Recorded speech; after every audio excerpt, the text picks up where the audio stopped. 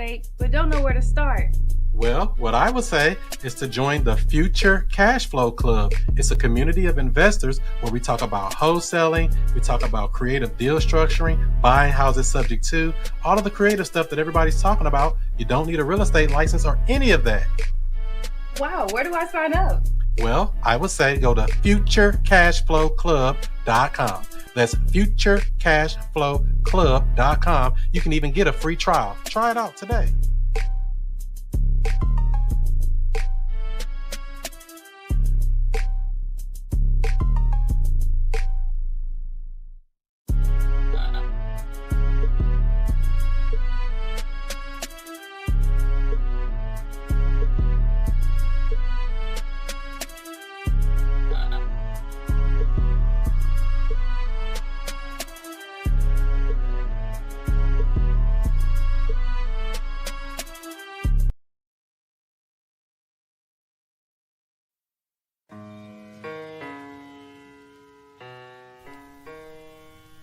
Can you hear me?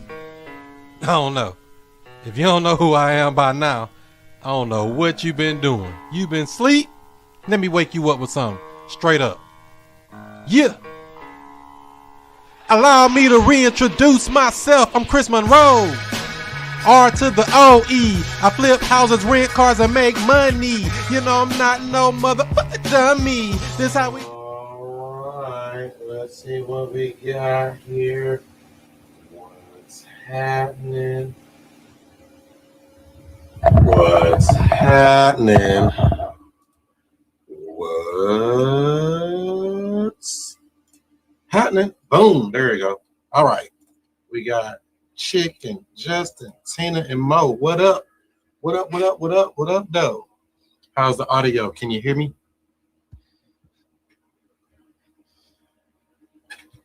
Clear? Good, thumbs up. Good to see you. Happy Sunday. Hopefully everybody's having a good fun day. Real estate is what we do. Is there a day of the week that you don't do real estate? No, because you can't leave the planet. What's going on, Tina? Good to see you as well. Let's see, people hopping in here. Karen, more and more. Oh, wait a minute. Hey guys, What's going on, Karen? How you doing? I'm good. Hey y'all. So you out here, you at the work? Yeah, I'm at the PO. I'm at the PO. Oh my gosh, I thought y'all were closed on the weekend. No, never. Well, how many deals will it take for you to be able to escape that place? 1 or 10? 3. 3? Oh my gosh. Well, that's the name of the game. A deal is a deal is a deal. So when I think about a deal, I don't just want just to get a deal, because it's great. Don't get me wrong. It's great to get any deal. But sometimes some deals are worth more than others because it's like bigger spreads. And so a lot of it comes down to negotiating properly. And like my guy Justin loves to do now, is buy for what they owe on it. You really can't go much lower than it. You can, but it's not normal. Like I told you all before, sometimes I've had people actually bring money to closing to sell their house. Now that's a really painful person, but they do exist. So I feel like they won't do that. They'll actually bring money to sell their house. Now that's when you know you really got some serious pain. And if you are watching on the YouTube link, if you want to join the stage, you can. If not, you can watch there and enjoy the accountability. So Mr. Mike Chicken, how are you this week? Been doing some networking, talking, working on some opportunities? Driving for dollars is what I did this week. I know it's kind of like here, there, everywhere, but that's what opportunity presented itself. So, and what did you find when you were out driving for dollars? Bunch of empty houses. What area are you looking at again?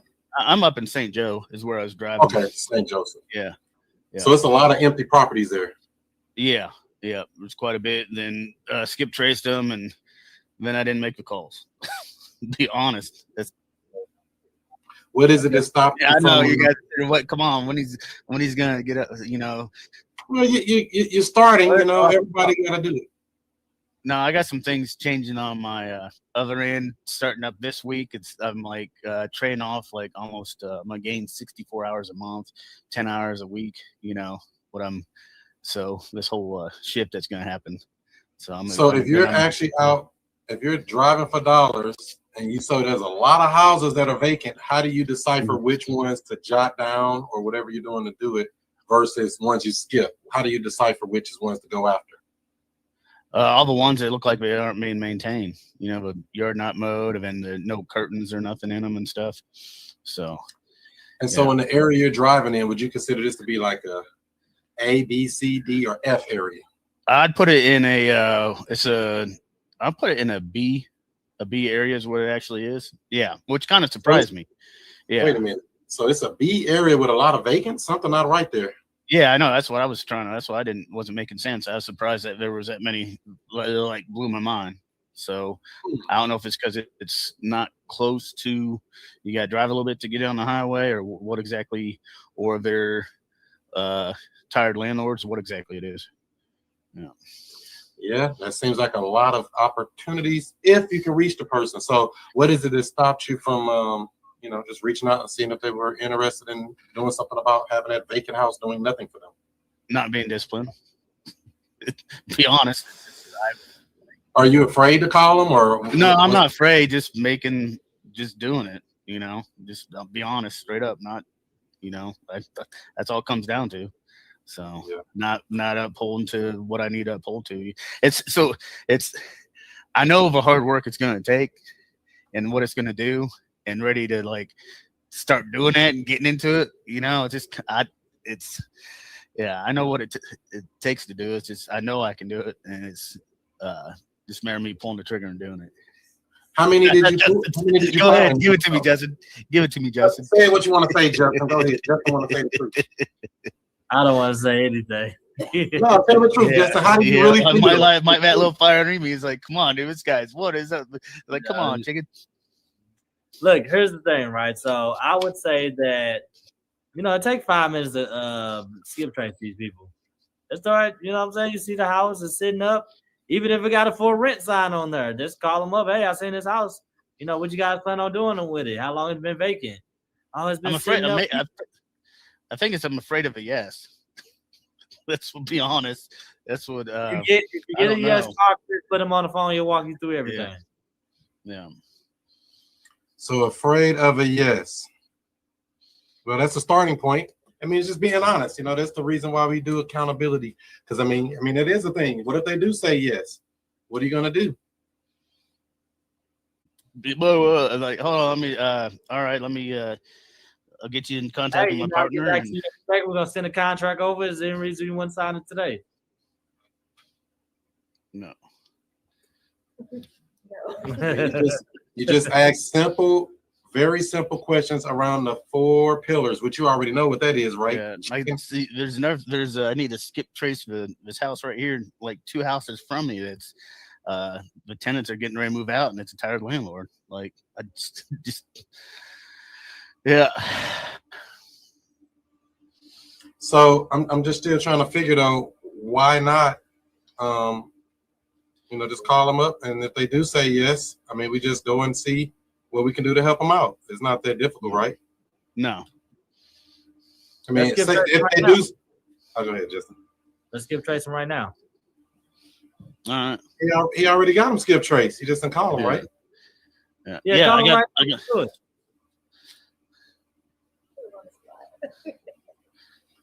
So Justin, when you say call them right now, why would you do it right now?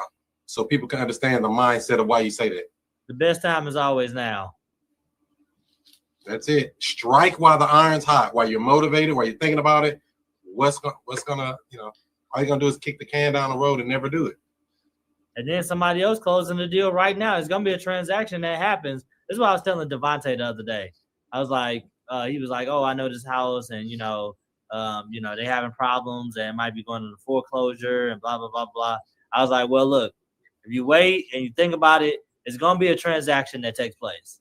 Now, whether you are in the transaction or not is completely determined on if you make a phone call, make this guy know, like, and trust you.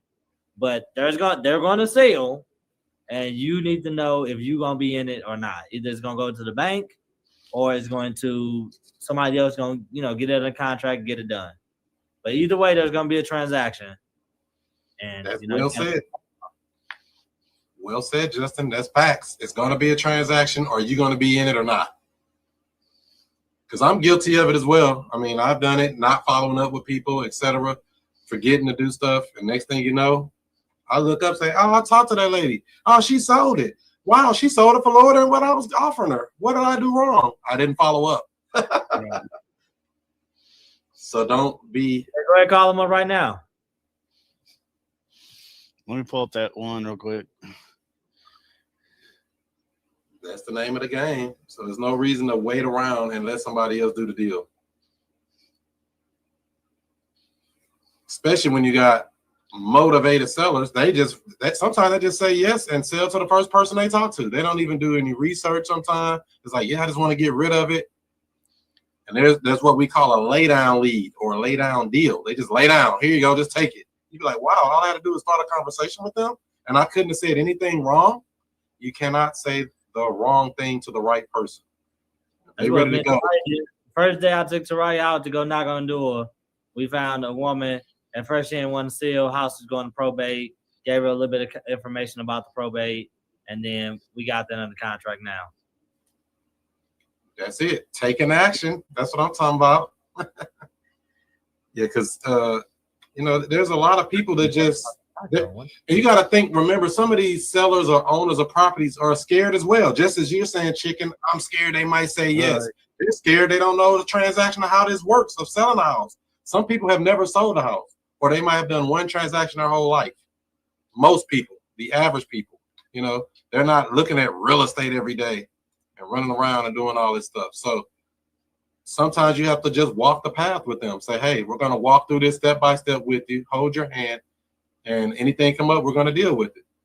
I don't worry about the unknown of step 47, and we haven't did step 1, 2, and 3 yet. Step 1, make the contact. Start the conversation. Step 2, follow up. Step 3, if they're ready to go, we should have locked them up under contract already. Should be under contract, have equitable interest so we can do what we need to do. And that's where we make the deals happen.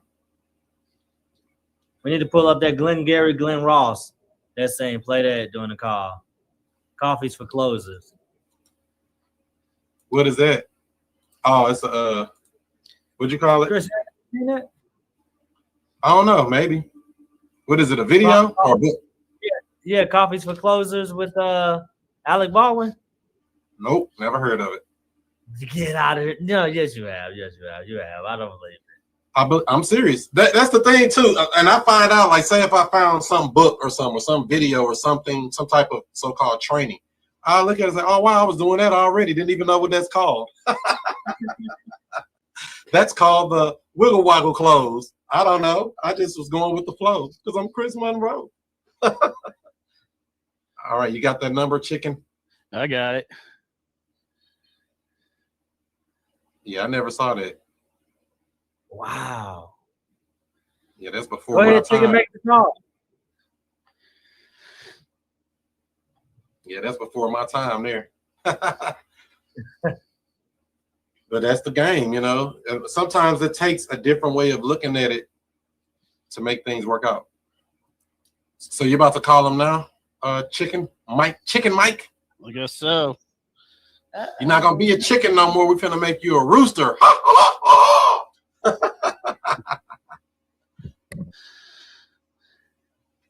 Yeah, so put it on the speakerphone if you can.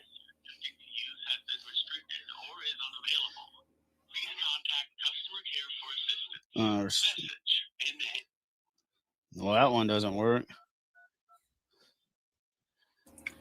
Put it up to your microphone so we can hear it. All right.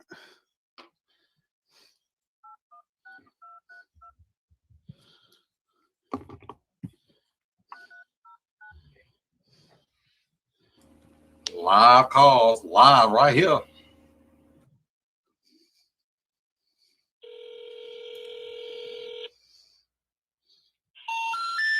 Ah. You have reached a number that has been disconnected or is no longer in service. If you feel you have reached this recording in error, please check the number and try your call again. That's what we like to hear. Wrong number. Yeah. I mean, you cook it with hot fish grease. Well, the two that I had, the one I had was an Arizona number. Call his wife. Chicken. Call his wife. I could let me text somebody real quick because he was supposed to give me the number. And his wife, his wife's a Don't text him, call him. Oh, Canaan. All right, hold on. So Justin, when you hear somebody say, "I'm just gonna text them," what does that tell you? You ain't trying to feed your kids.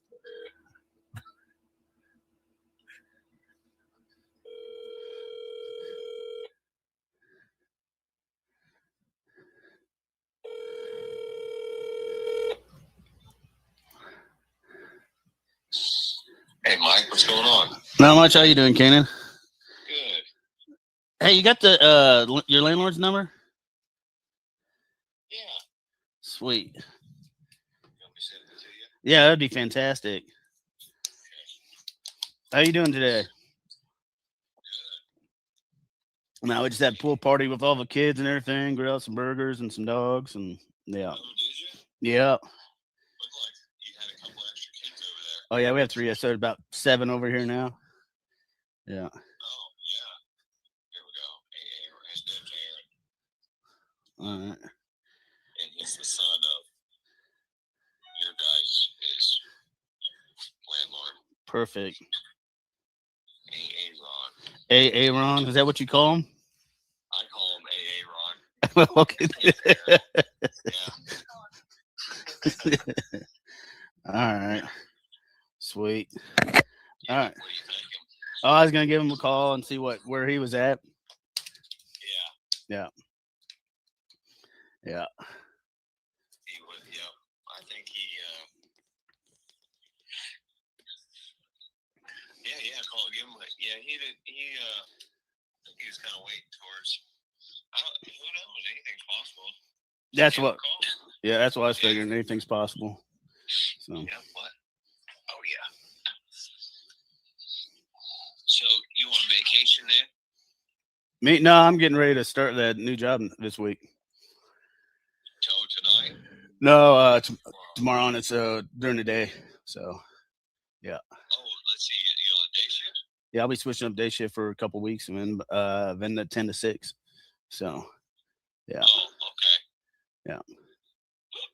All right. Well, that's good. You're looking forward to hearing how that goes. Oh, I'm gonna love it. Free up a lot of time. So. Yeah. So are you? I guess did you quit then? Exide? Not yet. Oh, I got work one more day. oh, you Yeah. do? Yeah. Yeah. When's that? Friday night. Oh, I see. Gotcha. Yeah. Doing an old switcheroo. So. All right. All right. Move along. Yeah, absolutely. All right. God bless, man. Take care. All right, brother. Yeah, Thank you. bye. All right. Bye. All right.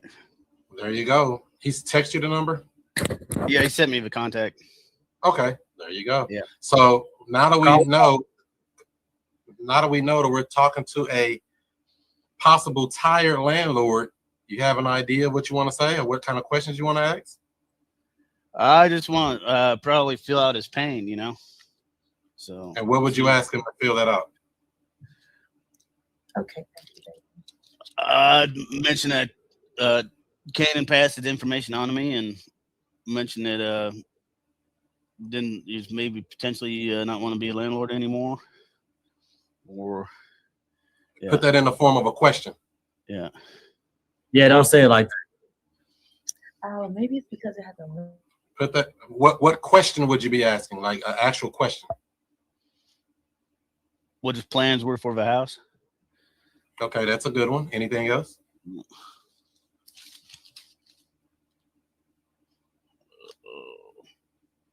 What timeline he's on? And how would you? And what? And that's the question you're gonna ask. What timeline you're on? What's the question? Give me the actual question. How you gonna ask that? So if we work everything out, how soon would you like to close? Real simple and clean. We don't want to make this stuff drawn out and extra if we don't have to. Right. If we were able to work everything out, how soon would you like to close?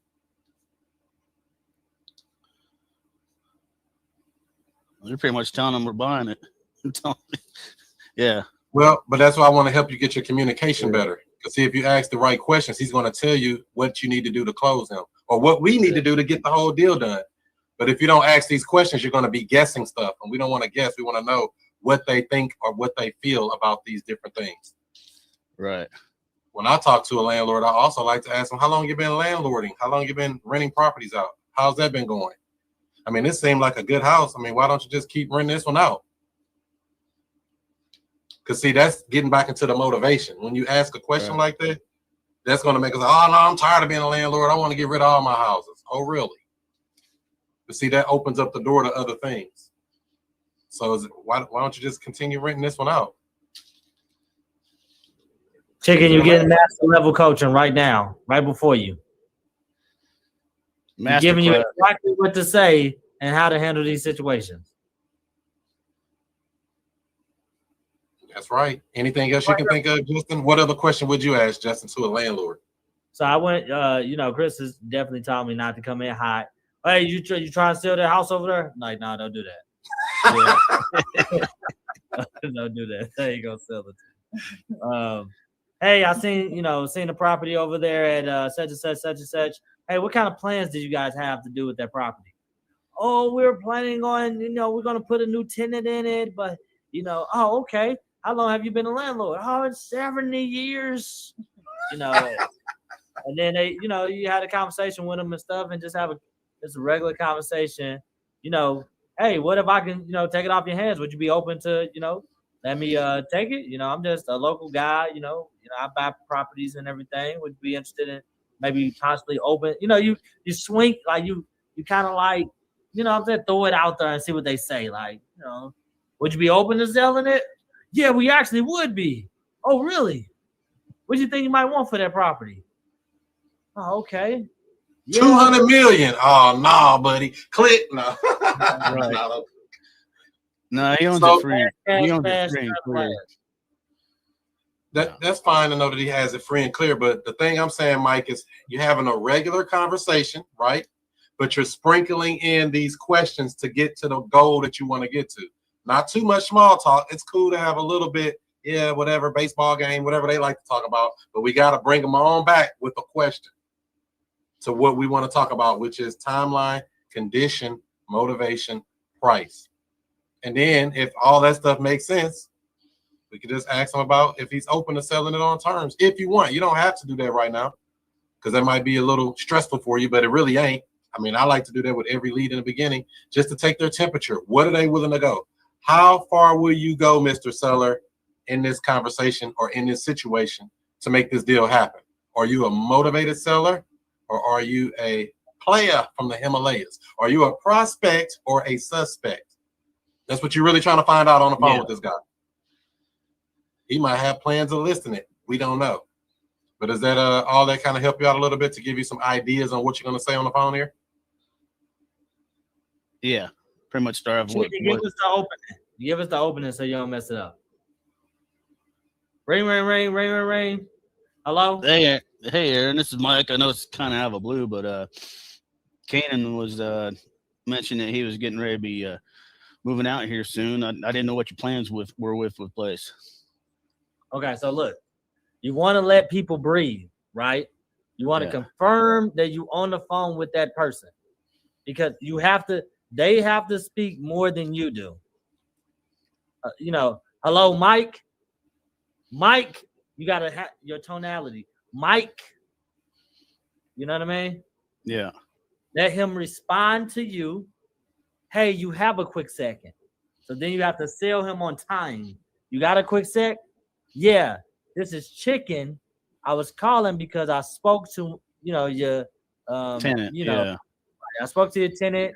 He said he was moving out, blah, blah, blah, blah. I was wanting to see what you guys are doing with the property. What plans did you have to do with the property? Let's do it again. Ring. Hey, Aaron, this is Mike. Do you have a quick second? Yeah. I was talking with your tenant there. I wasn't quite sure what your plans were after he's moving out. Is that a question or is that a statement? That's a statement, the way I said it. So put it in a question format. Yeah. Get better at asking clean, short questions. Let's concise. Ring. Hello? Hey, Aaron, this is Mike. Sorry to be calling out of a blue. I wondered if you had a quick second to talk about your I'm telling too much myself there, huh? Yeah, stop saying sorry. Like, stop saying sorry to, like, you haven't done nothing. You're calling late. Yeah. I don't care about calling late. I'm trying to buy your house. Right. I'm trying to put money in your pocket. Okay. Yeah. So ring. Hello. Hi, this is Mike. I was trying to get a hold of Aaron. Yeah, this is Aaron. Hey, Aaron, I was calling about your property over there on Cypress. Spoke with Kanan a little. I was calling about your property over there on Cypress. What were your plans for it? Okay, use your reference. It's a regular conversation with a regular guy. Use your reference. Hey, look, I spoke with Aaron, your tenant. You know what I mean? Like, just slow down, breathe. Slow down, breathe. Hey, I spoke with Aaron over there at your property. I wanted to see what you guys were, planning on doing with the property. And then let them talk. Let me hear you deliver that. Ring. Hello? Hi, this is Mike. Is Aaron available? Yeah, this is Aaron. I was wondering if you had a little bit of time. I could spoke with Kanan about your property over there on Cypress, and didn't know what your plans were for it. Didn't know what your plans were for. Is that a question or a statement? Statement again. What are your plans for the property? What? Who? What? When? Where? Why? What are you guys planning on doing with that house? Yeah. What? What are your plans of doing with that house? That's a question more than I didn't know or I'm not sure. And it's not about you. It's about him. Right. What do you guys plan on doing with the house once he moves out? Oh, you're thinking about selling it. Great. Well, we're thinking about buying it. Well, what's going on with it? What kind of timeline are you on? When do you plan on? I mean, when would you like to close if we were able to work everything out and buy it? Oh, 30 days? Well, that sounds reasonable. Do you plan on selling it as is, or are you gonna make any updates or anything before you sell it? And that's getting down the weeds, but these are just questions I think of if I'm talking to a person on the raw. But it's still coming around the same 4 pillars. Timeline, we figured that out. General condition, figure that out. Chicken, let me ask you this. Are you on the Patreon? You on the Patreon, right? You're on the Patreon, right? I'm not following that. No, I don't know if he's on there. What is it that you do? So what I was gonna say, well, Chris got a bunch of online content like on YouTube and stuff. Like every single waking moment, if you really serious about the real estate and wholesale stuff, like you need to have headphones in, going through your day, through your job, in your car, and you need to be listening and repeating what you're hearing on these calls. Like there's literally mock calls. He posts them on Facebook, Instagram, YouTube all day, every day of calls with people. But you gotta take a little pressure off yourself. It's just a phone call with a person. They're gonna say yes or no, and then you move on to the next person. Like it's just a conversation. Hey, what you guys got planned on, to do with the house? You can say it's wrong or right. You can't say the right thing the wrong way. Can't say the wrong thing. Yeah. To the right person. But we don't know who this person is. You can't say the wrong thing to the right person. Yeah.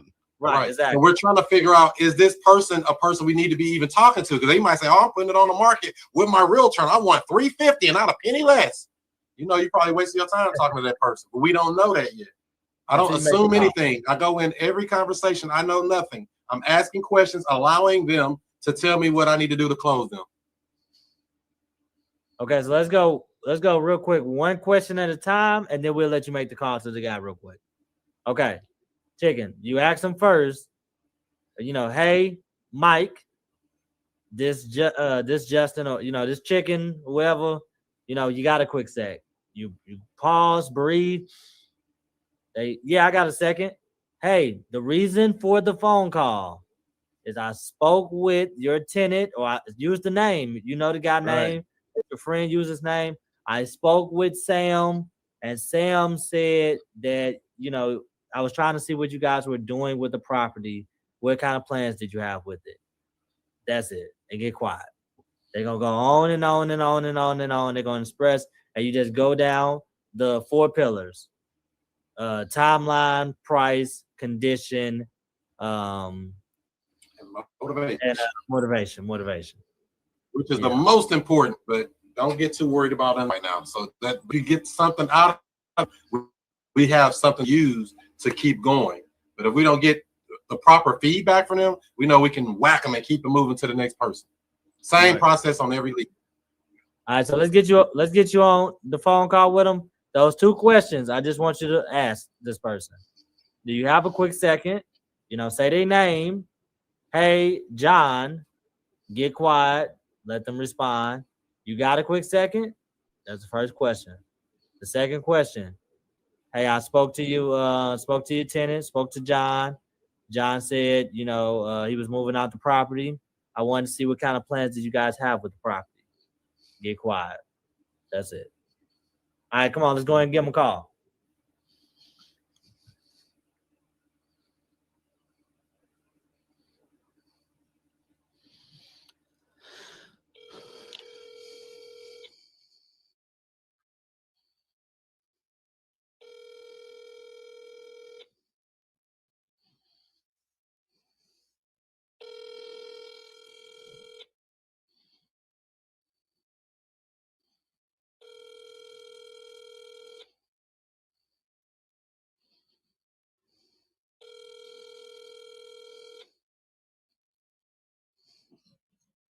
Call has been forwarded to an automated voice messaging system.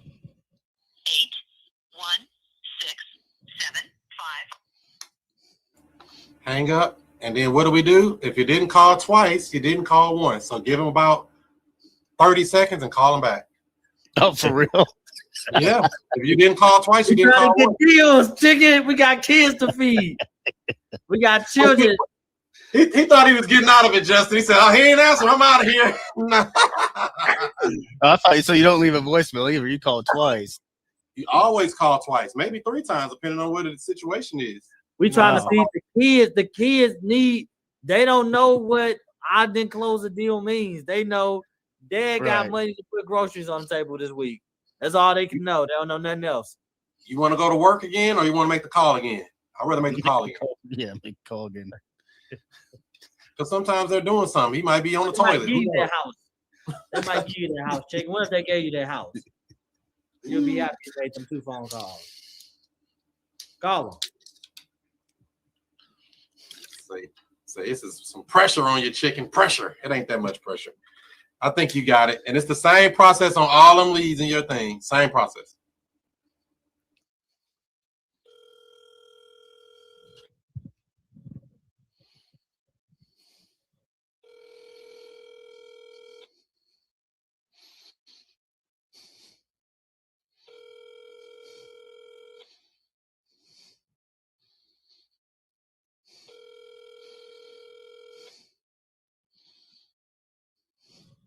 Call has been forwarded to an automated voice messaging system. 81675. Okay. What other deals you got? What other leads you got? Let's get somebody on the phone. Somebody needs your help. All right. Who you been talking to? This is a gentleman that I believe is a foreclosure. Yeah, let's do it. Let's call him. You don't need nothing but his first name. That's all you need to know.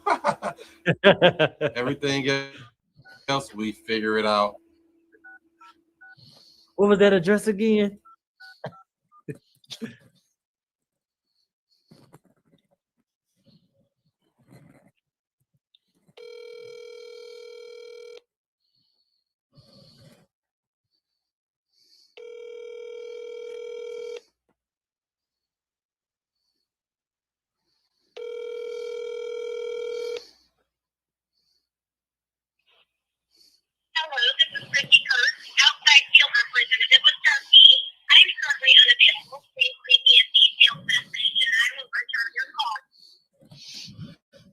It's a Vicky, not a Travis.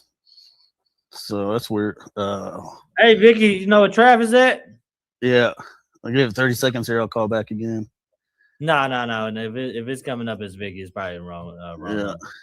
Oh, y'all think so? Well, Chris say go ahead and call him back. No, it's all good. Yeah. Where you get that number from? You skip trace it? Wait a minute. Yeah. You said that was a pre-foreclosure? What is that? What was You that want you the were calling address? a pre-foreclosure? Yeah. No, I'm just asking. Is that okay? It's a pre-foreclosure? Okay. Yeah, it's that's the same process though. When you talking to these people, we call them twice, especially on foreclosures. 2 to 3 times because we don't know. They don't know your number. That's the first reason. They don't know you from a can of paint. I need to probably start calling from my. Well, my number's 877 is how the first 3 of it is, so it almost kind of looks like a. Yeah, I know. I should call from my Google number, the 314 number. I don't know which would be better or worse. Yeah. What area code you calling from on these calls? These 816. 816 Kansas City. Yeah, I have a 314 number too. That's my Google Are you in number. St. Louis? I moved up there back from there about 3 years ago. Okay. What are you calling deals in St. Louis? You calling deals in Kansas City? I've been managing up here is what I've been, like the stuff I can go door knock and stuff like that. And once I start rolling with deals, then it'll be a different story. Okay, but when you calling people, you calling from whatever zip code you in, you calling. Yeah. Okay. Yeah. Because I'm like, I don't know about out of town numbers on to do stuff. You think so? You think that make a difference? That's interesting. I don't care. It's all the same thing. I think it do. I like to call from a local number, whatever area I'm calling. I want to call from that area. Yeah, that's that what makes sense. Saying.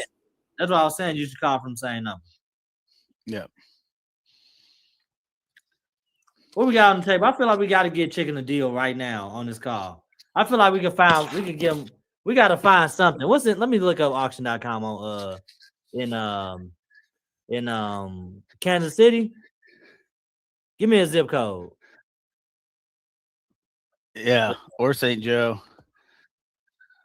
64089. Kansas City, Missouri. Okay, so I see one. The auction is July 16th. It's $170,000 house. This is what we're about to do. We're going to get a deal on this car. This got to be a great testimonial. You cool with that, Chris? Let's get it. You say 64089. They got a lot of new construction over there. Yeah, that's Liberty. All that's new north. construction. Yeah. Here's what I do is I'll enter I'll search zip codes. Yeah. So this is what I did. I pulled it up on Redfin. That's a lot of new construction. So I just basically came on redfin.com, put in that zip code you said. We can change these filters. What I typically like to do, if I'm going to look on here, is come over, get rid of this coming soon. And I want to go, let's say somebody who's been listed more than 60 days, just as a guess.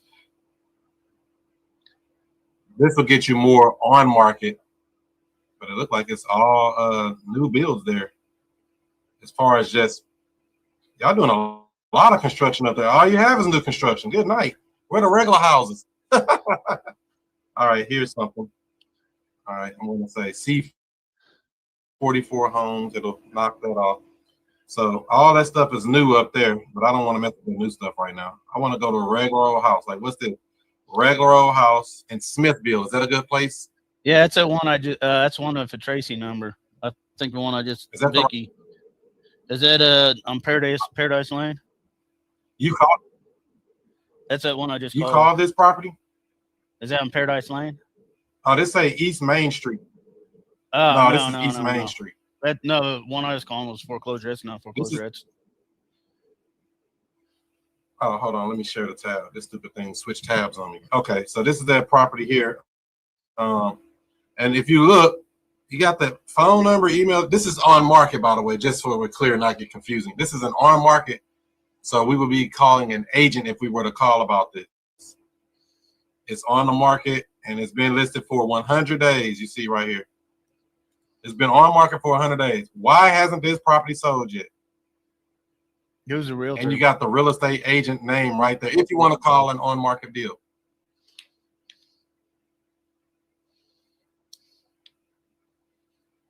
Is this part of Kansas City? Smithville, whatever that is. I don't even know. I just got a lake. Found the property. Yeah, we're real close to a lake. Okay, I found the property. Oh, Paradise. Yeah.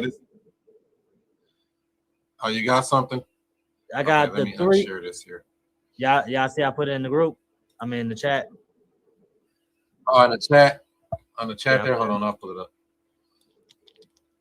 So this here is a pre-foreclosure, I guess. Yep. So let's go here.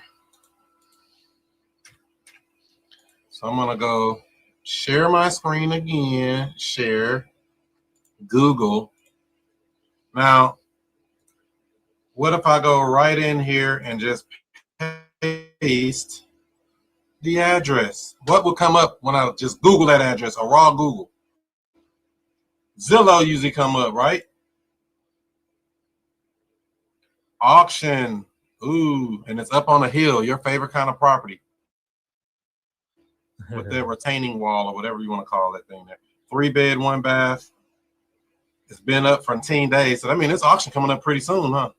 Yeah, and that's a incorporation's owners. So then you got this little blue button here to say view auction details, which I'm guessing is going to take us to auction.com.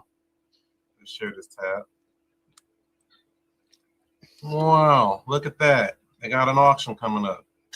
And their auction's in 2 days. July 16th, or 3 days, I guess you call it, but 2 days for real intents and purposes. Wednesday, July 16th. Sometimes it even tells you over here if the property's vacant. Oh, I say right here, occupied. So somebody's probably living in it, but who cares? We'll find them a new place to go. And then you can get their information. How would you find their number, Justin? So first I looked up the property lookup on Kansas City. I found the website. I could drop that link in the chat too. Boom, drop that in the chat. All right, so I first looked up the lookup for the who owns the property. Did you get the High Village? Is that what you got? No, I got Elite. It's an LLC. It's called Elite Services LLC. That's weird because when I did Spokio gave me High Village Inc. That's weird. And so when you say to look up, and it's just so I'm trying to keep this slow so I don't leave anybody behind. Every county in the United States has a site like this. Everything is public record. There is no secrets. It costs $0, just to be clear. You can use the subscription services to speed this stuff up, but every county in the United States has basically a assessor's website. This property is located in Jackson County, Missouri. Yeah. So we put in address. Let's see. That's gonna be more accurate than so it looks like I need to use something different for skip tracing. It says CCB Elite Services. I don't know if you can see that. It's kind of small. Yeah. Zoom it in. And they only bought this for $9,000. Dang. That's a cheap house. That's your favorite kind. I've never been on their site before, so let me see what's clickable in here. Well, it did just tell us the owner. Usually when you come to these sites, so in St. Louis County and most other counties, you can see like their tax records, if they owe back taxes, if they pulled any permits to do any work. You'll see that on there sometime on some of these sites. You'll see transaction history, like who was the owners previous to them, things like that. I don't know why this one only shows this, but it might have some other information that I'm not aware of. Oh, let's see, sale information.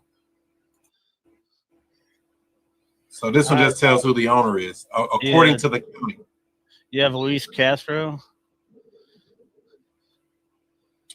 So we found that. Secretary of State. So you went to the Missouri Secretary of State. Is that what you're telling me? No. Where did you go to? You said you went to the LLC doesn't derive in Missouri. When I went to opencorporate.com, it said that they have a Colorado. They have a Colorado LLC. It was filed in Colorado. Okay, so let's walk through it. So we see this property. We know Louisiana. I'm sorry. So when we see a property's owned by an LLC, once again, most of the time this is public information, and I'm trying to walk through this so when other people see this replay later or whoever's watching on the live now, this is what you do to track down who is the owner of this property. We see it's owned by LLC. We can take that to that state. And what you said you already looked on here, Missouri. No, he went to Open Corporate. I got you, but I'm walking with. You gotta walk with me. I got you. We know that, but I want to walk because if I go too fast, they're gonna miss this. I want somebody to be able to go back and replicate this without me or you walking through it. So the Secretary of State, so sos.mo.gov, if we think it's in Missouri, but we already know it's not in Missouri. So when you come to their site here, business services, right here, business search. You click that, you put the name of that business in right there. And what do we find? Nothing. So we know it's not in Missouri. What Justin did, he sped y'all up, but I'm going to slow you down so you make sure you get it. If you want to check a place nationwide, you go to opencorporates.com. Is that right, Justin? Yep. Opencorporates.com. And you're going to put that same LLC in their search box, all jurisdictions, and you're going to search. This is how you track down the owner of an LLC. As you see, there are multiple in here. How do we know which state it is? Because they got a Missouri one in here too. Yeah, no, I got Elite Services as a business. I got a Alan Castro. I searched under. I got you. Are you running? Are we running? Or are we walking? Slow down. Slow down. You're trying to run. Slow down. Because this is an art. When you talk about looking up people and finding people, this is a skill set. When you get really good at finding people and tracking them down, it'll change everything. Because everybody else won't know what to do. Like, oh no, I see it's vacant, but I can't find them. We want to show you how you find people that are hard to find. So, Justin, you saw this one in Louisiana. You got one in Michigan, Indiana, Missouri.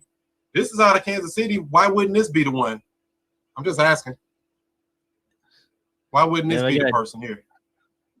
That's a great question. It might be the Missouri one. I'm trying to probably rush it.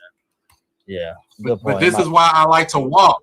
See, when you're doing research, you got to be kind of methodical. And this is completely out of my personality type because I'm a red. I like boom, bam, fast. Just like y'all trying to jump ahead. No, you got when you researching and finding people, you got to walk, not run into brick walls. You want to walk and check this stuff out. So why wouldn't it be these people? And I'm just going to click it and see what happens. And we already looked on the Missouri Secretary of State and it didn't show anything. So I got a phone number I might call. Chicken trying to run still. You want to run or walk, Chicken? You can call a number if you want to, but you might be calling the wrong number. Who knows? I'm trying to get you to actually track these people down. So this person here, according to here, something in 2024, application for foreign limited liability company.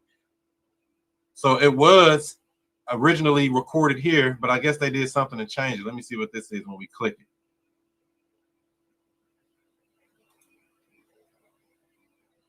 One officer available. Log in to see data. Now, how much does it cost to have an account here on Open Corporates, Justin? Hey, free. I ain't never paid for nothing on Open Corporate. I don't believe in paying for stuff, so I'm gonna log in. I made an account because it was free. Boom, signed in successfully. So now we see there's something going on here. Last update from source, July 6th. Last change record, July 10th. That was 3 days ago. And that's according to the Missouri Secretary of State, which we already went to, which I'm going to click it again and see if we come to something else. Oh, they took it out of Missouri. That's what they did. It looked like they did something slick. Uh-oh. I got a registered agent. Clicking too many buttons. My bad. Let me go back. Hope I'm not going too fast because I know y'all be like, go jump ahead. I'm like, slow it down. Something ain't right. Something just ain't right. All right, back to open corporates. And if you mess up, what do? Start it all over again. So something ain't right about these people here. Registered agent address is that address. Republic Registered Agent Inc. So they used a third-party service to register their information. Head office address. So I wonder why they did that. These people trying to do something slick to avoid this foreclosure. That's what I think. Because, like, why would they do an action here 3 days ago in the middle of a foreclosure? And then when you look on Missouri, Secretary of State is no longer there. They've moved their LLC to, it looked like, is it California? Is that what they did here? I wouldn't think they would do that. That don't make sense. What was the thing you said you saw earlier, Justin, when you were looking at this? You said you saw it was in another state, or you just basically saw what was on here? Yeah, I saw it in Colorado. I mean, Louisiana, and I skip traced the people who owned it. But it could be wrong. So these people are in. So this is what I saw, this whole list of people here. So you got California, Wisconsin, Texas, Illinois, Iowa, New Mexico, Alabama, Missouri, Indiana. I think it's this one in Missouri, because why would they be doing some maneuvering in the middle of a foreclosure? I could be wrong, but I'm just asking. Why would they be doing this maneuvering?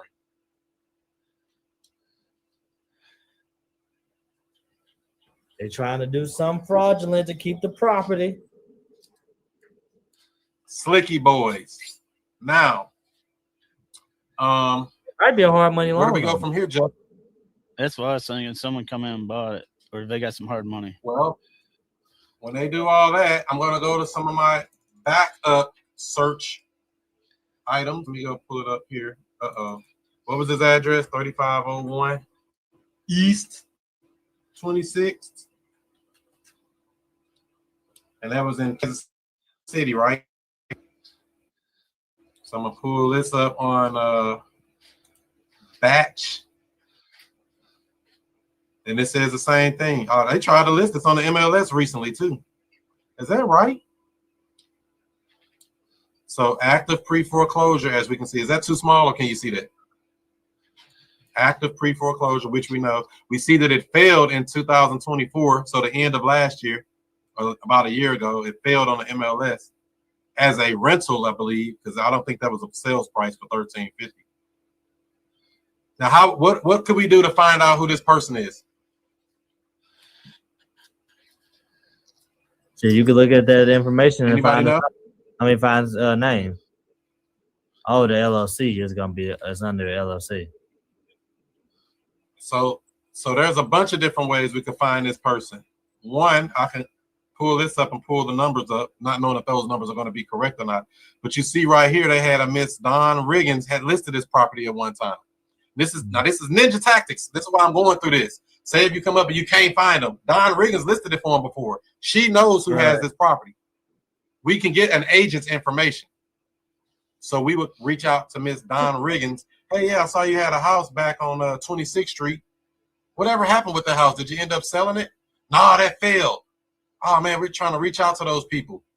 Now, she can connect you with them, or she might want to get in on a deal. Who knows who we're dealing with? Is that all making sense? Now, we got, and I'm just doing this slowly so we can understand what's called breadcrumbing. These are clues to track down a person. We also got a mailing address.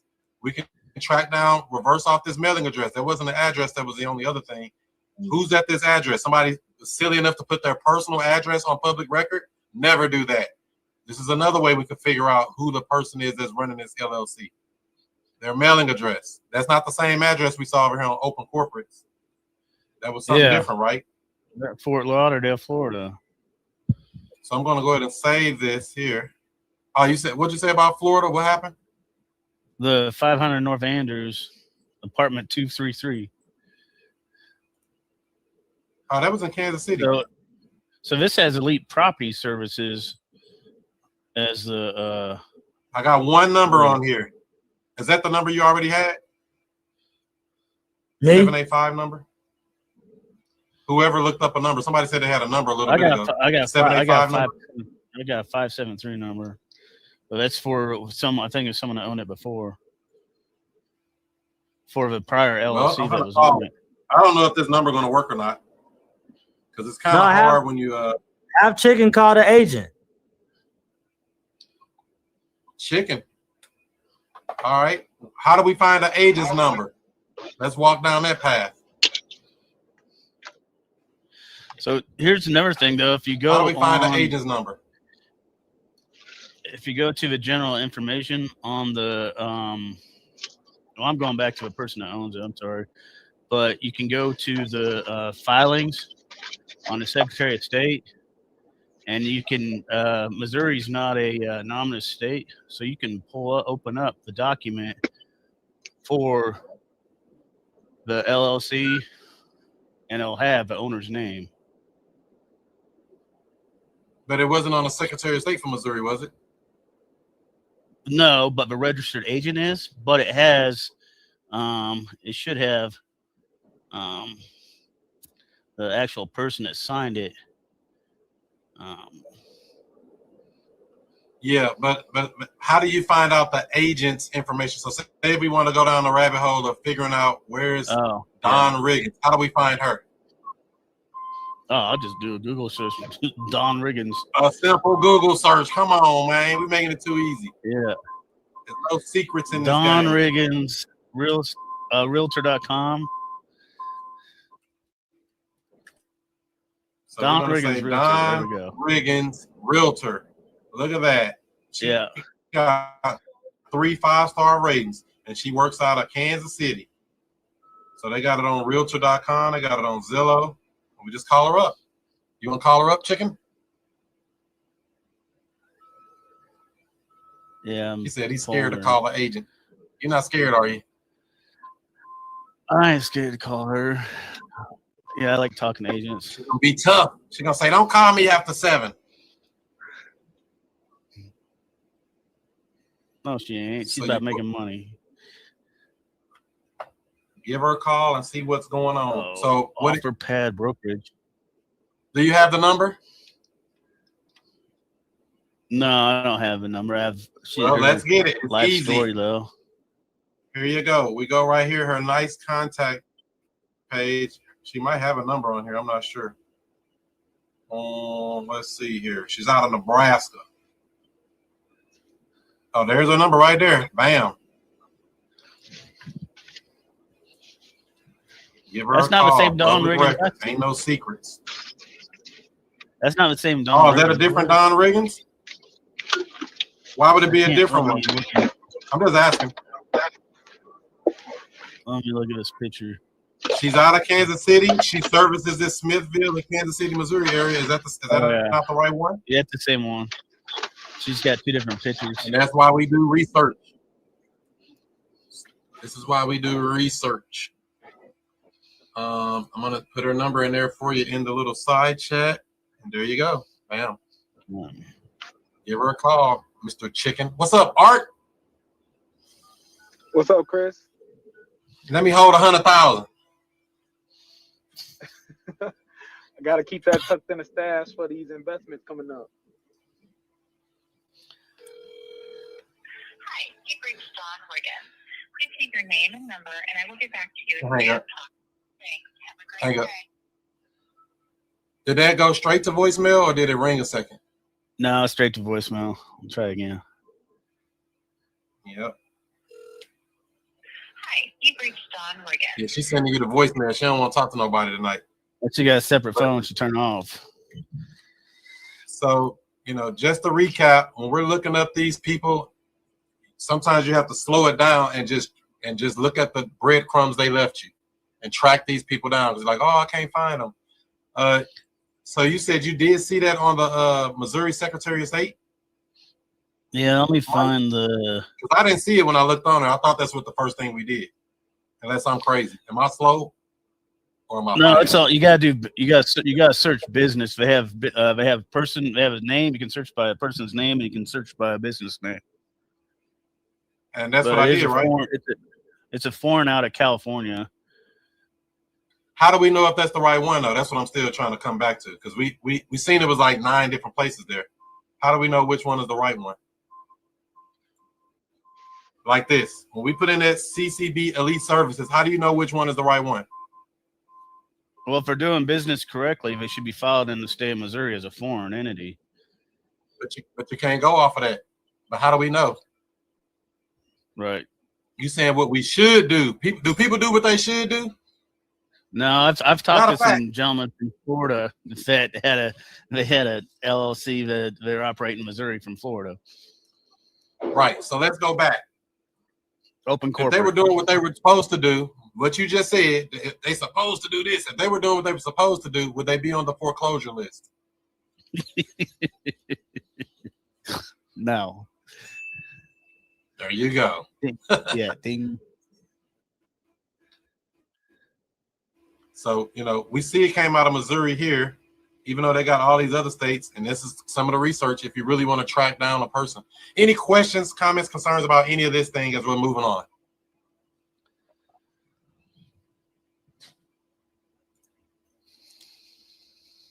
I got a question for Chicken. Come on, Art. Chicken, how did it go this past week prospecting? Yeah, I was falling on a sword, letting them know I was doing driving for dollars, and then we're talking about being scared of yes, and then we're doing some phone calls.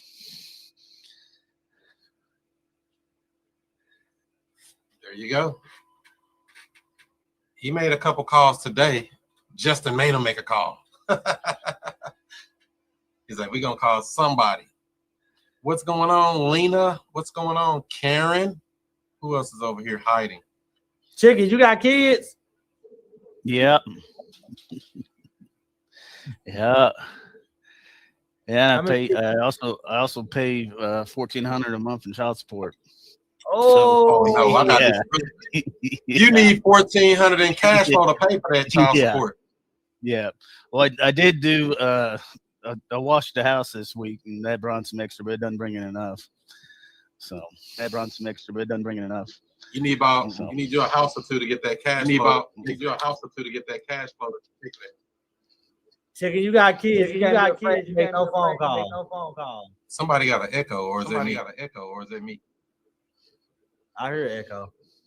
There we go. Up. Is it still going? Up. Test 1 2. Nah, I'm playing. Yeah, that was Art.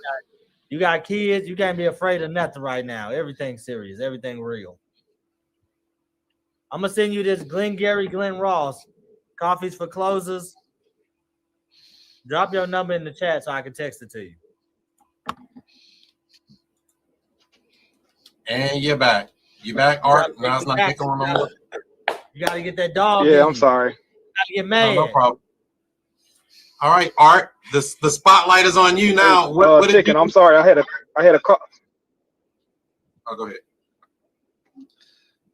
My phone breaking up. What was the question? What did I do this week? Yeah, what were some of your wins or losses? Because I know you always got something interesting going on. Oh, okay. So one deal that was supposed to go to closing this week, the buyer ended up calling me and saying that the property, he seen it was popping back up on the auction list or whatever. Long story short, come to find out it wasn't. So I thought I lost $700 on that one, but I didn't. That deal is still alive for now. Went to go look at a sub 2 deal yesterday that I got under contract, no money down. It needs about probably 10 to 15,000 of work though. Some serious work. It got like termite damage up in there. I made a bunch of calls, made some good contacts. How are you almost about to lose $700? How did you get into that part? How did you get to almost lose $700? Because these particulars have money to be able to move before closing, and the buyer was telling me the only way he's gonna close is if the sellers actually move. So I took it upon myself to handle the packers and the movers, and then I was just gonna back charge it to the buyer. So I paid for the packers and then the sellers went ghost on me basically, and then I thought it went to the auction, but then I found out it didn't. This is a wholesale deal. It's not one I'm buying on terms. So what made the auction stop? I reached out to the seller. Apparently they reached out to the bank themselves and made that happen. I'm like, damn. I was trying to let that be like the thing that kept them on a sense of urgency, but you know, they took that part of the plan away. So they reached out to their lender, and for some reason they got the auction postponed. So are they still willing to sell it to you? Yes. Yeah. These are sellers. I've been telling y'all, I mentioned this deal several times over the past few months. I looked at the agreement. I hadn't been on a contract with them since February 22nd. And I had a buyer lined up for like the last 6 weeks in escrow. These people just jerking around. So just another line in the podio. I keep on following up and doing what I can to push it forward. So what is their holdup? Is it the issue they don't have a place to move, or what's the situation there? That's a really good question, Chris. No, they actually do have a place to move, and they're going to get everything they need at closing. So some of the issues they have is, I found out like a month ago, the seller's wife ended up calling me up, telling me, long story short, the seller is autistic, and she is the one who like really been helping him with everything, but she has mental issues. And then she told me she's an extreme hoarder. And then the seller is having a hard time letting the property go because this is his grandma's house that was inherited, but now he can't afford to keep it anymore. So it's just tough all around for them. So if this person is mentally, I guess, handicapped, I mean, would they have to have a conservatorship or something like that, or are they having? The seller is not. The seller's spouse is, but she's not on title. Oh, okay. But she's the one who's like, you know, it's weird, man. It's weird. Hey, I'm gonna just keep working it. That's all I know. I'm gonna just keep following up, and hopefully I get paid my $2,500 at the end of this, man. It's crazy. All this stress for $2,500. Dude, I wanted to just let it go, but I'm like, I'll be dumb because it's just calls and text messages from here until they decide to say yes. So I mean, everybody's already lined up. It's just another $2,500. I hopefully get paid one day. There you go. Well, it'll be a total of like $5,000 on the assignment, but it's like the rest of it is for the packers and the movers, so I'll profit like $2,500 or $2,700. Whatever, I'll take it. Then I got another deal that should be closing. I just got the clear to close on another deal from the title company. So the buyer telling me they're ready to close next week. So we'll see. I make $7,500 on that one. Then more leads, follow-ups, yada yada. There you go. So you're just keeping them going. At what point do you say, you know, I don't really feel like calling anybody. I don't feel like marketing. Do you ever stop marketing? Man, that's a really good question, Chris. I felt like that 3 times this week, for real, because I'm burnt out, bro. I've been working. If I'm not at work, then I'm working on real estate every single day. And the only time I miss is if I'm doing like a family event that takes up my whole day. So I'm burnt out completely. I've been working like this since end of November or December. So I'm completely burnt out. I don't want to do it, but I just keep on doing it, bro. So if you had some words of inspiration for Chicken, because he said he don't have a lot of time to mess with this stuff too, what would you say to him? I would say that you are right, Chicken. We do not have a lot of time. Let me tell you a quick story. Look, so in the past week, I'm a union millwright. So long story short, we work our careers, and 30 years, you get a pension. A millwright just died 7 days ago. He just retired 2 weeks before that, never drew a pension check. He was out cutting his grass, had a heart attack, died. Now their whole life is in shambles, of course. So for real, if we're trying to have any type of impact, I don't know why you're doing this, but personally, I'm trying to make sure my family good, even if I'm not around. So I don't have a lot of time to do that because I could die literally any day at work. So we don't have time. I agree with you. There ain't enough time in the day. What you think about that, Chicken? I got that.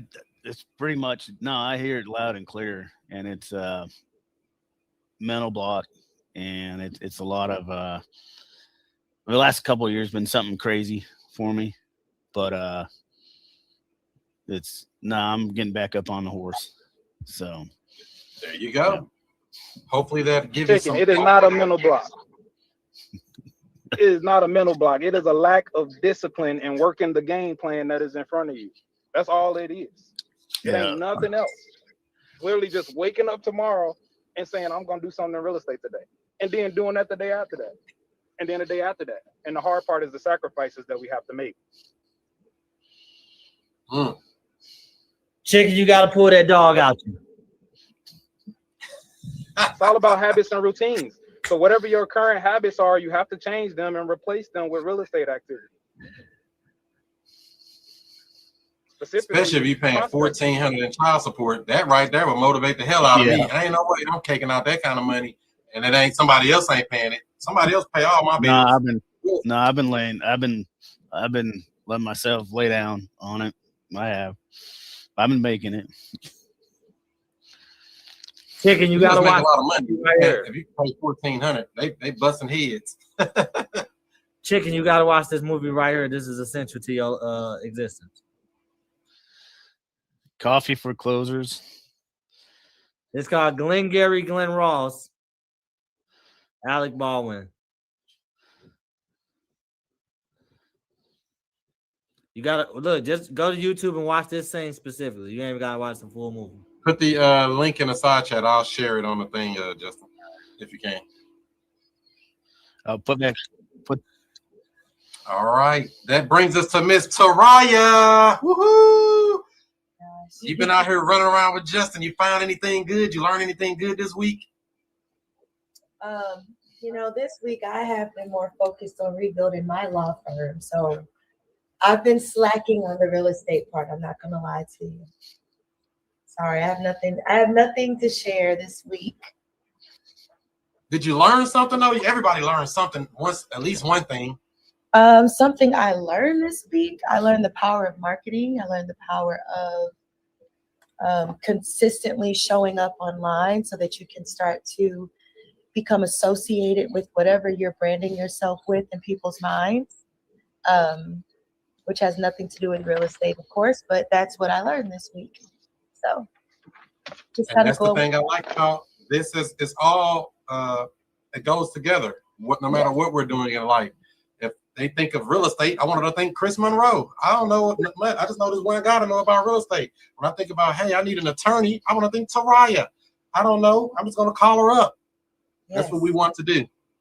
And Chicken, if you want to talk to somebody about that $1,400 child support, let me know, because that's what I like to help people with. There is. We can talk off camera though, but let me know if you want to talk about that. Yeah, you need some help because they busting your head for $1,400. Yeah. You must, what you make? $12,000 a week or something? Because that's busting your head. That might be the highest child support I ever heard of. I don't know. That's a very. Is it for one child? 2 kids. Okay. Damn. We need to chat. Yeah, you need to book a call with Taraya, Chicken. That's your weekly that's your assignment for this week. You need to book a call. You gotta reduce those liabilities. Yeah, for sure. Reduce liability, increase profitability. Come on. Yeah. It all works out. So you this good, Chicken, you ain't over there getting emotional or nothing, are you, man? I know we've been on you on this call. We can't hear you anymore. Yeah, we can't hear you. There you go.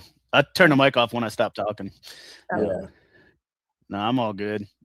I know what I need to do. It's just I've been there and I've getting myself back into that headspace.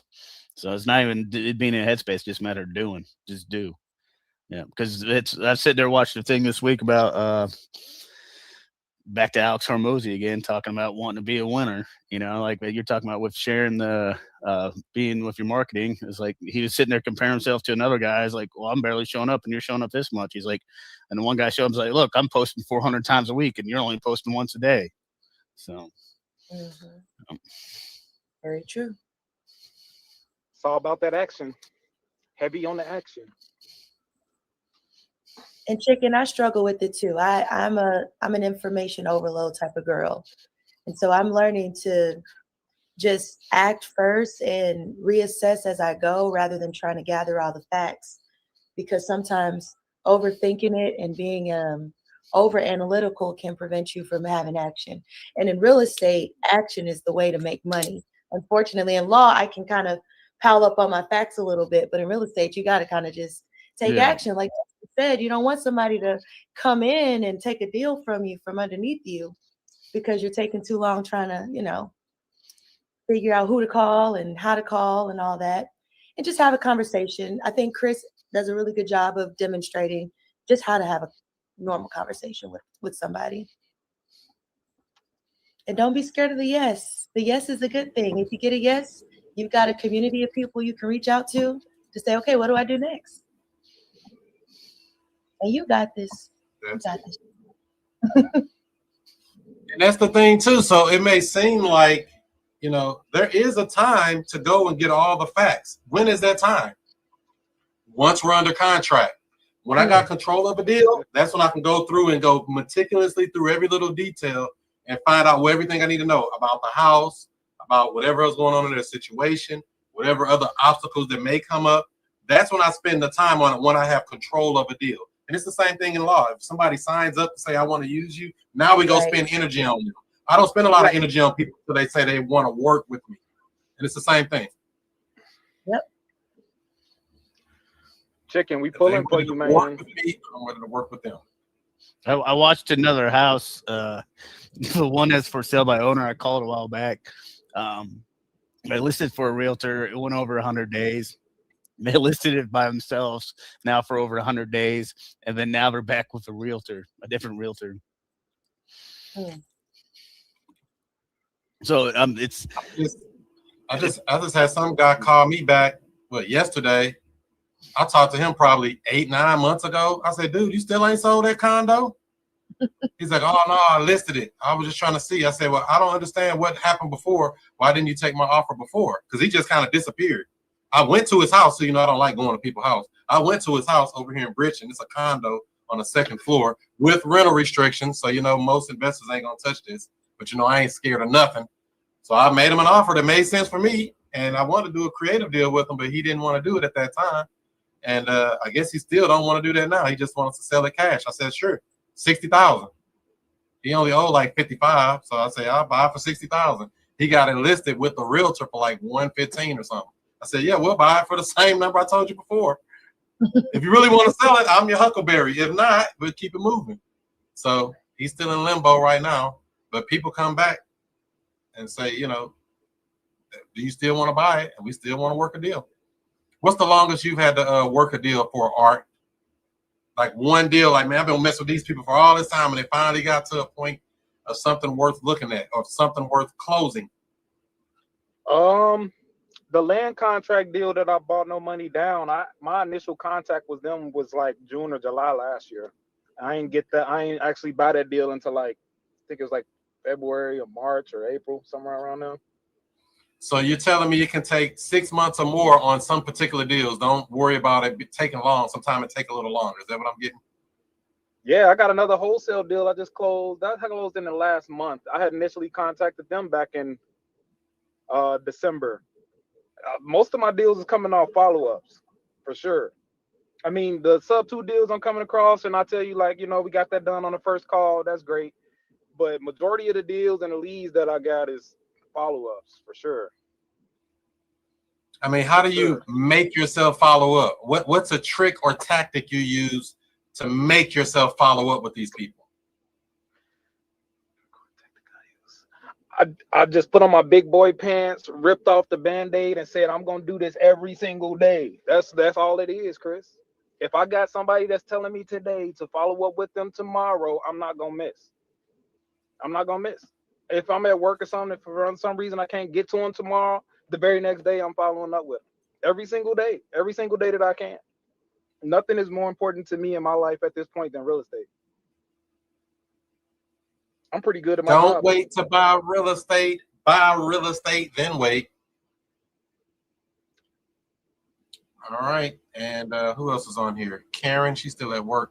Justin, when you were out doing your door knocking, tracking down people, etc., Did you learn anything this week that was kind of interesting?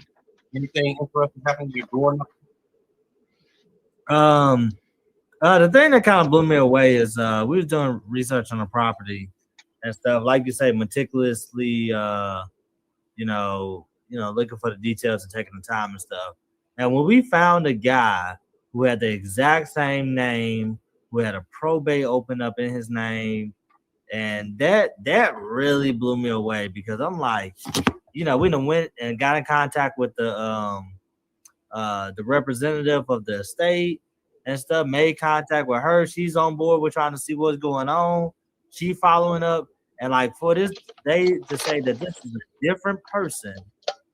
That shit blows me away. Like, it's really mind blowing to me. So I don't know, taking maybe more time to really look up these properties and really see, so maybe that was my lesson as far as what I've learned, but very interesting.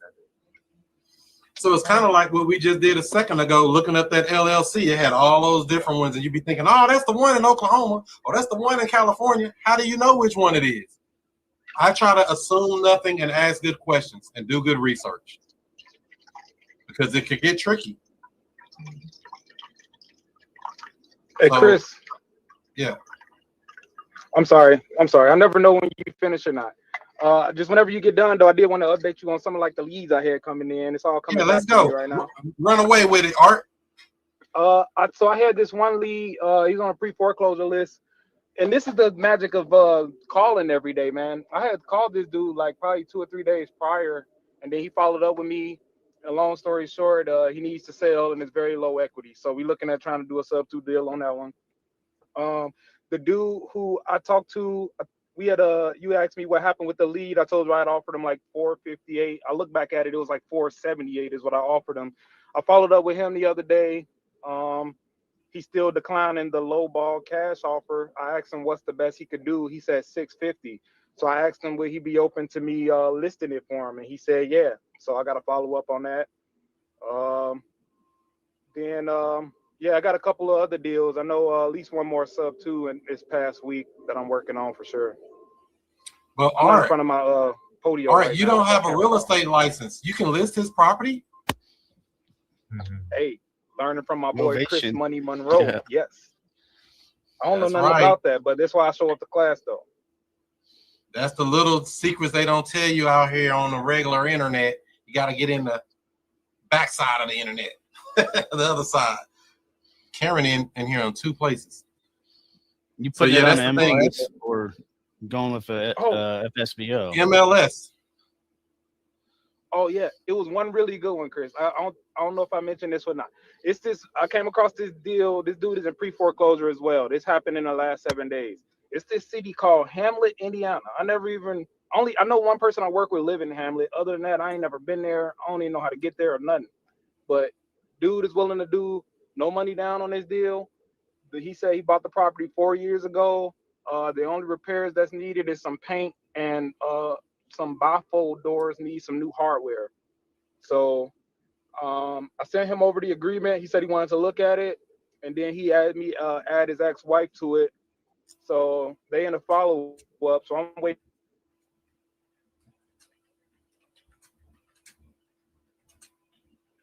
So I got like 3 sub-2 deals I'm working on. In the process of trying to find this apartment still. So she definitely gonna be selling. So I think we'll definitely be getting that one here soon. So you're keeping them in the pipeline. Dude, going at it every day is just like cool. Dude, working on it every day is just like a hack, bro. It's just so easy. I don't even need to. Yeah. Anyway, it's easy, bro.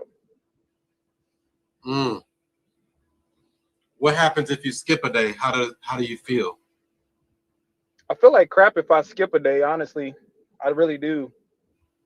Because I feel like now I'm at the point, I feel like if I'm not working on it every day, then I'm robbing myself of my future. Especially now that I'm getting these deals cash flowing. I'm like, man, I could have fucking locked up a deal yesterday. You know what I mean? Like every day. You never know what day it's going to be. If You never know which house. And you never know which house gonna be the whale, like a big chunk of money. Like, dang, where'd that come from? I wasn't expecting that. I was thinking this was a little rinky-dink house. And the little rinky-dink house be the one to pay all the money. Sick, man. So what house is your biggest cash flow? Like what single family house is your biggest cash flow? So far, it's my very first one that I bought in October 2023. I just got 10,000 down in the last month with the new tenant buyer, and I profit like $815 a month or something on that one. So an extra $815 a month kind of helps, right? Yeah, bro.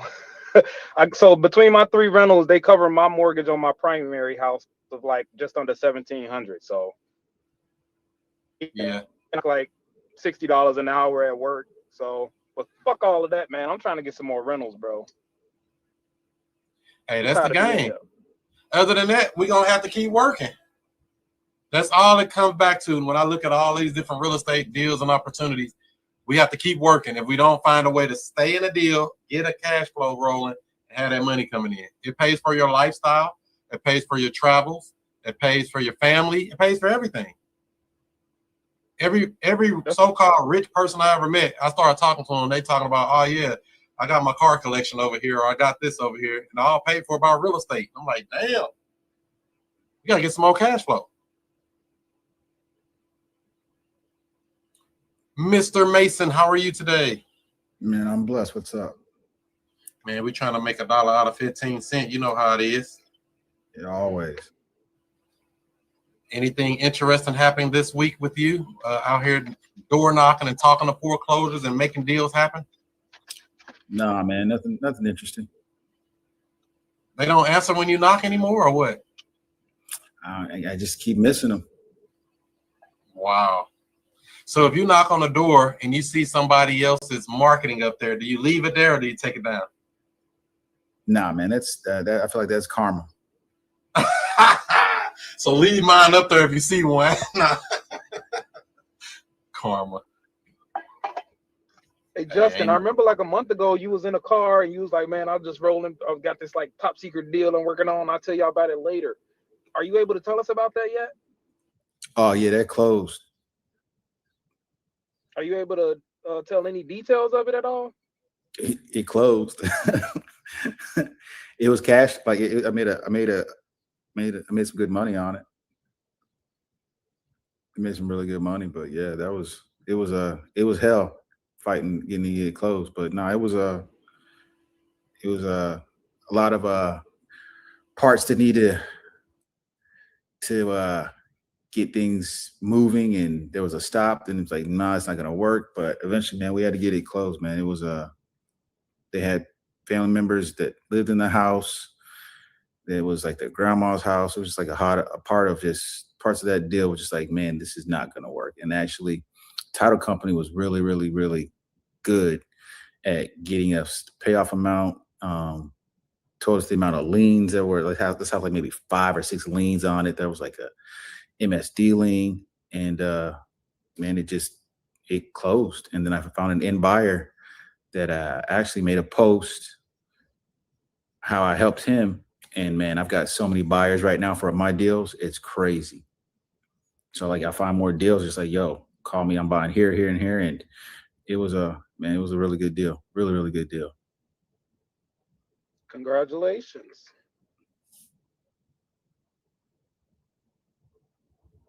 Best feelings ever to me. Say it again.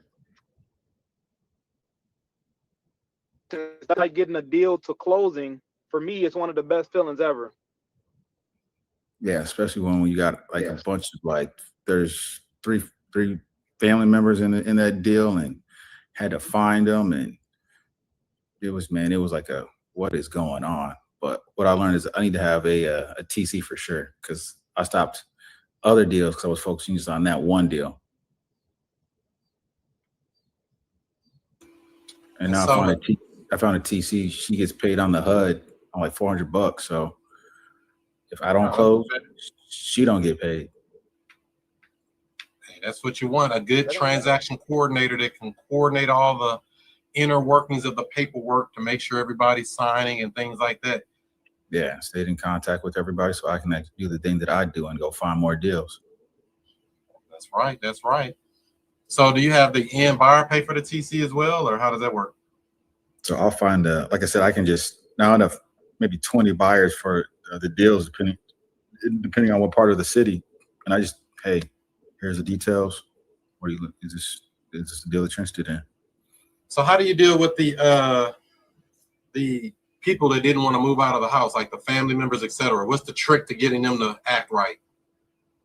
I had them get their. I told them they knew that at the end of that deal they were going to get paid, so they got their family member out the house. Money motivates people. So you leverage the people who wanted the money to get them people up out of there. Yeah. Makes sense. Because some people like to jump to the conclusion of, oh, I'm going to do an eviction and do this legal stuff. And they don't understand that stuff stretches this stuff way out unnecessarily when you can just have them deal with it if you can. Yeah. No, they wanted that check as well. And I said, oh, I can't close if you don't get, your family out that house. And they figured out a way to get them out. Absolutely. Money talks and the rest of it walks. Cool beans. All right. Don't forget, ladies and gentlemen, we got the next local real estate meetup in person, Saturday, July 26th at the Foundry, one of your favorite places. That's going to be coming up the 26th of July, live, belly to belly, with your favorite real estate folk. Any other questions, comments, concerns for today before we land this plane? Questions? And I just finished texting this lady I spoke to on that pre-foreclosure call. This lady talking about she talking to a realtor. Like, what you talking to a realtor for? You need me. I'm your realtor. I got a That's what I question. want to do. Yeah, what you got, Park? Chicken, why are you doing real estate? Stop doing the 9 to 5. Yeah. Getting to the point. How soon would you like to be done with your 9 to 5? Well, I got a map that I'm not working, but in a year would be nice. Yeah. I know it's possible. So what's your plan this week to move that forward? Work the daily plan I have mapped out for myself, making the calls. It's mainly making the calls. Yeah. You can do this, Mike. I'm pulling for you, man. This is a really tough game, bro. I ain't gonna even lie to you, man. Like watching Chris make his calls and stuff, he make it seem easy, but it's not easy. It is a tremendous amount of effort that has to be put into mastering what you see and be done in front of you for real. Like, we all be here and say, oh, just do this. And it's not easy for real. It takes a lot of effort, bro. And if you want it, you gotta just go for it every day. Because most people ain't gonna make it for real. Most people not gonna make it. Yeah, if it's easy, everybody would be doing it. Yeah, everybody loves showing up, talking about real estate, telling their friends this is what they do, but it's like a lot of hard work that gotta happen over a long period of time to really make this happen. Consistently. So I'm pulling for you, man. Hopefully next week, you show up with some more leads. That's all it is. No, I got my follow-ups to do. Sit there as you were saying that, I was like, oh yeah, follow-ups. So follow-up is important, but the other important piece.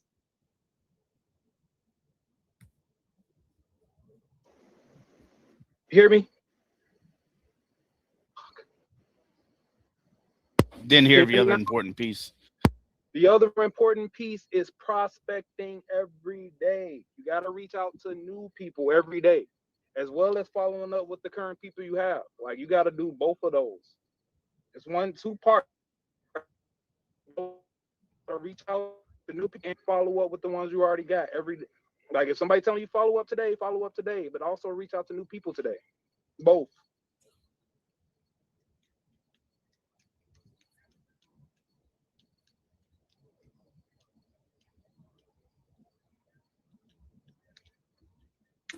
And before we go, we're gonna review this call and see if you can get any tips or tricks out of this here. If you didn't get to hear it yet, uh, this is the call to a cold call to a pre-foreclosure.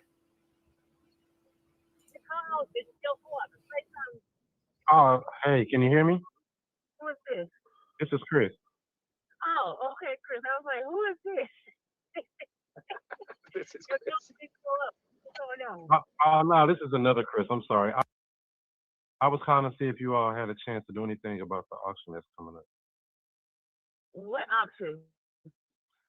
For the house over on Chateau. No. We're not auctioning the house. They got an error, and plus, how you get my number?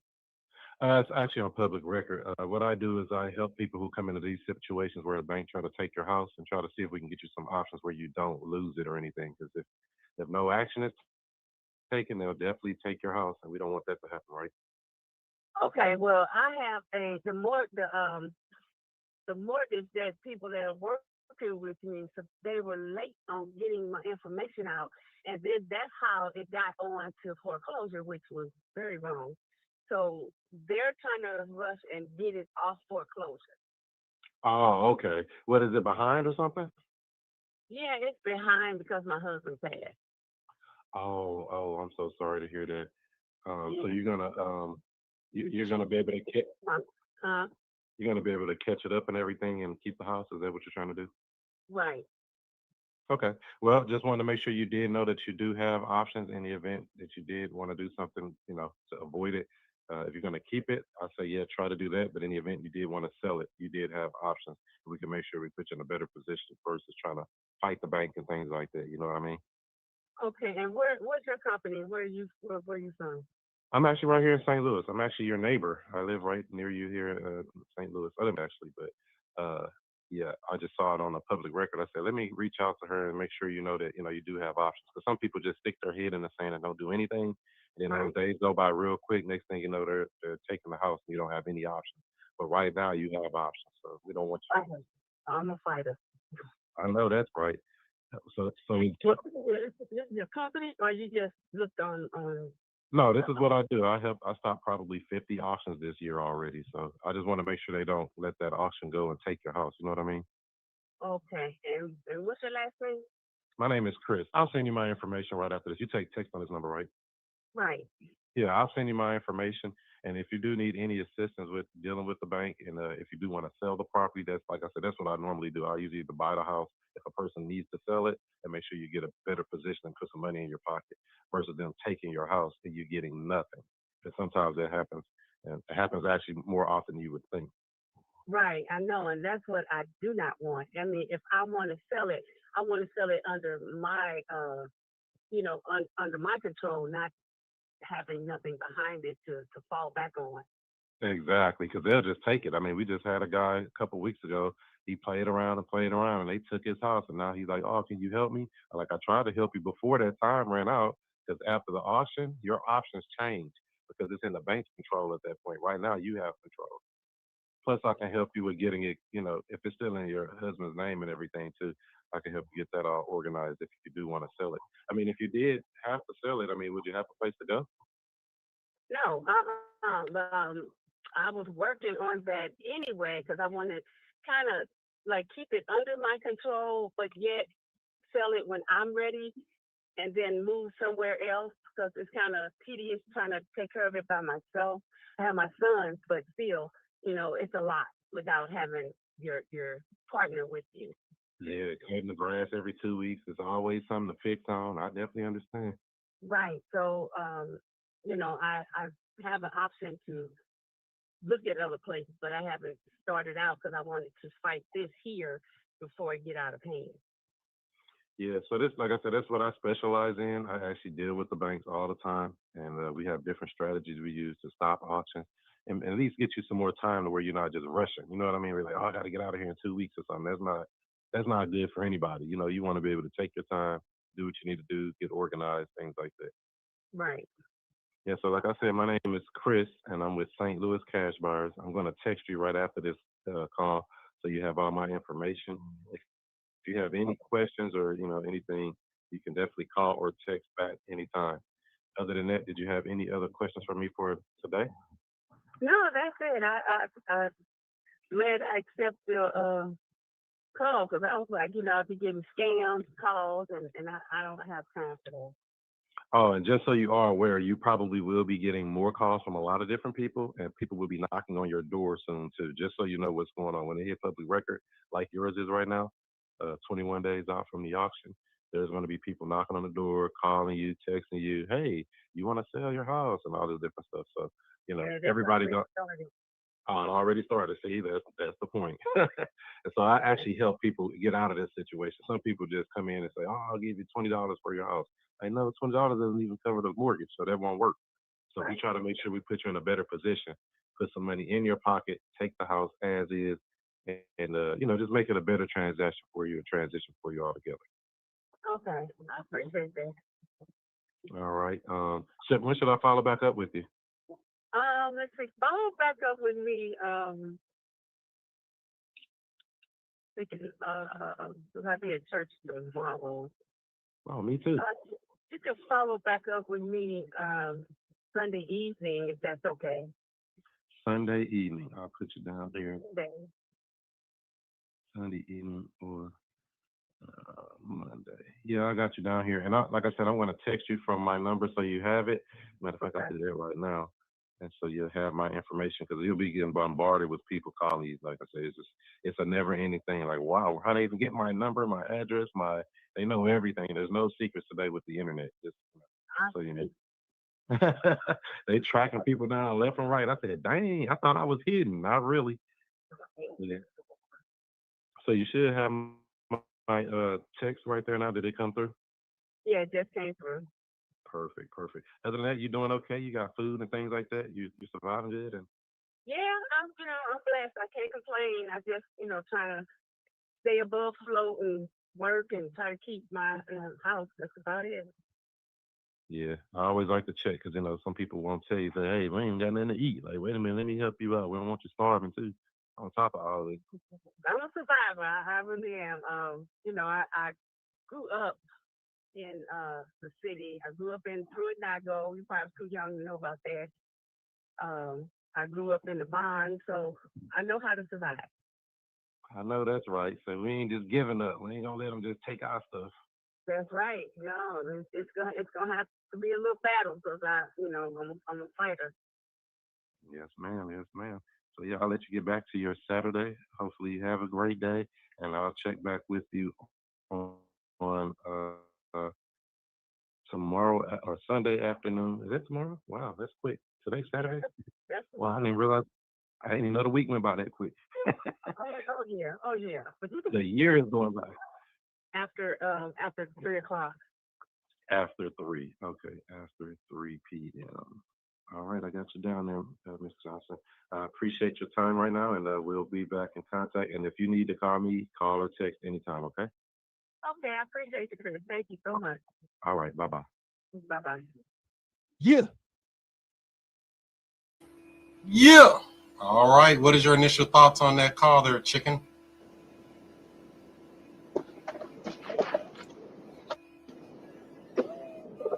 Oh, you're muted. Oh, maybe I muted everybody. There you go. You hit all the pain points there. Over and over, make sure she's wanting to sell just on her terms, which that's possible to make that happen. So how'd the follow-up call go? I just texted her. She said she was let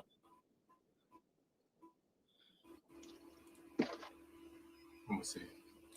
Something about let me see here. I texted her. I said, "Hey, Miss Johnson, how was your day?" She said, "Hello, Chris. My day was wonderful at church all day. Not too long ago, came home about an hour ago. I apologize for missing your call. I had my phone on silent. I'll talk to you sometime as soon as I can. I need to talk to my realtor and see what they decided to do first." Where the hell does realtor come from? Yeah. Okay. So then I asked her, "Are you able to speak within the next 10 minutes? I was ready to call her right now live for y'all, but then she said, "No, Yeah. I will talk later." I said, "Okay, if you need anything, let me know. I can help you out quite easily." Yeah, but realtor trying to get recognition. Where the hell does realtor come from? She didn't mention that yesterday. Mm-mm. Someone at church. Yeah. Maybe. What you think, Art? I forget what the negotiating book by Chris Voss calls it, but there's always like that unknown. Like that's the realtor is the unknown in this one that's working against you and you don't even know.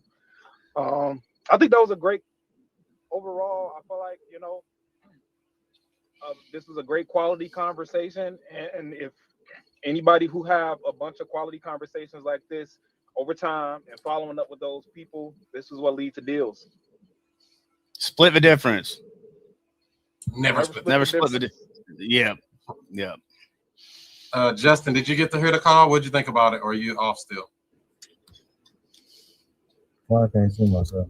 Yeah, I think it was good. I think as far as I would say it's crazy that you say the agent or whatever in place, and she ain't mentioned it on the phone.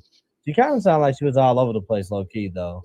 But you definitely reeled her in. One thing I like that you did deliver your message on that call. Even though she said whatever she was saying, it was like, I'm still going to deliver what I need for you to hear, that you do have options. I am a buyer. We can do this thing if you want to do it. Yep. So, it's called planting those seeds. Yeah. My favorite part of the whole call was the rapport building when she was talking about how she's been a fighter her whole life, and you just like telling her like, yeah, you got this. She like, yes. And like you always said, and like they say, rapport buys more houses than cash ever will. That's like a perfect example. You're gonna remember that call for sure. 100%. Did she say the bond building? You say what? The bond building? One that downtown the elevator didn't go to every floor. She said something about a Tornago or something. I don't know what that is. It's something it used to be in St. Louis like 50 years ago, but that's a whole nother topic. But is there anything that could have been done better on that call, Art? I know you found something. I found something. What you got? I can't think of nothing right now. Did you see something could have been done better, Chicken? I don't want to tell y'all yet. It was a couple of things actually. Yeah, a little bit more. She just wanting to go on and on a little bit, talk a little bit more, and I think there would have been a little bit more opportunity to let her talk.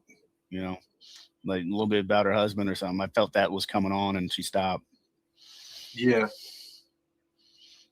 could have definitely let her go. Art liked that part when I said, "Me too." That was my favorite part.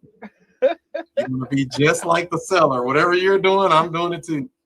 But something I would have done better, or I should have done better, is ask a few better questions. So like when she said, "Oh yeah, check back with me tomorrow afternoon," I should have been asking why. What changes after tomorrow afternoon to where we need to go to tomorrow afternoon? And now that we found out it's a realtor involved, I should have known that on that call. So she's still working with my realtor to see what they can do. She probably would have told me that right then and there versus me finding out after the fact. Does that make sense? Yeah, for sure. And what Chicken said, I could have asked a couple of more questions in there. But this is my first call. I mean, the crazy thing about it, I rolled out of bed, looked and saw, I said, "Oh, wow, it's a new foreclosure. Let's go call her right now." I didn't wait. I didn't say, "Oh, let me think about it. Let me go, do all this other stuff." I said, "Let me go call her right now." I just went in and called immediately. So it was the first call. You can tell I was kind of groggy. "Hey, yeah, Miss Johnson." Voice wasn't even warmed up or nothing. And I just went in and called her and said, "Forget it, we're going to figure it out." So I could have asked better questions or more qualifying questions. And I definitely should have asked, what changes after 3 o'clock tomorrow? Like, what's the thing that's going to shift between now and then that means we need to wait for it? And she probably would have told me right there, "Oh, yeah, I'm waiting to see what my realtor says." That makes sense. Yeah, I definitely should have did that because I The should have realtor's known. gonna probably try to have her stop it. But you wouldn't really know that from talking to her because she didn't sound like she wanted to sell at first. She made it sound like, "Oh, what auction?" She kind of, like you say, all over the place. "What auction? Girl, you know what auction." People Yes, knocking on and your then door she said calling she you was, right now. and she said she was planning on keeping it too. Well, But like that's you every. said though, if you would have asked that question, then you could have got that reveal. So I guess I see exactly what you're saying. I see why you didn't really think about that type of thing, though. But I do see what you're saying. If you would have asked that question. Yep, and that's why you have to ask good quality questions because we don't know where this stuff's gonna go. It might go down a good rabbit hole. She might list it with a realtor. She might have a realtor that don't know what they're doing. I found houses on the MLS that's at auction at the same time and nothing happening. It gets sold at auction because the realtor didn't know how to stop the auction. I've seen that many times. Or they don't even know to stop the auction. Or sometimes the seller doesn't tell the agent that it's going to auction and they just list it and think it's just a regular listing. All type of stuff. That's why I always say you really can't ask enough good qualifying questions with these people because there's always little secrets and stuff that they don't tell you. Any other thoughts about that call? Oh, Can't really. You got. Go ahead, Art. Go ahead, Mike. Well, I was just gonna say that you can't. You gotta treat every call like you gotta get all the information, and it's easy to fall into the assume. When I was picking up a feeling like, okay, this is going the way it needs to go, but then there's the Easter egg hidden there, that we gotta find. Exactly. That's why I go into every call. I know nothing. I just know to ask questions and see where it goes. You have something else, Art? Yeah, I wanted to ask. You said you woke up and seen that it was a new foreclosure listing. How did you get do you got notifications set up, or how are you seeing that? Yep, got notifications. I get emails every day. New foreclosures hit. From Zillow? Might have been some hit today. No, not Zillow. It's a part I think of auction.com. You can set up that. Yeah, auction.com do it too. Let me see if there's any that hit today. I don't see any came up today. All of the sites. So I do get the auction.com notifications. I actually have an account there with auction.com. I also get foreclosure.com notifications. And I think a couple of others. So yeah, I get notified of anything funky that comes up in the certain areas I want to buy in. So I'm actually trying to buy this house. To be clear, it's not really to look for a wholesale. I'm looking to buy some properties. I'm gonna make sure I sign up for notifications on sites. Oh yeah, just make your account on auction.com. They send you a thing, and it's free. So, Karen, did you get to hear that call? Did you think anything of it? What are your thoughts? I know you just probably pop back in and out unless you're working. I know. I don't know what the world. No, but right now she sounds a little bit indecisive on what she want to do. But I really think she's informed wrong, and she doesn't understand the process. But I do like how you delivered and keeping her informed what she needs to do, letting her know she has options out there. And you did build a beautiful repertoire with her, just letting her know, hey, we out here. This is what I do. You do have options. If you need me, hey, here we are. So I love that. So once she realized some things concerning that house, she's definitely going to keep you in mind. You put yourself on her mind. Exactly. Appreciate it. So also keep in mind, I like to plant those seeds to put them in the right mindset. So if you had to sell, would you have a place to go? She said, no. That could be an issue. Whenever I know there's a homeowner occupied property, I'm putting them in the direction of, hey, where are you going to go when we get this done? I basically plant that on them so they can tell me, oh yeah, I'm moving with my sister. Oh yeah, I'm moving with my auntie. My grandpa gonna let me live in his attic, whatever. But the seed is being planted that you gotta go. Or I'm gonna find out if they're like, oh no, that's an issue that we need to overcome before I just assume that they have a place to go. Because that could be the biggest issue. That is the biggest issue, really. Where am I gonna go? I don't have anywhere to go. So we gotta address the elephant in the room. Any other questions, comments, concerns? The Black Swan. That's what they call it. The Black Swan. The unknown in Yep. these deals. That's what Chris Voss calls it. Yeah. The realtor was the black swan that we did not know about, and it's interrupting the whole deal flow. He calls it the black swan. Pace Morby calls it the bunnies. Find the bunnies. That's what that peace sign really is on the hat. It's really not peace. It's bunny ears.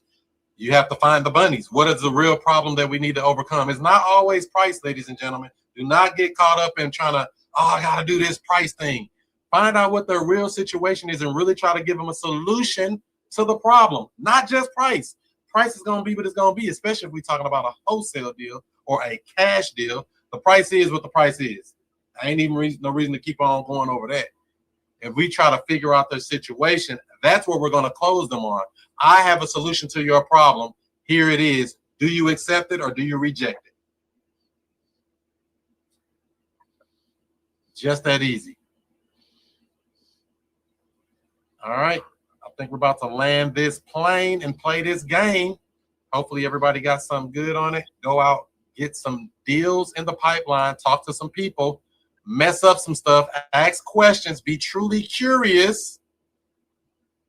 You know, truly try to sound curious. I'm not just asking the question because it's on my script. You want to sell? No. What happens if you don't sell, Mr. Seller? What do you plan on doing if you're not able to sell it? Because if they don't sell, maybe there is no pain. Maybe there is no gain. We don't know. They sell to do one of two things. Remember, to move away from the pain or move towards some type of gain. We got to figure out which one of them they're on and give them what they're asking for. So hopefully you all have a good rest of the week. Do what you do. Be who you be. And I'll see you before you see me. Peace, Jay. I don't know what you've been doing. You've been asleep? Let me wake you up with something. Straight up. Yeah. Allow me to reintroduce myself. I'm Chris Monroe. R to the O-E. I flip houses, rent cars, and make money. You know I'm not no motherfucker dummy. This how we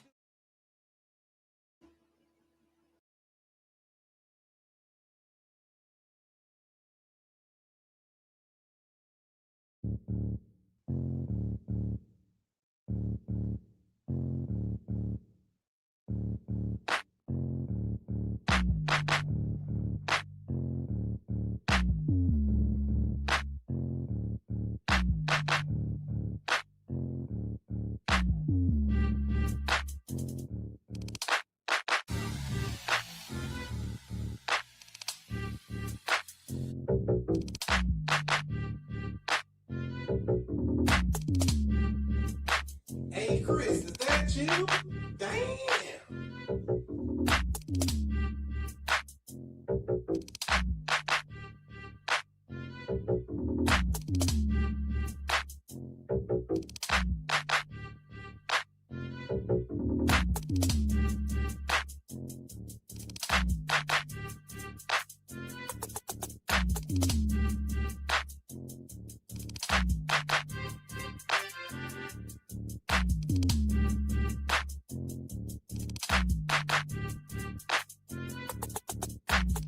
So I want to get into real estate, but don't know where to start. Well, what I would say is to join the Future Cash Flow Club. It's a community of investors where we talk about wholesaling, we talk about creative deal structuring, buying houses subject to, all of the creative stuff that everybody's talking about. You don't need a real estate license or any of that. Wow, where do I sign up? Well, I would say go to futurecashflowclub.com. That's futurecashflowclub.com. You can even get a free trial. Try it out today.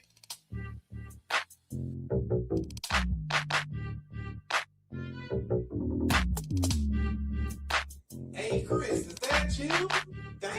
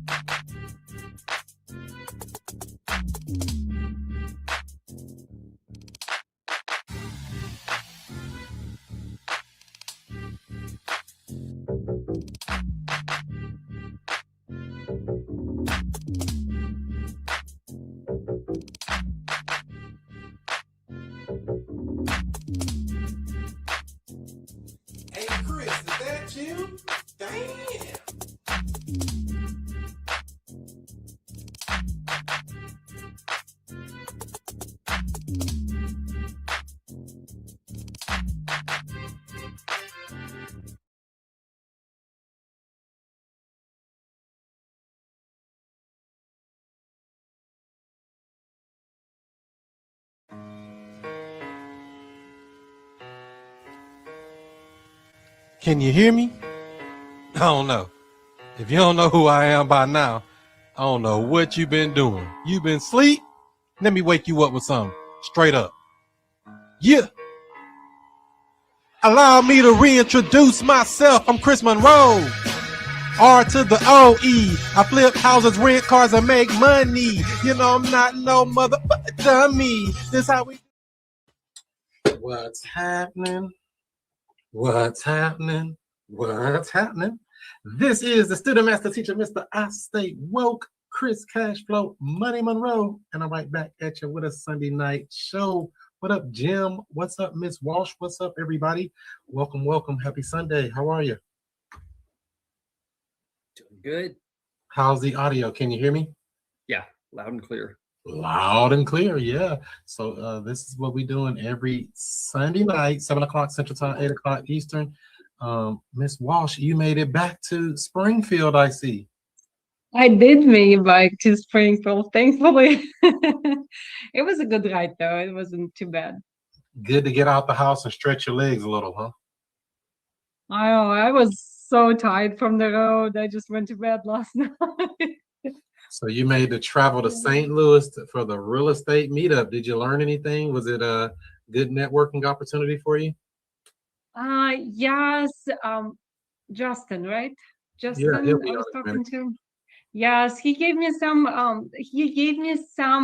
options to look up on the Zillow and auction.com, and I do have questions about that. Yeah. Is that okay if I'll go ahead and ask? We love questions. Questions is how we learn lessons. Okay. A new So yesterday we were talking about like how to find the houses and all this stuff. So I looked up on Zillow. Maybe I'm doing something wrong, but on the option I selected 3 months or 6 months on the market, but it's still giving me all of the houses up to 6 months. Is it a way to select something? Yeah. So you're looking for Uh-huh. on market properties, correct? Or what are you I'm looking for like expiring properties or like 100 days plus. Okay, yeah, you can see it on Zillow, or I like to use Redfin more so because you can actually pull it up. As a matter of fact, here let's pull it up live on the screen because it can get kind of tricky when you're looking at this stuff. And my main man Justin's in here. What up, Justin Holmes? Buying up all the homes.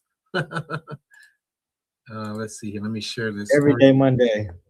Come on with it. So you wanted to be in the what? Springfield, Missouri, right? Is that where you want to be at? Mm-hmm. Yes. Springfield, Mo. Let's see what y'all got on the show. So I just put in Springfield. It comes right up with 914 homes. We don't want to see no 914 homes. We want to slim that down. So what we do, really easy, is hit this little filters button. It'll pop up. Wow, look at all this other stuff over here. You can pick beds and baths and all of this other stuff, price points, max minimum. We don't want to do that. But what I would like to do is I would go on Redfin and say, let's say, anything over 60 days. Is that okay? So over 60 days, it's still quite a bit, as you can see. It's still 534. I want more paint. Let's go 90 days. Let's go out 90 days. It's still 399. That's a lot. So if you come to this big, beautiful house right here, I don't know, just picking a house. Whatever this house is here, they want $359,000 for this 5-bedroom, 3-bath, 3,400 square foot plus house. Motivated sellers. Wow, they motivated, but why are they on the market so long? 101 days on Redfin, as you can see here, right? 101 days. And then it's even empty. Does that make a difference if it's empty? Okay, well, I know you said you wanted to be on. It says it's empty here, so it's like, or it appears to be empty according to our pictures. So this would be a perfect candidate. How are they motivated sellers, but the property hasn't sold and been on for over 100 days? Why do you think? My guess would be real estate, bought it, renovated, and try to sell it. It's a lot going on like this around here, but so then catching up, calling agent. Yep. So very simple. As we see, it has all the information here about the house. And if you look right about here, listed by Jeff Jones, and it even tells their real estate agent company. You simply Google it. You can usually find an agent's phone number pretty easy. Don't cost any money. They're advertising, they're marketing, they're trying to attract buyers, sellers, etc. Trying to do this thing called real estate investing. So yeah, we just reach out to them. Does it all make sense now? It all makes sense. Yes. My next question: if I will find something like that, what our strategy going to be? Like, is it something that we want to look into? Is it too expensive? Is it because Justin said just call him? Yeah, great question. Our strategy is to call them and have a conversation. Mr. Jones, was it Mr. Jones? What was his name again? Yeah. Mr. Jeff Jones. Hey, I was looking at that house on Newton Avenue. Is that still available? Yes, it's available. Yeah, you're trying to buy it? Yes, we're actually looking to buy 3 to 5 properties here in the next few months. And this looks like something that would be interesting to us. I mean, what's going on with it? Why do you think it hasn't sold yet? He's going to say, oh, we had it under contract and it fell through, or some story. Who cares, to be honest? I just want them to open up and know that I'm in the business to look to this. Is that making sense? Okay. Yes. Yes. And then any other information you go through from there, have a conversation. And there's some more stuff to it. But yeah, that just basically gets the conversation going there. Any questions about any of that? No. Not. Is that too easy, or am I making it too simple? No, I kind of was thinking, I actually drove through a couple houses today, and I looked up on the auction, houses on the auction, and drove by and talked to them one owner. I could not, we talked yesterday about that. I can find the names of the owners, and I couldn't find it. Is it okay? So that's something I'm doing wrong?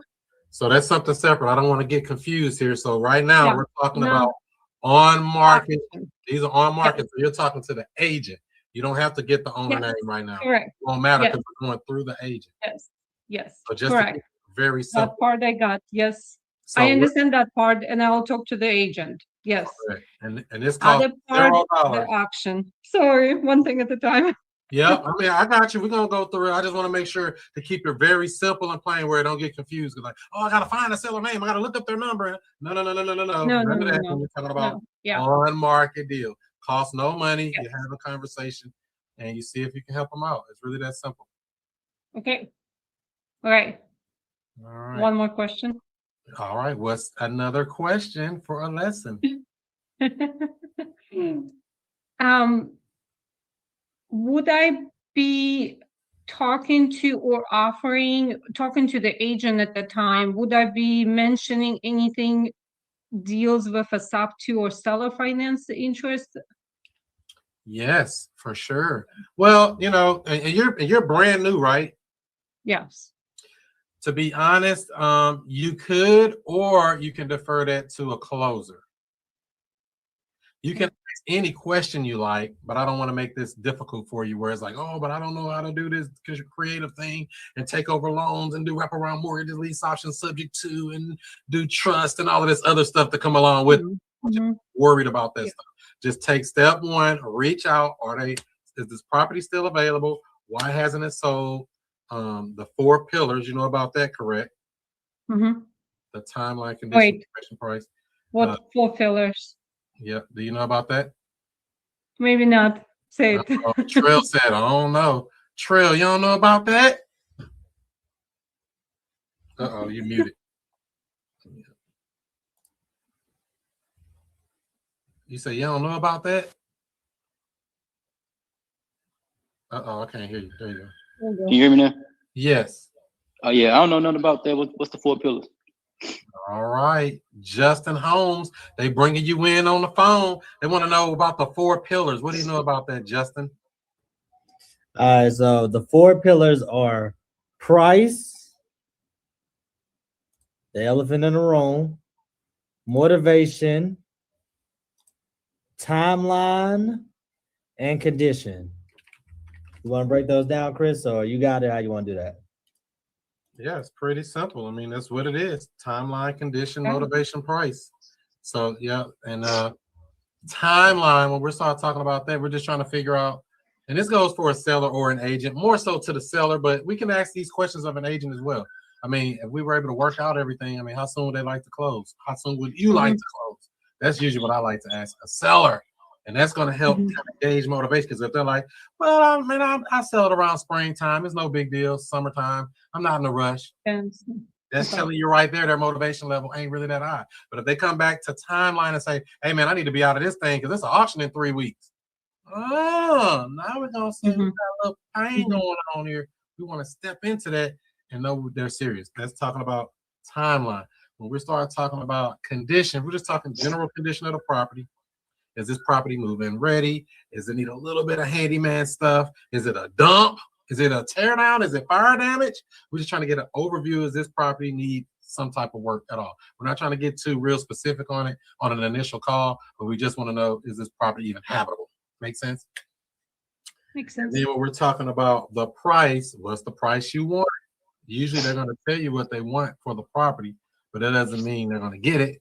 And it's, I like to ask, like, say that property we were just looking at, they say that was what, 359. I mean, yeah, 359. Is there any wiggle room on that price? I mean, what do you think? I mean, if we came in a little lower than that, you think they would take that? And let them answer. All they can do is say, oh, well, put your offer in. I don't really care what they say. These are just questions, just to gauge how they feel about the situation. A lot of this is dealing with their feelings. And then the last but not least is the motivation. Motivation, the fourth but most important pillar, in my opinion. Why are you selling? Seems like a pretty good house. What made you decide to want to sell it? What happens if you don't sell? As a matter of fact, Are we talking to the agent still, or are we talking to the homeowner? whoever, they all get this work. I don't care if you're a wholesaler. I don't care if you're an agent. I don't care if you're a seller. You all get some line of questioning to this effect. It may not be these exact words, depending on who we're talking to. But do you always think the agent knows the homeowners, like, why they selling, the motivation? Well, the question you just asked, do I think? I don't think. I just ask questions. I never think about nothing. All I'm thinking about is, what should I be asking about? I don't want to try to assume nothing. Oh, it looked like this would be a great house for my family, or whatever things people say. I don't want to overthink anything. I just want to ask questions. 4 pillars: timeline, condition, motivation, price. Something around those. And then once we've established that, we might get into the creative conversation if that's something you make sense for. Does that make sense? Yeah. Thank you. And that's the 4 pillars, and everybody gets that work. This is just to get a baseline to know, are we dealing with a prospect or a suspect? Should we be on the phone with these people? I don't know if you can see any of that, but these are some of the questions here that you could ask when you're dealing with those things. Just so you should never be on the phone like, oh, I don't know. What should I be saying? Should I be asking this? Yeah, there's a, in my opinion, you need to be asking about 50 questions, but I'm extreme like that. I want to know what's going on. Why are you in this situation? What's happening here? Any questions around the 4 pillars?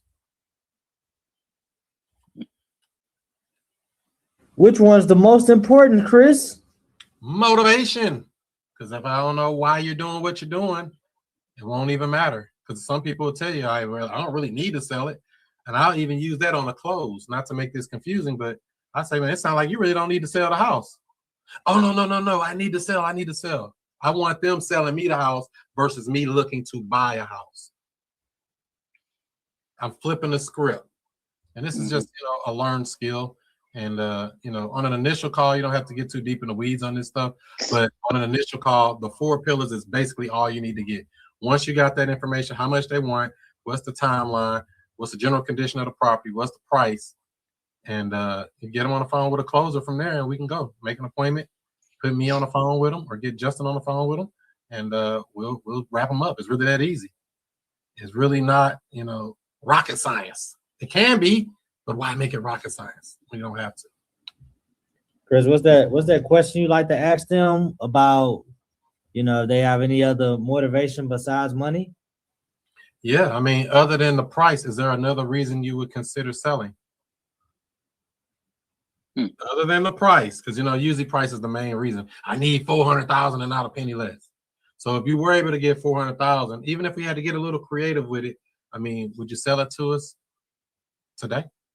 If we can work out the details, all they can do is say yes or no. And these are just some questions that you could ask. Some of these may not fit to that particular situation. It's just that you should never feel like I'm stuck, like Chuck. And it ain't Right. no script to this stuff either, because everybody be like, oh, I just need a script.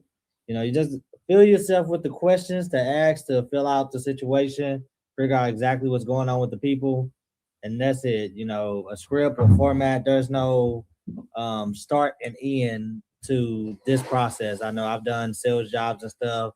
You know, this is not that. You're buying something from someone. You're getting them to sell you something. You know, hey, why you think this happened so? You know, it's been on the market for 100+ days. Why you think it happened so? Because you investors are too cheap. Okay, well, what if there were a way that we could get you the money that you were asking for, but we had to do something creative? What you mean by creative? And then you just go down the rabbit hole. You ask the good questions and everything. Presents third party stories to them, and you know, they become putty in your hand. It's just that simple. So as you see here, Miss Springfield, you see that you got plenty of property sitting on market. If we're talking on market, you can literally call in your leisure.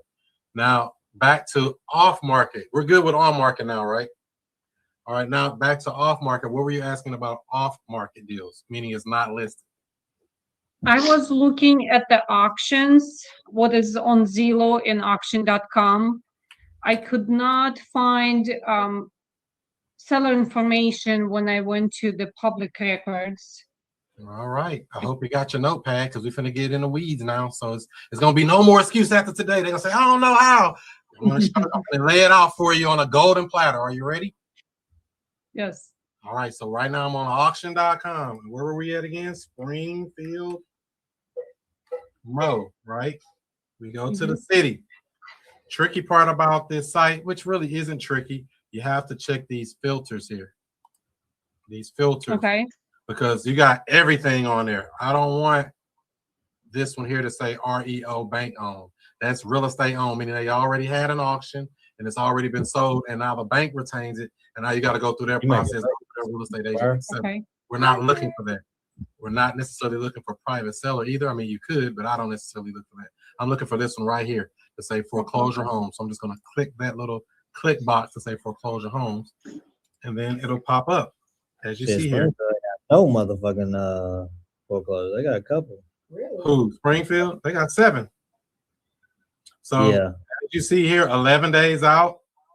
This one here on Westwood Avenue. You got another one 11 days out. Got another one 16 days out. Another one there. So that's 7 that you can literally go door knock or. I did today. Yes. You door knock today?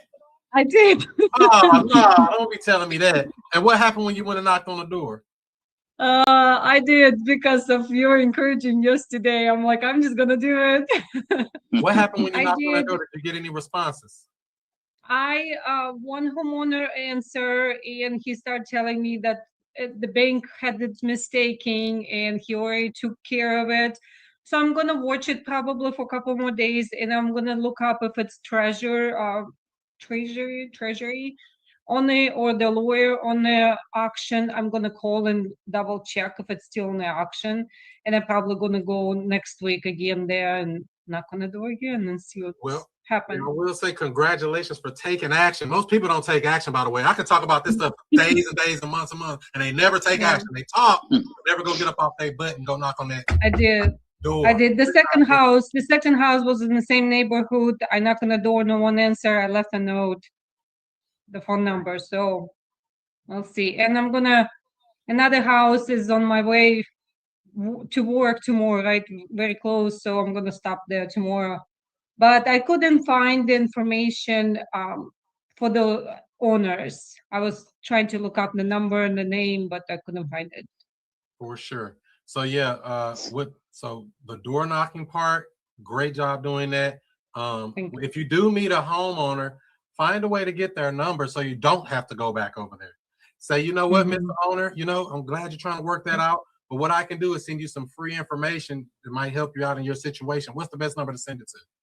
Get his number. Because now you don't have to keep going back over there, wasting your energy. Okay. You can just call him, text him, communicate. Now you got lines of communication, and he can see you as a trusted resource versus as just, somebody trying to take his house for nothing or whatever. Yeah. What kind of information can I give him? Some basic free information. I can get that to you. It's basically the same thing we got on our thing here. It doesn't really say much. It just says these are some options you can do. Can you send it to us? Foreclosure, which we're not going to let them do that. Loan modification, that's an option. Bankruptcy, short sale, and possibly sell it to an investor, and possibly even rent it back.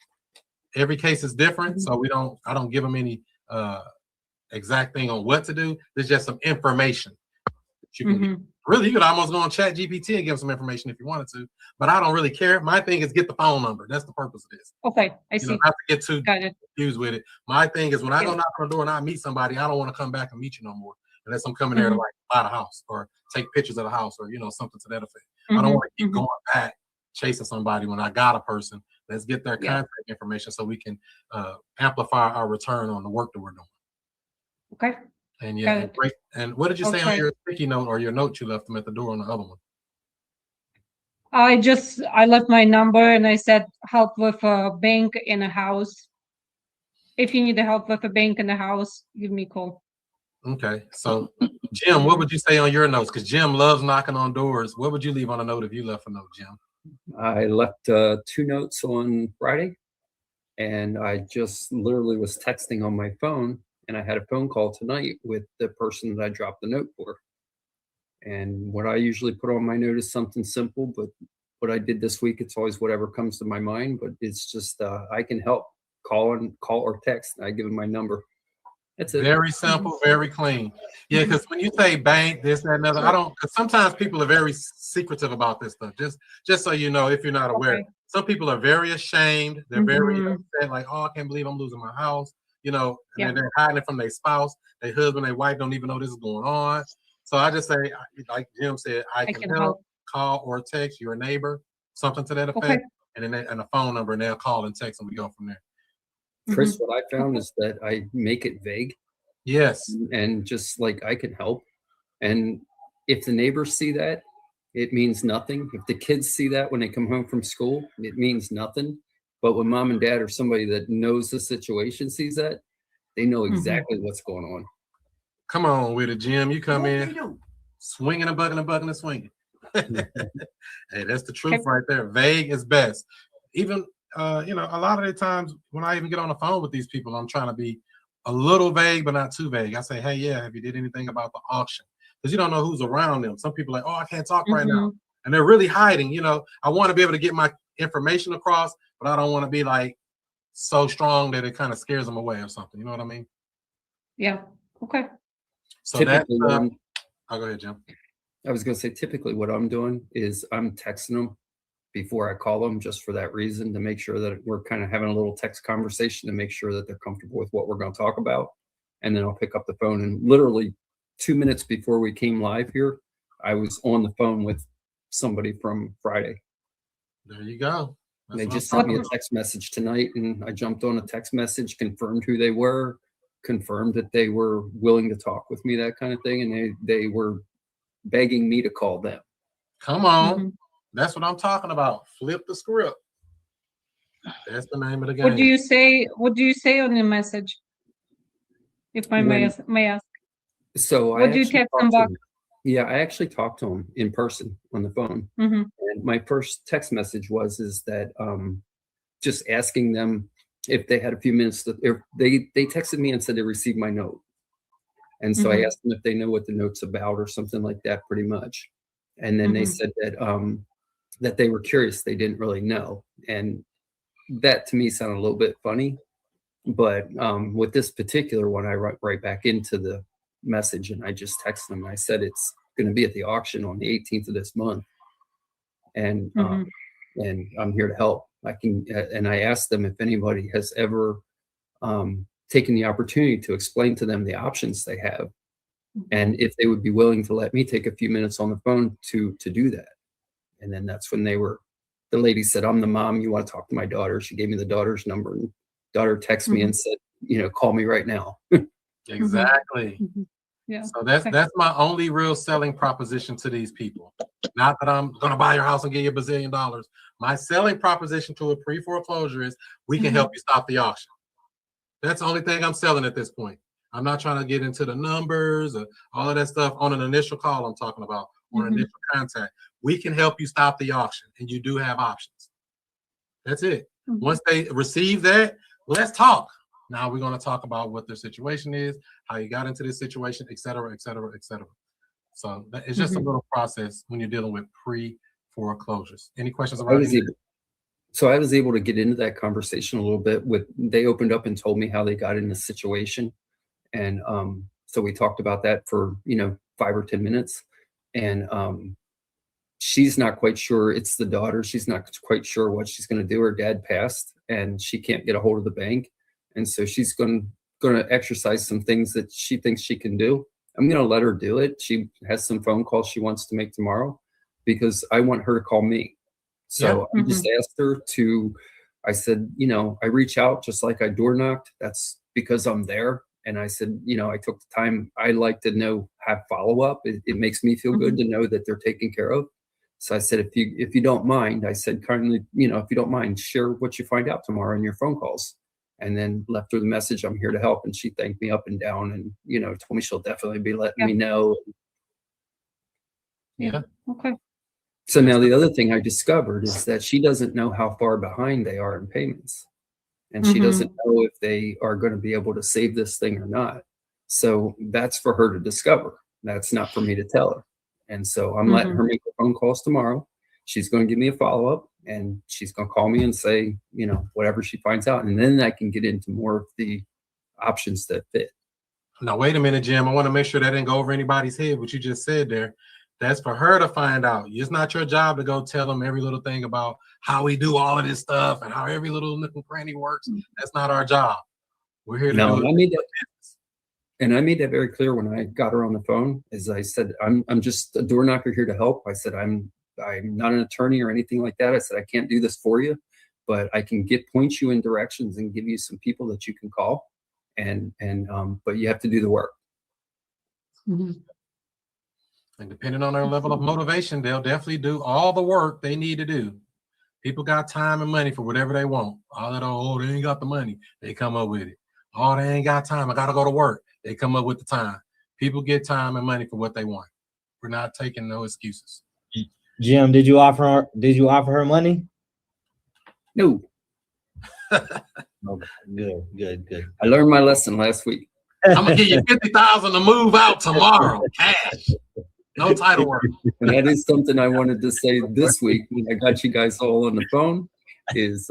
I wanted to just say my thanks for beating me up last week.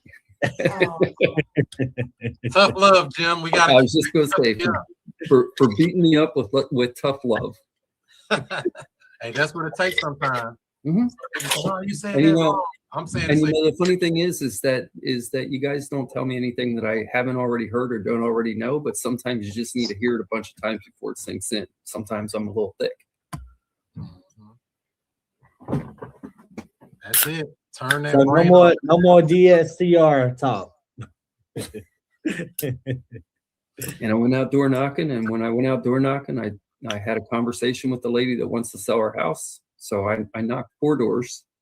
The first door, the conversation was the lady wants to sell her house. So I have a phone meeting with her, and I actually have a prospective buyer for the house. So she wants to do it through an agent. I'm trying to talk her out of that because I don't want to do the whole real estate agent thing. Why not? Why not an agent? Why don't you want an agent in the middle of the deal? Looking at what I believe the numbers are going to be on what she owes and that kind of thing, I think the numbers might be tight. And so an agent's going to take another 6% out of that. And it's just going to make things really tight. And my buyer doesn't want to have an agent involved either. Too many cooks in the kitchen can mess up your mission. I don't want a bunch of people in the deal. For one, you got to pay them. And then 2, they don't know what they're doing. They can slow you down or mess you up. So I prefer them. So 4 doors knocked, 1 conversation at the doorstep. 3 notes left, and this is Sunday night, and I got a return phone call from the 1 note I left already. Excellent. That's what I'm talking about. So yeah, that foreclosure thing there. You said you had another question about that after we find a property. Is this one good here? This Republic, Missouri? Hold on, let me pull this up. Is this a good house? It's like this house pretty new. Can we buy that one? Yeah, I didn't look. I haven't gone to that house. How do we look for the owner? Well, I'm glad you asked. So here's the next place you want to go. I'll just take this address right here. I'll give you a free site called PropWire. How much that costs? Free. We're gonna let me see here. PropWire. Share this tab. PropWire.com. And I'm gonna take. I like that one, Chris. I use PropWire, and I even have paid services, and I still go back to PropWire sometimes. Is this the right thing? I went to the wrong place. Did I take the address right? This thing got me in Florida somewhere. Get out of there. Saint Republic. Maybe I did the address wrong. Good evening, Chris. Hey, what up, Art? Oh, you know. Where is this at? Republic, Missouri. Why can't I get this address to come up? Chris, sometimes I go and get it in Zillow and then copy and paste the Zillow into PropWire, and it works. I don't know why, but if it's punctuation or what it is, but it works. Hold on, let's do this backwards. Let me just I think everybody should learn they public directory and stuff as well, because I have run into times where prop stream has been off, so, and it's throwing off my whole search thing. Prop stream for the most part accurate, but you can't have no periods or no characters in there like that, Chris. No commas. A comma. Oh, that's what's doing it, that comma? Yeah. And I still don't see it. Where is it at? You got to spell it all the way out. Prop stream get weird. Oh, hell no. Oh, I got to spell out where? Street. Yeah, you got to go street, Missouri. Everything got to be spelled out. No, not. You can go MO. You ain't got to spell out the whole. You can go MO. No commas, though. No commas, no periods, no none of that. Oh, no. Oh, wow. That's even jankier. I use a paid service, by the way, so I don't necessarily use this. But the correct way to really do this is to go to your county assessor's office. It's all free information. Who owns what property? It costs no dollars. $0.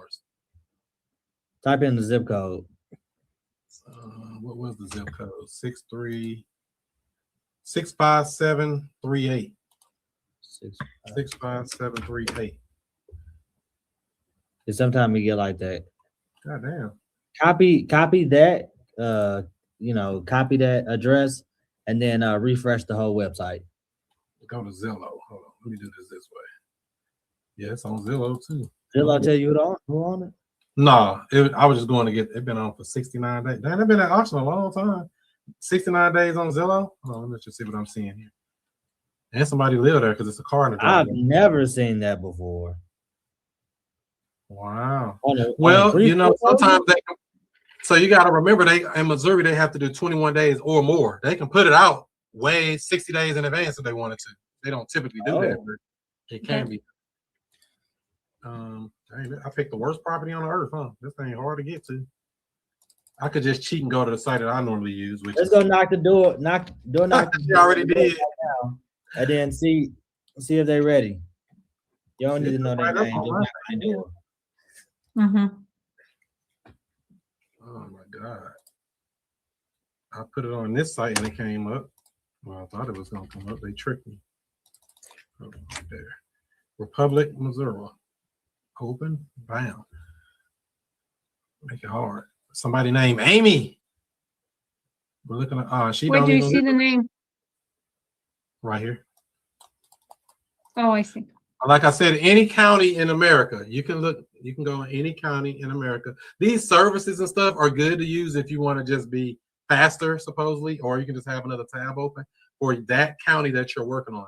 It even shows in here that this property is active foreclosure. Can you see this, or it's small? I can zoom it in and make it a little bigger. They bought this house in 2016 for $100,000. They owe about 85,000. Damn, that's a lot of equity. Estimated value to something, and they got this. I'm going to knock on their door again right now. If that's the truth, did that house really go up in that much value? It's owed about 85,000, but the estimated value is about 2 something. It's probably about right. Mm-hmm. Golly. Well, you might want to go reach out to Miss Amy here. Amy. Yeah. I don't want to put her number on the internet like that, but yeah, I would say go look her up, get her number, or go knock on the door, like he said, if that's not too far from where you are. Are you near that? Not too far? Your audio is off too, by the way. About 30 minutes. Oh, okay. Well, they got a lot of equity. I know that. That's all I be like, dang, at least they can sell it. So a deal like this can sell cash, terms, whatever, because they got all that equity. Don't go to auction whatever many days that was. How many days was that? 16 days before the auction. Their auction is on February 17th, which is crazy work.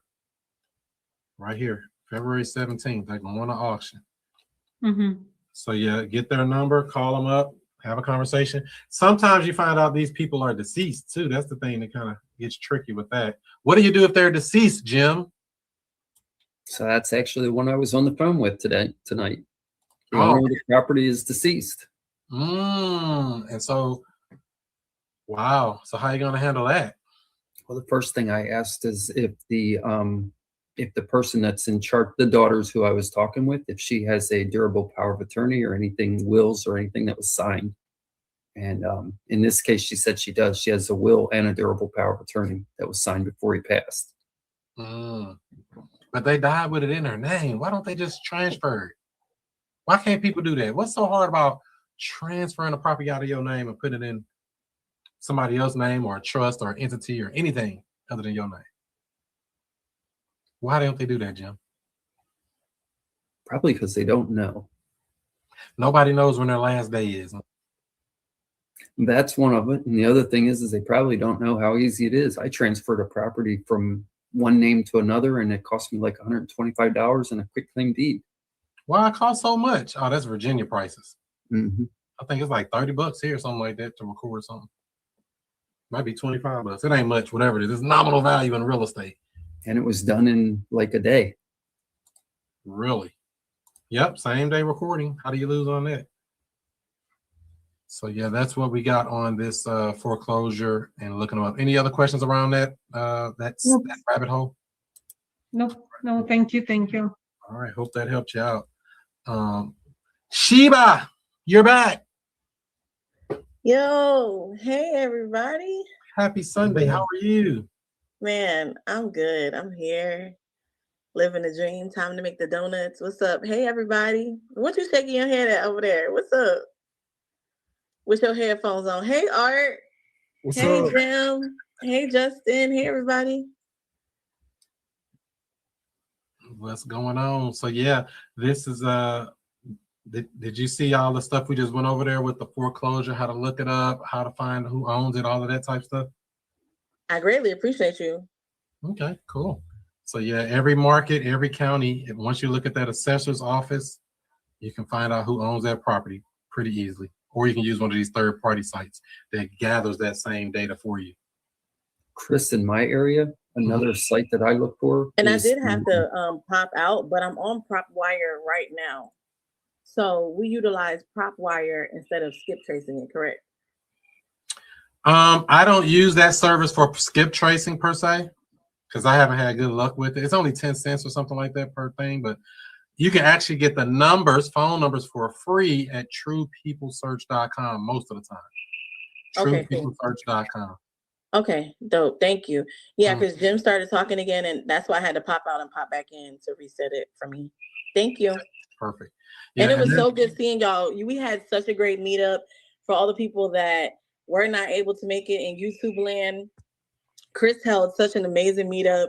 We were really, truly excited to fellowship with one another. So thank you again, Chris, for being such a leader in the St. Louis area and really, really being really an instrumental resource for us, because I really had a wonderful time, and I really appreciate you guys. So thank you so much. That's right. Helping people make the playing field a little more equal. Ooh. We're glad to see you as well. Yeah, the next meetup is actually at the end of this month, which is it the last day of this month? Let me pull it back up here. I think it's the 28th. Is it 28 days this month? Yeah, it's not a leap year. So the 28th of February is going to be the next in-person belly-to-belly meetup. We're going to have it down there at the It's gonna be at Springfield. Springfield, Missouri. That'll be great, wouldn't it? There it is. Bam. Who's that guy with the red sweater on in the front up there? At the top. The original. Let me get that sweater, Justin. Yes, sir. That's when we were having it at the Armory, which is they closed that bad boy down. We were having it over there. It's gonna be a data center. The crazy part is with the Armory, you had scheduled one of the events at one of your properties and everything. On that day was the last day that the Armory was actually closed. So that was crazy. Really? We wouldn't get at the house we had just bought. Yeah. Yep. I would have had it at the house we just got over here in Florissant, but I was like, yeah, the parking kind of tricky. It's snow everywhere. It's like, I don't know about that. We could have had it at the house though. I like to have them at houses sometime too, just so people can walk through and say, "Oh wow, look at this! How are we gonna fix that?" You know, just the real thing of being in real estate. You know, in a house, in a property, and make it real for you. So what's going on, Mr. Art? Anything good happened with you this week? Got some good leads in. Can I buy one? Different ways. Huh? Can I buy one? No. I know you won't never let me buy nothing. No, I need all my leads. All of them. Anything interesting or just regular run-of-the-mill stuff? I'll have to pull up my notes really, but no, nothing crazy off the top of my head though. But I'm gonna bring up my notes. Okay. Cool. Nothing wrong with that. What about you, Justin Holmes? You buying up some more homes? So I took the advice from last week and stuff and implemented that. Ordered some signs and stuff. So got yard signs pending. Requested the preliminary title search and stuff. I think the woman's attorney gonna be ready this week or whatever to do this whole LLC thing that she want to walk down, which I'm just like, okay, cool, whatever. You know, because title. So she wanted to sell transfer the LLC to you. That's what she wanted to do. Yeah, she can do that. Yeah, right. So we're going down that pathway. Title, once they confirm the preliminary title search, we'll go ahead and finish that transaction. That'll be done. Got going through the motions with this this Florissant property wholesale deal. Pretty much I got a tenant buyer who's pending. If the deal for whatever reason don't go through, we push back from a closing date of Thursday to it look like sometime this week. So just trying to get it done, and once it get done, it's gonna be a beautiful situation. So it's gonna be a wham bam, thank you, ma'am. So wait a minute, Justin, just for clarification for me, you haven't closed on the property yet, but you already have a tenant buyer for it. So for this particular deal, it's a house out in actually fairly decent neighborhood in St. Louis. So either I was going to place a tenant buyer and keep the deal for myself, catch up the rears, or figure out what to do with the rears on that, or I was going to do a wholesale. I ended up doing a wholesale because the deal was brought to me, and I want to be able to make sure I take care of the people who was involved in the transaction and stuff. So I'm gonna do it as a wholesale. It's a little skinny, but it was enough equity in it to do it, and that's what it is. So it's a chance, like Chris said, let title companies figure out stuff. There's some little weird stuff going on with the deed where the person the deceased on the property, this is from a pre-foreclosure, basically they were married. So they were married at one point, and they did a transfer. They did a quick claim deed from the wife and the deceased name to just the deceased name, and the the current wife, who was in the property, who we navigated out of the house, she was under the mindset that they did a quick claim deed into her name. So it was a little bit of funny business with the deed. So Chris gave me the advice, hey man, just send it over the title. If they don't say nothing, you don't say nothing, get it done. So that's what we at now. So it's a slight chance that it could be a probate, but I'm just sending over everything that title is requesting, and they just moving forward. And then if it closed, good. If it's a probate, I just deal with that. But I have a tenant buyer in position who's bringing $6 to $8 grand to the table. If for whatever reason we can't close, and probate could be a 6-month process and all of that stuff. So I'm just trying to position myself for a win-win either way. And that's the thing too, when you start talking about a quit claim deed, QUIT, quit your claim to the deed. When you just transfer it out of your name into somebody else's name, whatever liens that are on that property, stay with the property. That's why it's so important to go through your title company or your real estate attorney, depending on your market, to transfer it and get what they call title insurance. So if there is a problem with title work or transferring it, you have title insurance. They'll be responsible for it. They closed it. This is why we use third parties and pay them money to make sure we have a clear, unencumbered title, meaning it's no junk on it. When you do a quick claim deed, that's usually good, like family member to family member, or somebody just giving you a house. But I'm never paying money for a quit claim deed. I'm not giving you money to get something that might have a dirty title that I got to clean up later. It's a whole problem for me. So keep that in mind, ladies and gentlemen. I did do a deal with somebody with a quick claim deed before, but the buyer, so the seller bought the property from the tax lien here in St. Louis County over in Jennings. So they never did the quiet title suit, which is something you would have to do to get a clear title. They never did it, but they needed to sell it. My buyer wanted to buy it, and they said they would take on doing the quiet title suit themselves.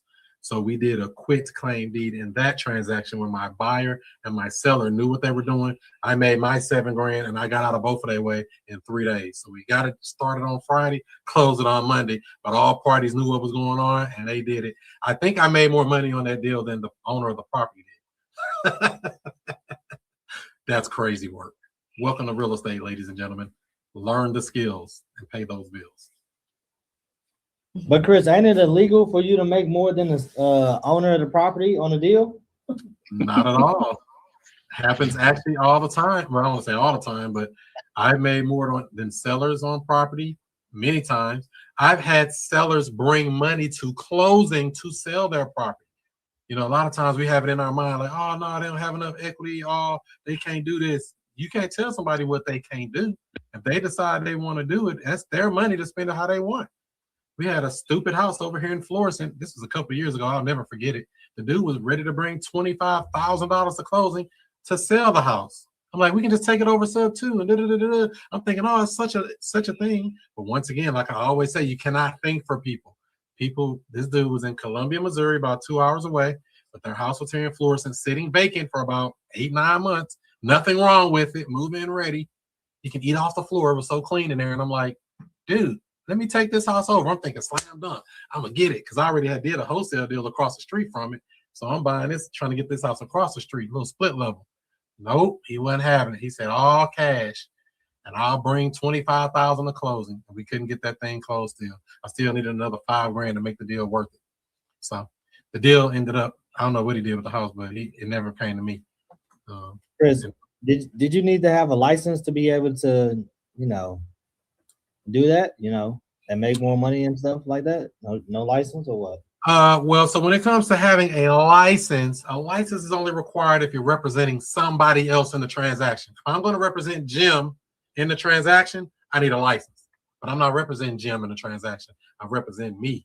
This is the loophole we do when we're doing wholesaling. This is the loophole we're doing when we're buying houses creatively and assigning contracts. We're putting another contract under our entity or our name and assigning to somebody else. We're not representing anybody in this transaction other than ourselves. That's why we don't need a license.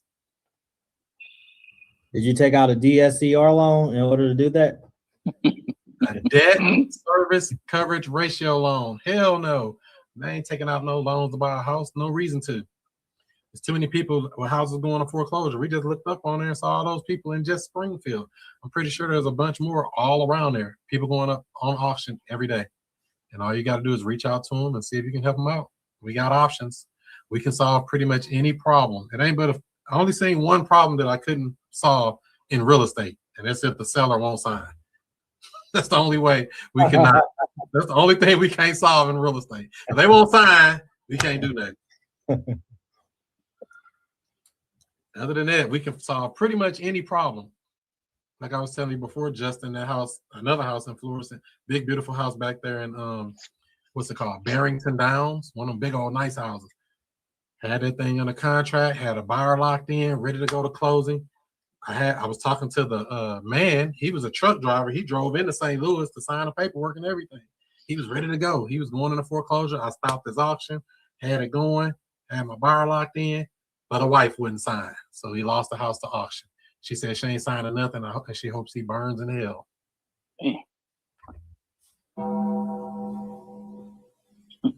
So that's what happened. They sent that bad boy to auction, had it sold, had a big, nice house, and just part of the game. You know, this is why you have to keep your pipeline full. You don't want to be like, oh, I got one closing this week, and I can go back to sleep. No, you have to keep generating leads. Keep your pipeline filled up, because everything we get may not get to closing.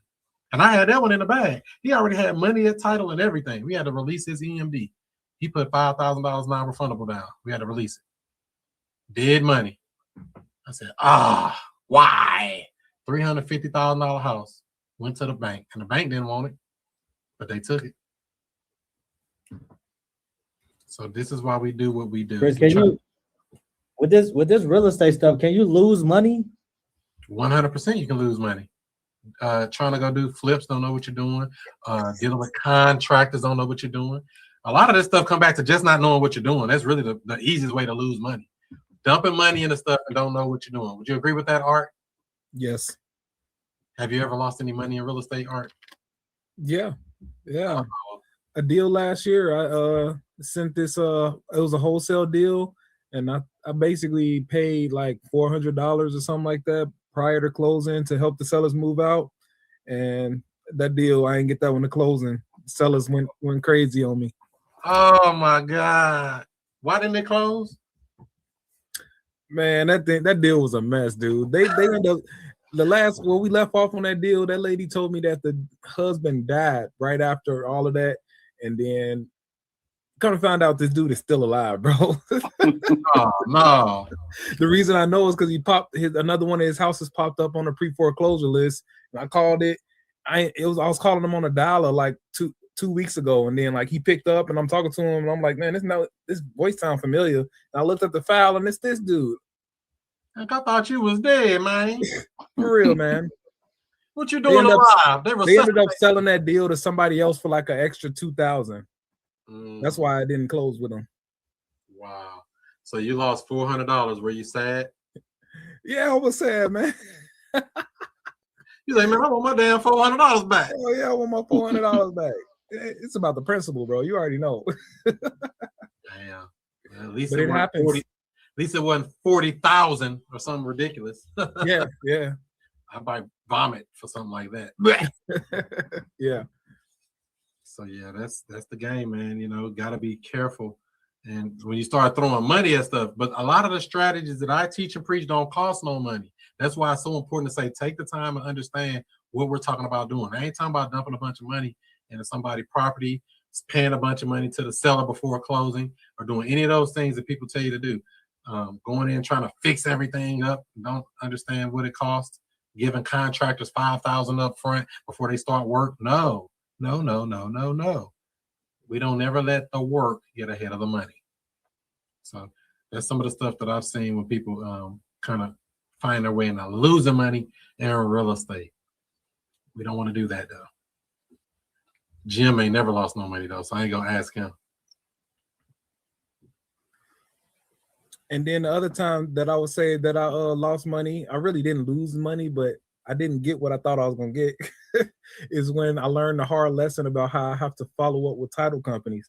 because I had the buyer and the seller lined up, and then the day I thought we were closing, I called the title company up, like, checking where we was at finally, and they said they hadn't even started the file, and then my paperwork wasn't as strong as it is now, so the sellers backed out, and then that was the end of that.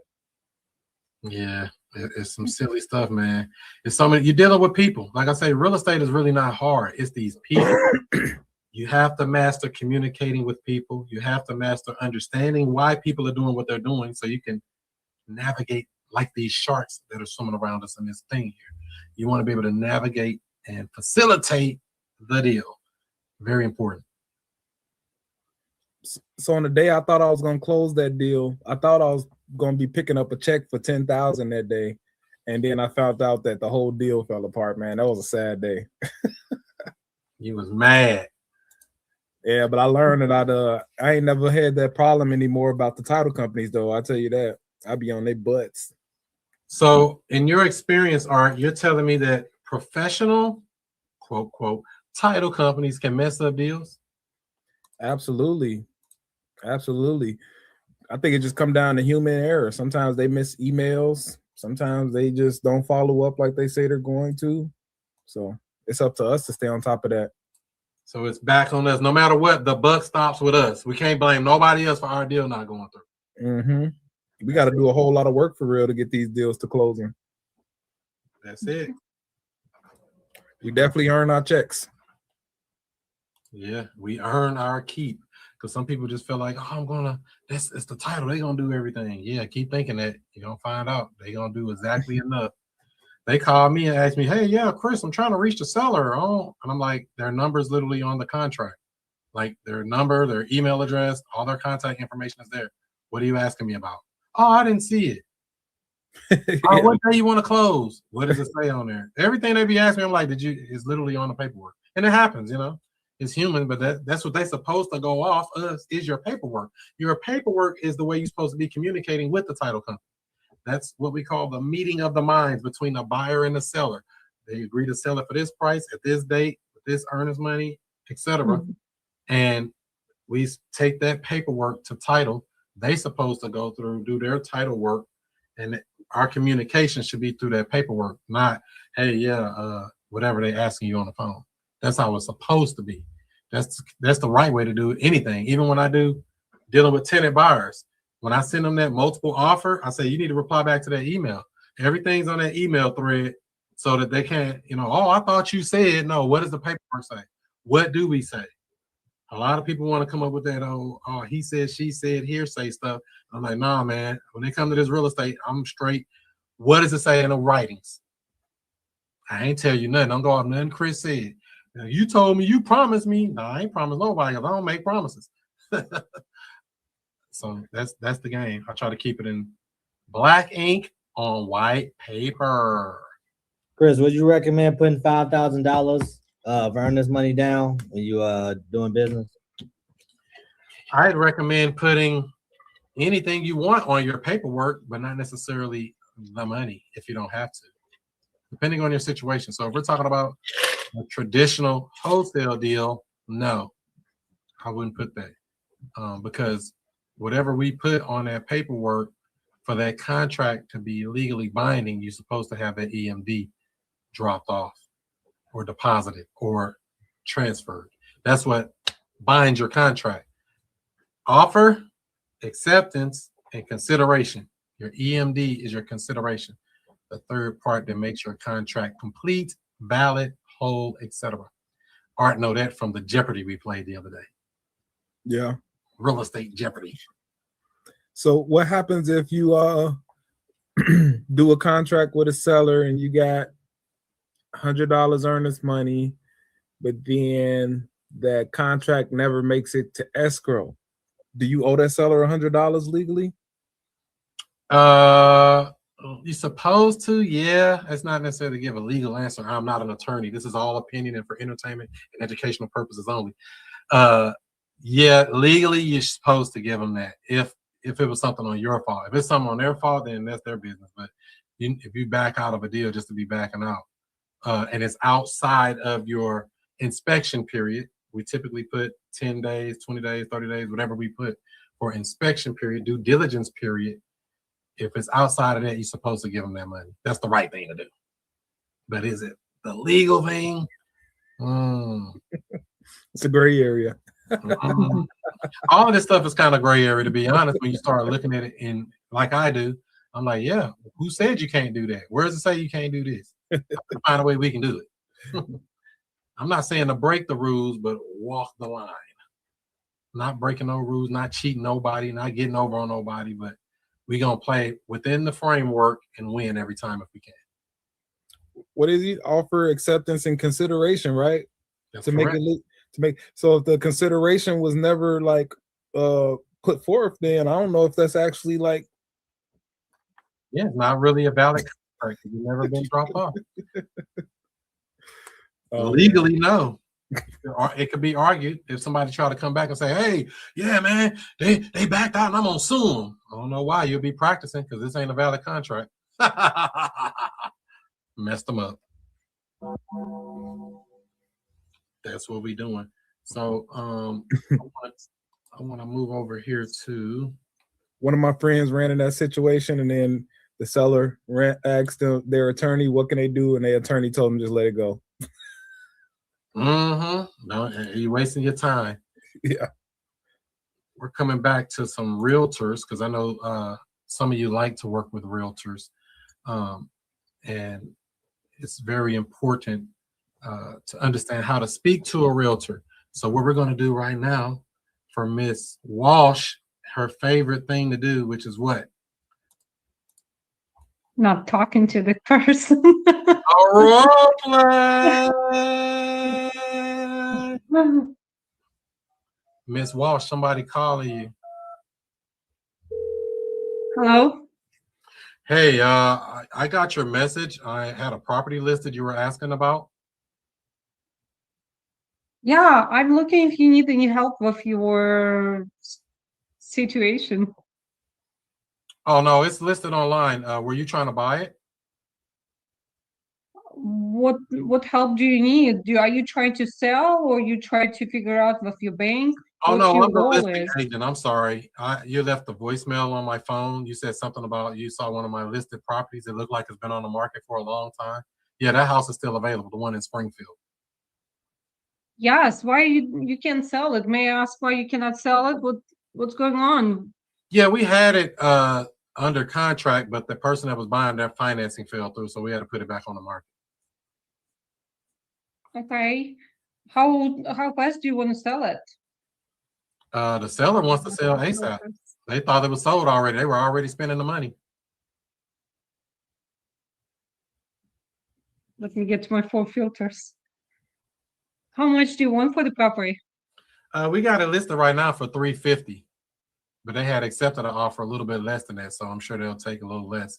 I mean, are you like an investor or something, or what are you trying to do? Move into it?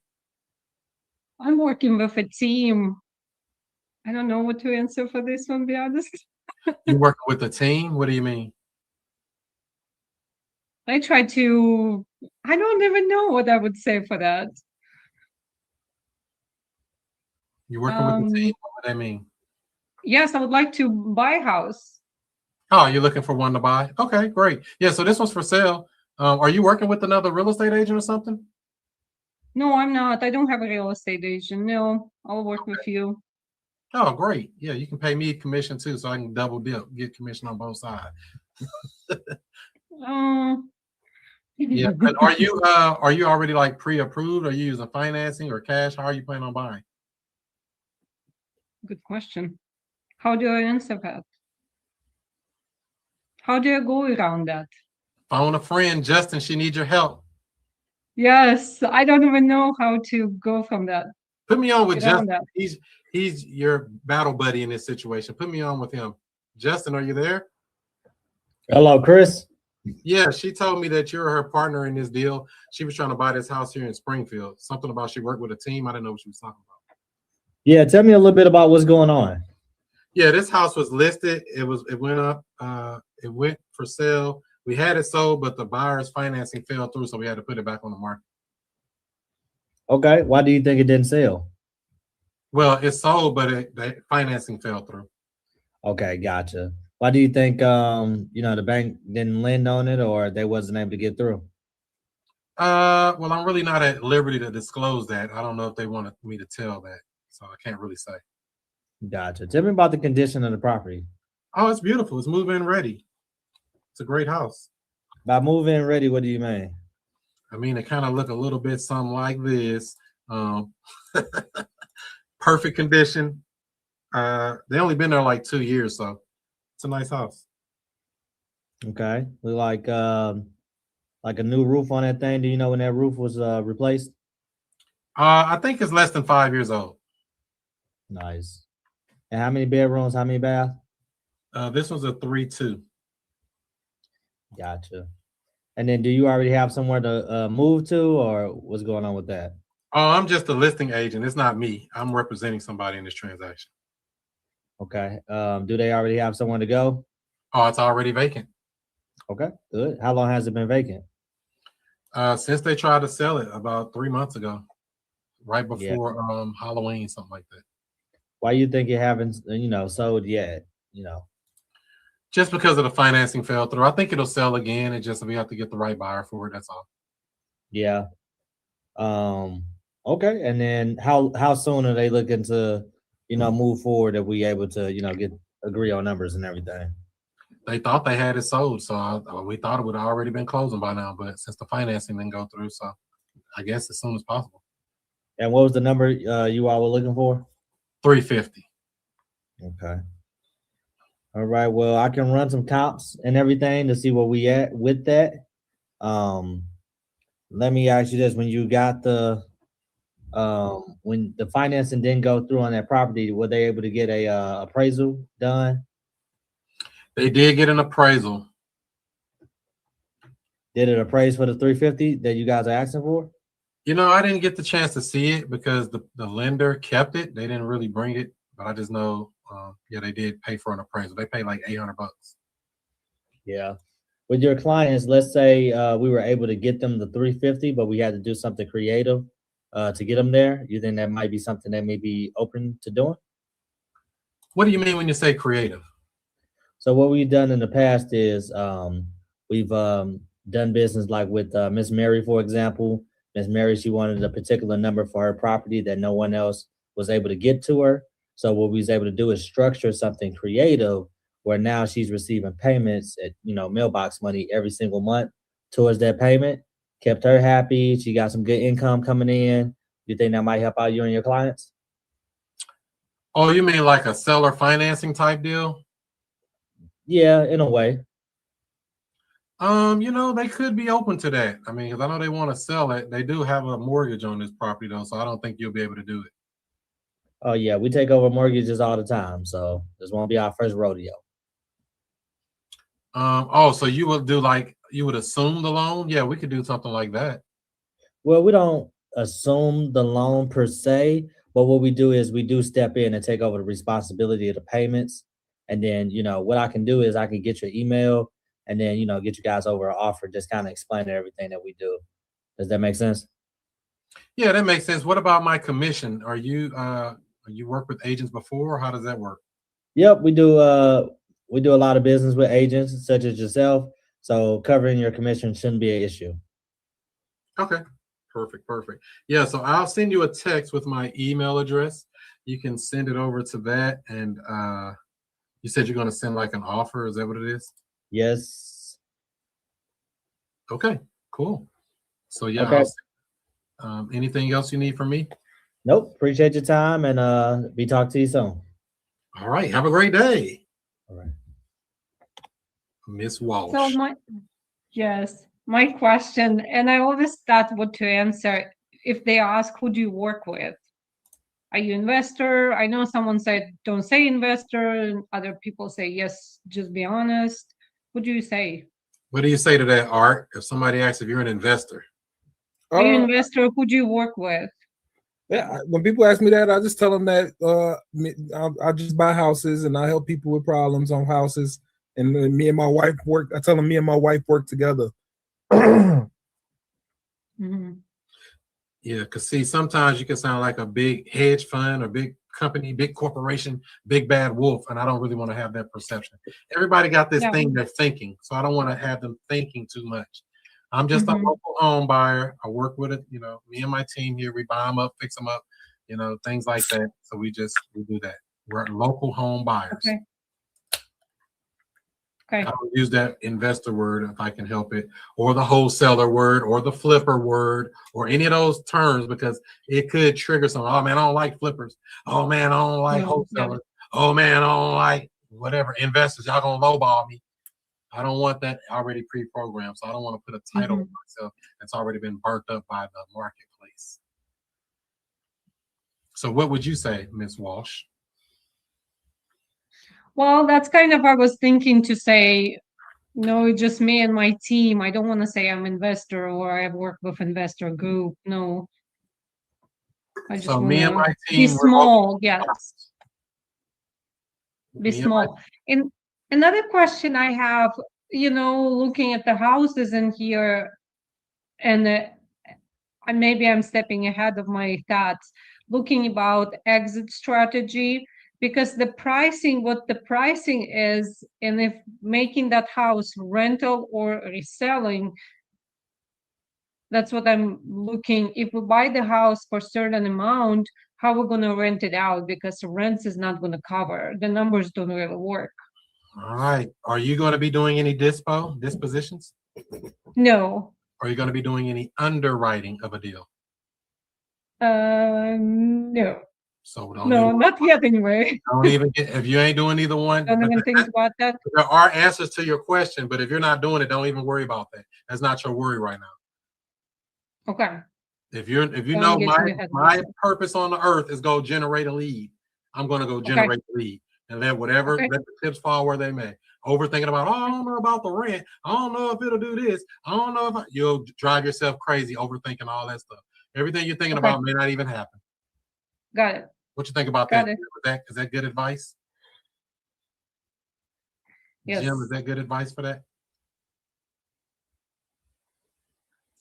Okay. So yeah, don't overthink it. That's the whole thing. You can do that if you want, but it's just going to make you stop. Everything to make you stop is not good. We want you to go, do door knocking, do reaching out. Somebody going to fall in your lap and say, hey man, I just need to sell, and I'll sell it for what I owe on it. Really? Get them signed up, get that thing done, especially if they sell it for what they owe. Plus, we have more than one exit strategy. See, when you just said that, your mind talking about rent. I do not do traditional rents because there ain't no money in that in my mind. Some people love traditional rents. Some people love Section 8. I don't do neither. That's just me, though, because I know too much. Once you start knowing how the game play, you look at real estate totally different. Okay. You don't look at it, oh, man, I think it's only going to rent for this much. Who are you to say what it rent? Matter of fact, most of my lease options that are out are above market rents.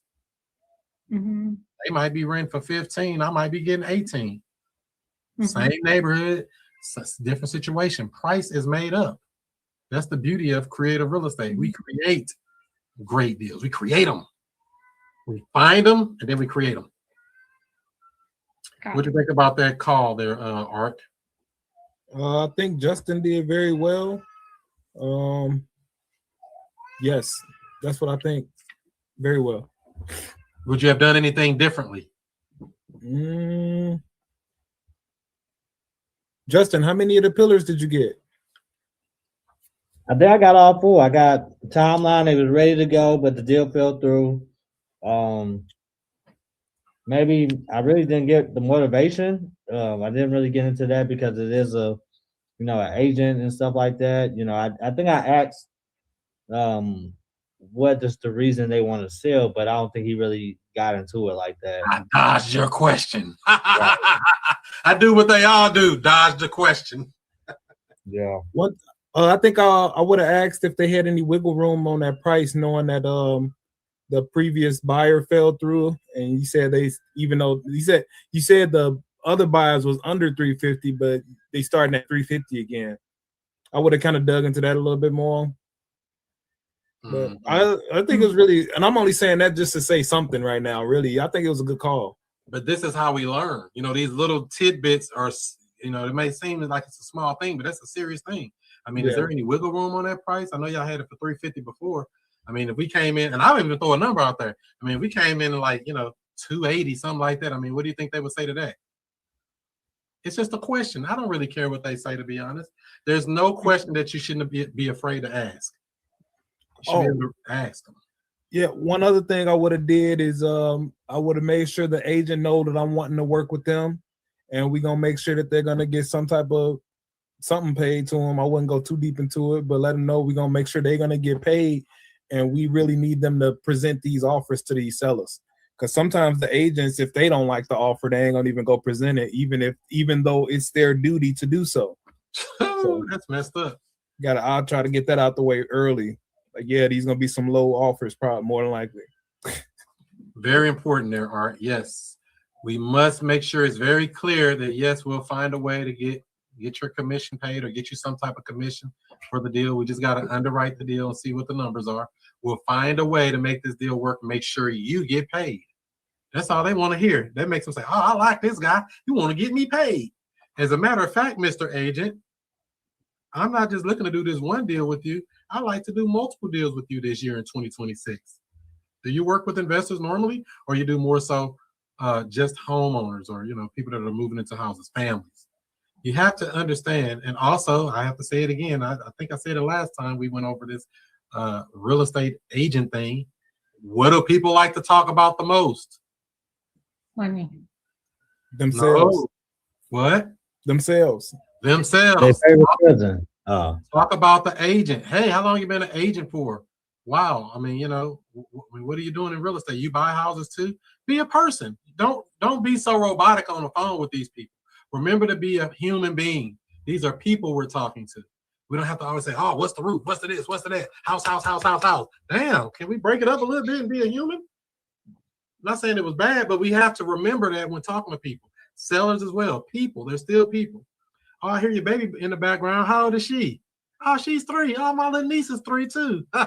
They got past terrible 2s. Whatever. Don't just be robotic on these calls, y'all. Don't get caught being a robot. Don't be an AI. They already think everything AI. Don't be an AI. Be a human. That's your only competitive advantage. Because my AI talks on the phone to people.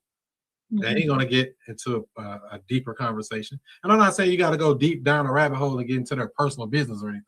But still remember to be a human somewhere in that conversation. Any other thoughts on that call? I need to get better. Well, how do you get better? Practice. Come on. That's what it I need to takes. start practicing. Okay. There you go. That's what you got to do. So yeah, like I said, just remember you're talking to these. If you're talking to agents, sellers, people, wholesalers, how long you been wholesaling? Really understand people. That really makes a difference when you take the time to understand them before you try to sell them anything. Why are you doing what you're doing? How long you been an agent for? Etc. You want to be a seller, Miss Walsh, and I'll be the buyer, so you can give me a hard. No, I rather listen. It'll be too hard. Nope. What about Jim? I don't even know what sellers asking questions, and it's yeah. What about you, Jim? I'll give it a shot being the seller. You want to be the seller? You gonna throw some hard stuff? And who want to be a buyer? I think Art want to be a buyer. Took the smile off his face. He said, "Bring it on." All right. Let's see. So we got a ain't nothing no calls. ARV of the property is 300,000. Art is going to be your buyer, and Mr. Jim is going to be the seller. And I think the phone is ringing, calling you, Jim.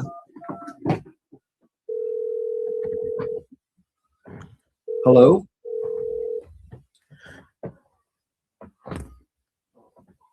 Hello. I'm trying to reach the owner of 123 Main Street. You're not the owner, are you? I am. Oh, okay. I was reaching out to see if you're interested in selling this property. I've considered. Okay. How much would you be looking to get for the property? Well, I was looking at some of the properties in the neighborhood are selling for 300 plus. 300 plus. So you're looking to sell it for 300,000? I would like to get at least 300. Yeah. Okay. Can you tell me what condition is this property in? It's in move-in condition, move-in ready condition. I've owned it for a little while. I haven't been there for the last couple of weeks or so, but it's in move-in condition. Okay. Have there been any repairs or updates on the property in the past 2 years? We put a dividing wall between the bedrooms to create another bedroom. Okay. But how long other have than you that, owned this property? I'm sorry. How long have you owned this property? I've owned the property for 7 years. Okay. So what's got you wanting to sell it? Actually moved out of the neighborhood, and I'm probably about, I don't know, maybe 30 minutes away. So if it's move-in ready and yeah, so what have you been doing with the property? It's actually sitting vacant right at the moment. I was renting it for a little while, and my renters moved out, and I just haven't got it filled yet. So I moved out a little while back, and I was thinking to myself, well, I might as well pay the mortgage with renters. So I wanted to be a landlord. So I went ahead and put somebody in there, and they quit paying their rent. And so I had to put them out. Now it's sitting vacant as I'm trying to find another renter.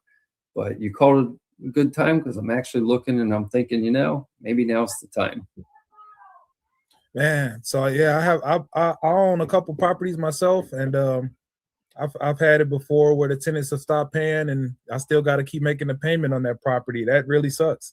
Are you making a payment on this property? I am. Oh man.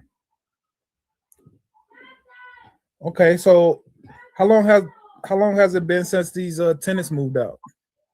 They've been out for a month. 1 month. So you've had to make one payment on the property. So far, yep. Have you thought about listing with a real estate agent? I have not. Wasn't sure if I really wanted to sell or not. You caught me at a good time, though. Okay. And then if we could work everything out, how soon would you like to close? Before my next mortgage payment. So if we can close this in, when is your next payment due? The first, I've already made the payment for this month, so it's due the 1st of March. 1st of March. Okay. And then, so what repairs are needed on the property at this point? I don't know of any repairs that would be needed.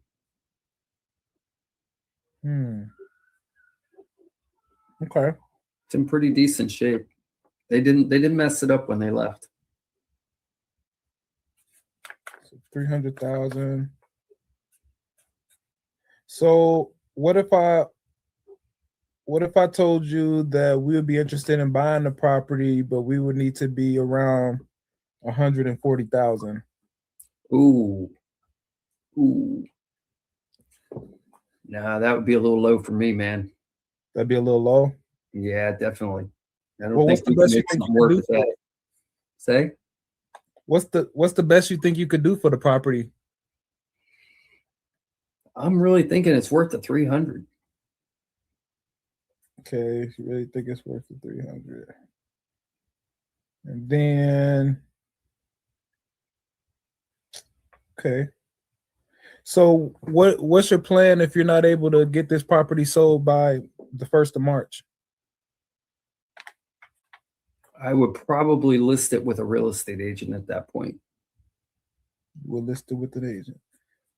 How much did the agent tell you would probably get for it?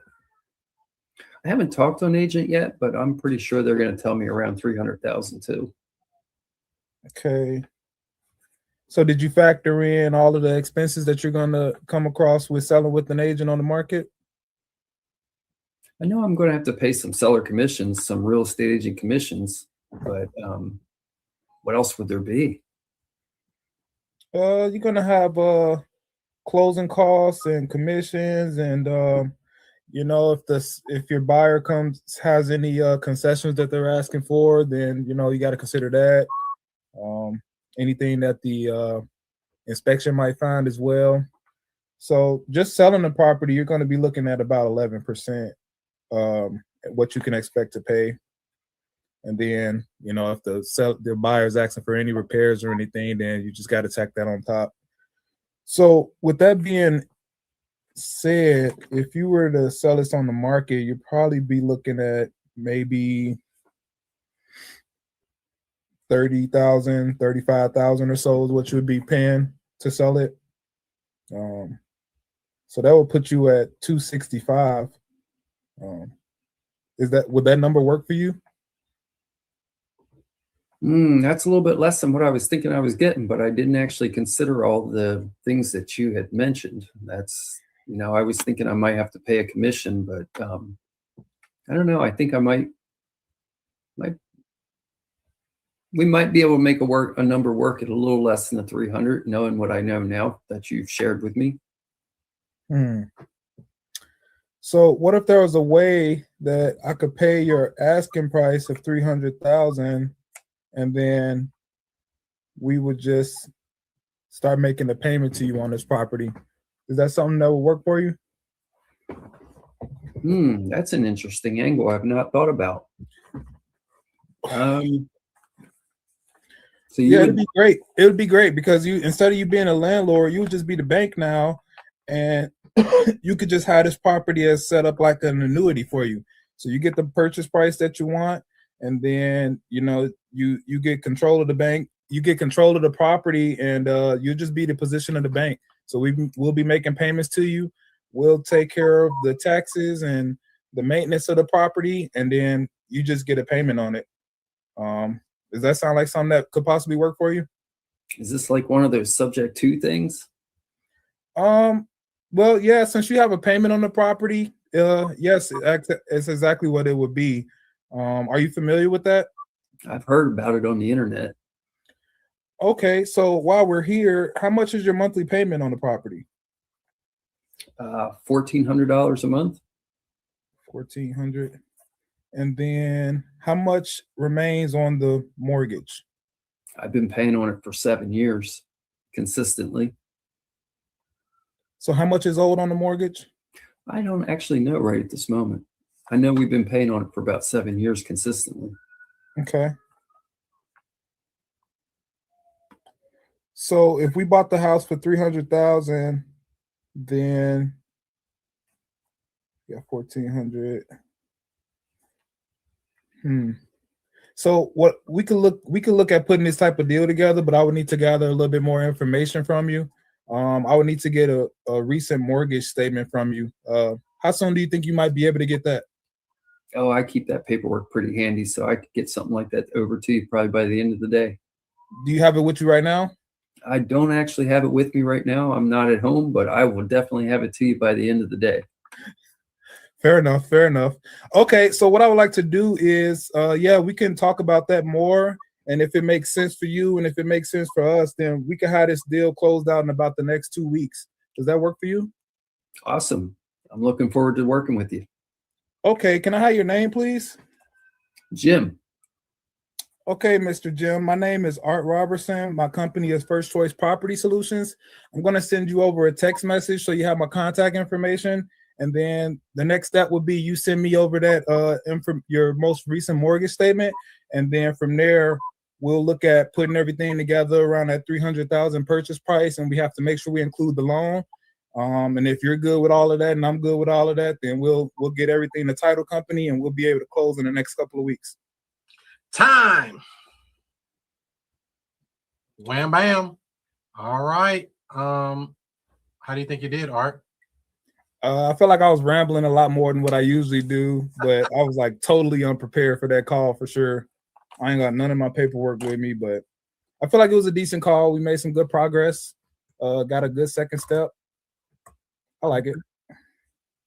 All right, what you think, Jim? Do you think he asked you the right questions? I think he asked me the right questions. I was thinking he was going to let me go without getting on to the seller financing or the subject to or something like that, because he gave me the lowball cash offer, and I was like, okay, is he going to go anything more than that? Because that's not going to work. So, yeah, I was glad that he did that. Yeah. Miss Walsh, what did you think about that call? I thought it's pretty neat. It's sounds like you have a structure of your questions asking and you're just going through. Yeah. Didn't sound too difficult to do though, right? It was pretty just a conversation, right? Yeah. Mr. Jack is back. What you think, Jack? How you doing? Hey, what's happening? I'm a little under the weather. I've been in the hospital. So this is my first, I got out literally yesterday. So this is my first time coming back. What I saw thus far was actually pretty good. I was enjoying that. A lot of good questions, I love the way he was answering it. And they were quick answers. I thought it was very good. Okay. All right, Justin Holmes, tell them the truth. What you really think? I think he got to everything. I mean, it was a long phone call and everything, but that's how a real, call would happen. You know what I mean? So I think the rapport was built through the call, through the conversation and stuff. Found out what he was trying to do, what he was willing to do and stuff. I mean, it really wasn't too much, I would say, that was, missing. We're not, trying to strive for perfection as long as we get, those vital pieces out of the call and stuff, a stumble and a mumble here and there, but we still human beings. Would you do anything differently? Would you have done anything differently? If you were no, I mean, I talked to him about the price, kind of seeing where he was at with that and stuff, his idea, explain to him, how real estate work. I'm sure he, like most of the other sellers that are out there, they've never done a real estate transaction outside of them getting approved for their mortgage and stuff. So he was kind of aware of the fees and all of that stuff. And he explained to him just as simply as we can get it done without, paying all those extra fees and stuff. So, and I wouldn't really done anything. I think it was a good call, but I would have definitely done a few things differently. You ready, Art? Yeah, no, I did what it did. I should have did a third party story. That too, yeah, but that's fine. I don't think that was the real hiccup to me. And I don't know if you noticed this. We originally said he wanted 300. You broke down the fees and said, "Oh yeah, you'll probably net out 265, something like that." Why do we go back up to 300? I was thinking that it built value on not going with an agent. Maybe because he said he wanted 300. Well, and this comes back to what I was saying earlier. I don't want to be thinking too much. I want to be asking good questions and letting them tell me which way they want to go. So say after you told them to break down, hey, yeah, if you did all that, you would probably only net out 265 or whatever number it was. I mean, what if you can just get that 265 price point without all the riffraff? I mean, would that help you out? Lock him in on the 265 or whatever number that was. Now we hit them with the creative. That's why we do cash terms last. We want to get them down off that price, locked in on a different lower price. Now hit them with the terms, not go back up to some high number that was made up anyway. Because 300 may not even be the number we're going to do anyway. We don't know that, but you see what I'm saying? Yes. Chris, honestly, what I'll say is in that dialogue back and forth, what I was actually thinking in my mind and where I was going with it is I was willing to settle for a halfway point is what I was looking at. Or like, something. Because the lowball offer was too low. But then he came in with what happens if we could do it at, the 265 after he gave me some training, some knowledge. And I was like, yeah, you got a point there. So then I was willing to split that difference is what I was thinking. Something. It ain't 300 no more. That number dead. In my mind, just because we're doing creative don't mean we don't get a discount. So, after we reset his expectations, say, hey, yeah, I mean, it's going to be cost. And even if we bought it, it's going to be cost. Realistically, I mean, we probably could find a way to get you closer to like, I don't know, 250. I mean, would you take something like that? Ask them will they accept it and make them tell you no. Don't assume that, oh, no, he won't do it. Make sure to ask the question. I mean, if we came in, if there was a way we can get you, say, I don't know, 250. I mean, if we can make that work, I mean, would that work for you? Let them answer. Don't think for them. Don't overthink yourself. Let them think for themselves and let them close themselves. Because he might say, yeah. He say, yeah, 250. Okay, so here's the way we get you to that 250. Insert third-party story, whatever, creative. Now we got them where we want them. Making sense? Yes. Very important if we're going to be structuring creative deals to get in and, understand we're really trying to get that price a little lower. Especially if we don't even know what he owes, and he like, oh, he dodged it a couple times. Oh, I don't know what I owe. Oh. I mean, which I understand that too. I might have even drill down more on that. I mean, just approximately, what do you think you owe? Just approximately, if you just to take a guess. I'm not saying we got to beat him up, but I really want to know, what do you owe? Even if, or I can look it up myself if I need to, just to see, like, hey, this dude only owed 200. So, I mean, if you owe 200 and you would sell it for maybe 250, what you're getting is you're trying to get about 50,000 in your pocket. Am I getting that right? These are the kind of things we do, especially when we're talking creative. Not to make this too advanced, but it's very important when we're talking about structuring these deals, figuring out the numbers, etc. Whatever the number going to be, it ain't that first number they said. We trying to get them down to another number that's below that. Make a sense? Copy that. I said, what's a good example of a third-party story? Woo. Jim, what's a good example? So with my foreclosure people, I usually give them a third-party story of how I've helped somebody out in the, like their neighbor or something like that. And so a lot of times, like one of the ones I use is, sometimes it's a mistake at the bank, and I'll use my third-party story of, somebody didn't pay their taxes. And really, this is somebody who wants to keep their house or something like that. So maybe it's just a simple phone call to the bank, which I'll do with you. And what I've had experience in the past is we found out it was just a simple tax issue, and the taxes were already paid. And, we were able to get that squared away on a phone call with the bank. Cool. And that's another thing, like we're talking about practicing calls and all this other practice. You need to practice your third-party stories. You should have a third-party story that's like 30 seconds or less. Like it need to be, and it really, to me, if you really want me to get gangster with it, can I get gangster with y'all right quick?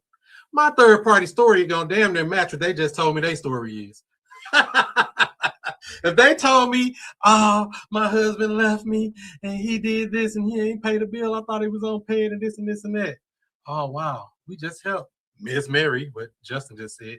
Her husband left her. What we did in her situation is we gave her a little bit of moving money, helped her move to a new place, got her on a fresh start, and we bought the house as is, and we did it quickly and stopped the auction and prevented the pre-foreclosure auction from going through.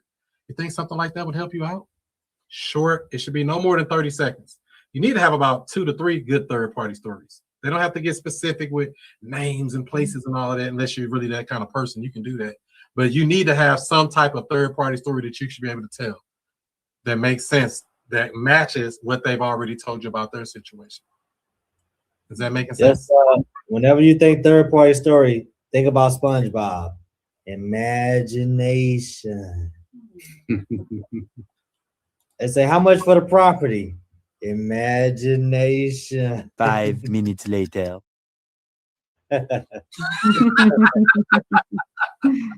how you get that number?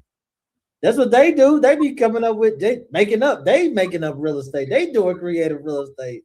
They're like, I need $200,000 for my house. Where you get that number from? I just made it up. Well, let's make it up together. They just be making up stuff. But yeah, your stories need to be concise and hit. Basically, this is the problem we came across. We did this, and that to solve that problem. I mean, you think something like that would work out for your situation? And this is why I like the third-party story to kind of match what they told me already. I mean, we could just get you a little bit of what we did in that situation. We got her some money, got her moved out, and start her over a fresh start, and she avoided the foreclosure. I mean, you think if we structured a way to get that done for you, would that help you out? That would be great. I just want to get a fresh start. I can't afford this house no more. Sign right here and here.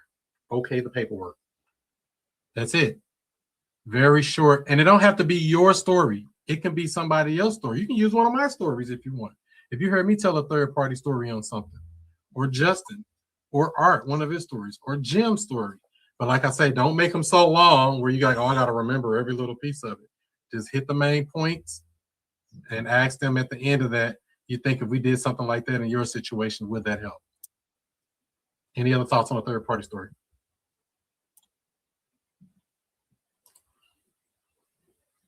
Mirror the third-party story that matches the seller's situation. That's right, Bird. Yep, he was down at the meetup yesterday too. That's it. That's it. I like to match it, to be honest. I mean, but I got a lot of stories. Somebody new probably don't have all those stories to go with it, but I like to match my story kind of to what they told me. Hope that helps. Yeah, you just broke that down perfect, Chris. Why you say that? You really just helped me understand it even more than what I already did. Yeah. So like I say, everybody should have about 2, maybe even 3 good short third-party stories, or at least a framework for a third-party story where we can interchange the situation to match the situation of our seller. I watched YouTube and used those third-party stories, so I had those of my own. What you said. Third party makes a difference. So yeah, this is what we got to do with these people. I got a lady that I'm waiting on to sign this contract now. I don't know why she ain't signed it. I guess she's playing games. I might have to call her. I got a guy, a pre-foreclosure that I spoke to, found a family member. The family member got me in contact with the daughter. The daughter is out of town. She don't want to come to St. Louis and deal with this. It was her father's house. She got 2 other siblings that aren't worth a darn from what they're telling me. They're like, one's a drug addict and one's something else. That's who they're waiting on to sign some paperwork. But basically, they already got a probate, trying to get a probate started. The auction is in 2 weeks. They want to sell the house. I already sent her a contract so I can go try to stop the auction. And they owe about $150. I think I gave them a price of like $170, something like that. So they'll get a little something out of the deal. And for this particular lady, she told me all the stuff she's going through, dealing with the probate attorney, dealing with the people that are basically saying that they can help her. They ain't helping her. She done paid out $2,500 to an attorney, another $700 to the attorney, and they just started the paperwork like this week after getting their money all this time. So I never try to assume anything with these people. I just like to ask questions, let them tell me what they're going through, and I tell them I can help you get through all of that. We have solutions for your problems. Other than that, we overthinking it. How do I turn my brain off? What's going on, Jess? Are you there? Hi, how are you? Great. How are you? You driving on the highway, it sounds like. Yep. Jeepers Creepers truck. That's what it feel like. Don't be speeding. You know, and it's taking me a while to get where I'm going. I'm actually headed to Atlanta. So. I just came back from there, 2 months ago? I was down there with Wall Street Trapper. Oh, wow. That's one of the guys who do what you guys do down there? No, he do stocks. He do stock options, stuff like that. Yeah, that's pretty cool. Cool. Did you have any questions about anything we're talking about here today? I just, want to say thank you, first of all, to everybody that shares their knowledge and even, gets on center stage. I usually watch on YouTube and just kind of ask my questions there. But Justin, that's my boy, Justin Holmes, he kind of pushed me to kind of come to center stage, just to kind of start getting my feet wet in the actual conversation and just stop doing all the YouTube learning and just actually get out there. So I'm really just enjoying the phone calls that you guys are doing and just learning the actual language, because I think that's where I get stumped at is the phone calls. I don't know, it's just something with me and phones and being told no. Yeah, that's part of the game. We all started really bad when we all started on the phone. no matter what. I wish I had some of my original recording when I first started. You're like, boy, that boy was horrible on the phone. But we be getting to the finish line. Yeah, definitely. If it gets you across, I do it again. That's right. It ain't got to be perfect. Any other comments, questions? The floor is open for any questions, comments, concerns.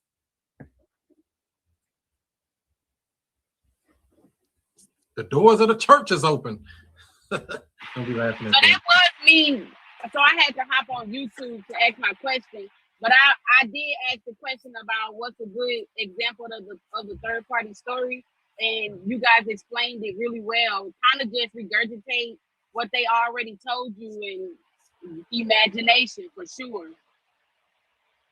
Yeah. For sure. That's it. Name of the game. All right. That's what we got there. Let's see. All right, Miss Walsh, what have you learned today? I learned how to structure conversation. Come on with it. It's a structure. It's a framework. It ain't that hard. No, it's not a structure. It's an idea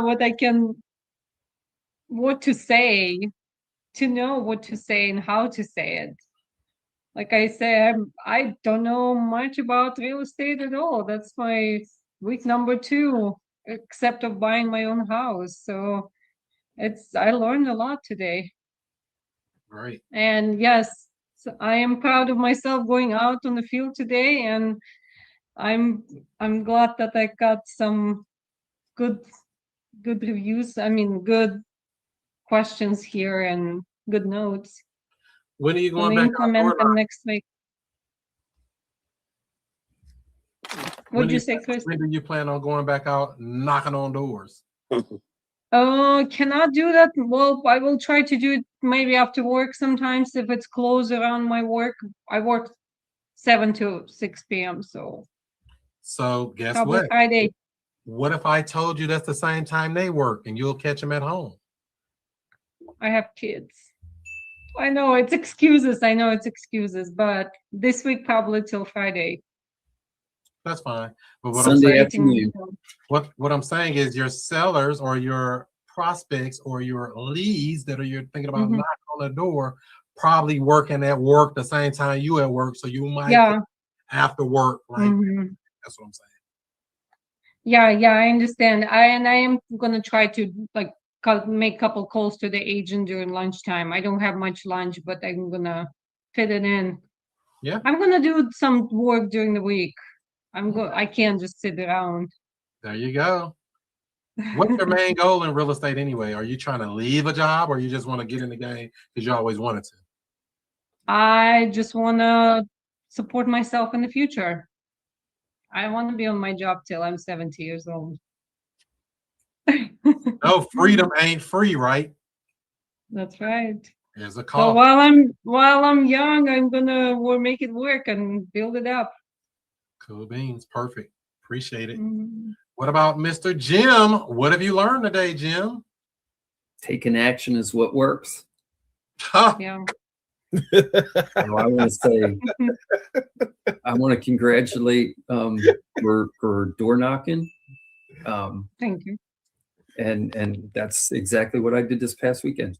Like I was just, I got to get out there and do it. So Friday afternoon, Friday morning, I went out there and knocked on some doors, 4 doors, and got phone calls already. Yeah. Don't let them other people eat your lunch. The bank is eating our lunch every day. It's a house that's going back to the bank. They eating our lunch. We need to eat their lunch. Right. Chomp, chomp. And Chris, the other thing I took action on from last week is you mentioned something, and I don't know if it was mentioned directly to me, but I heard it loud and clear. It's like, how does anyone know that you're buying houses? And so I made it a special point to finish the work that I started on my website and get it published, get it live. So that's something I just finished actually last night. That's right. Get the marketing going. If they don't know you, they can't flow you. They got to know you exist. It's a lot of people out here and they giving their houses away. Give it to me. Yeah. Bird wants to know, when is the next REI Jeopardy game? Maybe next week. Y'all want to do Jeopardy next week? Real estate Jeopardy? Sure. Let's do it. All right. Make sure you're on here, Bird. I want to see you in the game. Matter of fact, we might even give a prize. I don't know. Let me think. Do I want to be that nice? I ain't that nice. Never mind.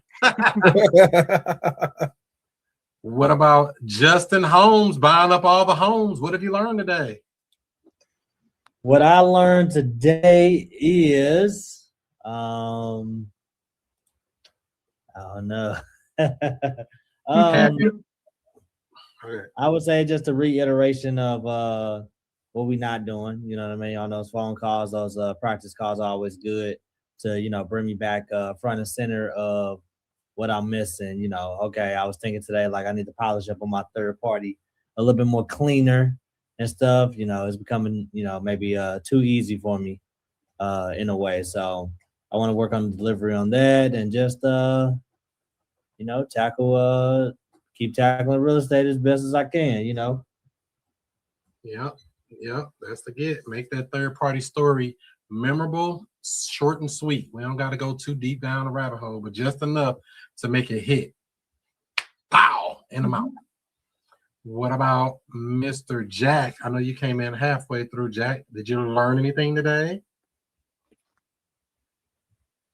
Can you guys hear me? Yes. Okay. Like I said, what I did here today, it made a lot of sense. You know, when we were talking about coming up with those other stories, those third parties, and all those things in the cells, and I know, and what I liked which was said earlier is that, you know, when you first get started, you don't have a lot, you know, but as time go on, not only do you have you have actual experiences, but you know you can come up with stories that are so, it don't take much to. You ain't trying to come up with an outright lie, but I mean, you just come up with something that makes sense, something that's plausible. We just helped a lady just like you last week in this situation. Just a good example. It ain't got to get too deep and get crazy, so that's right. Cool, Jack. Good to have you there. Miss Mo Energy said, I learned to have a third party story and mirror their situation in 30 seconds. Also, ask, will something like that work for you? Be good at asking questions at the end of your sentences, at the end of your statements, at the end of your third party story, because your question is confirming that they received what you put down, and now they're giving you feedback and allowing them to tell you, no, I ain't never doing that. Or, yeah, I do that. That would work great for me. We don't know. Only way we know is to ask. Get really good at asking questions. Bird said, I learned to go to the county's assessor's office to look up the owner of the property. That's right. It's public record. There are no secrets. Well, there's secrets if you look up my property because my name isn't on anything. But general public is going to have something on there. And really, even persons with properties in trust, we can do what's called breadcrumbing and find out how or who has the property. But there's a lot of different little things you can do in real estate.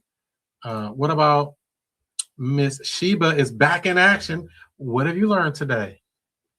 Hey, I've learned to take action and to make no excuses, because even if I can't find contact information, I can always go door knocking. So that's right. There's people out action here is the that name need of the you. game.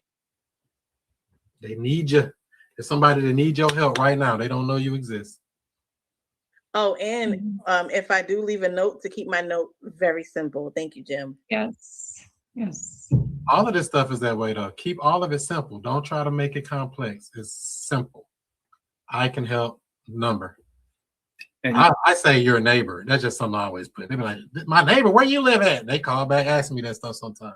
I say, I can help, call/text, phone number, your neighbor. They be like, who the hell is this? Where you live at? Oh, I'm your neighbor. Yeah, what y'all do about the auction? Well, where you live at? Oh, I'm right in the area too, but what you did about the auction? They be trying to get me to tell where I live at. But I got them on the phone. I got their number, and we're going to have this conversation one way or the other. Good one there. And last but not least, Mr. Art, what have you learned today? I like the one you just said right there. I can help call or text your neighbor. That's pretty good. The other one is when I'm talking to a seller and we already getting down on the price, then don't overthink it. Just go with the lower price that I can, and then still just try to get them to close them out. Yeah. They say a lower number. Confirm that if there was a way we can get you that number, that 265 or whatever number they just said, and we had to get creative, would that work for you? Yeah, I mean, what do you mean though? I know you say you got to get creative. What you mean when you say that? Insert third-party story that matches what they already told you. And now, if it works for them, great. And if it don't, no harm, no foul. Put them in follow-up. But we have solutions to problems. Any other questions on any of the lessons of the day? Yes, sir. I have a quick question. Don't make it quick. Make it swift. No, you can do it. Ask as many questions as you like. The floor is yours. Okay. So thank you again so much. I just want to reiterate because the meetup was really, really awesome. It was at a place where I wanted to go and eat anyway. So I had a great time. So thank you again for that, Chris. You really are like changing lives with this information. I just got to take action. So don't come for me. But my question is, when you, Justin, and Art, because y'all are like the big wigs. So when y'all are keeping up with this information, do y'all have spreadsheets of sellers? Like, how are you managing and keeping up with information and all the addresses? How are you keeping it organized? Because I'm not paying for how are you staying that's organized? something you taught me. That's something that you taught me this weekend. I'm not paying for any systems or services. So what's a way that I can implement organization for the free? All right, so what I do is I use Podio, but the only leads that I'm putting in the Podio are qualified leads. So that means I already talked to this person and I was able to get, hopefully all 4 pillars from them, or at least establish that they want to sell. Then I put those people in the Podio, and then that's how I manage my follow-up. I also use Podio to set reminders for doing other real estate related tasks. Podio still has a free version, correct? I believe they do, yeah. Yeah. Because I had a free version for years, and I got switched to a paid, and I was like, oh no, y'all playing. Yeah, me too. Justin, you got some input on staying organized and keeping your leads in a good flowing system? Yeah, so it's gonna be the same thing, Podio and everything. So I'd say still just get out there and make contact. Write down what the people saying to you and stuff. But yeah, that Podio system is where it's at. Yeah, so if you want to do this for the free 99, everybody loves free. You can always use a notebook. Take you some good copious notes. And I only deal with people who really are serious. Like I said, we have to separate the prospects from the suspects. Real people that's talking about, hey, I need to sell, I want to sell, and we've talked to them, those people I want to keep tabs on. People that's kind of like, yeah, they're kind of cold, not really motivated. I don't give them too much attention. I probably should, but I just don't. I know there's people out here that need us, so I focus my energy on the ones who love us. What's the saying? Love the one you're with. I love the ones who love me. If they don't love me, I don't give them too much attention. I keep it moving. So you can use an Excel spreadsheet. That's another way you can do it for free. Some type of spreadsheet or even a Word document, something like that as well. But keeping them organized, which I don't think is going to be that many unless you're doing like pulling lists and stuff like that. You can do that within what's that, PropWire or one of those sites where you can download a list and it comes out on an Excel spreadsheet already. Okay. Speaking of PropWire, you mentioned that earlier, but I had lost sound and I'm at work, so I had to kind of nap, but I'm glad that I was able to jump back in. So on PropWire, which is another free resource, thank you for that. In my filters, I selected pre-foreclosure because you said, just to recap, to avoid REO, there are a couple of filters that I'm avoiding, correct? Correct. We don't want to deal with an REO because that's real estate owned. I mean, it's already been taken by the bank, and you're going to have to go through a whole other process. That's not, the seller no longer owns the property. The bank is taking it. Okay. And so in that filter, I'm selecting pre-foreclosure, correct? Or based upon what type of list I'm trying to build or what type of leads I'm trying to. Okay, so I was doing that. But I will say I'm not going to vouch fully for the list that it comes off of there, because I found some of these third-party services are late. I like to be early, and Jim can get deeper into the weeds on that. Jim, what are some other resources to find pre-foreclosures on time? Newspapers, the free one, or the newspapers online in my area, and so I can query a database that's free to use, and it has all the local newspapers in there. So I just literally pick the filter pre-foreclosure, and it gives me all the listings that have been in a date range that I give it, and it gives me all the pre-foreclosure advertisements.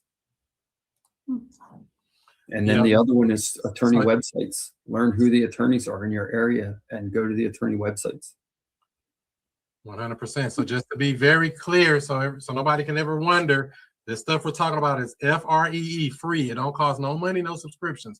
It's literally public information. They have to publish it in the legal newspaper when they're having an auction coming up on these properties.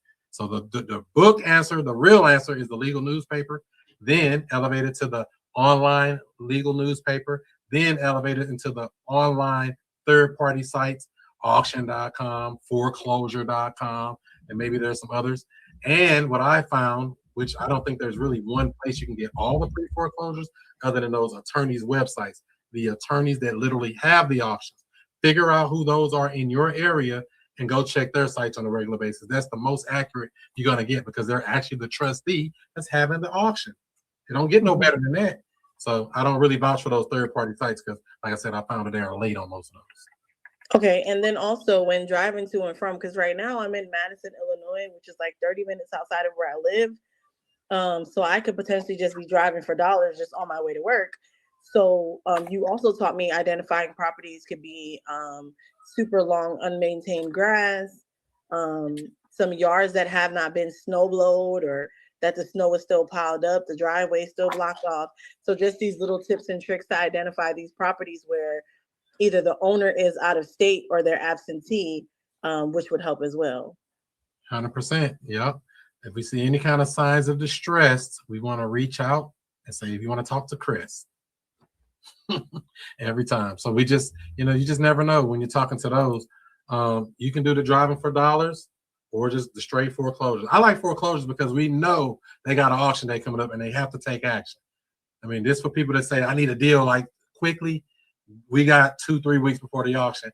They need to take action. All of that other stuff, we don't know what's going to happen. But we know you got an auction coming up in 3 weeks. So those type of people are usually the one I'm aiming for. Okay, cool. Thank you so much. Any other questions? Questions, comments, concerns? Oh, she said, how often do y'all do the meetup in person? How often, Justin?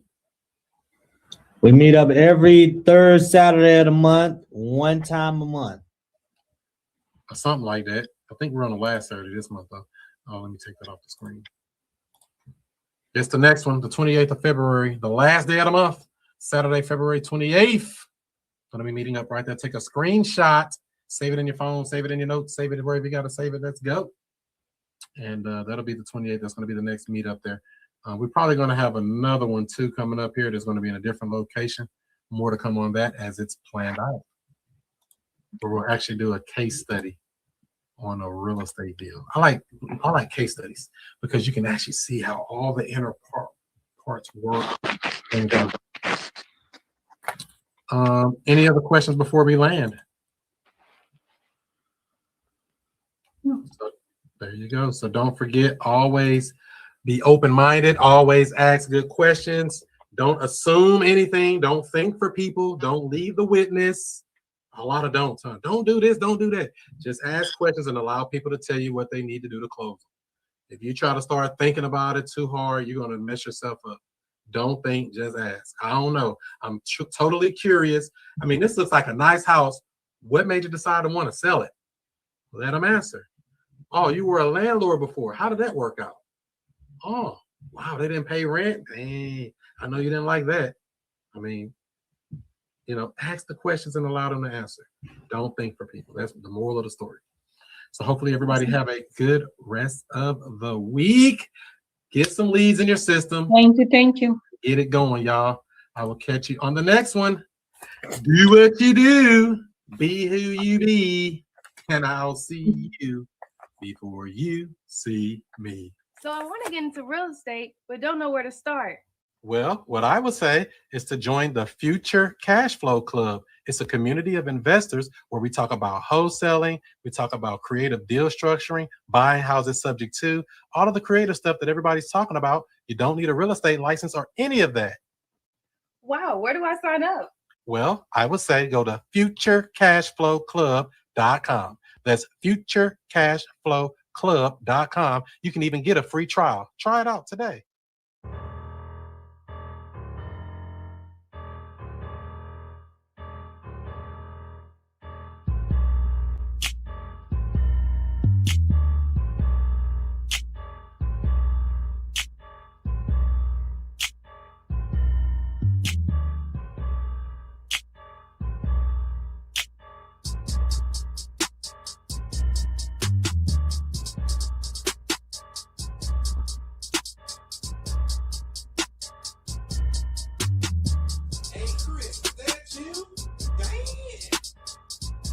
I don't know what you've been doing. You've been asleep? Let me wake you up with something. Straight up. Yeah.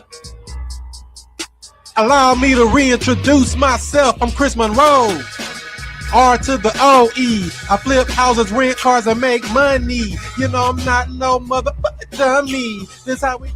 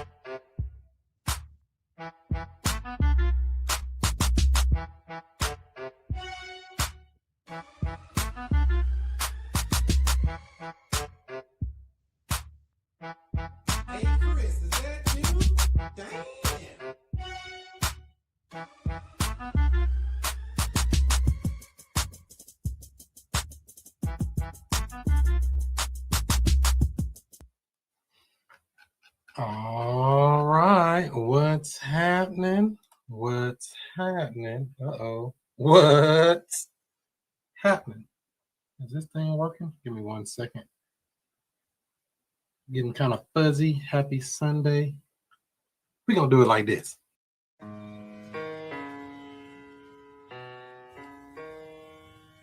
Can you hear me?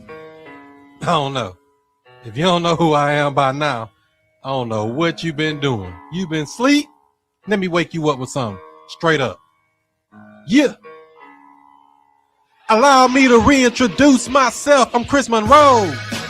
R to the O-E. I flip houses, rent cars, and make money. You know I'm not no motherfucker dummy. This how we... Boom. There we go. Now I think we cooking. Here we go. What's going on, Jimmy? What's going on, Art? What's happening to the live watchers? What's up, Jimmy? What up? Let me hold 100,000. I'm new to this. Oh man, you're supposed to come in with a checkbook ready. The checkbook ready? Shit. Who do you think I am? or at least a deal. That's what they say. Bring a deal, right? Is that the how you get into the club? You need to bring a deal to the table right. every Sunday. Look, most people don't realize showing up is half the battle. I'm winning. There you go. Then how's you been doing this week? You been taking care of some business, doing some deals out here, or what? I've been learning quite a bit. Haven't put a deal together, but I got a couple balls in the air right now. I got my rental property that's vacant, but Justin, Mr. Holmes, he's helping me prospect some potential, rent to owners. Yeah, lease to own, I should say. You feel pretty quick. And then other than that, I learned how to find some leads. So I got a notebook here with like 8 properties I need to knock on some doors this week. So how did you find those people? First went to auction.com. Then, basically vetted out the houses, did the whole St. Louis County, St. Louis City property search, true people search, snooping on them a little bit, making sure they're real people. So did it cost you anything to find those leads? Just time. You're supposed to go spend a whole bunch of money on a bunch of software and a bunch of skip tracing and a bunch of stuff. Well, hey, I haven't verified yet. All right, we've only knocked on 3 doors. But so do you call them first, or you knock on the door first? What's your process there? I'm knocking on doors. I think we've only made like 2 phone calls and didn't get through the phone. So I'm Justin and I hit the streets, knocked on a few doors, but I'm ready to get after it. I think I might go out there on my own time, unless Justin's with me. That's cool too. But the more I think about it, you got Jackie Chan and Chris Tucker knocking on your door. It's a little bit suspicious. I don't know. They're really open to talk when 2 people are at the door. So I gotta make my own way. Well, you never know. It's just, my rule of thumb is knock on the door and step back about 3 or 4 steps. Get up off the door. Some people be all up in the door, knocking on the door and all. I'm like, dude, back up a little bit. I don't want to open the door, somebody up in my door. Right. Well, hey, I got thick skin. If they close the door on me, it is what it is. I would just move on to the next. But I gotta at least pound the pavement because I've never done this before. So you mentioned something though. You said you got about 8 leads, but you only called 2 numbers. So the 2 numbers and the door knocking, that was with me and Justin. Just today, I put together some more leads on my own.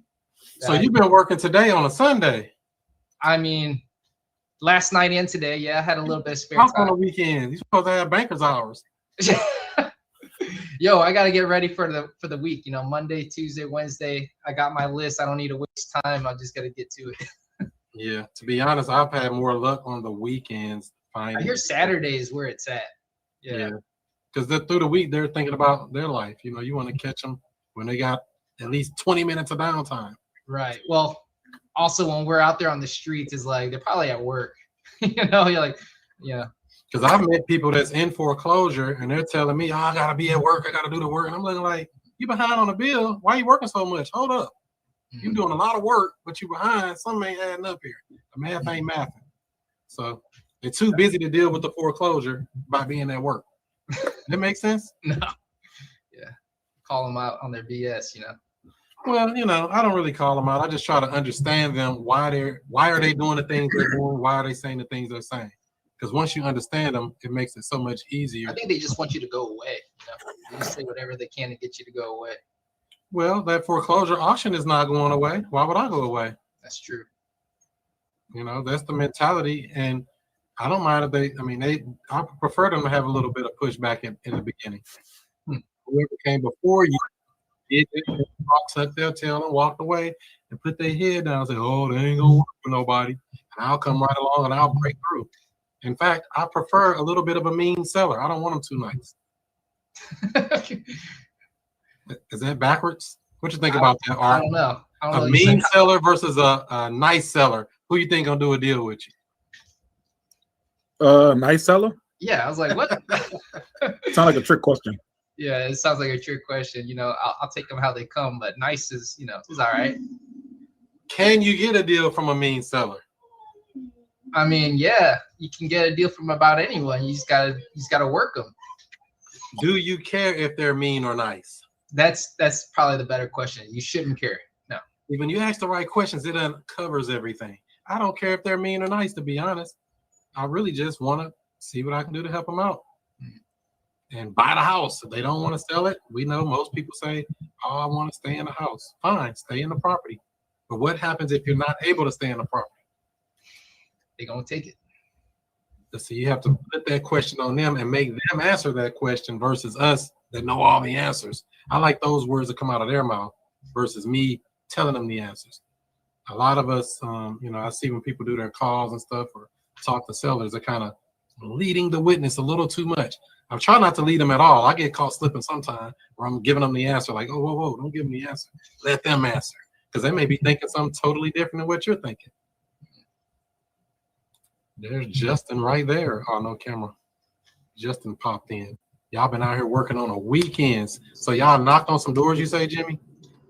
Justin and I knocked on doors on Thursday, Friday. Nobody answered. We had one dude answer he was fucking shirtless in his sweats, and he basically, in a nice way, kind of told us to get lost. He had some people taking care of it. And so did you try anything beyond it, or you just gave up? Care of it, yeah. So after he said that, y'all just walked away, or did you ask him any questions? He literally backed up and closed the door. Oh, wow. Yeah. He said, no. I got a company taking care. Okay, we're good. Close the door. All right. Yeah. You never know. Yeah. Justin don't usually take no for the first no. Justin, what, you been slipping? Are you driving? Never mind. I think I'm holding Justin back. Justin don't take the first no. Yeah, I didn't want to scare Jimmy, you know, with the first door knock that he's saying. Yeah. So I was also on a time crunch. You know, I had a drug test that I was trying to make it to a drug test. So well, you know you're gonna pass that anyway, so we say no to drugs. That's right. While Art take a puff. Yo, pass it right over here. Thank you. Right. We out here trying to find Jimmy a tenant buyer. I had called up Chris and was like, hey man, give me one reason why you should do a traditional rental. And I can't think of one. Yo, I'm desperate. That's the only one reason I can come up with. If I'm fully desperate and I'm like, man, I just need somebody in here. I'm tired of paying for this house. Put somebody in there. I don't give a damn. They got a heartbeat. If I'm desperate, I'll do almost anything, like most desperate people, but never be a desperate seller or a buyer. Always be smart. We did have a lease to own prospect kind of fall through, and he texted me this morning and actually wanted to do a traditional rental. He offered me $10K up front for 6 months advance, and I was like, that sounds kind of sketchy. Make it $20K. See, I make it so ridiculous where you have to think about, like, damn, you sure I can make a deal with him? You want to make a deal with me? I'm a deal maker. You sure you want to throw numbers like that at me? That means you got some bread. Let's make a deal. I'll take your $10,000 up front. But guess what? Your rent rate is different. Because I don't want to do a traditional rental. So you can structure any deal. That's the beauty of creative real estate. And why did he not want to do the rent to own? That's the question. I don't know. He kind of gave me some squatter vibes, honestly. Trying to pay in advance and maybe stop paying after 6 months. I don't know. I mean, what does $10,000 cover? How much rent? How much time does that cover for $10,000?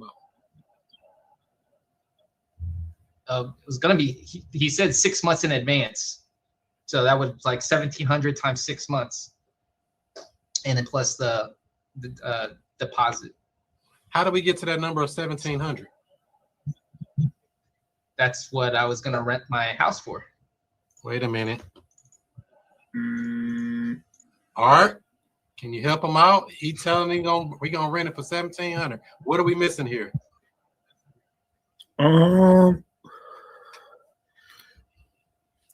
The fact that you asked how did he come to 1,700, he said that's how he was rented out.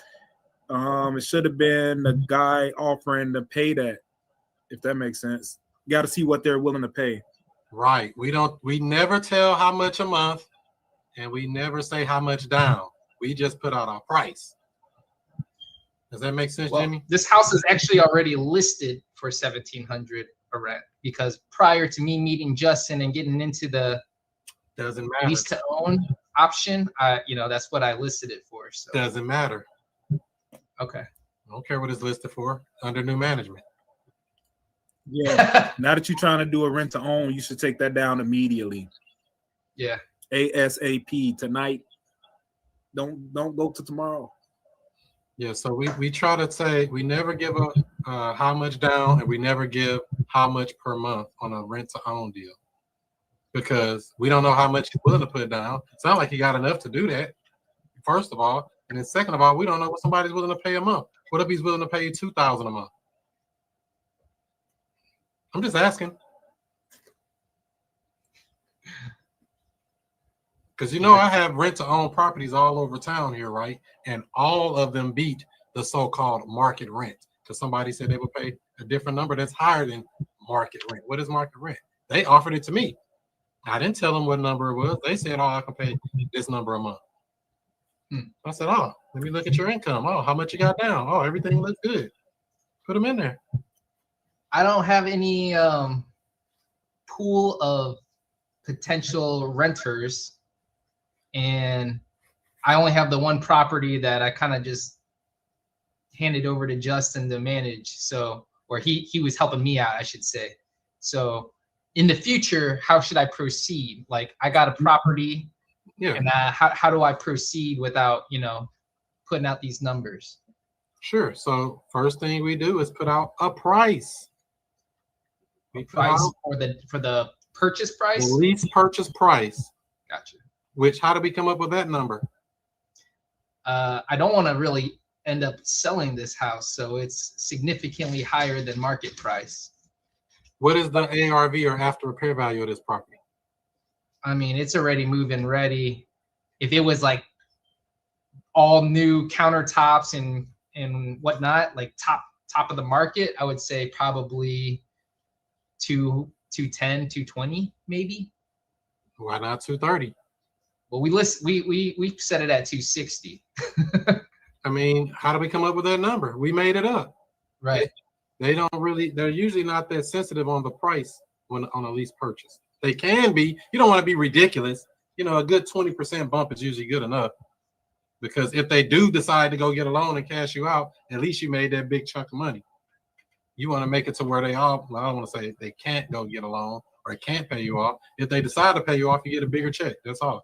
But I don't think they're going to. That's how I set that 260 price between me and Justin. I just made sense. 259.9. I told him I didn't want to end up selling. So there you go. So 259.9 or 260, whatever number you came up with, that's where you start at. There's a price, but we don't say how much down. We ask how much can they put down. We don't say how much per month. We ask how much are you willing to pay per month. And that person sounds motivated. I mean, I don't know. You said squatter vibes. I don't think you can squat if you give me 20 grand up front. I mean, what it costs to get somebody out? I have no idea. You tell me. At least 2,500. And how long? Like 2 months, 60, 90 days? Maybe not even that long.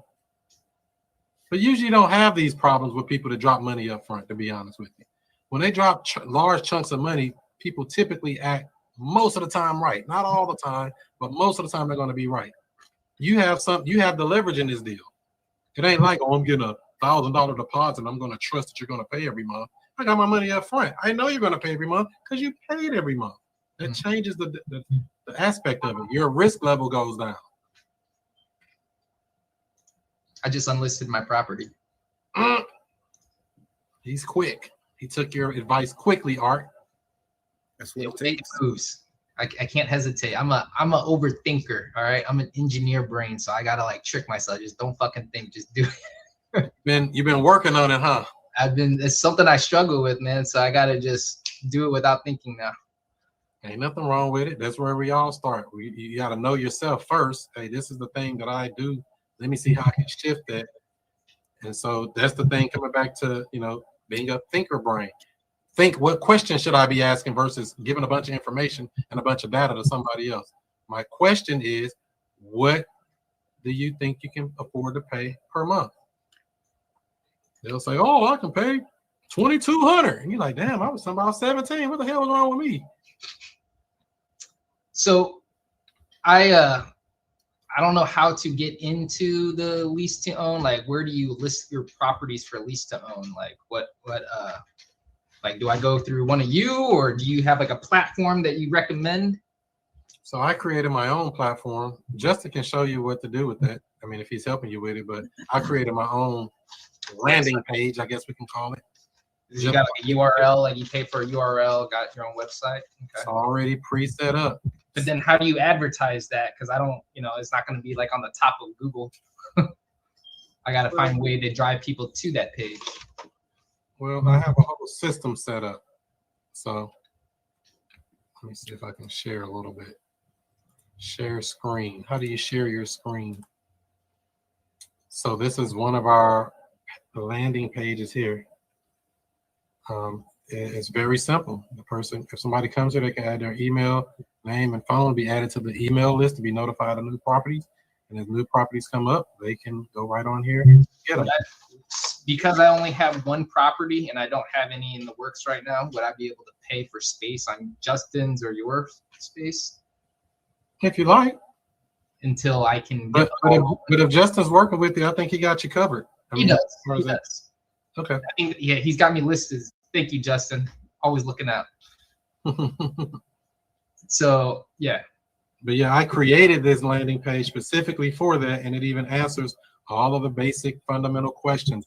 Do you take Section 8 vouchers? You know how many people are going to ask you that, right? How many people have asked you that already, Jimmy? 4. Look at that. I mean, they're begging for Section 8 out here, to be honest. How much do I need down? The number one question between that and that, I don't know. That's why I put it up to the top. All these question and answers are already made, already answered. So it weeds out a lot of unnecessary stuff. But that's what I created for my rent to own properties. Now I did the same thing for my cash properties, a whole nother landing page. Are you a cash buyer? It looks kind of similar, different thing. Got some other properties on here. So same thing. It's just I created it, and this is free, by the way. Don't cost any money. You can get a free landing page and put your domain on that thing and be rolling. Great job, Jimmy. Great recommendation. All right, thanks for having this space, Chris. Oh, for sure. Oh, thank you. Thank you. Thank you very much. Thank you very much. We got an audience? Oh yeah, all the time. So yeah, that's what so that's the thing with this, Jimmy, is structuring your business as a business. This is a business, and my motivated seller business, as people call it, is like the need to sell. That's on a separate whole nother page. That's its own thing.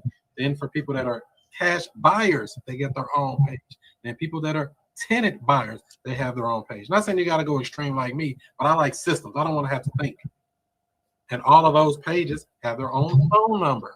So if somebody even call that number, I know they're calling about a rent to own, or calling about a wholesale deal, or calling about selling their house. Make sense?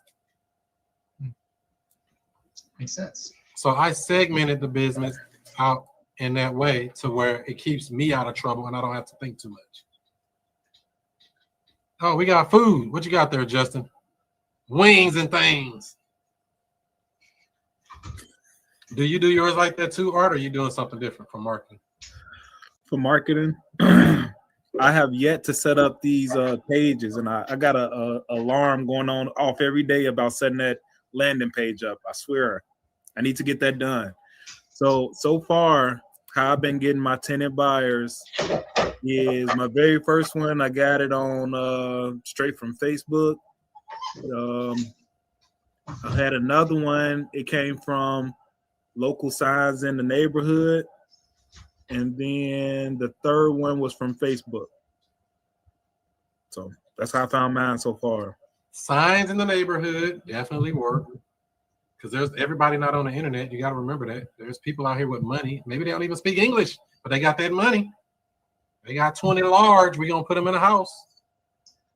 That may not even be legal. I got my first two tenants through, I guess, friends and family promoting online, letting them know that I do this. And people have been sending people coming in abundance. And, you know, I had two, I guess, relatives that made it happen to come with a sizable down payment, and we got them done. There you go. Referrals. How many deals could you do from referrals? A lot.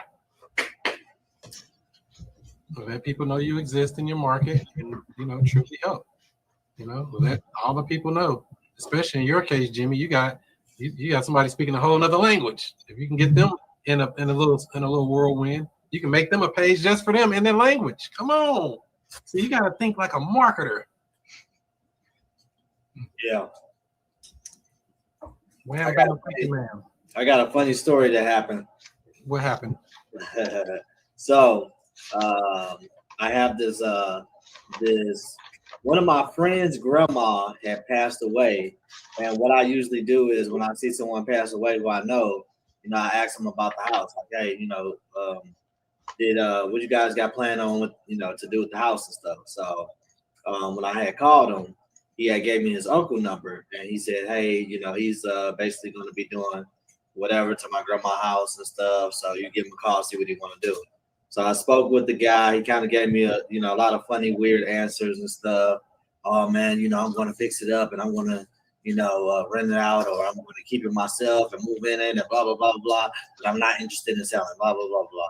I'm like, oh, okay. I had already researched the house. I'm like, so what are you going to do about it being in your mom's name? Are you going to, you know, go through probate, or what was your plan? He's like, oh, we're going to handle it. We're going to get it done. Don't worry about it. Okay. So fast forward to this week, I follow up with him and stuff like, hey man, I wanted to see, because I heard from my friend that he had been over there messing up the house. So right now he rented it out. He put some people in the house, and he's trying to evict them because they went bad like less than 90 days. So they over there not paying rent. And I was like, well, did he ever go through probate to get the deed transferred or whatever? He said, I don't know. He said, my mom haven't said anything because his mom has some say so in the estate. So he's trying to get an eviction done on a property that he doesn't have deed to. So I hit him up. He run the story to me that he's trying to evict them. Talking about they will be out at the top of December. And I'm like, okay, that's cool. I'm like, how did you handle that, that deed situation? Oh yeah, I had to go through probate. I had my attorney, you know, they did everything and stuff. I'm like, okay. I'm like, so you are looking to sell now? He's like, yeah, I am. I'm like, what do you want? He said, you want my number or do you want my agent's number? I'm like, I want your number. He said, well, I want 80,000. It's like the agent has already put it on the market for 125. I'm like, okay. I'm like, how you come up with that number? I just feel like that's the number I want to get. Okay. So I'm like, so tell me about the condition of the property. He said it need a bunch of work or whatever the case may be. I'm like, cool. I end up sending him a cash offer for 30 grand cash, or 80,000 in Creative. He ended up immediately replying. He declined the offer. So I'm like, okay, cool, no problem at all. Then I went to go look up the house. I looked up the house. I looked up the probate, see if there was a probate on record and everything. The house is still deeded in his mother's name. There's no probate, and there is no eviction on file either. So they have this property on the MLS, and literally they have no claim to the property. So I decided to email the agent giving them step-by-step instructions on how I can help fix this type of situation, how I specialize in these type of situations. I know you guys declined my offer, but if you guys really want help getting the tenants out of the house and getting the house deeded to you, I am willing to step up and finance this whole situation in order to solve this problem. So that's what we have with that interesting deal. Guys just making up stuff in real estate. They're like, oh no, you don't need attorneys and you don't need the deed transferred and probate and all that. We're just gonna do our own thing in real estate. So crazy situation. What are they doing with an agent? I thought he wasn't selling before. Right, exactly. So I think when he seen he became a tired landlord immediately as soon as he started having the squatters situation. So that's the part I would probably be digging into with him, not necessarily price or anything else. I mean, you didn't want to sell it before. What changed? What made you decide to want to sell it now? You know, I would dig more into that part and make him say all of that you just said. That I don't like these tenants. I want him giving me all the stuff to close him with later. Or at that time, because he closing himself, because he's saying it, to be honest. That's how I kind of see that, you know, because if something changed and he's been dealing with these tenants, why? What happened? What changed? What were you expecting these tenants to do? Make him tell you the story of the pain that he went through. Turn the knife. Even though we know it's painful, but we want to make sure they got it coming from them because it resonates more. What you think about what he's doing over there, Art? Anything good? Man, yeah. Yeah, Justin got a lot of great things going on. My favorite part about what he got going on is he has multiple deals working at the same time. So he's not getting emotionally attached to any one of these deals because anything can happen. So that's a very, very strong point of what he's doing. That's right. It's part of the recipe. Love the ones who love you. Everybody else, we just having conversations. We'll follow up in a week. See what they talking about. Y'all feel a little different yet? Let me take your temperature. Is it went down or does it go up? Right. And I think me and Tarai, we was talking about it and stuff. A lot of people just don't really understand real estate and stuff. Like, it's one thing to say that, but it's another thing with a guy like him. He's just in his mind just making up stuff or whatever. Like, and he's going as far as lying to try to, I don't know, like if it's interesting. People just really just making up, not even researching or whatever. They just either lying or he's misunderstood about the process. Yeah. And that's why we have to ask him the right questions to get him to open up so we can understand him. He don't have to understand real estate, but we need to understand the seller so we can understand how we're going to deal with them. I asked him questions though, like, okay, so how did you go about doing this? Oh, we didn't have to do probate because my mom had a will. I'm like, okay. He say I had an attorney handle it and everything. But in my mind, I'm like, I don't think you can, when you have a will, you have to go through probate unless it's something that I don't know about real estate and stuff. So I had to go back myself and look it up. He probably just lying on that part. Right. So I don't know. Dude tripping though. But my thing is how you get an agent to get and list the property on the MLS and stuff without having deed to the property. They do it all the time. Did they have a lady bird deed or trust? Nope. I don't know what a lady bird deed is. It's how you pass property. Well, as a beneficiary? Without probate? Okay. But I don't think you have any of that stuff. A beneficiary's deed. So I mean, it's possible, but I need to truly understand them. Not necessarily just that process. Why are you doing the things you're doing? That's what I really, really want to understand fully. Why don't you just keep the house and rent it to somebody else? These types of questions, because I need to understand why did he change everything? What made him shift and say, I'm going to go list it? What made you shift from when I talked to you a couple months ago? Something happened, but we don't know what that something is. And I don't want to guess at it. And the only way to get that information is to pry it out of him. So that's what I'm okay. This ladybird deed, I think this the same thing in Indiana. They call it a transfer on death deed. Beneficiaries deed, yeah. A TOD.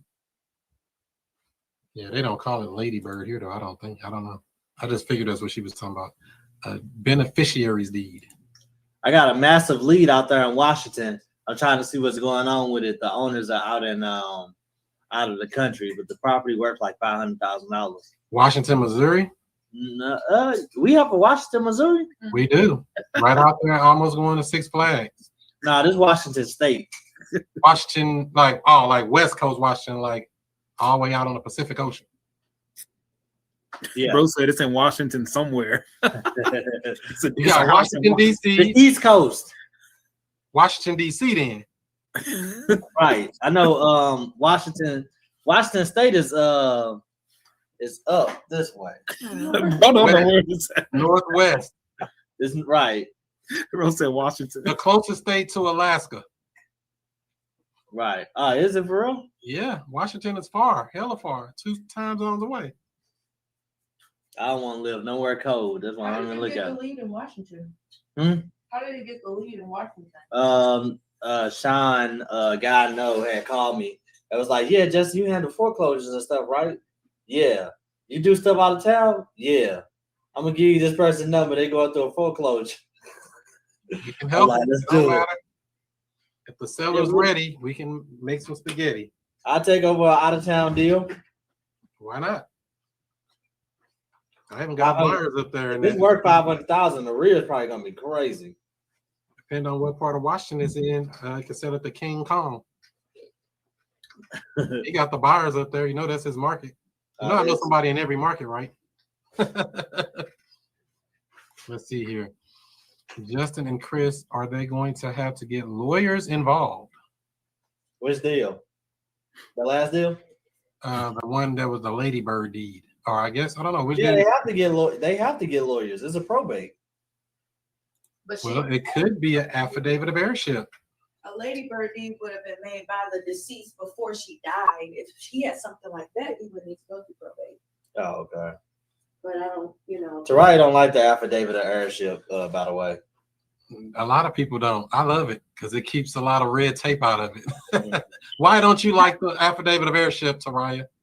It's just not a legally binding way to transfer property. That's all. It clears title, but if you have a real picky title attorney, they may not even recognize an affidavit of heirship. So that's all. It does work. It gets the job done, but as a lawyer, I always got to do stuff by the book. That's why y'all don't like working with me. We love working with you. Yeah. So. We just use the tools that are needed for the deal that we're presented. Right. Exactly. Because everybody got something different cooking, something going on, something special, all type of stuff. We just try to help them get to the next step.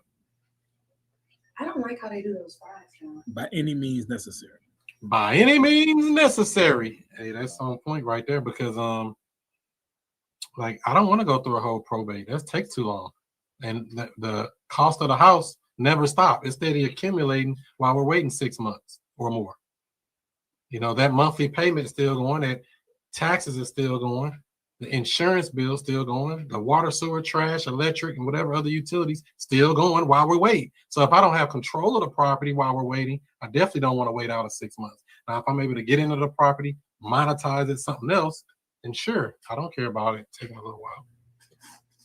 I was going to say though, it does work good when you have, like if it's a one child and no siblings and stuff like that. It just gets messy when you have multiple siblings or people who could possibly contest it.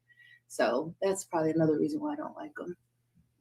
But yeah, you're right. It does work when you need to get the job done. One thing he's trying to do, we got a bunch of siblings who don't get along, and so we can't do the affidavit of heirship. One of them just got sick and they just had a stroke and they're mentally. You gotta make them get along. You gotta go there with your psychologist hat on. You gotta make them be friends. Be friends. Sign this paper. Crazy. Be a friend. Sign this paper. Here's $50. Come on, throw some money at it. The deal worth it, shoot. You got a friend in me. I mean, what if you had 4 siblings, didn't get along for whatever reason, and they all was kind of all over the place, like you're saying? You gave them $100 each. That's $400.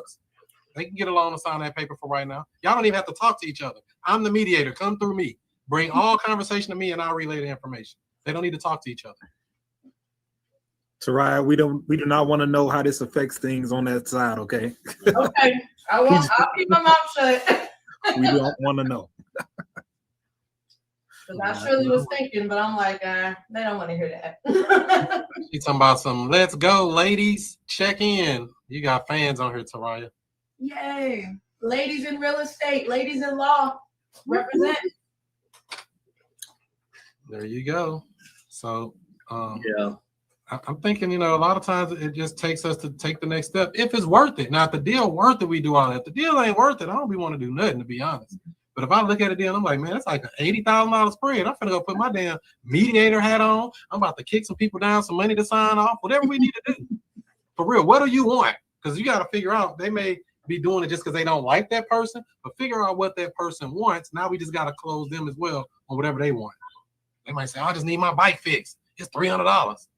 So you telling me if we find a way to help you get your bike fixed, you'll sign off and get this deal done? Let's go. Right there with the mobile notary. Here your money.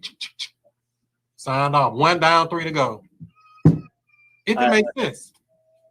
We had went to this huge buyers meetup and stuff over the week and stuff. I think it was on Thursday, and that event was it had to be maybe about 500 some people there and stuff. Me and Taraya had went there, and me being there, it just solidified that I do not want to do traditional real estate.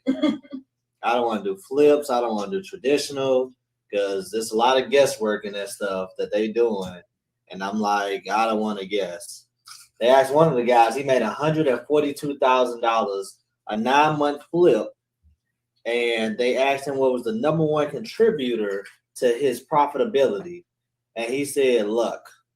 I'm like, I don't want to be, I don't want to.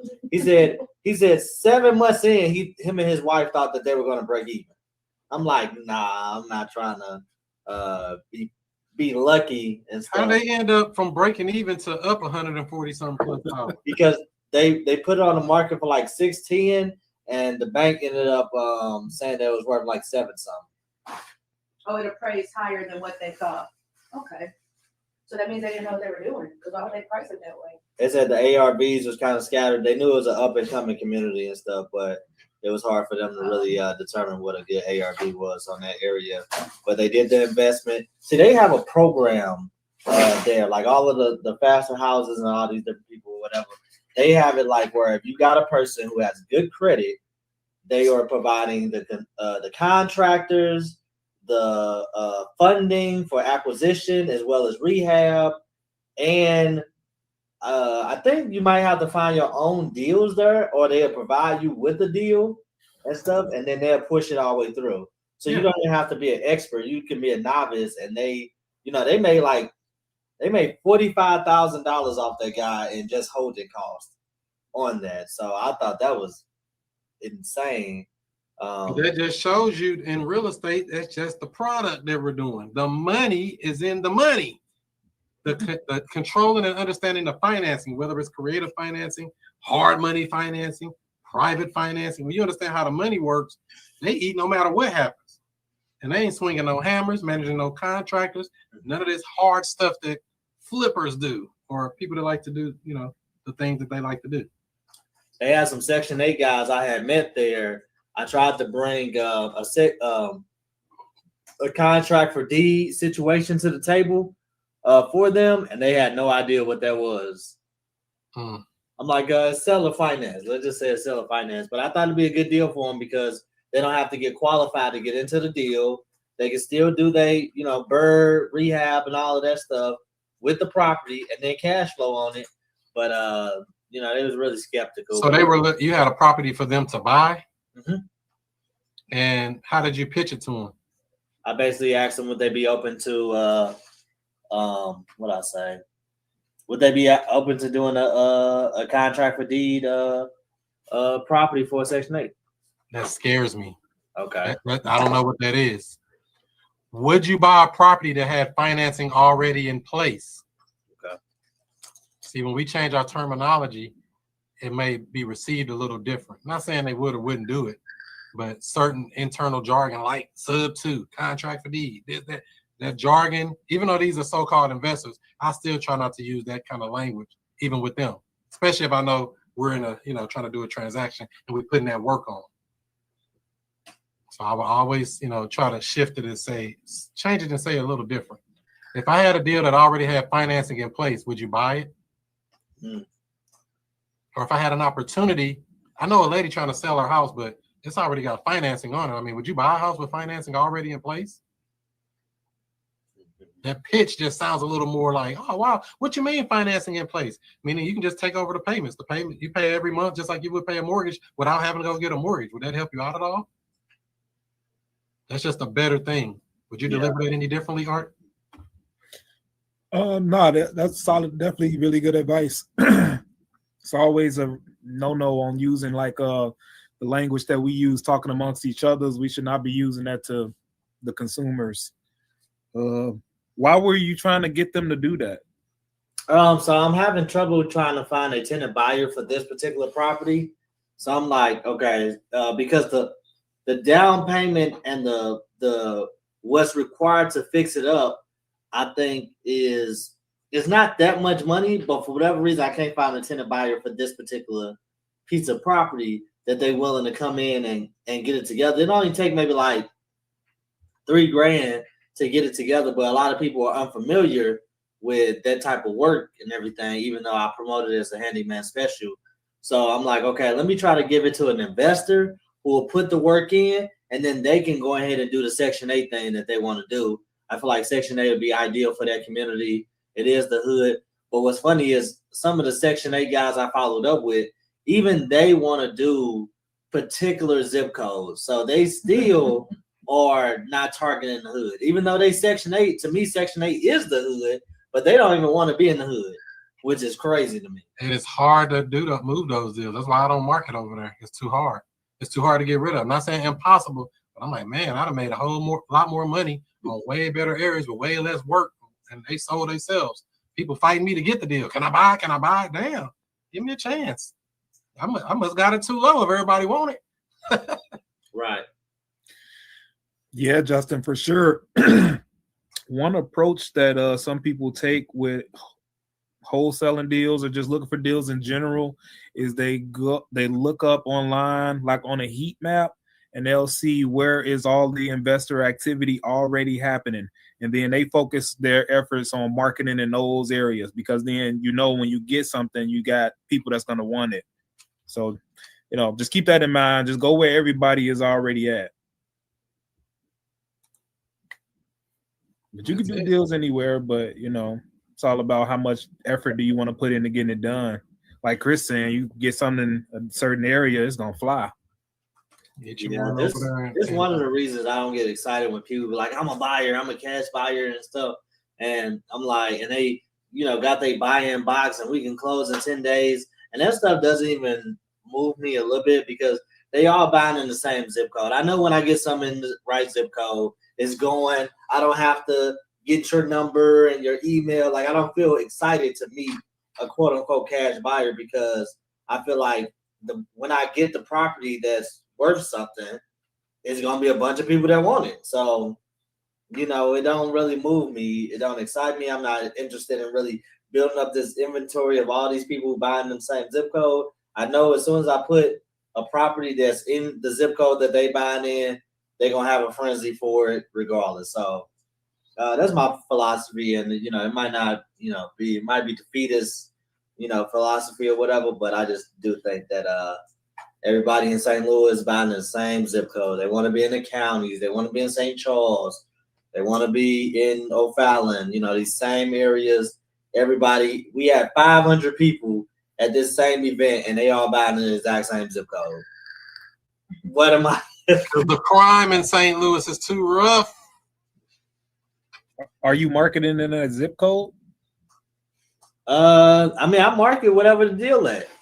But that's the thing. Remember when you first started this many months ago, when you tell me in a certain area, I'm saying single digits. I don't even got to think. Well, they don't need that much. Single digits.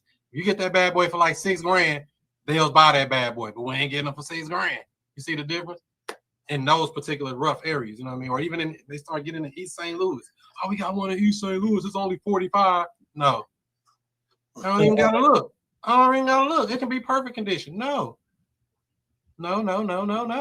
Or even in an area like the tornado, like she's saying here, over there, those houses is all messed up. Anything up there where that tornado hit, single digits. Don't even bring it over here. Oh, but it's not too far from where the tornado hit. It's only 28,000. No, single digits. Chris, it's an 8-bedroom. Single digits. And I'm talking about $5 grand, $4 grand, $3 grand, taxes only. Sign it over type stuff. Taxes only. I buy for what the tax value say. You know, they don't never say that much. You Hey, I'm dead serious. Buy for what you owe on it.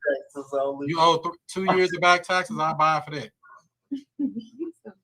Well, the old house gets sold for taxes only. Happens all the time.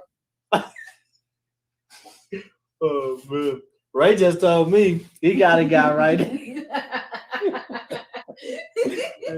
Chris, hey, Ray just called me yesterday. Why are you using his name on the thing? What the hell wrong with y'all? He said he got a guy, he negotiated a deal. He said, well, he got cash right now, right?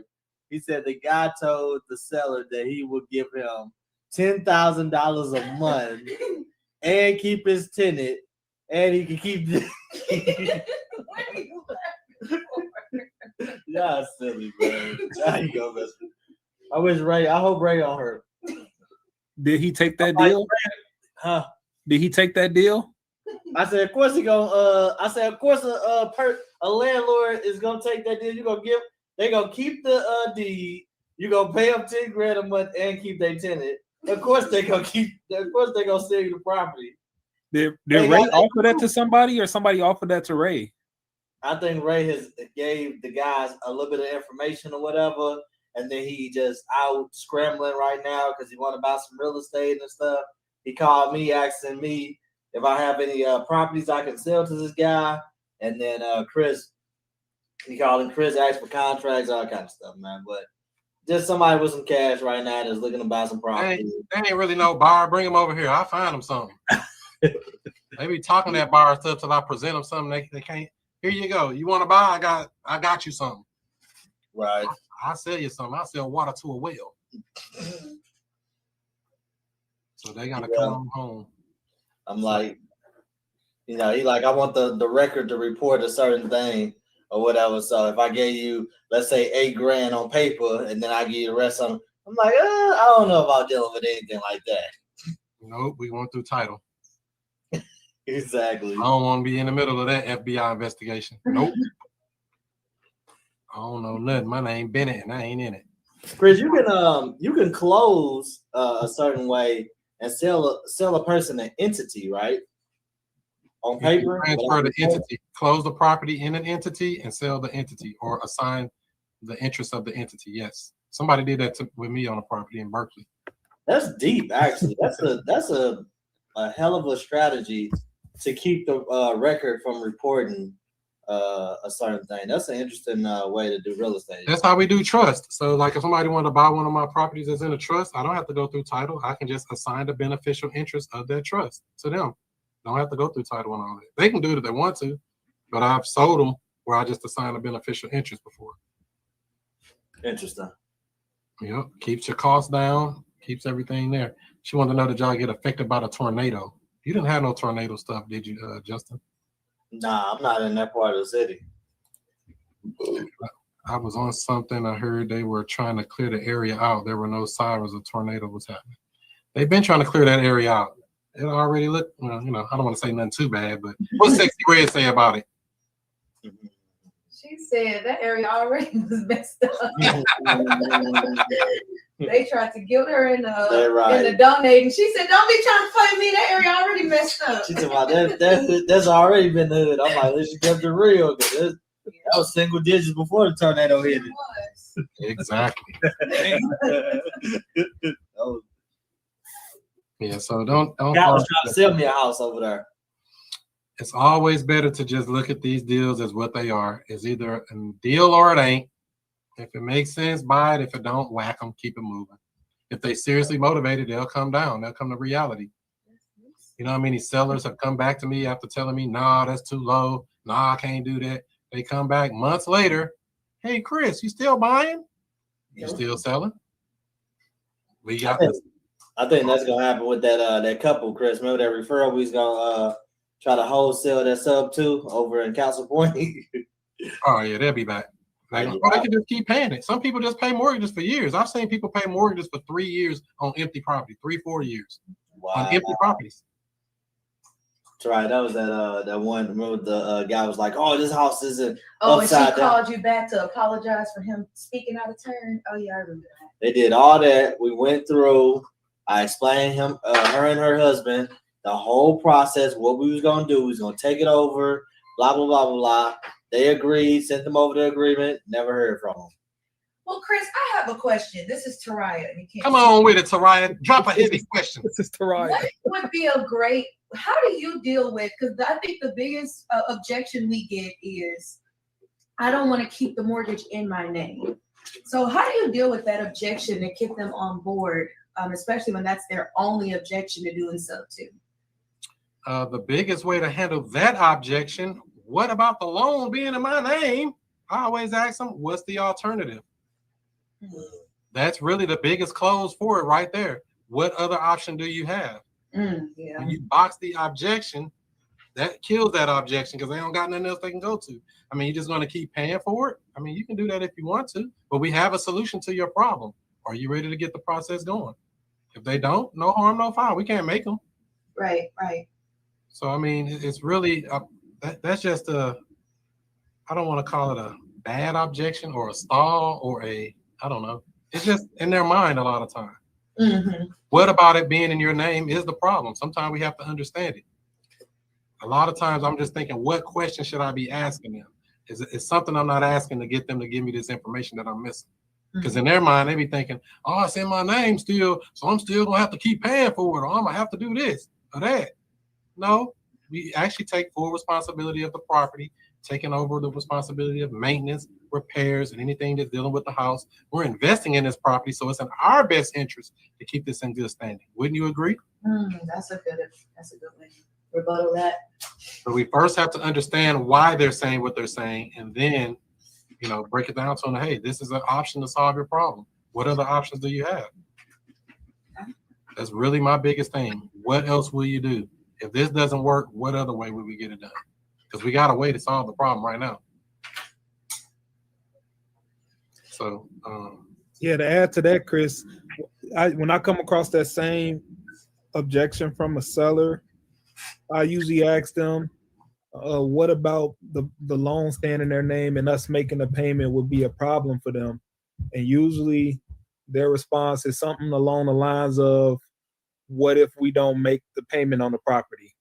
And then from there, basically I'll reassure them, like you were saying, like, hey, this is an investment for us. We gonna do this and that. Why would we ever do that? If they keep on pushing back, then I'll fall back to the performance deed if I need to. I only had to bring that up one time though. Or you can buy it on a wrap, on a mirror wrap, where you can just give them the same powers that a bank has. Promissory note and deed of trust, so that they can have the exact same documents that the lender gave them. You would have those and you would be just like the bank. So it just depends on what their actual objection is. People just saying, I don't want it in my name, don't really mean nothing to me because I don't know why they're saying it. Once we understand why they're saying it, we can handle that as a full objection versus a partial objection or what we think they're objecting for. I don't like to think for people. I like to ask questions, listen to what they're saying, and try to handle it from there. Anything beyond that is kind of overthinking it, over processing it, because they might just be saying, oh, I don't want it in my name. I don't think the bank gonna let us do that. I've been told that before. I don't think the bank gonna let us do that. We're not asking the bank for permission. We do this all the time. We buy houses, we take over payments, we solve problems. It's not a problem for us. We can help you in this. If you don't want it, I mean, I understand. You can go do the other route you want to go. But if you want to buy it, we're buying. So it's up to you. Choose your poison. So this is just what this is the stuff that comes up over and over and over again with these people. And I don't really worry about them because they got to come back and see you. Nobody else can help them. Your skill set is what's going to make you shine above the rest. Everybody else is doing what? Whole ball cash offer, which is fine. I'm working on a deal right now in Florissant. House has some kind of foundation issue. House is not in bad shape, but it does have some kind of foundation issue, and it is going to need work. That's the two things I've seen investors be afraid of: the hood and foundations. They're afraid of hoods and foundations. You're in a bad neighborhood or you got a bad foundation, people get kind of squirrely. We'll put somebody in there on the bad foundation. How many do I got? At least one. Hey, Chris. Oh, I'm sorry. Go ahead. Go ahead. What you got, Rick?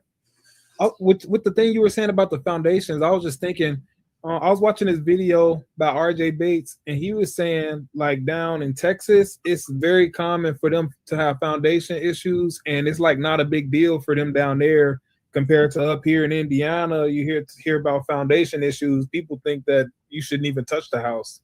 Do they have a lot of basements in Texas, or is it one of those places where they don't have any basements?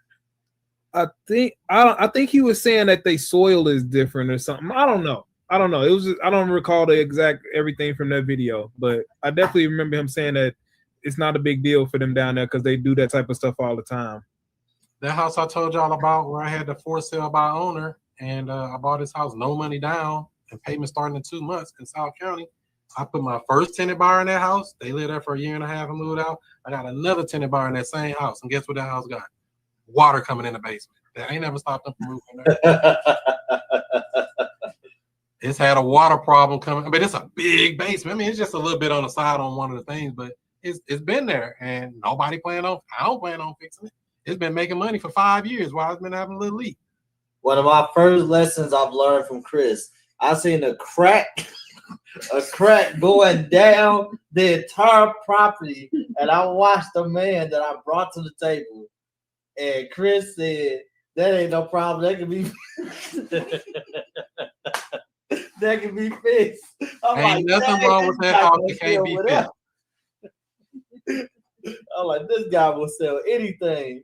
Well, that's what Ron LeGrand taught me when I was in Atlanta, Georgia. We went in one of these stinky houses on one of those little bus tours going house to house when I went to one of his real estate boot camps or whatever back in 2019 or 2018, as a matter of fact. That was back in 2018. And we went in this stanky house. He said, ain't nothing wrong with this house. The money won't fix. I said, damn, ain't nothing wrong with it. We get it for $1. We can fix this house up. Chris was trying to sell Larry Spink's house with a crack in the foundation. That was crazy. You can. It doesn't stop you from selling a property. Does the inspector give you guys trouble for this? Inspector for what? What is let's break it down, Jimmy. What is the inspector inspecting for? When you put in a new tenant, don't you have to get the house inspected to make sure that? Are you putting in a new tenant? When you do a lease to own option, or when you No. I'm not putting in a tenant. I put in tenant buyers. They're buying the house. That's why I don't do another reason why I don't do traditional rentals. I'm not doing any occupancy permits and stuff. All of that stuff is on them. They are buying the house. That's what well, if they were to move in, don't they have to get an occupancy permit? If they do, they do. Sure. And then what if they can't move into the house? Whose fault is that? This is when you buy a house from the bank. Do they come and say you can't buy the house from the bank because it got whatever? So you're going to have somebody sign this lease to own, hand you over some money, and it's going to sit vacant because they ain't going to take care of it. No, they going to take care of it. They always do. I've never had anybody come back. They always get it fixed. Whatever that thing is, leaky faucets, garbage disposal broken, they need some paint, whatever it needs, they seem to always find a way to get that fixed and get that thing done. Always. Never had a problem. I had a house over here in Bell Fountain full of garbage. She said, I'll take it as is. My brother and them will clean it out. You think I was going to tell her no?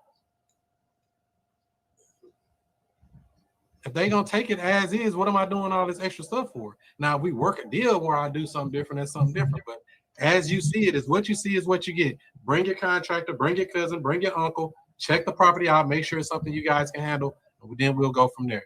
That's how we do them. I got two people who was painting houses last month at the exact same time. This lady just paid her rent. She paid it early. She due on the 28th, late on the 1st. She just paid on the 21st. She just paid her money. Yep. 1,500 square feet. This is crazy. These sound like so let me help you out, Jimmy. Let me do some brain surgery on you. You ready? You got the tenants when you're doing regular rental, Section 8, all that type of stuff, right? And then you got investing side. We live on the investing side. We don't deal with none of that stuff you're talking about on that other side. None of it. Tell them, Chris. You got people signing a lease, forking over a ton of money up front. And then they go in and fix the house. It sounds like a unicorn tenant to me. I want to make sure again, Jimmy, they go in and fix the house up better than I ever could have. That same house I just told you with the basement down in South County, that guy went in and put a big, beautiful kitchen island in the kitchen. I didn't do that. He did that. I didn't give him that house like that. I've had tenants move the washer and dryer hookups to the main level. They do stuff to these houses. So remember, we're not dealing with tenants. We're dealing with tenant buyers, people who have money, who have probably a business, who have some type of income that cannot qualify for a loan right now. Maybe they're handyman or they can fix stuff. These are the people that are perfect for tenant buyer situations because they're not calling me to fix nothing. I'm not fixing anything. I'm not a property manager. I'm just like Bank of America. What do?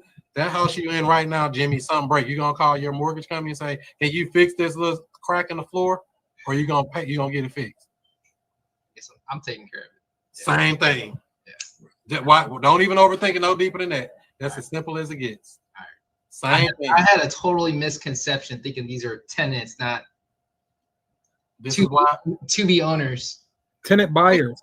Tenant buyers. Or a contract for deed is a sale. It's an installment sale. If you do a contract for deed on a property, they actually buying the property. They're just buying it in payments, just like you would do a car.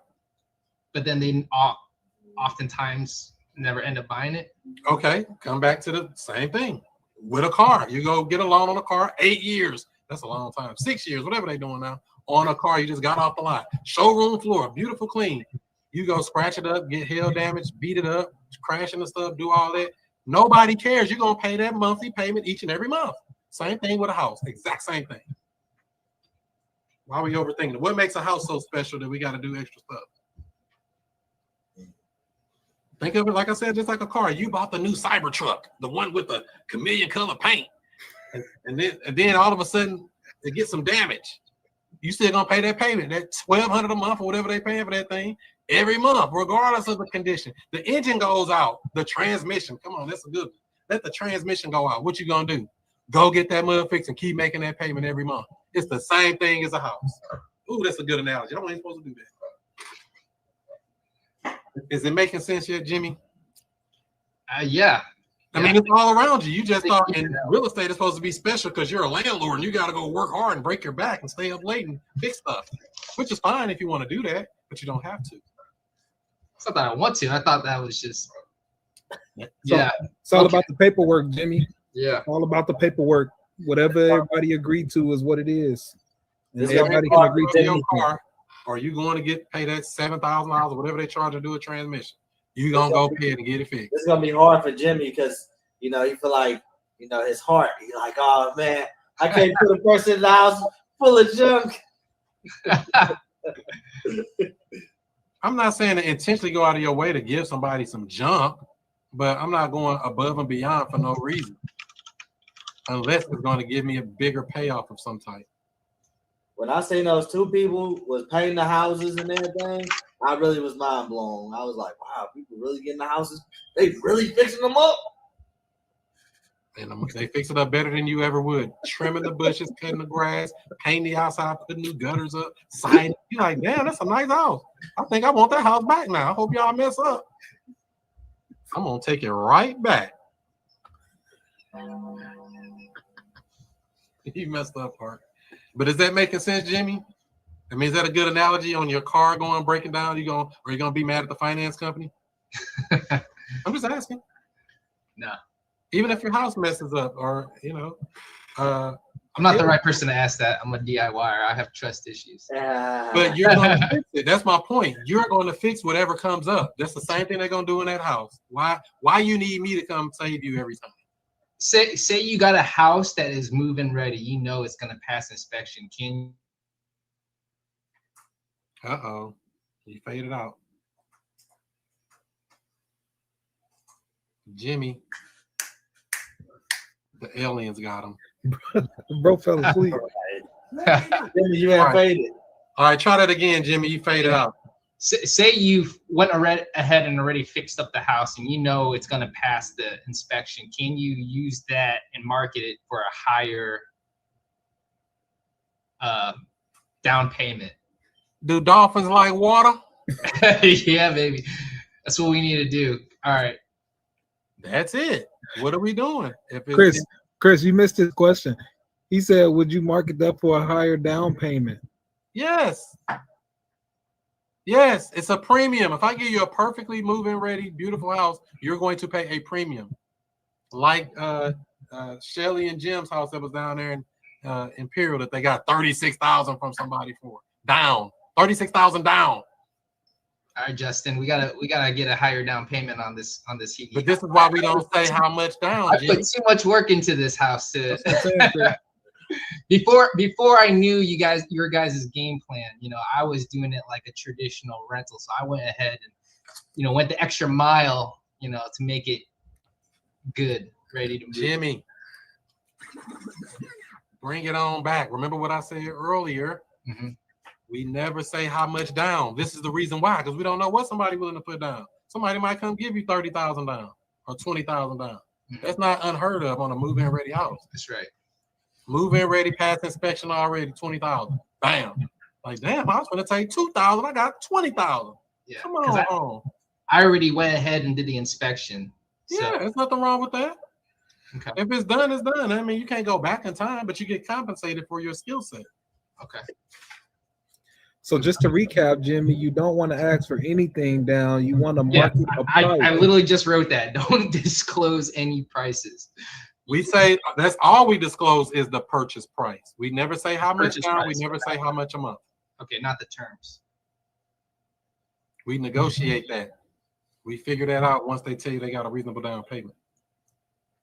Dealing with tenant buyers. So what if we're dealing with sellers, Jimmy? How are you doing with sellers? How am I doing with sellers, huh? You don't say any prices. You got to figure out how motivated they are. Somebody calling you, Jimmy. That ain't me. What's on, Jimmy? Hello? Hey, Jimmy. What's up? You left a note on my door about something. Call you back? Yeah. I found your house on, or it was going under foreclosure. I just wanted to see if you need any help with that. Oh, no, we got it taken care of. I didn't know what this was about. Oh, yeah? Can you tell me more? Like, what are your plans? What are your game plans? I was gonna talk to the bank tomorrow morning and see what they can do to help me keep it. Okay. Do you are you working right now? What do you mean? No, I'm at home. I just got here. I saw your note on the door. Do you have a job? Because the bank is gonna make sure that you have the sufficient income to rewrap that house, or are you gonna reinstate it? Oh yeah, it's not that far behind. It's just a few months. Okay. But yeah, I appreciate it. I was just trying to call back. I didn't know what you wanted me to call you back for. Okay. Well, I just wanted to make sure that you had some help. If you need anything, you know who to call. I mean, what do you mean you need anything? What do you do? I help people in tough situations. If they're gonna go under and foreclose on the house, I can help you with that. I mean, how will you help though? Well, I have a few options for you. I can always offer cash, or I can basically take care of your arrears and then take over your payments for you. And then we can work out a deal where, either, if you need some help to move out, or, if you want to stay in the house, we can, make some arrangements so that you can become a tenant. Oh, I can stay in the house? I mean, yeah, we can work that out if that's what you want. Okay, I'll just keep your number here, Jimmy. I appreciate it. I'll give you a call back if everything don't work out. When are you gonna call me back, you think? I want to make sure that your auction date looks like it's gonna be in 2 weeks. You sure you got everything in line before then? Because time is money. And well, they said I got to December the 9th. So we got a little time. So yeah, I'll let you know if something happens. I'd really rather just keep the house. okay, can I call you back in a week to make sure that you're following through with this? Because I really wouldn't want the bank to come and take that from you. I'll call you. Thank you. Have a good day. How do I keep you on the phone? I don't know, Jimmy, but how do you think you did?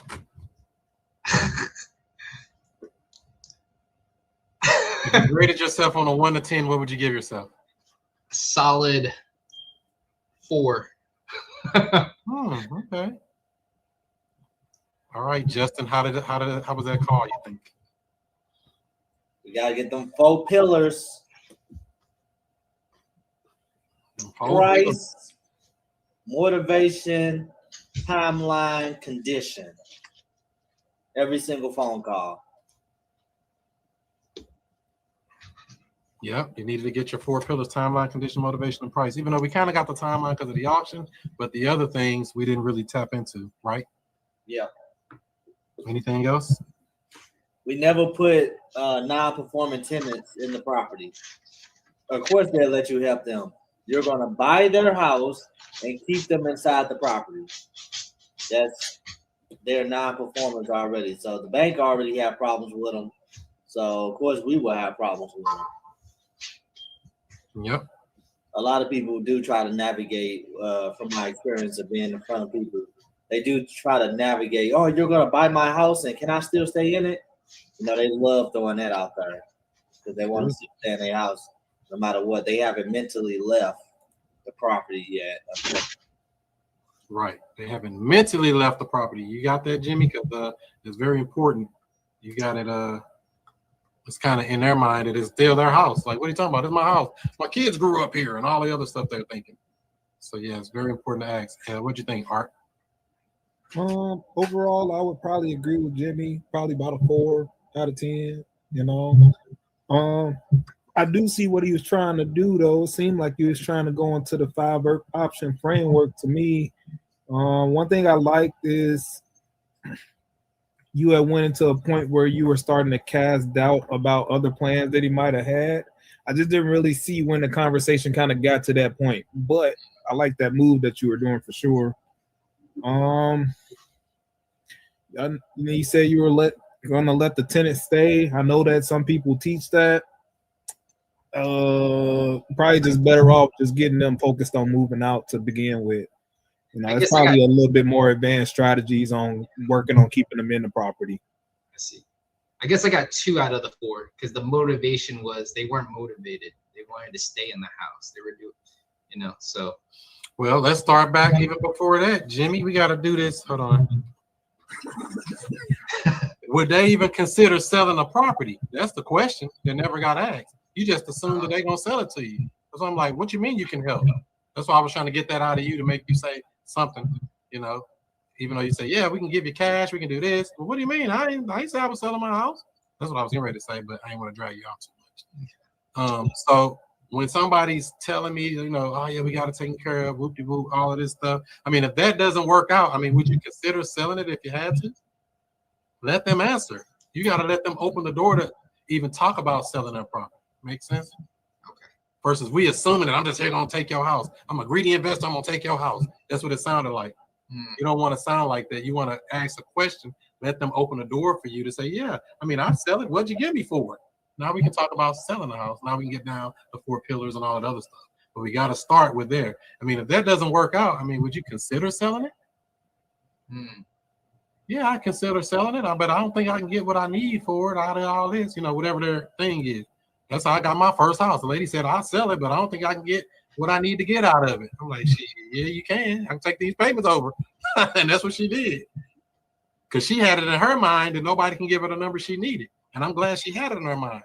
That's why we have to ask, understand what they're doing, and then pivot off of that versus us assuming that they want to sell our house, assuming that they're motivated or not motivated. You don't know how motivated I am.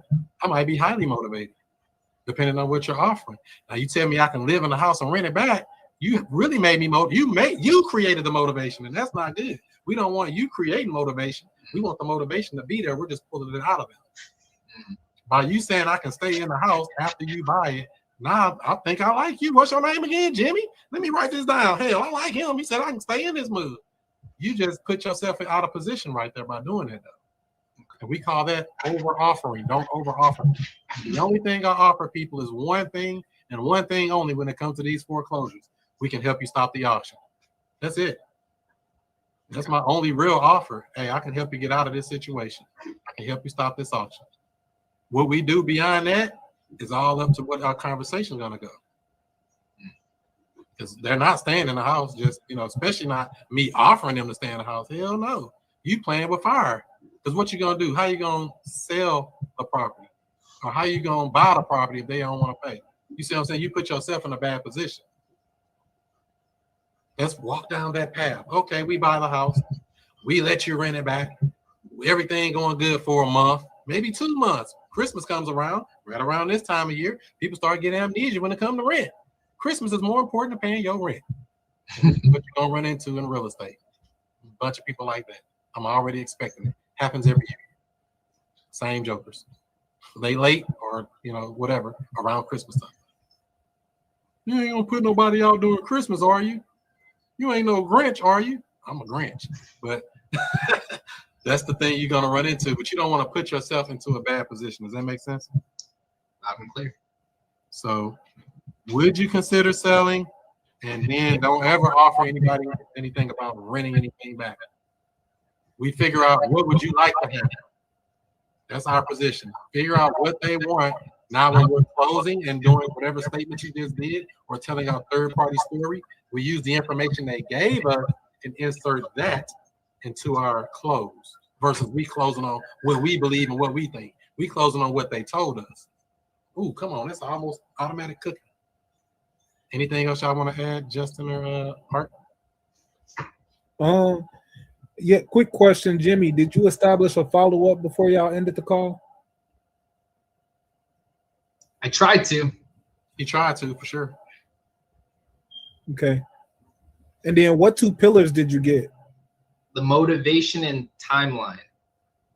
Well, motivation is I think Chris called me out on that. It's not I induced the motivation. It wasn't inherent in the buyer like I thought. Or the seller, I should say. When you say the timeline, did the seller tell you what timeline they wanted to sell? Or was it going off the auction? When the auction was, when the foreclosure was. All right. Yes, sir. Keep making these. Got to keep on getting these reps in. That's where we build our muscles at for sure. You tell I haven't made many of these phone calls. That's okay. This one call right here with Chris is gonna leap you forward like 100 real-time calls because you're getting real feedback in real time. Yeah, don't overpromise stuff. We're just here to understand them first before we try to sell them or offer them anything. That's your 4 pillars: timeline or motivation, timeline, condition, price. I like to start off kind of more so with timeline, but we knew that person had an auction, so we kind of understand that. But I mean, how soon would you like? I mean, my question is, if we're able to work everything out, how soon would you like to close? They might say, "Oh, I mean, I'm ready. I'm already out of the house." Like, what's her name? Karen's deal this weekend or last weekend. She was the person already out the house, so they ready now. They don't have nothing to wait. They don't need to move out. They already out. Timeline. We're ready now. Condition, just general condition of the property. We don't have to get a full scope of it all right now. We do have to understand it before closing, but it's not going to stop me from moving forward in this conversation. Price, what do they want for it? Or would you sell it for what you owe on it? Or when I don't even like to jump that soon. I like to say, how do you see all this working out for you? Like in the best case scenario, I'd be happy if I just didn't have this foreclosure on my record. Oh, So you're telling me if you were able just to sell it for, say, I don't know what you owe on it, if you sold it for that, I mean, would that help you out at all? Yeah, that'd help me a lot. People said yes to that many times. But I let them open the door for me to ask that type of a question without me being aggressive, just pushing that off on them without understanding them first. And then the top one, motivation. Why are you selling? How did you get in this situation? What challenges have you come into? What have you tried to do to get out of this problem that you're running into? That type of questions. Very important. Never get stuck on the calls. When you get on there, these 4 pillars matter because you won't be stuck on the calls anymore. You know that, hey, somewhere in this conversation, even though we might be doing small talk and, hey, yeah, you see the Cardinals play or whatever small talk we're doing, somewhere within that conversation, we're getting to these 4 pillars. They don't have to be in a specific order per se. They might just come out and start dumping this stuff on you right in the beginning. Hey, man, I need to sell this house to auction in 2 weeks, and I'll sell it for what I owe on. I just need to get from under it. Damn, you did all that, and I ain't even asked you nothing yet. But thanks for that information. That can happen as well. It'll help you quickly qualify or disqualify sellers. The 4 pillars will. And it will help you identify the best strategy. If they're letting you take it over, you know, you can do the creative deals. If they're like, oh, no, I don't believe in that stuff, or they got a lot of equity, say it's worth 300 and they only want to sell it for 150. That's already probably a cash deal. You don't have to go into the creative stuff. Sometimes I would still offer it, but if it already got a bunch of equity and they can just sell for cash, just sell for cash. Happens all the time. Motivation. What's got you thinking about selling? What's important about selling and why now? How did you get in this situation? And there's a bunch of other questions you can go into when it comes to the motivation. How did you get in this position? What made you get behind anyway? You try to do that a little bit, Jimmy, when you said, are you working? But I'm like, that was kind of a weird place to put that. But a better question is, how'd you get into this situation? And let them tell you, oh, I lost my job. My wife left me. The dog ate my homework and all the other sad stories they're going to tell you. They're going to tell you that. Don't lead the witness by telling them, did you lose your job? Oh, did the Trump tariffs get you? You know, you don't want to give them all this stuff to use against you. Just ask an open question and let them answer. Dig deeper with the follow-up. Like Art was talking about, following up with them. Identify their pain points. You identify if it's real or fake motivation. We don't want to give them the motivation. They got to already have it. We're just asking the right questions to uncover that motivation so that we can figure out what we're going to do with them. Very simple. Timeline. We already talked about that. Ideal closing date, days, weeks, months. You want to close before the year is out.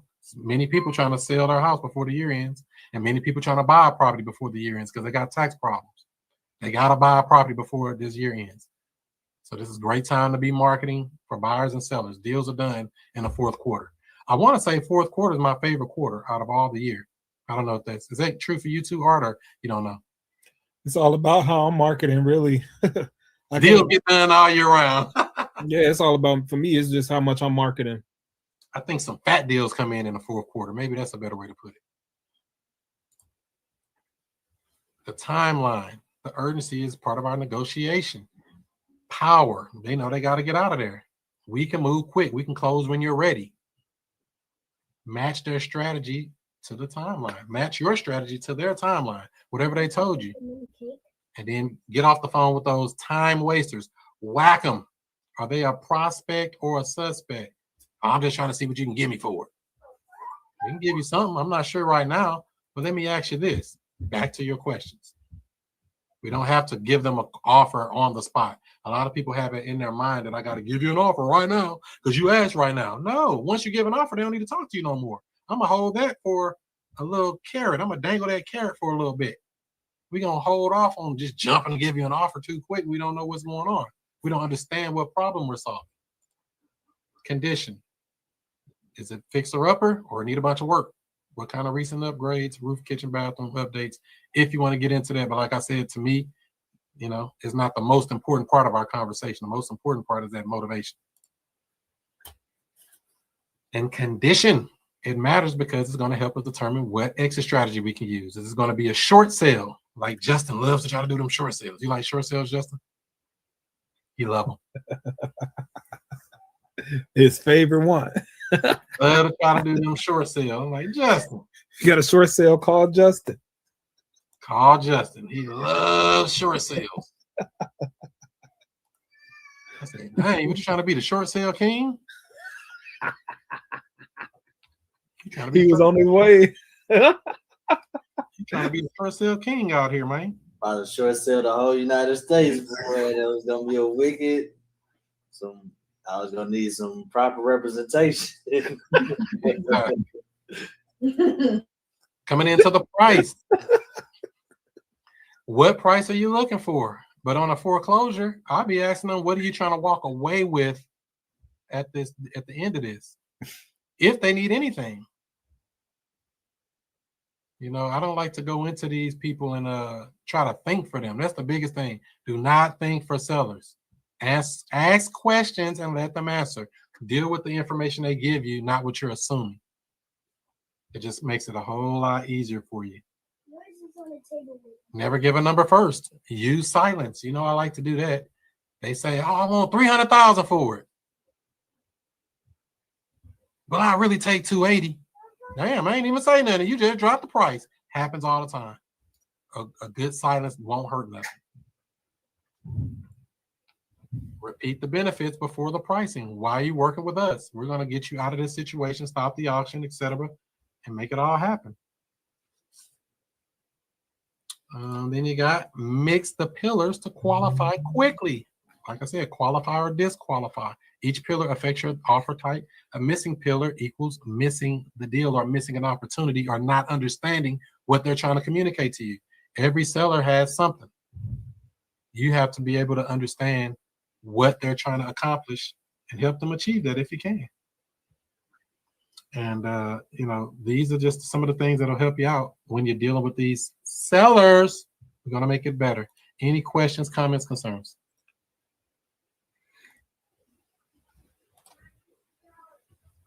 What was the last update you had on Karen's deal? I tried to call her. She didn't answer the phone. I don't know what she's doing. I guess she got it under contract. I hope she did. It's been a week. Yeah, so she ended up calling me up like Monday. Long story short, she was like, this was before the video that Pace had dropped about that deal. So I kind of got clued in Monday morning. And long story short, she was telling me that it was a guy who was supposed to buy it, but he figured out it wasn't in the exact market he was looking for. So he backed out. So she called me, asked me, would I still interested, trying to partner up on a deal.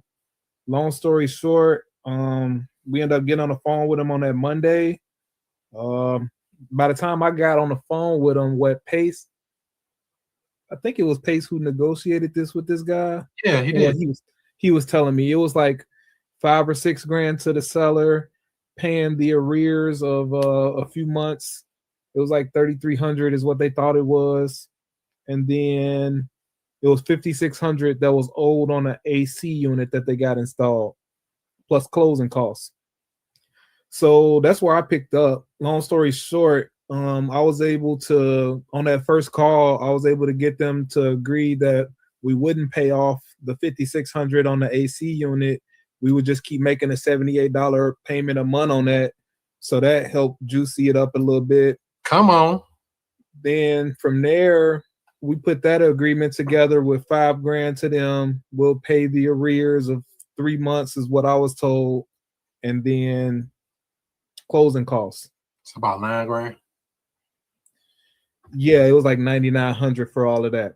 So basically from there, right after we had that talk, found out that apparently the garage has termites and the mortgage is 1 month further along in that process than what they told me.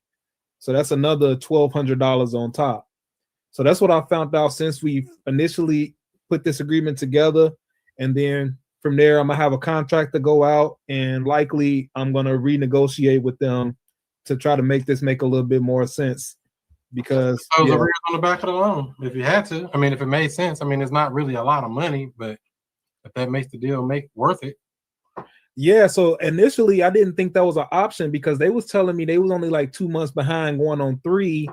And so they wasn't at the start of their foreclosure process yet. And then they told me that they just had got something from their bank in the past few weeks. and apparently they're heading to foreclosure or whatever. But that was anything. You want to get it in before they get a foreclosure auction date. That's what's gonna make them do the put the arrears on the back of the loan. I didn't think they would do a loan mod if they didn't start with the list pendants. They'll do a loan mod. No, they'll do a partial claim. Partial claim is what we're looking to do on something like that. You don't want to modify the loan, start the loan over. You want to just take those arrears and put on the back of the loan. If it makes sense. I mean, I don't even know if it's worth it. Do you think if you would have locked the deal for what Pace had negotiated, would it still been a good deal, or do you think too much entry cost? I mean, it could be a good deal for the right person. Because the property is worth like 140 as is, around there. Yeah. ARV on it is around 180. And Sounded then like the deal was like around 12 to 15 grand. You know, the way it sounded from that meetup. Yeah, that would have been a cash to close, and then you get in the property for 113 plus the cash, so it's like 125, 130 is what you're getting it for, and it's worth 140. So for the right buyer, it can make sense, but that's definitely getting to the threshold of I don't want to be putting that bunch of money out on this property for sure. I'm really looking at, obviously you would love for every deal to be no money down, but ideally if I can get my money back out of a deal anywhere from 6 months or less, even maybe up to a year or less, that's a good deal for me. Because I got money sitting in the bank, so that makes sense to me. Arrears on the back of the loan. I mean, that's what makes sense to me. But like I said, it's such a small amount of money. It's like, do you want to use that card on 3, 4, 5 grand? I like to use it on a 30 grand.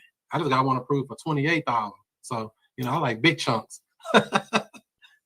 Would a tenant buyer be your exit strategy for that? Because couldn't you get a tenant buyer in and cover a lot of your upfront costs? Yeah, from every deal I do, a tenant buyer is the starting point for sure. Other than that, we're going to consider seeing if it makes sense to do an Airbnb on this particular property or not, or midterm rental, short-term rental, something like that. We are going to consider other strategies as well. But yeah, always starting with, for sure, is going to be a lease option for sure, everyone. Buying it creatively, exiting creatively. Bread and butter, slam dunks all day. Solving problems for people in the marketplace. Any other questions? Oh, we got a question there. If the homeowner agrees to sell you the house, what method will you use to buy the house? Do you have cash? Do you have to get a loan? What's your strategy to buy? Says Lisa. If a seller is willing to sell me a property, ideally, I would like to buy this property on terms. If they're forcing a cash deal and if the numbers are low enough that I can wholesale that deal, I would do so. But if I can't buy it on terms, I'm not pulling a loan to buy anything, and I'm not buying it with my own cash either, for sure. Hope that sinks in, Miss Lisa. We don't put loans in our name to buy real estate. I know I don't. I don't even know how to if you wanted me to. If somebody said, hey, Chris, I need you to go get a loan to buy a house, I'm going to say, how? How you do that, Justin? How do you put a loan in your name? I don't know. I ain't never seen that. But, people do it. I got a VA loan that I've never used. A disabled veteran. I think they qualify for what? $635,000, something like that. Zero down, nothing down. Never used it. I don't know how to qualify for it. I don't qualify for it. How about that? You gotta have a W-2 income or something. Oh yeah. What would you say your ratio is for wholesaling versus holding? I'm sorry, what's that? What would you say your ratio is right now for a wholesaling versus holding? Like, do you always buy? Do you end up, you basically hold 90% of the if it makes sense? Yeah, if it's in the area I want to be in. If it's in the area I don't want to buy in, I'm not buying it. Like if I know I don't want to be in a particular area, somebody else got to take it, or I'm not doing it. Gotcha. So I just passed on a deal out in Delwood. Before this whole tenant buyer option, I was in this to wholesale or bird dog deals. Like I didn't think I was gonna hold on to anything. So here's the thing, though, Jimmy. I'm gonna help you out with this. It's gonna help it make sense for you. We play the hand we're dealt, not the hand we wish to have. If they bring me a deal that makes sense for me to buy, I buy it. If they bring me a deal that it makes sense for somebody else to buy, they buy it. I don't overthink it. I don't even worry about it. We treat every deal the same. It comes in as a lead. We put it through our process. We underwrite it, see what makes sense as far as exit strategies. If it works into one of my exit strategies, I buy it. Just that simple. Just like they bring me deals all the time. I got something in Cahokia, Illinois. Everybody like Illinois. I am not a fan of Illinois. Just full disclosure. I do not like doing deals in Illinois. What I do when some come up in Illinois? Justin, what you doing? He be like, I'm over here right now. I don't even want to mess with it. The Illinois deal is steady calling me.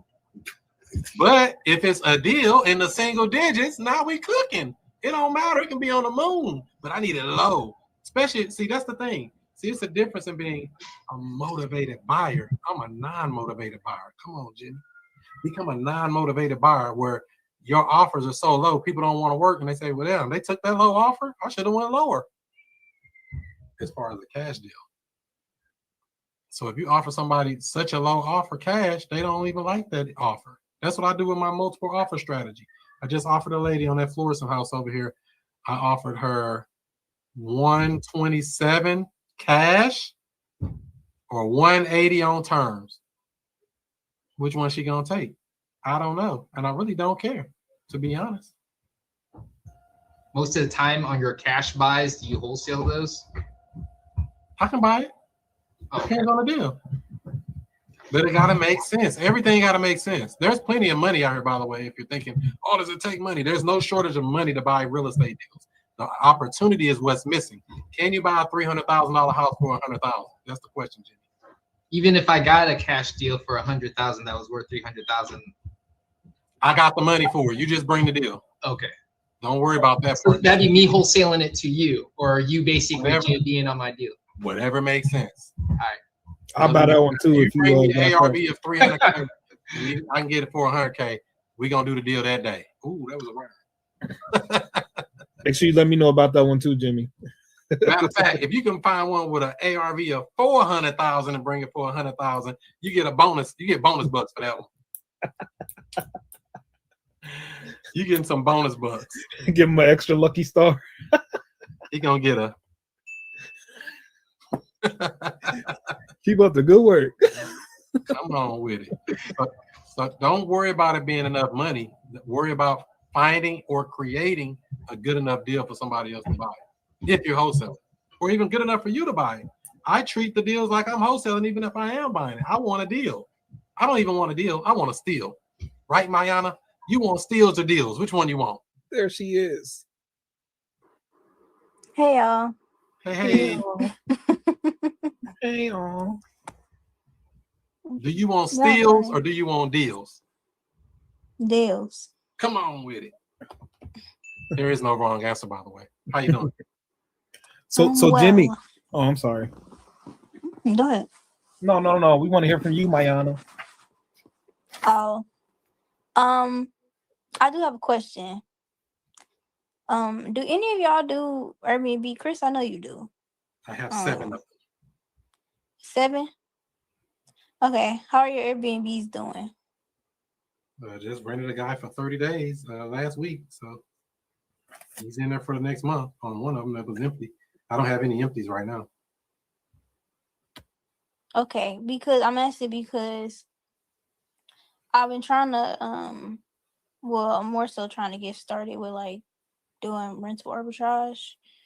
Ideally it'd be good to, buy a property, but I'm not ready to do that yet. So the next thing would be to do rental arbitrage, but I don't know. I kind of been hearing mixed things about like the market now. And so I just kind of, I guess, want to see how it's doing in St. Louis. And I know you got some. Yeah, I never had any problems. Well, the only one problem I could say I had is some fool burned one of my couches with a cigarette. You know they don't supposed to be smoking in there. He burned one of my couches. It's a little small hole, but I'm like, dude, that hole wasn't there. Oh, what do you mean? Oh. Other than that, So you've been having like steady occupancy though and everything? Yeah. Okay, what areas are your properties in? Got them on the south side, got them in Overland, got them over in West County, all over St. Louis. Okay. What area are you looking in?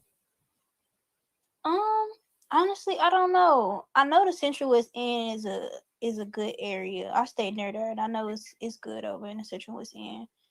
I haven't looked for real like too deep into it yet.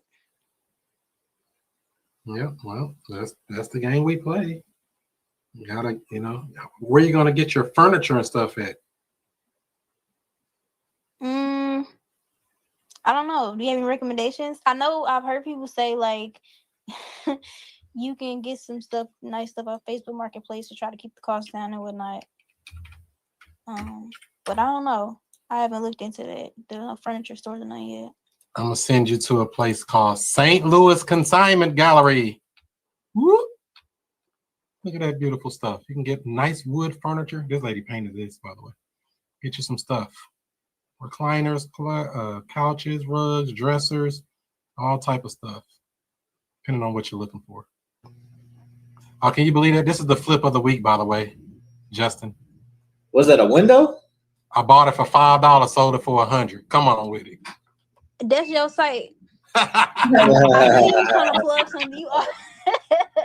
Because I need some creative financing. That was the flip of the week. Bought it for $5, sold it for $100. This was a good flip too. Bought this for $10 and sold it for $100. That shelf, ugly shelf, by the way. People like stuff like that. Flip of the week. I'm thinking you finna send me a furniture store. You stay trying to plug yourself. That ain't plugging me. That's called resources. Why would you go work hard and struggle when everything's in one place with 10,000 items in the building? Why would you go work yourself that hard? Just help me understand. Mm-hmm. Oh, this was a good flip too. Did I tell you about this one, Justin? This desk? This desk in the middle? I don't know if you can see it. The little middle one. Did I tell you about that one? This one right here. You see what it sold? It sold for this. What I pay for it? Take a guess, Jimmy.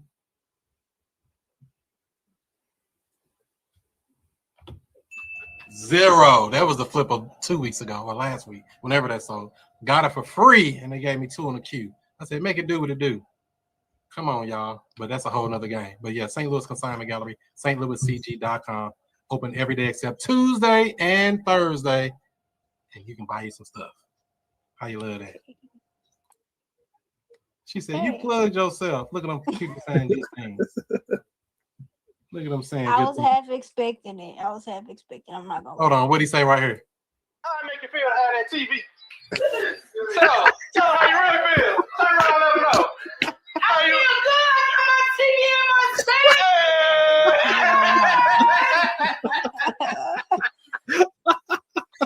my Boom, there it is. Come on with it. It's called being resourceful. Solving problems for the marketplace. You need a house? We got you. You need furniture? We got you. Whatever you need, we got you. Bring it on. What value do you bring to the marketplace? Think about that, everybody. That's everybody's homework. What value do you bring to this marketplace? Not that, oh, I need some money. Oh, I need a deal. Oh, I need this. It ain't about you. What value do you bring to this marketplace? Everybody need to be thinking that. And if you're not bringing no value, that, my friend, is probably why your deal flow is not as high as you would like. Bring value. Actually come to help somebody solve a problem. That's our main goal. Another question says, when calling or door knocking foreclosures, what does your introduction sound like? Hey, Johnny, how you doing? Yeah, I'm Johnny. Who are you? Yeah, my name's Chris. I was trying to see, did you do anything to stop the auction yet? Oh, what auction? The one that's coming up in 2 weeks. Did you do anything to stop the auction yet? Oh, I'm going to do this. And that's our introduction. I just call it out from the beginning. First, identify I got the right person. Johnny, Jimmy, Joni, Hootie, whoever, whatever their name is. He said, Jimmy. He looked up, who, me? Whoever their name is, Justin. It don't matter what their name is. First, got to identify we got the right person. Second, did you do anything to stop the auction yet? I just call it out from the beginning. I don't play around with these people because you only got a short amount of time before they do what?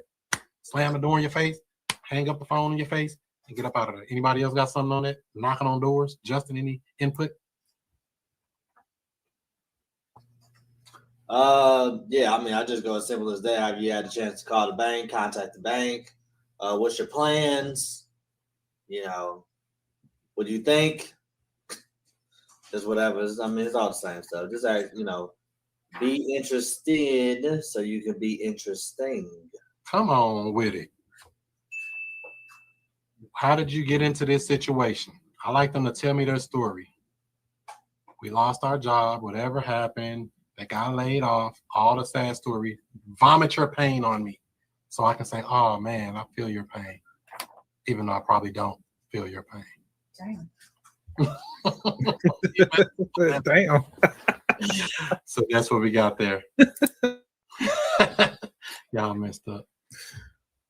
Any other questions? I don't got a question. I do got one other deal that I wanted to share though. Should I wait for that? Let's get it. All right, so the one with Karen, we do got that one under contract. We're moving forward on that one. The other deal that I got under contract this week came from a lead. It was I made my initial contact with this lead July 17th, 2024. And I've been following up with this dude since then. And I finally got him under contract this past week. So took you 4 months. 16 months. July of the year before. Oh, damn. 2024. God damn. Yeah, so I just got him under contract this week. So I just wanted to share that with the class. Make sure y'all following up with y'all leads. The fortunes are in the follow-up. That's all I got. What you gonna do next, Mayana? You gonna go find a deal or what? Or you gonna try to? You said you want to do rental arbitrage, so you're going in talking to people about renting a property. Is that correct? Yeah. You want to rent one of my properties? What kind of property you got? I got a 2-bedroom. Okay, I can look into it. All right. I feel like I asked you about this before, and you had said that you didn't have, like, they was all occupied or something like that. But yeah, I They definitely usually look are. into it, I just yeah. bought another one. They usually are. But every house is what they are, a house, until we turn them into a money machine. I got a fixer upper. It got built-in financing with it right now.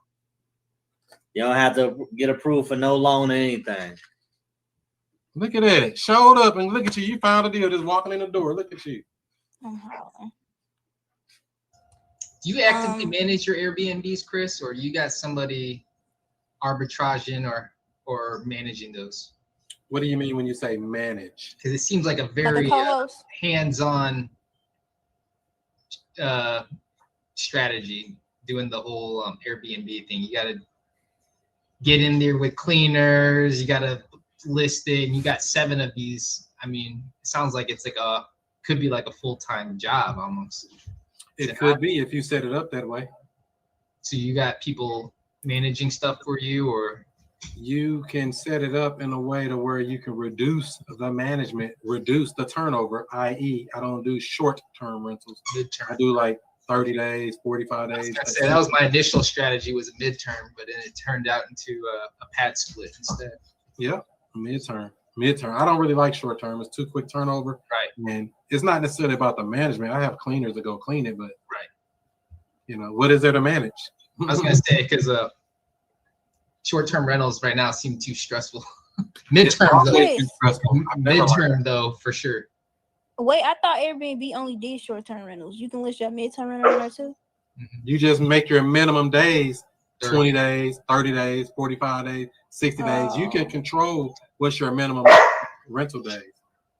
I know a lot of counties now are starting to crack down on the Airbnb, so you could only do 30 days minimum. So midterm is like the way around that. In Manchester City or Baldwin, where my house is, they wouldn't let short-term rentals, so I ended up trying to do a midterm, which now is a pad split. And that's why step 1, we go see what is your rule. Let me get a printout of what your rule is. Does it physically say no Airbnb, or does it physically say no short-term rental, or does it say minimum 28 days? What does your paperwork say? So I can figure out how we can skirt around that thing. So that's Do what we y'all got. have any if anybody come across any multifamily deals, let me know. I got somebody looking for one. They got some money. A buyer. Yeah, they have some money. They gonna drop some big money. I got deals if they got some big money. They want it for cheap. To be a rehab. They want it for cheap. Pretty much. They Got a deal right want there. He just told you got one. a multifamily? Yeah, they all. I can go find a multifamily right now while we on this live stream. They everywhere. Come on, y'all. Yeah. I was just gonna see if somebody already had one in play though before I went and started calling myself. I don't know. They're looking for like medium to full rehab. I don't know. What about a duplex for 60,000? Duplex, that's fine. 2 to 4 What kind of units. price point they want to be at? That's that one in Central West End you're looking at, ain't it? Justin be looking. No, that ain't the Central West End. It's Central close West to End, there, but it ain't the Central West End. Okay. I know it's one that's been sitting. There's one over there in that 115. She ain't budging. I already talked to her. I don't.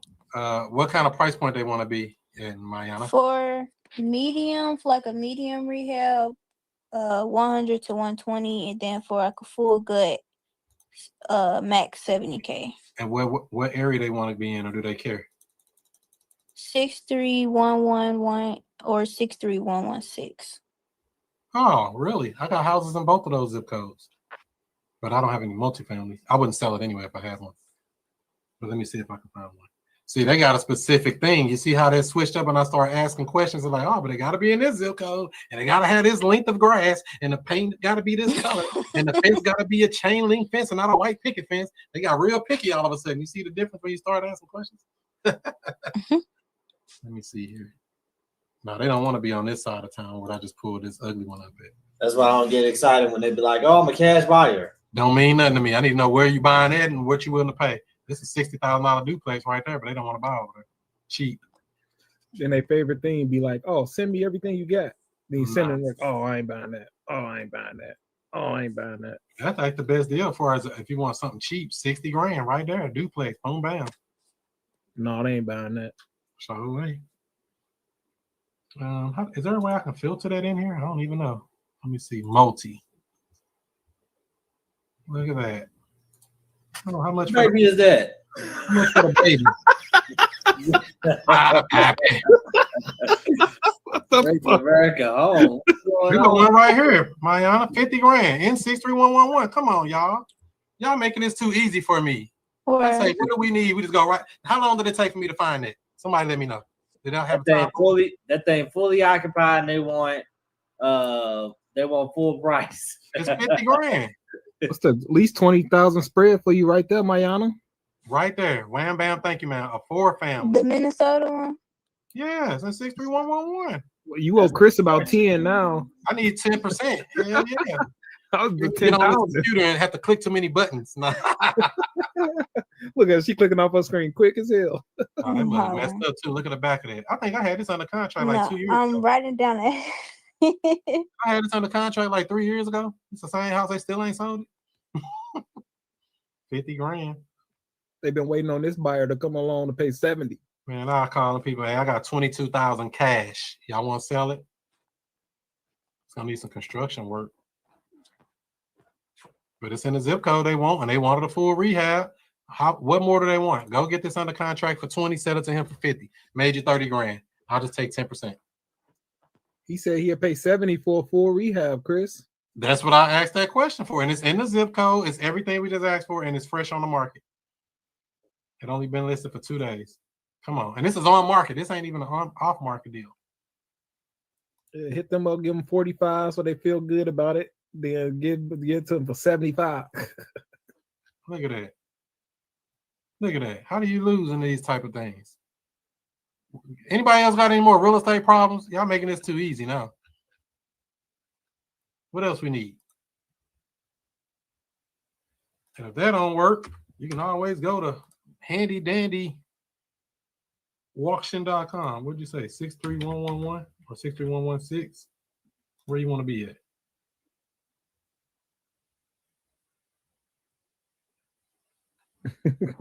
There's one on Schiller Place and one on Gravelway. Damn, that house is rough. I can tell that's a rough house.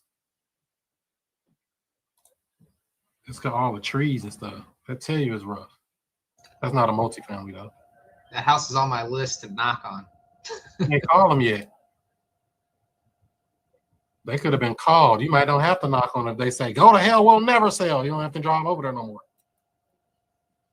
I'm just saying. You always call preemptively before. I call, I text, I knock on the door. We do whatever it takes. I message them on Facebook. Justin, you ain't tell them? Don't tell them all the ways to find people, Justin. Justin will track them down.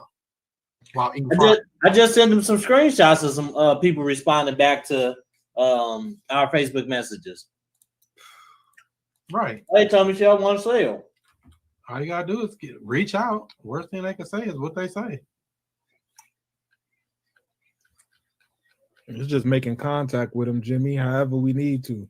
Whatever it takes. Man, this is a good house right here, dude. And some of these sellers like being reached out to in different ways. So this the house you need to go knock on. Don't waste your time with that other man. Go knock on this door. You're in a good area right here. I go. Did it knock off? Damn, my bad. How did I get knocked off? I done knocked my Yana off and the thing. Hold on. Nah, my phone died. How did a screenshot get knocked off? Go knock on this door. Shit, y'all knocking on the wrong houses. Go knock on something like this. This is a house I can move into. I'll move in this house. Let me get that first. It's on my list. Oh, don't be waiting. No, y'all want to wait to see me. Y'all get me looking at it, and I might go do it now. I be trying to give everybody a chance, but no. There goes Shay, baby. Shout out to the Future Cash Flow Club. Woo-hoo. Can you do a call? What are you talking about, Karen? We don't do calls. We close deals. But this is a house right here. What's wrong with this house? If I'm going to knock on the door, it'd be this one. That's just me personally, because I know it's in a grade A area, good school district, and it's going to slam dunk sell itself. That one's already set up for auction, is it not? Yes, this is a pre-foreclosure list. December. Okay. This is our auction list. All of this is on the auction list. Yes. Yes. This is all foreclosure stuff. I just happen to be scrolling like, wait a minute, that's like a good deal right there. I can know a good deal. Look at this one in Florissant. 9 days out. This is when it's best time to knock on the door. 9 days out. 63031. Knock on that door. Baldwin. You get this house. Damn, that must say 346. It's a good deal too. Baldwin. They love Baldwin. They love your area, Jimmy. Why you ain't knocked on this door yet? What's the holdup? We got all these opportunities. I literally just found that house today earlier. It's on my list. But why we ain't talked to him? The person who owned that property, go down. Scroll down. Scroll down. Down, down, down, down. Down. That property right there is a ghost. That Oak Drive to the right. To the right. That person is a ghost. They married to they married or whatever. I can't find neither one of them on the internet. They ain't had no traffic ticket. I've never seen nothing like that. Really? No social media. They like 34 years old, and I can't find anything about them. I've never seen anything like that. That's wild. They don't owe no credit cards, no nothing. Oh, Chris, that Firethorn house that you looked at earlier, when I looked it up, it says it's owned by Commercial Realty Associates. So I guess the bank already owns that house. That sounds like a lender. Oh, that sounds like a company. Okay, let's look it up. Which one are you talking about? This Oak property right here? Oh, 1901 Firethorn. I believe those are two fake people. I think those are two fake applicants that went bad on loan. Firethorn. Hold on, I don't see that one. Share this tab instead. Which one was it? Oh, that was down here. That Baldwin house you talking about? Yep. I gotta find it. All these people are here in foreclosure. Y'all, what are y'all doing, St. Louis? I gotta get back. I'm coming out tomorrow myself. Y'all playing, man. They playing art. I'll try to give everybody a chance and don't go get everything and see how they do me. This one nice too in U City, 63130. Come on, man. Wildwood, man. This house all moving in my damn self. It's a damn mansion. Man, they why let are me these sit on the nice houses all under foreclosure, Chris? What's going on? We sleep. St. Louis. If you can't do a deal in St. Louis, just quit real estate now. I'm saying it all out because there's too many opportunities out here, and everybody want to wait. I don't know why. Go get the deals. Go get them. No waiting. I gotta go to work. This is your work. I gotta go eat. This is your eat. I gotta go to sleep. This is your sleep. I don't even see the house again. Let me check. It was 1901 Firethorn. Hold on, give me a second here. 63131. And when I looked it up, it's commercial realty, so I couldn't find a phone number for it. Give me a second. I'm gonna go through it. I want to make sure. I'm gonna do it. I'm gonna start from scratch like I know nothing. You just had it. Oh, I did. Oh, wait, didn't stop me. It was like the first house that you looked at whenever you. That was in Baldwin, right? Yeah, I think so. I'm just gonna put in Baldwin Mo. Let's go. Yeah, they got 4 houses in Baldwin. What are y'all doing out here, man? So this one right here, no, nothing. I don't see which one you're talking about. 63131. Oh, it was in 63131. Oh, my bad. Okay. I can't find it. I got thrown off. So that's the only. Now, this tell you right here, if you put in a zip code, and it's the only one in the zip code, that means it's in a good area, right? Yeah, that's the one. Wham, bam, thank you, ma'am, right? So I looked that up on St. Louis County property search, and it's owned by a bank or a lender. Okay, let's find out. Let's walk through the process. He says St. Louis County real estate, right? I am the bank. We're gonna find out if this is true. I'm gonna find out. Let's do a finance deals over here. We're gonna go to this property here. All financing is available. Every program. So I'm going to St. Louis County now. 1901, right? Yep. We're gonna. Did I do something wrong? Take the drive off. Oh yeah, I don't know why that was on there. 1901, right? What the? Chris, take the 1901 off the street name. Did I do that wrong? Slow down. Slow it down. Who dog is that? My bad. Jimmy and his yelping dog. Yelp, yelp. Okay, what that say right there, Jimmy? Come on, man. This me, man. Come on, let me zoom in. That's not what my screen says. My screen is literally showing me. Hold on, I let me make sure I literally got did the the right same address. thing you did. Firethorn, right? You gotta do real estate lookup, Jimmy, not property lookup. Real estate lookup. Real estate lookup. Real estate. See, this is why when people say stuff, I say, okay, let me go through like I know nothing and just start from scratch, regardless of what somebody tell you. Oh, they got this. Oh, they got that. Let's stop everything and go do it step by step. This is why I like to do it this way, so it can never be any confusion. That guy named Pound Town. Jimmy, what are you looking on where you found that owner? Oh, no, I literally went to St. Louis County property search, the exact same screen that Chris was on. Real estate search. Really? You mean address? Real estate, not property, real estate. Real estate. So the domain for this is revenue.stlouisco.com. So you can do this in any county in America, by the way. Wherever the county the property is located, you can look it up to see who is on the tax records, which is usually the owner of the property. And on this one, we got John E. Pound. You got it from here, Jimmy? Or do we got to go deeper down the rabbit hole? Or do I got to go knock on this door myself? Y'all going to give me the door knocking again. I stopped knocking. I'm finna go back. You know what? Jimmy going if I end up knocking it down after you, then I'm part of what, Jimmy? Club, right? I said, you should go for it. But if I end up knocking it down and I'm after you, then I'm part of the buyers club, right? Me and Jimmy going door knocking all tomorrow. I don't know why not. Y'all should be calling, door knocking. You see how many foreclosures on that list? Damn, that's a lot. Somebody said it was high. I haven't really looked at it in a minute. So I guess I got to get busy myself. But everybody's like, I want to do a deal. All you got to do is go right here to auction.com, put in your area, and go get these houses. What are we talking about here? What's so hard about that? It costs $0. $0. Jimmy, I've been having him spend all kind of money to get these deals. Free 99. What are we doing here? Jimmy paying top dollar for them leads. That was the Glengarry leads. Wham, bam, thank you, ma'am.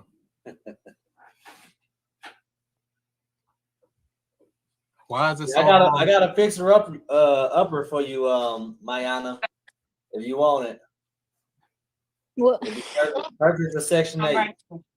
You said what? It'll be perfect for Section 8.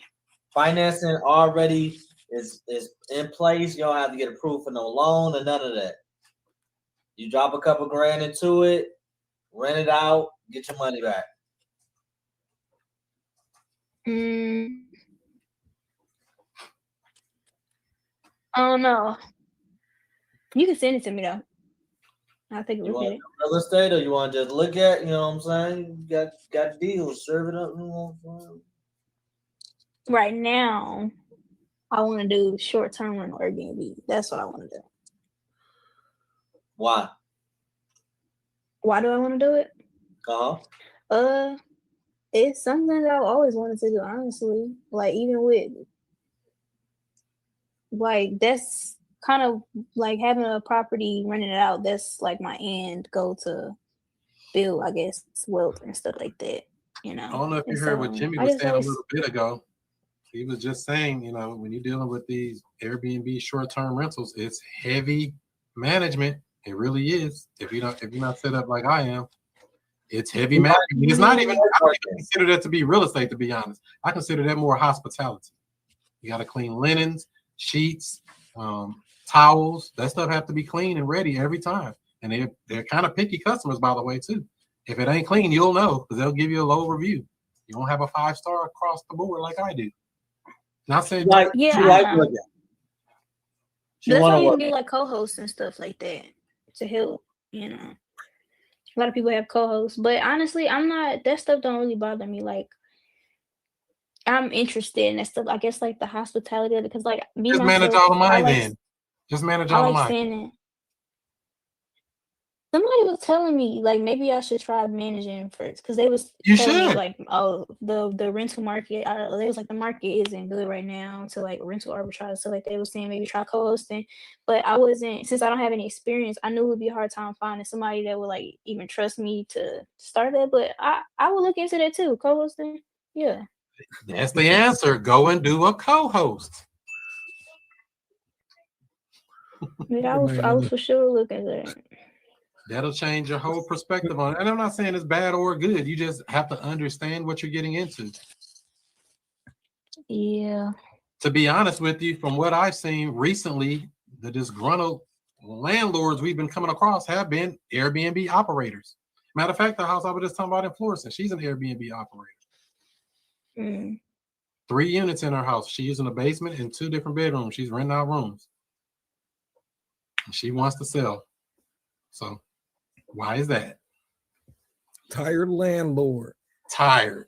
Sick and tired of being sick and tired. And ain't nothing wrong with it. Like I say, once you structure it properly, but doing it the way people doing it, 2 days here, 1 day there, 2 days there. Man, I ain't finna be working that hard. I'd rather go do a job, which I ain't had since 2011. So I'm unemployable. Yeah. That's why I don't know. I don't want to start it and then be struggling and stuff like that. Well, struggle is come with anything, but boy, it ain't. I don't believe in struggling. Who said that struggle would come with anything? Who told you that? Who gave you that advice? Tell them to flush that advice down the toilet. Struggling is the only way to do it. All right, did you hear that? Sound like something my grandma would have probably said. If there is no struggle, there is no progress. Yeah, fuck that. That's not what I meant. When you're starting something new, when you're literally starting something new, you're bound to struggle at some point. Like, y'all not gonna convince me you're not going to, literally, for any business. I ain't never struggled in nothing I did, because I said it don't matter what they throw at me, I'm gonna figure it out. I don't care. I'm gonna figure it out. That's still struggling. What kind of struggles you think you might come across? Not keeping it occupied, probably. That's probably the main thing that people struggle with, trying to keep it occupied. So what's going to make your house or a property more special than others that keeps it occupied when they can't keep it occupied? As a person that stays in Airbnbs, I kind of know. I feel like I know what people like and what. It seems like around St. Louis, the properties that have like a bunch of beds and baths, not like the 1 or 2 bedroom bathrooms, like the 5 bedroom, 4 bathroom. Those are the ones that do them, the best. It seems like really? The Victorian style homes too. I think so. I think they get the At least most maybe wear those are and the tear. ones that I like. I think You they said get what? the most wear and tear because it's the most booties on them toilets and the most flushing and all the other stuff, and water and using up utilities. They have the most expenses. They get the most wear and tear. Would you agree? Maybe. When they got You could say Big that. Mama, Big Daddy, little grandson, his 3 baby mamas, they 5 kids, all in that one house, because you know they're gonna overdo it. You tell them we sleep 6, they're gonna have 12 there. This is a hot take, but I've stayed at Airbnbs and hotels. I prefer the hotels because one, Airbnbs now are not located like conveniently. 2, you got to do too much. You got to cook for yourself. You got to clean up after yourself, or they're going to charge you this, charge you that. You got to take out your own damn trash. The hotel, I got freaking room service and I'm paying less now. Airbnbs now are more expensive than hotels. Hot take. Do the midterm I guess rental. I like the Much space. Okay. Well, I feel like midterm that would be an option. Like if the short term rental ain't working out, then do midterm as a back end. I don't see any reason to do a short term unless it's just to fill gaps. So that's how I kind of do my calendar. I keep it open for like 2 weeks to fill, but I want to keep it to where I can rent somebody longer term. I want to always be marketing for 3 months, 6 month, longer term tenant, and only keep it short term while it's open for that short term. Make sense? For midterm, you can find nurses, like people, like agents who actually place nurses for you, and insurance company who find people for you. But if you do the short term, you're constantly having to find these people or advertise to them. I'm just saying. So, right. Plus the turnover is high. And You know what I mean? I'm not saying nothing bad about it, but that's the bad part about it. The turnover is high. I don't want to go to this house every other day. Believe me, I did this to my house in after. Every 2 days, I gotta go down there and switch the laundry, clean the house, come back 2 days, do the same thing. That stuff get old real quick. I'm talking about Well, real you quick. didn't hire a cleaner and stuff then. A lot of people Didn't do matter. hire cleaners and stuff. Still the same thing. Who want to go do it every 2 days? It still don't make sense. When I can do it every 2 months versus every 2 days, that don't make sense. when you hire a cleaner, you actually got to go and check it out yourself, because if they didn't do a good job cleaning, the tenant, the short-term person is going to leave a bad review. Oh, they didn't clean this. Oh, they didn't take out the trash before I came here. You actually have to go there and see, make sure that the cleaner actually cleaned. Jimmy, you sound like you did this already. And I can vouch for that, because I had a cleaning business for 6 years, an actual cleaning business, residential cleaning business. The cleaners sometimes didn't clean. Most of the time they did good, but there's always that one or two that's messing up the thing for everybody else, messing up the tips, not getting around the toilet bowl, not getting on your hands and knees and doing the bathroom. So I'm gonna use a mop. You can't use the mop in the bathroom. Hands and knees, hands on your knees, hands on your knees, every time. But no, everybody telling you one thing, but I'm just, I can only tell you the truth. Mayana, are you just looking for a job, or you trying to be an investor? Right. That's the question, Mayana. You got caught with that one. Ultimately, I'm trying to be on the investing side. That's the long-term goal. Investors don't work. Come on, say it again, Justin, for the people in the back. They got the Airbnb cleaning business if you want to do that separately. Yeah, it's a need for that. They always got work. Like I said, You trying to clean? Yeah. Yeah, that's what you want to do. Yeah. Oh no! Oh, you might as well. That'd be the best. That'll make money for sure. I promise you. I promise you it'll make you money. No. There are more people who I'm not going to nobody's house and cleaning than a premium house to rent. So maybe turn that Airbnb into like a pad split, because then you're going to rent each room out for long term. You're still going to go and buy your furniture and take care of all the bills and clean the house, but you're going to make way more and have way less turnover. And great point. Do less work. Do less work. More money, less work. Ayana, why would you go through the whole acquisition process just to do an Airbnb? Because you're going to use your cash, your credit, all this stuff to acquire a property, and then Airbnb it out and furnish it and spend more money, and people are going to stay in there for 3-4 days and leave your place a mess. Oh, I'm sorry. I have a few. That's always a risk. But go ahead with the horror stories. I think I gave a little fib earlier. I did have a couple problem people with Airbnb. The guy that stayed in the house on Overland, his damn dog pissed all over my couch. Had to throw it away. I forgot about that. Who's vacationing in St. Louis, anyways? There's people that are, well, I don't know. Who the hell comes here for vacation? He was in the house for 2 months, but when we got back, I was thinking, oh, I just smell like a little dog in here. We kept cleaning and cleaning. I'm like, man, this stink in here. It's all over the couch. The dog done pissed all over my couch. You gotta throw it away. The only people Airbnb-ing around here are trying to throw parties. Well, I wouldn't say that. It just depends. Yeah. Airbnb be real strict though. They been getting real. They actually been getting on my nerves as a person that be staying in Airbnb. They getting a little too strict. They doing too much. There you go. Talk yourself out of it. There you go. But Verbo cool too. Oh no, they the worst. No? They'll take your money. I've been on VRBO, Booking.com, and Airbnb. They all got their things. VRBO will take your damn money.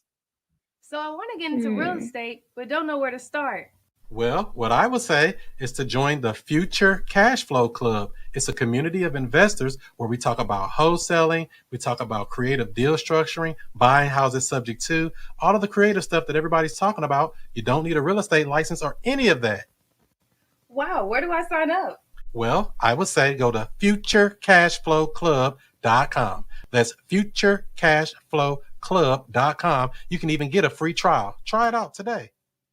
And Booking.com play little games too. Like, we'll rent it out on Booking.com. You're like, oh yeah, I'm making money. Then they hit you a month later. Oh yeah, here's your fees. Why didn't y'all take that out of all the money y'all been giving me all this time? That's so damn dumb. Everybody got different little stuff. That's why you got to understand. Booking.com gonna bill you every month your fees. I'm like, why y'all didn't just take it out like everybody else do? Just take it out. Why would you give me some money and send me a bill at the end of the month? Somebody, oh yeah, this is your booking fees. So what y'all think about them people that be having short-term rentals, Airbnb, and like they be starting them in other countries, actual vacation destinations? It's a business I feel model. like Just keep in mind. I wouldn't do that as my first one, but here's the thing to keep in mind. It's not really real estate. It's hospitality. If you want to be in the hospitality business, knock yourself out. That's all I can really, that's the summary of all of this. It's hospitality in every sense of the imagination. The picky customers, all of that. It makes money. I'm not saying that it's not a thing, but it's not what you think it is. It's not the same as just doing real estate. Real estate is boring. I don't have no exciting moments. Oh, wow, somebody paid rent. It's almost the 28th. A bunch of people about to pay rent in a few days. That's boring, real estate. Going and dealing with doing all this stuff and changing linens and getting new towels because they stole some. All the little stuff that nobody tell you about. I'm only talking from experience. I don't talk about nothing they never did. I only talk about what I really did. Half my towels gone. I'm like, damn, I just bought them brand new towels. Half of them gone. What you gonna do? Send them a bill? Hey man, some of my towels missing. Oh yeah, it is missing. You can do that, but it gets kind of tedious after a while. It's all part of the business. It's hospitality. Anything else you can share about it, Jimmy, since you've been renting rooms and stuff that you can give us a little tip? If you want to do Airbnb, at least buy one in a place that you want to stay yourself, in like another city that's actually a destination. Like it's actually a destination, not St. Louis. Nobody vacations here. Yeah, people don't vacation here, but a lot of people come for like work or like family reunion, stuff like that. Yeah, and they're looking for midterm rentals or a hotel. Right. There's the people who did. Well, That's who somebody does keeping most of my Airbnbs midterm and rentals business is workers. In fact, I have companies, corporate rentals. They're renting it for their employees that come in town. Those are my best people. They're better than traveling nurses, in my opinion. Okay, I'll consider that. Midterm, okay. Traveling nurses. Find you somebody who can get you in with some traveling nurses. That was my initial game plan to do the midterm rental. But then as I was furnishing, people just started knocking on my door. Can I rent a room? And I ditched that plan, and now I'm just renting by the room. Okay. This little Think about this. My master bedroom rents for $1,100. This is a 4-bedroom house. Master bedroom $1,100. 2 of the larger bedrooms $900, and the smaller bedrooms $800 a month. So put that all together, it's like $3,800 a month fully rented. This little cute house right here, I just got back last week. The people were in there for this is one of my houses. Somebody was in this house for a year. I got it back last week, and I just put a new tenant in there this week. paying $3,800 a month on a 3-bedroom, 2-bath. Why would I want to do and they're there until February. They only did a few months, but they probably gonna stay longer. But that's what their lease is for. It's a February. It's a lot easier and less stressful to have somebody stay for multiple months than be running back and forth to this house, even though it's right in Maryland Heights. 3,800. Damn. Yes. You be charging out the ass. Why would I not? This is hard work. Who said this stuff was easy? I'm in the game to get paid. I ain't in the game to be, I just want to work. There's plenty of work to do. I see. If you ain't getting paid, what we doing?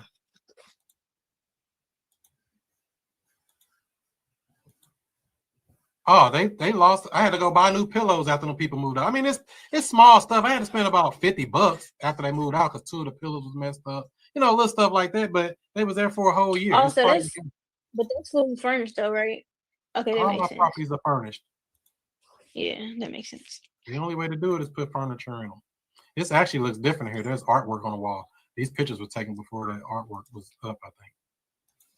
We redid this kitchen. We did a full renovation on this kitchen. New floors, new everything. Oh, yeah, they got the artwork I was talking about. Mindset is everything. You a little kitten or you a big tiger? Chris, since we've been on this call, I just had a lead text me back some pictures of their property. They're willing to sell for what they owe. They said if they can get $500, that'd be great. It's the property's nice enough. I could do like something like that. What you got going on with this particular property? Hopefully, I can work that out. Yeah, send them a contract tonight. I haven't talked to them about terms yet. They're waiting for me to send them back their multiple offers. Well, that's the term. They say they only need $500. Oh, they're not gonna sell it for what they owe. They will. They said if they can get $500, yeah. I haven't talked to them about terms though. I just kind of figured out what they were trying to do. They just want to avoid the foreclosure. There you go. I'll send it over for loan balance. Justin's favorite, $500 to seller at closing. Easy. So what would you do in this situation? Like, I know that they're willing to just sell it for what they owe. Would you still send them back the multiple offer letter or just go straight in about terms? I go on about a house. Ain't no reason to play around. They ready to sell it. They sell it for what they owe. What else we doing? I mean, I would have a good conversation with them, make sure they understand everything. Make sure they understand that the loan will be in their name temporarily until sometime in the future when we get it cashed out. That type of stuff. As long as they understand that, I'm sending a contract.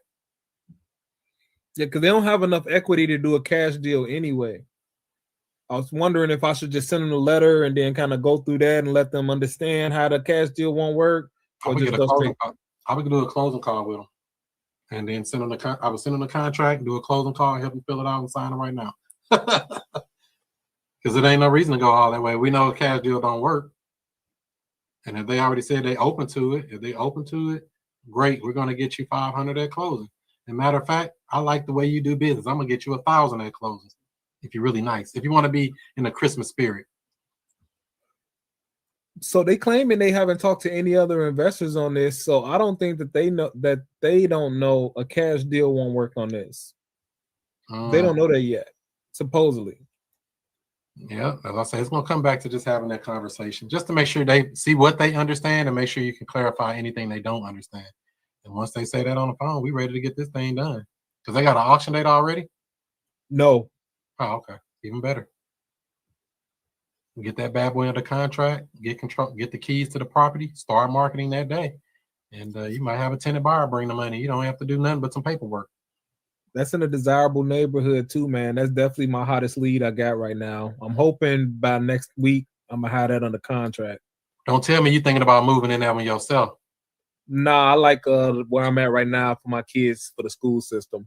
I'm looking for a 3-car garage house. So if I find one of them, I'm taking it down for me. And then we'll put this house on midterm rental and get $3,800 a month for it too. It's a 3-bed, 2-bath, full finished basement. Somebody like this house. Matter of fact, they can have the furniture in here. I'll refurnish my own house with something new over there. You see, I got the furniture, right, Mayana? St. Louis Consignment Gallery. Hey Chris, I'm gonna get all my for my first midterm rental. I'm gonna get it from the St. Louis Consignment Gallery. I'm gonna come down there with a big U-Haul. You can't be hitting me with them commercial prices though. I'll fill your truck up. I'll do your whole house. You'd be like, damn. I bet you will. I've had people come to the store like, oh man, I paid $700 for that. And I'm like, $700, I could have did your whole damn bedroom or 2 rooms or damn near your whole house for that kind of money. $1,000, your whole house done. Like, what are you doing? And I'm talking about nice stuff. I ain't talking about no junk. I'm talking about like stuff. Stuff. Not junk, stuff. That's the difference between junk and stuff. All right, ladies and gentlemen, we're about to land this plane. Any other questions, comments, concerns before we roll? But let's see what we got here. We got Jimmy. What have you learned today? Ask the questions and let them do the negotiating. Let them pour their hearts out. Don't guide the answers. Let them close themselves. Let them close themselves. And then I got the 4 pillars and I wrote it down 3 times here. What are the 4 pillars? Motivation, timeline, condition, and price. You got it. Not in particular order, right? As long as you understand it on the phone call, we're going to hit those points with the focus on which one? Motivation. With the emphasis, energy spent on motivation more than those others. All right, Justin, what did you learn today? I learned that I got to go deeper. That's what she said. Nah.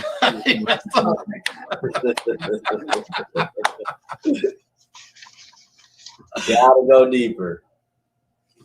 And what do you mean? I learned, just about some little tidbits about when I'm selling a deal to a quote unquote investor, to still, even with them, not really use the verbiage or the terminology and all of that stuff. Still use certain questioning or present it to pique interest, and then walk them down the process of what they'll look like.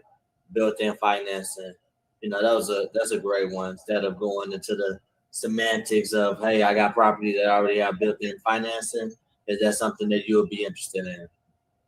Yeah. Even some people are afraid of sub 2. I got a deal of sub 2. Oh, I heard that's illegal. What? These Halloween and box you talking about it's illegal. What with these people? There's still people out here to think that. So that's their thought. They cuckoo for Cocoa Puffs. I used to take my time trying to explain this stuff to people when they tell me like, "Oh, ain't that illegal?" or this or that. Now I just shut up. I was like, "Yep, you're right. Don't touch it." I ain't gonna make you do it. All right. What about you, Art? What have you learned today?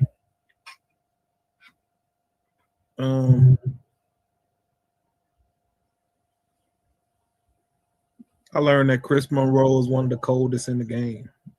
Come on. You can't go wrong there. That's all I got right now, Chris. That's cool. Mariana tried to run away. I know she learned something today, but she tried to run away. She jumped off the screen immediately. Ain't nobody running away. Well, I learned that maybe I could do mid-term rental instead of short-term rental in St. Louis.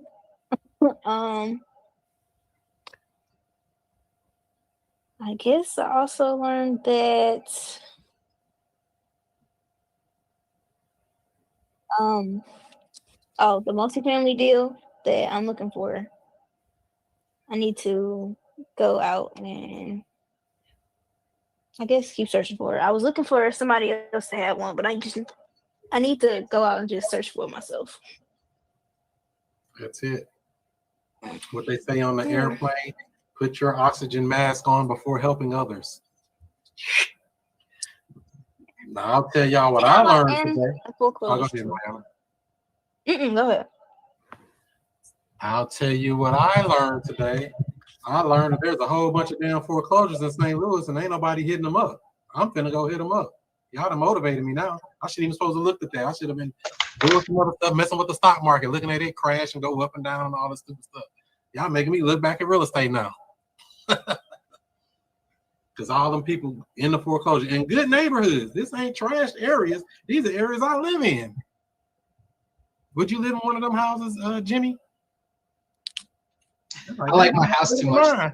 Wait a minute. How they got a house better than mine going to foreclosure? Not on my watch. We finna swap it out. Let me get that house. I'm from the South Side. I gotta stay here. I used to represent the South Side, Lee May, down there. I think we got a bunch of houses down in Afton and stuff too. So Afton, Oakville, down in that South County area.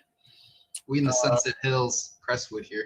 Oh yeah, if you're in Sunset Hill, Crestwood, that's the hottest area you can be in. Them $700,000 houses over there.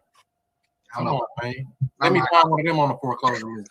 Not my house. But it can be if we do some improvement, building equity through construction, which is a whole nother. Oh, I learned another one too today. Tenant buyer. I had the misconception. Yeah, that's the ticket. Tenant buyer. Let them do the work. I've been doing too much. Yep. Only do work if it makes sense. If it don't make sense, don't do it. Jay Kalin says, how many days do you need to stop the auction before the auction date? Great question. 1, 0, none. Same day. I stopped the auction way before the auction. I stopped the auction a few days before the auction. I stopped the auction the day of the auction. So it doesn't matter. We need the seller to want to play ball and do what we tell them to do. We can stop an auction the day of the auction. No problem. We don't want to do that, but we can do that. Any other questions before we roll? Where do you guys get your contracts? Like, if I were to be able to lock down a deal tomorrow, where do I print contracts? Like, where do I find a legit? Now, how do I tackle it now? It's a great question. That's probably the best question of the day. No, not really. It's not the best question. There's been some good questions today, honestly. Let's see. I'm trying to find you a resource here, but I think I can't find it because I pushed it. Do you use This one's in the Facebook's substitute website? directory. Yep. Substitute directory. All right. Yep. There's paperwork in Stuff there. for resources, yeah. That's the one you guys use. All right. There's plenty. I got my paperwork from Chris. Boom. FutureCashFlowClub.com. But yeah, you already got it, Jimmy. I think you should have your paperwork already. But if you want the paperwork to make the paperwork, FutureCashFlowClub.com. And hopefully y'all get this thing figured out. Go out this week, knock on some doors, call some people, text some people. Don't take the first no. Get somebody locked under contract. There's no excuse not to be doing deals before this year ends. 2026 is almost here. You can do it. You don't have to answer all the questions, know all the answers. Go in there, stick to the scripts, stick to the thought, timeline, condition, motivation, price. We can work something out. How soon would you like to close? Stuff like that. And then let's go. If they want to know more, get me on the phone with them. I'll help you close them up. We'll do a deal. I might buy it or we might sell it. Who knows? But doing nothing is not acceptable in 2025 or 2026. Everybody here need to close another deal before the year ends. And me too. I'm gonna make it happen. All right, you got to do 2 deals before the year ends. I'm holding you to a higher standard. I bet. All right, so hopefully y'all have a good rest of your week. If you need me, hit me up. With all that being said, do what you do, be who you be, and I'll see you before you see me. I don't know what you've been doing. You've been asleep? Let me wake you up with something. Straight up. Yeah. Allow me to reintroduce myself. I'm Chris Monroe. R to the O-E. I flip houses, rent cars, and make money. You know I'm not no motherfucker dummy. This how we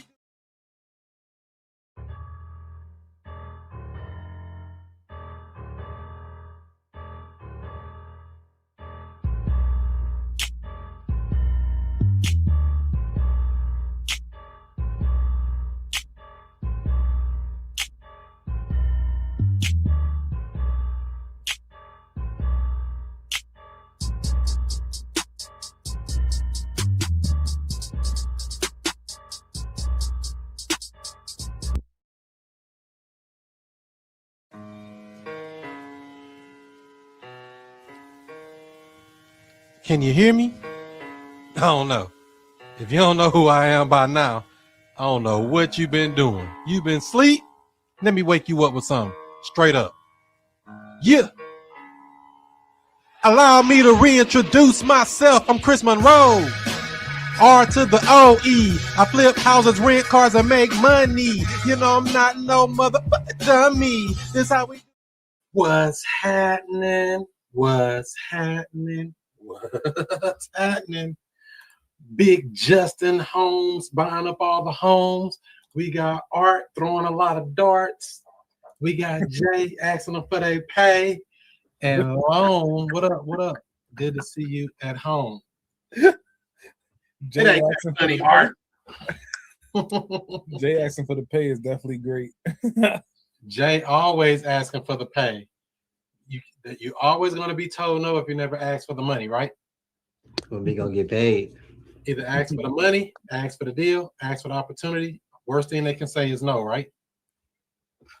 Exactly. But Justin always tell us never take the first no. The first no is just for practice. If somebody tell you, no, I don't think I want to do that, that's for practice. They're just trying to see your reaction. What reaction will you do when they tell you no? Will you follow all out of shade like, oh man, come on, please let me do a deal with you. Come on, I need this deal. This is my first deal. I just want to get in the game so I can be, a heavy hitter. Is that what you're going to say? Or you going to wait a minute?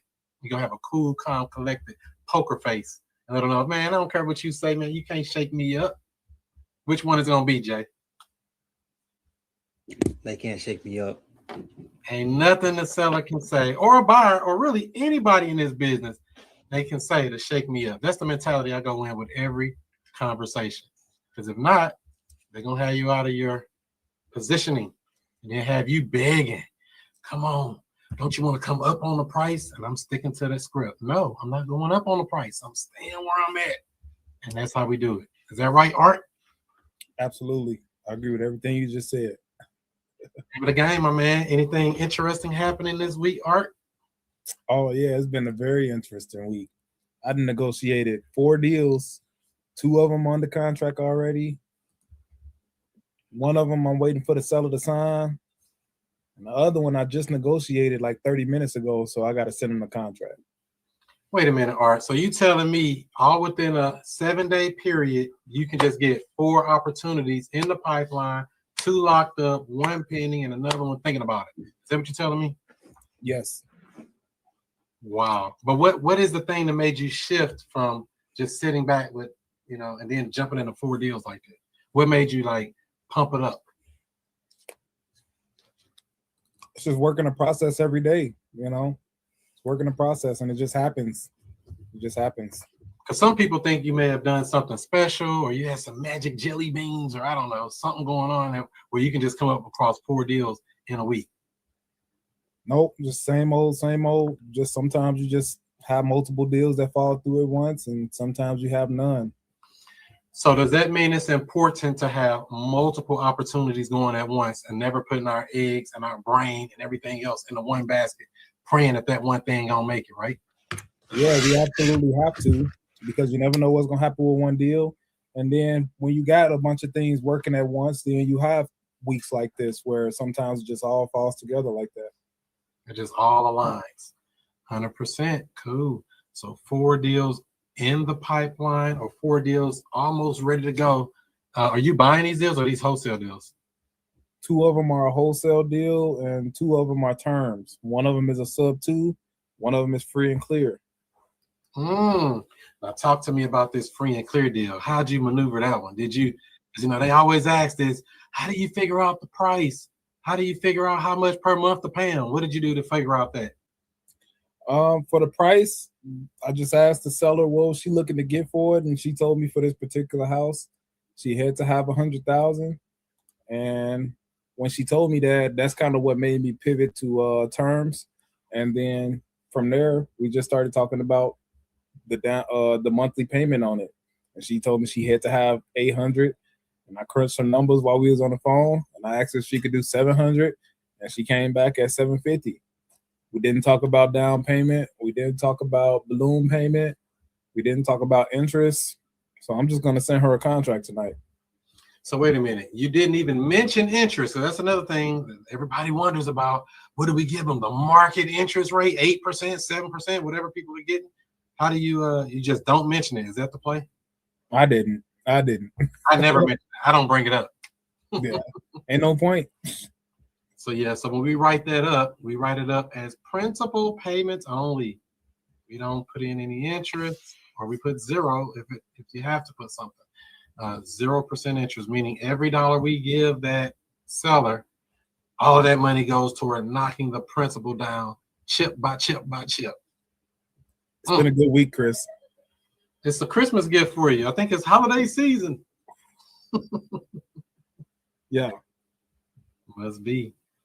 I know that's right. What's going on, Justin? Anything cooking over there on in Justinville? You got your own city by now, I know. All I know is loan balance. What if they don't have no loan, like Arts deal? Well, they be giving single digits. Single digits. Your favorite digits are singles, unless you're getting paid it. Got anything cooking up this week interesting? Been inboxing hundreds of tenant buyers and everything. Been really pushing the pedal on that. So just kind of working through some people and everything, trying some different marketing tactics. So that's been cool. So you're trying to find somebody to get into a property you have already? A couple of them. Okay. And what kind of been the response generally when people speak to you or chat with you? What are they mostly saying? Little to no down payment money or what? Yeah. So the number one objection is little to no down payment. The second one will be, oh, I'm not looking to own, I'm just looking to rent. And the third one will be Section 8. Just like that. That's Section 8. So you got yours down to third place in Section 8. Mine been hovering around second and first. They love to call. I even put it first thing. We do not accept Section 8. And they be serious. They be calling out my office numbers. I'm like, how you even get this number? They done research me. I'm like, golly, to find out that we are not taking Section 8. So what are you going to do with those opportunities, Justin? You find anybody? What's the most you came up with so far from a person? As far as down payment? Yeah, down payment. So the biggest down payment I've been given has been $9,000. So that's the biggest down payment I've received in my hand, cash. Okay, and then as far as the people you're screening, what are they saying? So not the people, but as far as people that are looking to get a house. Everybody got $1,000 or $1,500, even $2,500 and stuff. So I just kind of sticking to my guns. Like you say, I'd rather, wait it out and let a property sit empty for a little second before I put somebody in it for, a little bit amount of money. So I've been kind of holding on to my guns and stuff. I got a lady, she's going to be giving me over her house. That was the one with the situation, if y'all don't remember, where the dogs was found in the house and everything. She paid us $2,500 to do a clean out. Said she regret even having the house. I'm like, would you sell it for what you owe on it? She's like, sure. So we've signed the purchase agreement and everything to move forward. So we're gonna let title kind of figure out the details of taking over her property. And right now I've been marketing for a tenant buyer for that particular piece of property while we go through that whole transaction. And then the other part of that was I'm gonna pop the question to her about her making the next 2 payments and everything while we figure everything out. So now you said pop the question. I was to say, Justin, don't give her no ring. Say, I know y'all let these dogs go away and everything else, but I like you. I can't help myself. Pop that question. So that's cool. Nothing wrong with that. And so with these people that are, you're screening to try to find a tenant buyer to put into one of these properties. If somebody came with say $2,000, why can't you put somebody in? Your thing breaking up real bad, Chris. Uh-oh. Let me do some magic. Is it working better now? Yeah. I don't know what's going on with this thing. It's weird. In the event that you were to put somebody into a property for the $2,000, what's the worst thing that can happen? The worst thing that can happen is you can be signing them up for something that they really can't afford. So that down payment, the fact that a person can have that amount of money, a sizable down payment, it gives you cushion as far as their ability to be financially stable. It shows a lot about a person if they're able to have, $5, 6, 7, 8, 9, 10, $20,000 at a time. So it kind of filters out the financially irresponsible people. And then as well, if you were to kick them out, if they fell behind on their payments or whatever, at least you was able to get, $10,000 up front as a down payment versus $2,500, and it costs you $1,500 to retain an attorney to, start the eviction. So, at least it's enough butter on the toast to be able to make it make sense. Butter on the toast. Look at Justin with them rhymes. Where you get that from, Justin? Hey, but it makes sense, because if you put somebody into a property with little to no money or a small amount, you're going to hate life. You're going to hate real estate. I'm just going to be real with you. You're going to say, real estate don't work. I hate this. I put somebody in. They gave me $2,000 down. They stopped paying 2 months in. And then you begging them to pay. Then you got to try to go get an attorney, like you said, $1,500, $2,000. If not more, if they want to contest it and they're a professional squatter or professional person that's always late, you got a problem on your hand. So I like to get skin in the game. So worst case scenario, if I got to go to war, I'm using my war chest that you gave me. And that makes it a little bit easier. You haven't come across nothing like that, have you, Art? Nobody that's you've been thinking about having to get out or anything? Get them out of the house? Talking about tenants? Yeah.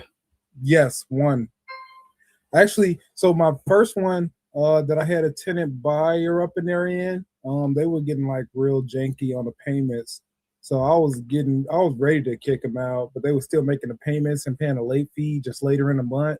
So I let that one ride, and then they ended up moving out. So that worked out. Then the next person moved in and gave me $10,000 down and $300 more a month. I was happy about that.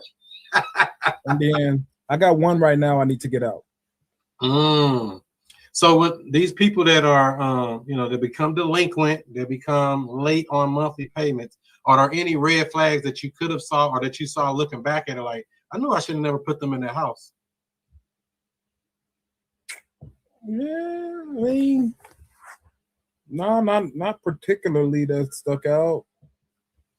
I think it's just, it's just part of the game. It is, really. I mean, I'll take him back 1, 2, 3, 4. I think 4 or 5 in my house. I'm not sure, something like that.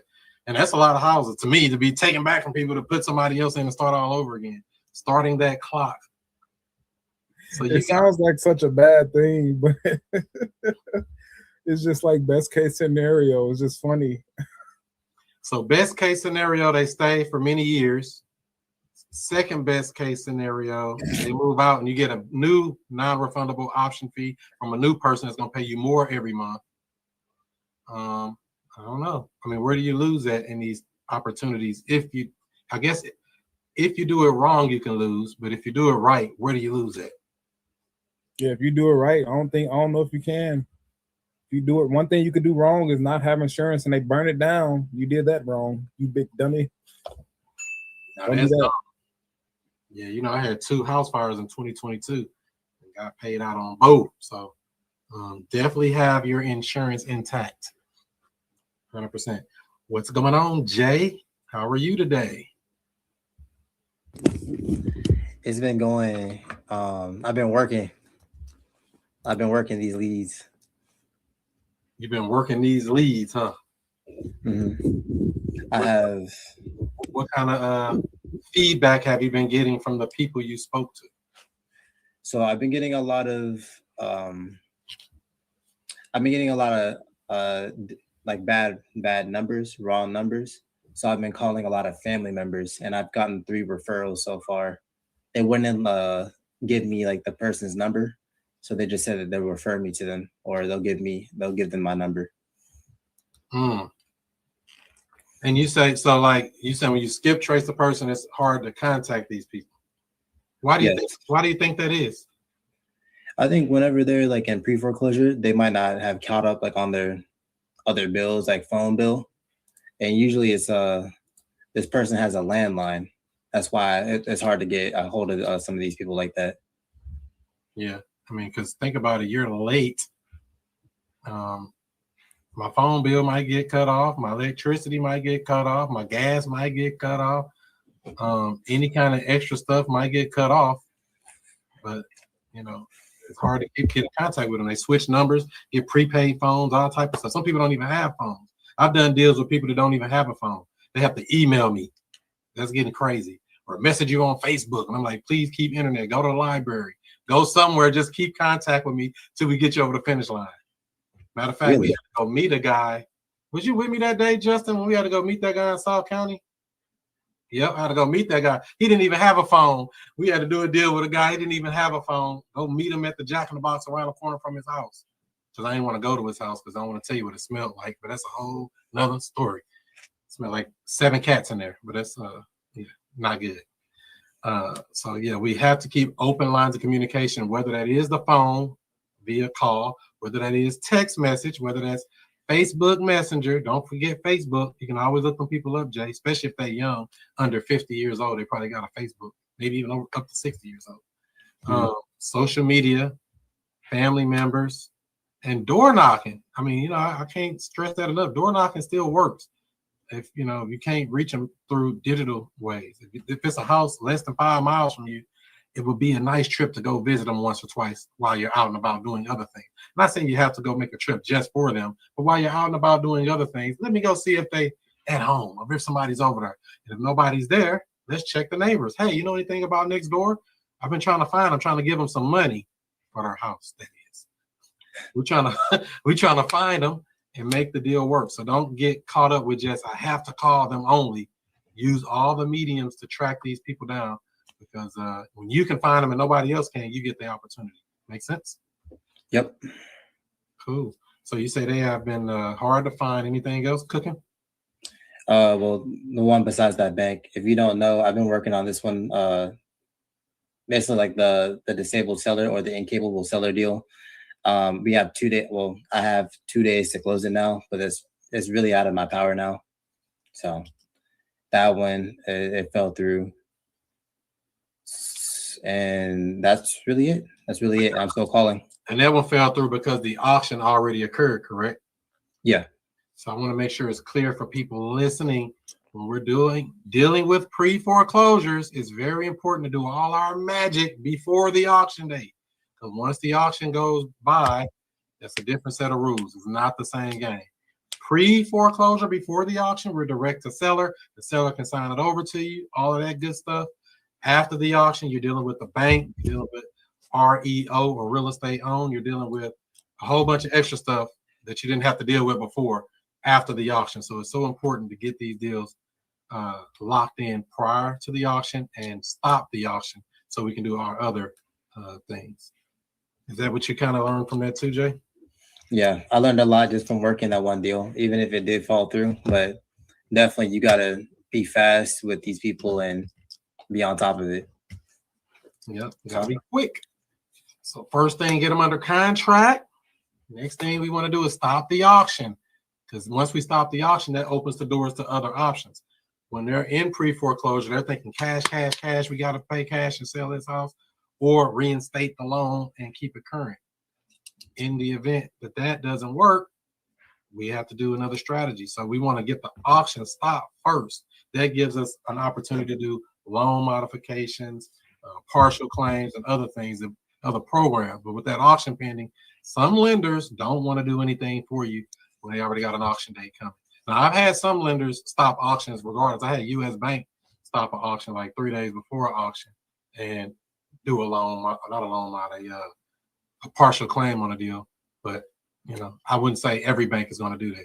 Every bank got their own rules. So the best rule of thumb is do all your magic prior to the auction, not after, not all. Yeah, we're going to try to go fight these people, because that's another set of rules. Anything else you got, Jay? Nope, just still trying to call and do my best to generate more leads. What else are you going to do other than call people? Well, I can do door knocking. Actually, I found one of my leads on Instagram. Yep, one of the leads on Instagram. Her house was, being foreclosed on, but long story short, she blocked me. Wait a minute. Hit her from another Instagram. I got 6 Instagram pages. Which one you want to use? Hit her on Instagram. That's the one. I think it's about a week ago. I contacted one ex-boyfriend, got to another ex-boyfriend, and then got to the Instagram. So, why do you think she blocked you? I think she blocked me because she was paranoid. She was paranoid, not because of her house being foreclosed. She actually didn't know that, but because from what I've been hearing, people have been looking for her.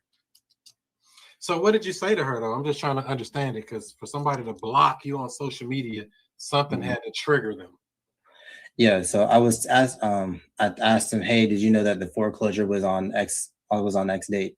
She said that no, I didn't know that.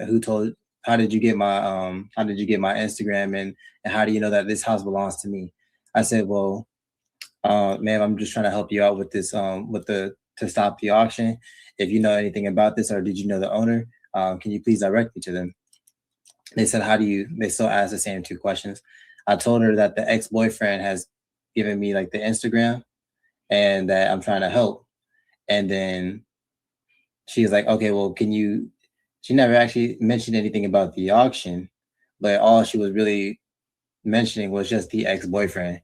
And then after the name drop, it was over.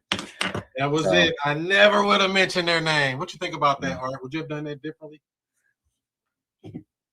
Would you have done it any differently, Art, or you would have did it the same as he did? You're muted. I was just saying, seeing his outcome, I definitely would have went a different route. Would you have done something different, Justin? In that same situation, Instagram, you speaking to her? No, not really. I'd have done something different for sure. Yeah. What would you have done? So if I was on there talking to the lady or messaging the lady, and she's like, yeah, how'd you get my information? How'd you know I owned it? I sent her but a screenshot. Look, it look like you own this property right here. I don't never tell them where I got the information unless I know they're on good terms. I would prefer to just say, look, Julie Smith owns the property. Your name say Julie Smith. What have you done to stop the auction? We can help you get that auction stopped and put some money in your pocket, possible. Yeah, I'm trying to information gather. I'm not trying to reveal too much information, I guess. That's what'll be different. You know what I mean? Direct, I am Justin, and I am looking for such and such, such and such. For what reason? I tell them they're on the foreclosure list. Taraya advised me not to do that type of stuff because it's kind of messy, but I tell them, like, hey, they're on the foreclosure list. I'm trying to help them out. Well, I mean, I've come across deals like that before where somebody referred me over and I had to drop their name and they helped me get the deal done. So it just, I don't prefer to mention their name, but if I think they're on good terms or they're going to be okay with it, I'll mention them. But I would prefer not to give any information to do, like you said, Justin. Information gather only. Ask questions. Hey, what have you done to stop the auction? If you could get the auction stopped, would you need some help with it? We have the resources. We can put some money in your pocket and get the house sold so that you don't get nothing for your house and you get something for your house. Would that help you out? That's my thing. I'm trying to plant a seed, dangle a carrot, make them get their mouth watery and start getting more curious. But it sounded like, Jay, in your situation, she asked you a question and you kind of dodged it and you didn't answer it. That's what it looked like. And people don't like that. Yeah. And I mean, I noticed that some people think it's like AI whenever either AI or spam whenever people see that type of message. So I've been sending voice memos as well to make sure that she knows that, it's a real person. Yeah, so that's the thing with that stuff. I mean, I really try to ask good questions, give just enough information for them to get to the next step, but I don't want to give them too much information to where they're like, I don't need you no more. Thanks for letting me know. Have a nice life. I don't like that boyfriend. I've been trying to get away from him for 10 years. I mean, it might have been a stalker boyfriend. We don't know their relationship, So I guess that's what we could say was learned from that particular deal. Anything else we missed? I'd say, don't let her blocking you on Instagram stop you from reaching out other ways for sure. She got a lot of people reaching out right now. she don't really know you. So you call her up or you have somebody else call her up. It ain't done till it's over. It ain't over till the fat lady sing. She got to hit a high note. Fat lady sing. Go Giver wants to know, I guess this was what you were talking about earlier, Art. Can I do this with a house that needs repairs? Can you do a creative deal with a house that needs repairs? Yeah. Actually, the free and clear deal that I just negotiated needs new cabinets in the kitchen, and somebody took the drywall from the basement and something about a cabinet in the bathroom. So I told the lady, okay, well, we'll do this deal, but I need until I can't make my first payment until February because I need time to make repairs and find a tenant. And she was like, okay. Right. And so a lot of people think that that would not work for some reason. But the reason or a way we can make sure they understand if it works, or if we have to overcome that objection, if somebody's like, oh, I need you to make payments sooner for no reason. Tell them, what about if you were to list this property and you had it on the market for 2 or 3 months? You'll be paying that payment then, right? At least this way, you know you don't have to make the payment anymore after this date. Would you agree with me? And there you go. Yeah, if she would have told me that she needed me to make a payment quicker, the first thing that come to mind, I would have told her I need her to make these repairs so I can get a tenant up in there quicker. Come on. And she probably was like, oh, I can't do that. And I was like, all right, I'll make the first payment in February. Easy. You know, we take the house as is. We got to get this property done, fixed up, and all of that good stuff. So, I mean, yes. But to answer that question, can I do this with a house that needs repairs? I don't know no other way to do it other than with a house that needs repairs. Every house needs something. I'm not saying it has to be something major, but they all need something. I haven't ever come across a perfect house yet. I come across some close to perfect houses, but none of them are perfect. They all need something. At a bare minimum, cleaned up. So, yeah, we always try to figure out how we can do that. Hope that helps you out. Go Giver 5248. I'm a go giver. What is a go giver? You go and give? Or do you go and live? What's going on, Karen? Oh, she can't hear me. She's on. I guess one other thing to piggyback on his question is, can you do that with a house for repairs? You can honestly do anything that you and the seller agree to and put on a piece of paper. You can tell the seller that you're going to give them 2 turkeys and a chicken for your down payment and send that to title. As long as you show up, then that's going to be moving forward in real life. That's it. It's been done for a long time. And a lot of people try to overthink this stuff and overcomplicate it. As long as a seller and a buyer agree, we can do almost anything. Almost. I don't know what we can't do, but I just want to say almost. Some jurisdictions try to tell you what you can or cannot do, i.e. wholesaling and things like that. But, you know, I don't feel like anybody's ever really challenged a lot of that stuff yet. So we'll see what happens.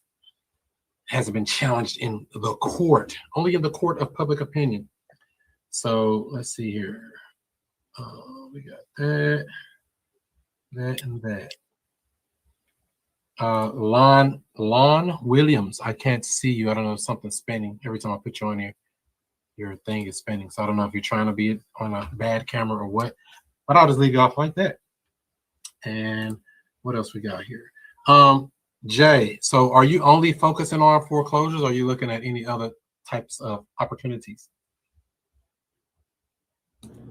I'm only focusing on pre-foreclosures and the ones on auction.com. So anything that has foreclosure in it, and them auctions that are about 2 weeks out and onward. No more, nothing shorter than 2 weeks, no more.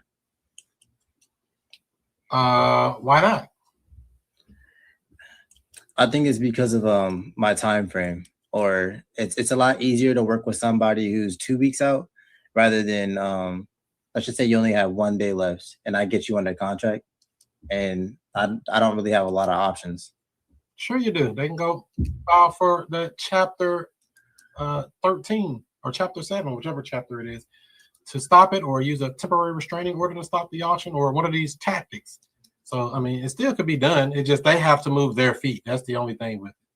They have to be willing and able participants in the deal. They cannot just come in and say, oh, I know I've been waiting all these months and still don't want to do anything. They have to be motivated. You can't be more motivated than the seller. How about that, Jay? And That's right. That's something you got to look at. Who's more motivated in your conversations? Is it you trying to make everything happen? Come on, I need you to do this. Or are they coming on to you? You know, that's the thing you want to look at. Are you more motivated than the seller? If the seller more motivated than you, then give them all the attention and love that they need. If they like, oh, I'll get to it maybe next week. You know what I mean? They ain't gonna probably do right. You know? That's something I've been running into. I'm more motivated than the sellers. I'm doing the jumping jacks, the push-ups, and all they're doing is watching me from the sideline. So I'm trying to help them. That's why I just came up with that on the freestyle, thinking about it. I was like, you more motivated than the seller. You gotta let the seller be more motivated than you. You know, we can ask questions to extract their motivation, but we don't want to be more motivated than them. Because somebody calling you right now, Jay.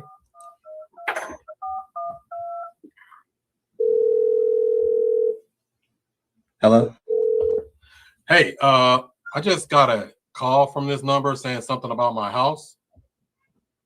Yeah, this is... And who do I have the pleasure of speaking to today? This is Chris. Hey, Chris. What, oh, man, it's been a long time. What property do you have over there? I'm sorry. My house right here on Future Cash Flow Road. Oh, Future Cash Flow Road. That's a pretty nice property. I was actually just calling to see if you actually stopped the auction on Future Cash Flow Road. No, I haven't stopped it yet. Oh, I appreciate it. I've been getting a lot of calls from real estate agents trying to list my house. So I appreciate it though. Yeah, that's great and all, but you know, the auction is coming up pretty soon. Do you know what time it is or what day it is? Oh yeah, we'll get it taken care of. I appreciate it though. I didn't know what this number was about. Oh, that's great. Okay, well, what's your plan on taking care of the auction? I was gonna call the bank tomorrow because it's Monday and see what they can do for me. I was gonna see if I could send them the money or what, but you know. Okay. And if push comes to shove, I mean, is that something that you can really do? Depending on what kind of deal they work out for me. One of my buddies, Art, he told me they do loan modifications if I call them up. So I'm gonna call them and see what happens. Okay, well, that's pretty good. Well, my name is Jay. I'm a local investor, and I'm just wondering if you would actually need any help with taking care of that auction. Oh, you're an investor. They told me about you guys. Y'all come in and lowball us for the house. Yeah, I'm not interested. Yeah, we wouldn't really lowball you for the house. You know, if something like paying off the house, is that interesting? Sorry, would that actually help you if we just paid off the house and tried to help you out? It could. I mean, I don't understand. You trying to just what, lowball me from my house or what? No, what would you like for your house? I really would prefer not to sell it. Okay. I really just want to stay here. I mean, unless you'll buy it and I can rent it back. Would you do that? I don't know. We typically don't do deals or anything like that. But if the auction is pretty close and you're looking for to sell your house, or sorry, you're not looking forward to sell your home, what do you really plan on doing then? I'll just figure it out. I'm gonna see what they give me tomorrow, though. I appreciate it, Jay. I'll let you go. I'll let you go. Oh man, well, I mean, I want to see, what really happens after. Well, I'm in your corner, sir. What do you mean? I'm in your corner. I'm rooting for you. Oh, well, I appreciate it. Keep rooting for me then, I guess. If that's gonna help me out, let's do it then. All right, Jay, how do you think you did? I messed up on halfway in. Why? It's because I told you that we could pay for your house, and I stumbled on trying to give you an offer instead of uncovering why or how you're in this situation. Yeah, what stopped you from just asking? Hey, I'm just curious, how'd you get into this situation? Yeah. Why didn't you ask that? You caught me off guard. You're Yeah. never off guard. You're always ready, Jay. It's the same 6 questions. I don't care who we on the phone with. We still asking the same old crap, unless they tell you that same old crap before you ask it. Art, what'd you think about that call? I think that Jay has made a lot of progress since last week, for sure. I remember last week, I think that like the intro was kind of like a little all over the place for me. Like right now, he seemed like he direct to what he's trying to get to, which is a great thing. He did a good job of keeping you on the phone when you tried to get him off initially. You tried to end the call. He did go into asking what was your plan on stopping the auction. Question I got for you though, Jay, is what 4 pillars did you get? I got his. I didn't get any.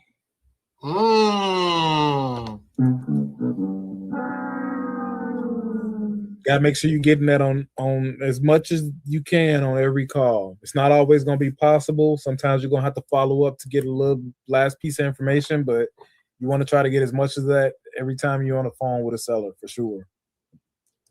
You should either be qualifying or closing when you're on these phones. Qualifying and closing. Come on with it. Justin, did you get to hear that call? What'd you think about it?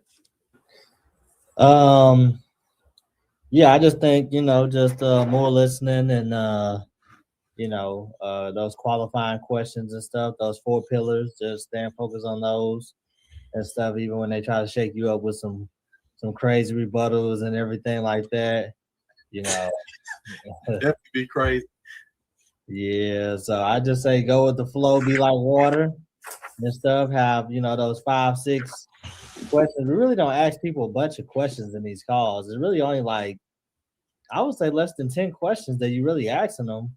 To be honest with you, they just talk on and on and on and on and on, and then you figure out what their motivation is. And then the solution you can bring to the table, and ask them, have you ever thought about, or would you be open to, or if I was able to. So you're saying if I was able to do this, you'll be willing to move forward.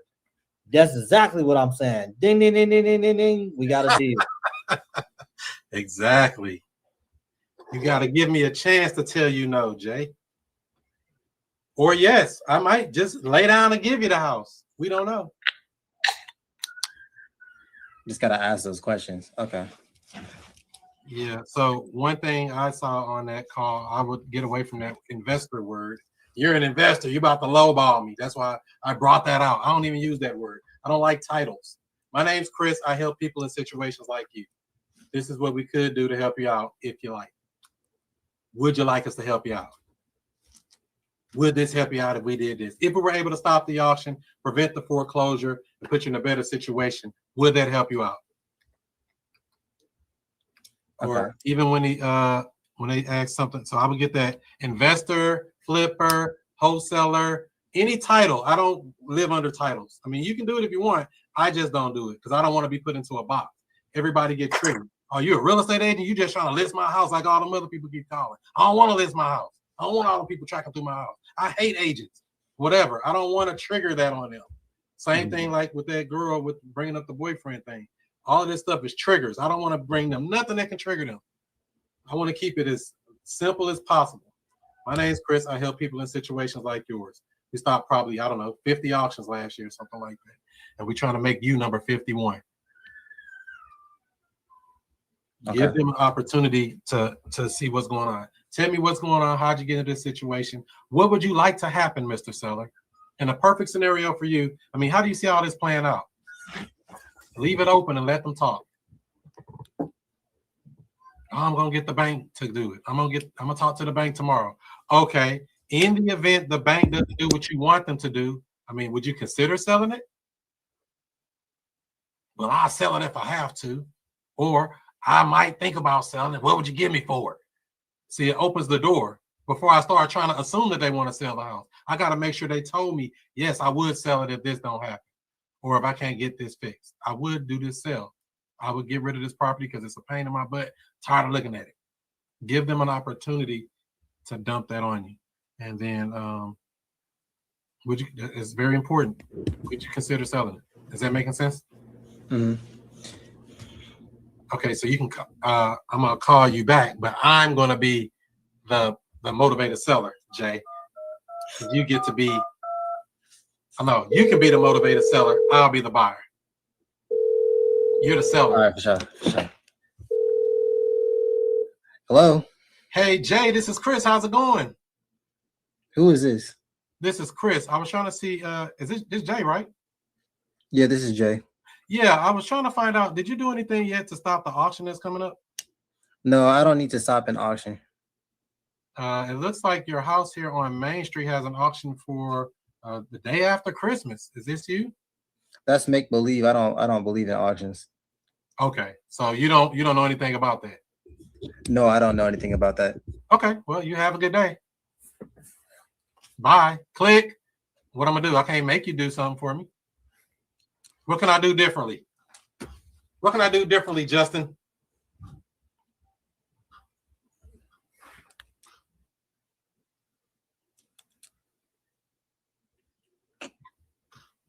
Uh-oh. He spent out. What can I Can you hear me? Yeah, I can hear you now. Yeah, I missed that call because my computer over here glitching. Oh, okay. It was so short and quick. He basically said, I don't know nothing about no auction. I don't know nothing about that. I don't believe in auction. Basically just complete denial. What can I do with a person like that? Nothing. Really. You can just move on, or you can, do them hardcore sales tactics that, I have got away from, because at the end of the day, if the people don't want to help us, help them, it's too many people out here that need help. In that order. You can't make them sell you the house. What you think, Exactly. Art? Yeah, I give them. I tell them once or twice, like, hey, this really going on. If they ain't trying to, if they want to play dumb, then no problem for me. Yeah, I'm not gonna try to force you to do what you need to do. If you want help, I'm here to help. If you don't, whack them. Keep it moving. Are you getting calls like that in real life, Jay, where they don't want to talk to you like that? Yes. So whack them. Don't worry about it. Keep it going. Yeah. I mean, there's nothing else we can really do in a situation like that. The fact that you don't want to sell your house wouldn't keep you from hearing me what I have to say, would it? Come on. Now, Jay, actually be a real motivated seller this time, Jay. Like you actually want to sell. Okay. Because that ain't gonna get you. That right there is a waste of energy. We only want to talk to people who want to talk to us. Okay. Hello. Hey Jay, this is Chris. How's it going? Oh, it's good. How's it going, Chris? Is well. I was calling to see if you have you gotten a chance to do anything about the auction that's coming up? No, I haven't gotten a chance at all. I've been very busy. Yeah, I definitely understand that with the holidays coming around and things like that.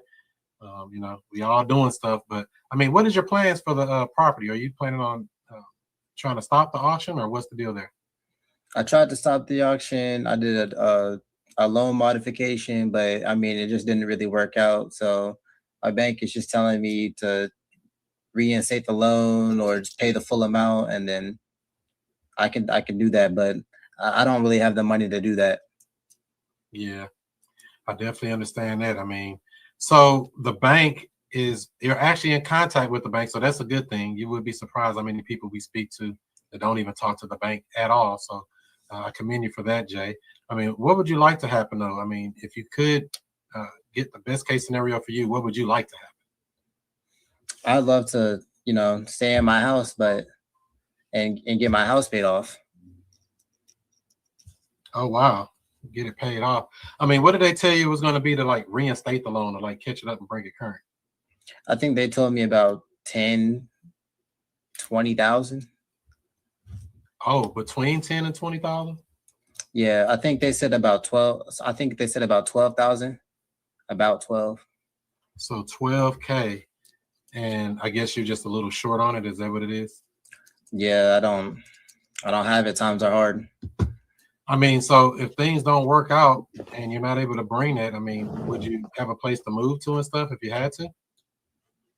No, I'd be homeless. Oh no, we can't let that happen, Jay. I mean, if there was a way we could, buy your house, get you a little money to help you get started over again. I mean, you think something like that would help you out? Yeah, that would help out a lot. Okay. So I think, let me see here. I'm gonna have to check some numbers here. The auction for this house is December 30th, so that's like 2 weeks away. And so the bank told you if you reinstate it for the $12,000, that's an option. And then what did they tell you was to just pay it off in full to be done with it? I think, yeah, they told me to pay it off. It would be about 60 grand. 60K. Okay. And then what's the monthly payment that you have on that property? I think about $750 around. Yeah, with taxes, insurance. So $750. Okay. Yeah, they added that up real quick and got that thing behind. How'd you get behind anyway? What happened? You know, things are tough. I just got in an accident 2 years ago, and I was at the gym. I was lifting bench pressing about 300 pounds, and I snapped my wrist, and I can't go back to work. So it's just been a very hard couple of months, hard year. Wow. I mean, I could feel that. That's you was lifting some heavy weights then to snap your wrist. You a power lifter? No, I just like to lift. My buddy Justin likes to do like 20 chin-ups in the morning, about 4 in the morning. So I hope he don't hurt his wrist doing that. So let's see here. So we got about $60,000 owed on a property, payment $750 a month. They said $12,000 in arrears. And then what do you think it would take for you to, be able to move and get started over again in a new place? I think about 40 grand. I would pay like the year off. I'd love that. 40 grand. Okay. 40 grand. Hey, what do you mean when you say pay the year off? Yeah, since my wrist is broken, I need to, I can't really work and do my normal jobs. I have to, start over with my career. So I need about 40 grand to move out, pay like an apartment or some type of extended stay and get back on my feet. So if there's a way, Jay, that we can get you in a new place, apartment, get you started over somewhere, put a little money in your pocket and get this foreclosure stopped, because we don't want this on your record for the next 7 to 10 years. I mean, is that something you would be open to? Yeah, I'd love that. Tell me a little bit about the condition of the property. It's a pretty nice home. I've kept it, since 2005. So I've had it for about 20 years. New roof. I just got that changed out 3 years ago. I put a new electrical system in there, a new heater. I mean, it's on a septic tank, so it's not a bad system. I kept the grass nice and cut. Oh, okay. So yeah, I definitely got that. So I think, let's see, we got that there. I mean, will you be available tomorrow morning? Will you be at the house there? I won't be at the house tomorrow morning. Are you trying to set up a time where we can meet? I am. I would like to come by, take a look at everything, present you with a few options and see what we can do to help you out, put you in a better position. I mean, because I know it's a lot of moving parts with this, but I like to be, straightforward with you and let you know what we can do. And if it works for you, we'll get it going. If not, no harm, no foul. We'll still walk away as friends. How does that sound? That sounds great. I think I'd be available on Tuesday in the morning. Tuesday, let's say 10 a.m. We can do 10.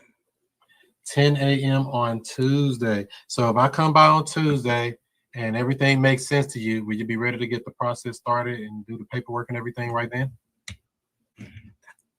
Yeah, let's do it. Will you be able to get me the 40 grand though? That's a good question. I will look into that and see what we can do for you. I don't want to give you a promise I can't deliver on, but we can do something to put you in a better position. I'll tell you that. Okay. Other than that, Jay, any other questions for me today before I let you go? What you said, what was your name again? My name is Chris, and I'm with St. Louis Cash Buyers. I'm going to send you a text right after this call with all our company information, website, etc., so you can do any research that you want to do, so you know who you're dealing with. And if you have any other questions, I'll be more than happy to answer them now or later. Any others now? No more questions. I'm all good. All right, Jay. We'll see you on Tuesday at 10 a.m. Have a good one. All right. See you Tuesday. All right. All right. I don't want to make that too much longer. It probably would have been a little bit longer, but long enough for study class, y'all. What you think, Justin? Yeah, so what I think with that deal is I think it was good. I think it was a great call and everything. I do think that maybe you could have been a little direct with the kill, you know what I'm saying? But I mean we just setting them up. Everything don't have to be a one call close and everything. You got them to cooperate and everything, got them exactly where you wanted them to be. You made a friend and stuff. I do feel like his trust level was at 8 or 9 at the end of the call. There's no reason for him not to allow you to step in and help him. You gave him certainty that you will be able to step in and help him out if everything goes good with the the walkthrough and stuff. So I think it was a great call.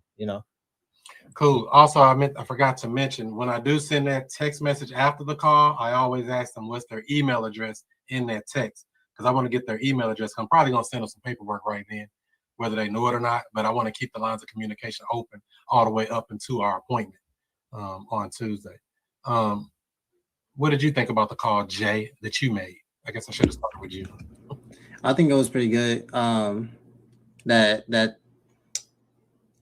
you just what is it? You remove your title. You just say that, hey, this is my name. I'm with this company at the end, not at the beginning. And I mean, you come as like a person first, and then a company second. Come on with it. That's it. Always be a human. People do business with people they know, like, and trust. Become trustworthy. Become noteworthy. Become a good person. Anything else you got in that call, Jay? Yeah, you set the appointment first. Besides, trying to, I have an offer for you. Let me make a fair market offer or something like that. Yeah, So I don't even like worry. I Y'all like never that. worry about numbers. Numbers gonna Yeah. figure out themselves. They gonna always work out because we ain't buying it if the numbers don't work no way. So I don't even worry about that right now. Also, you told me that we can work on maybe getting the 40 if that actually if that's what we can do. Not promising a number. So that's. I'll tell you a secret. What is it? He ain't getting no 40. I just ain't telling them that right now. I mean, unless the house worth 350, yeah, I'll give you 40. If your house worth 350 and you owe 60 on it, I'll give you 40. I will not. That's the only way. But if it ain't worth something like that, no way. Anything else you got out of that call, Jay? No, that's it. Cool. What'd you think, Art? I think this was a good call. I think this is a good call for people to study because this is like what you can expect to come across with a lot of these sellers. They're going to be asking something that you're probably not going to want to pay. They're going to be difficult to talk to or not super easy to talk to. You got to kind of dig for the information. Yeah, I think you just checked all of the boxes. One thing I didn't hear, did you get the timeline of when they want to sell? Well, our auction's in 2 weeks, so December 30th will probably be the timeline. So I kind of skipped that one when we're dealing with an auction and we know it's an auction date. I mean, I guess that's an automatic timeline. It's a gun out here saying sell or lose. So 2 weeks. Yeah, and then you set a firm follow-up and kept it open to discuss the price later. So, I mean, I think that was a really great call that, people should have definitely studied that because that's what you're going to run into a lot. 100%. And I will be, like I say, communicating with them via text all the way up into that appointment. Because there's other things, I might have another question or, hey, I might have another something. I might even hop on another call with them if I have to, because it's just going to depend. I mean, we don't want to skip a day just because, they told me Tuesday, Wednesday, or Thursday. I'm going to sit and wait all them days and do nothing. No, we're going to be working on this deal because we might get them under contract today or tomorrow or before we go there Tuesday.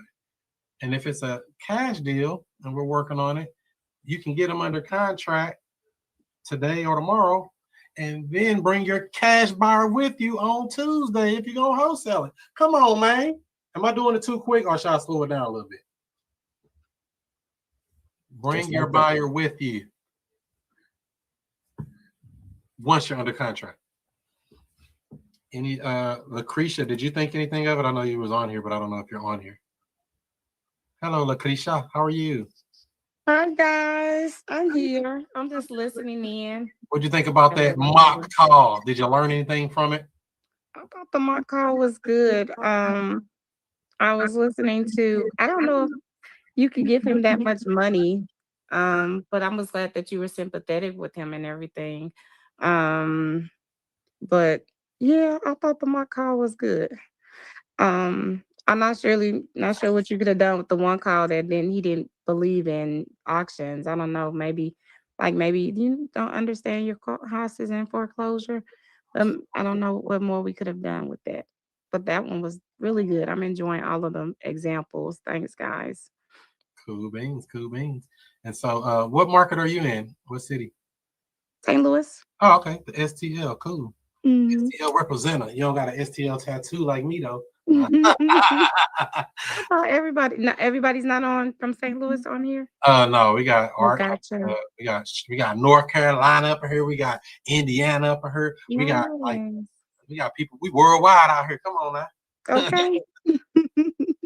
All right, cool.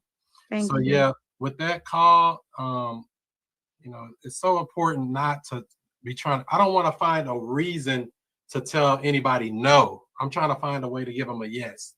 I don't want, even if it is a no, I'm not gonna tell them a hard no. Heck no, I ain't giving you that for that. Ain't no way I'll ever do that. No, no, no, no, no.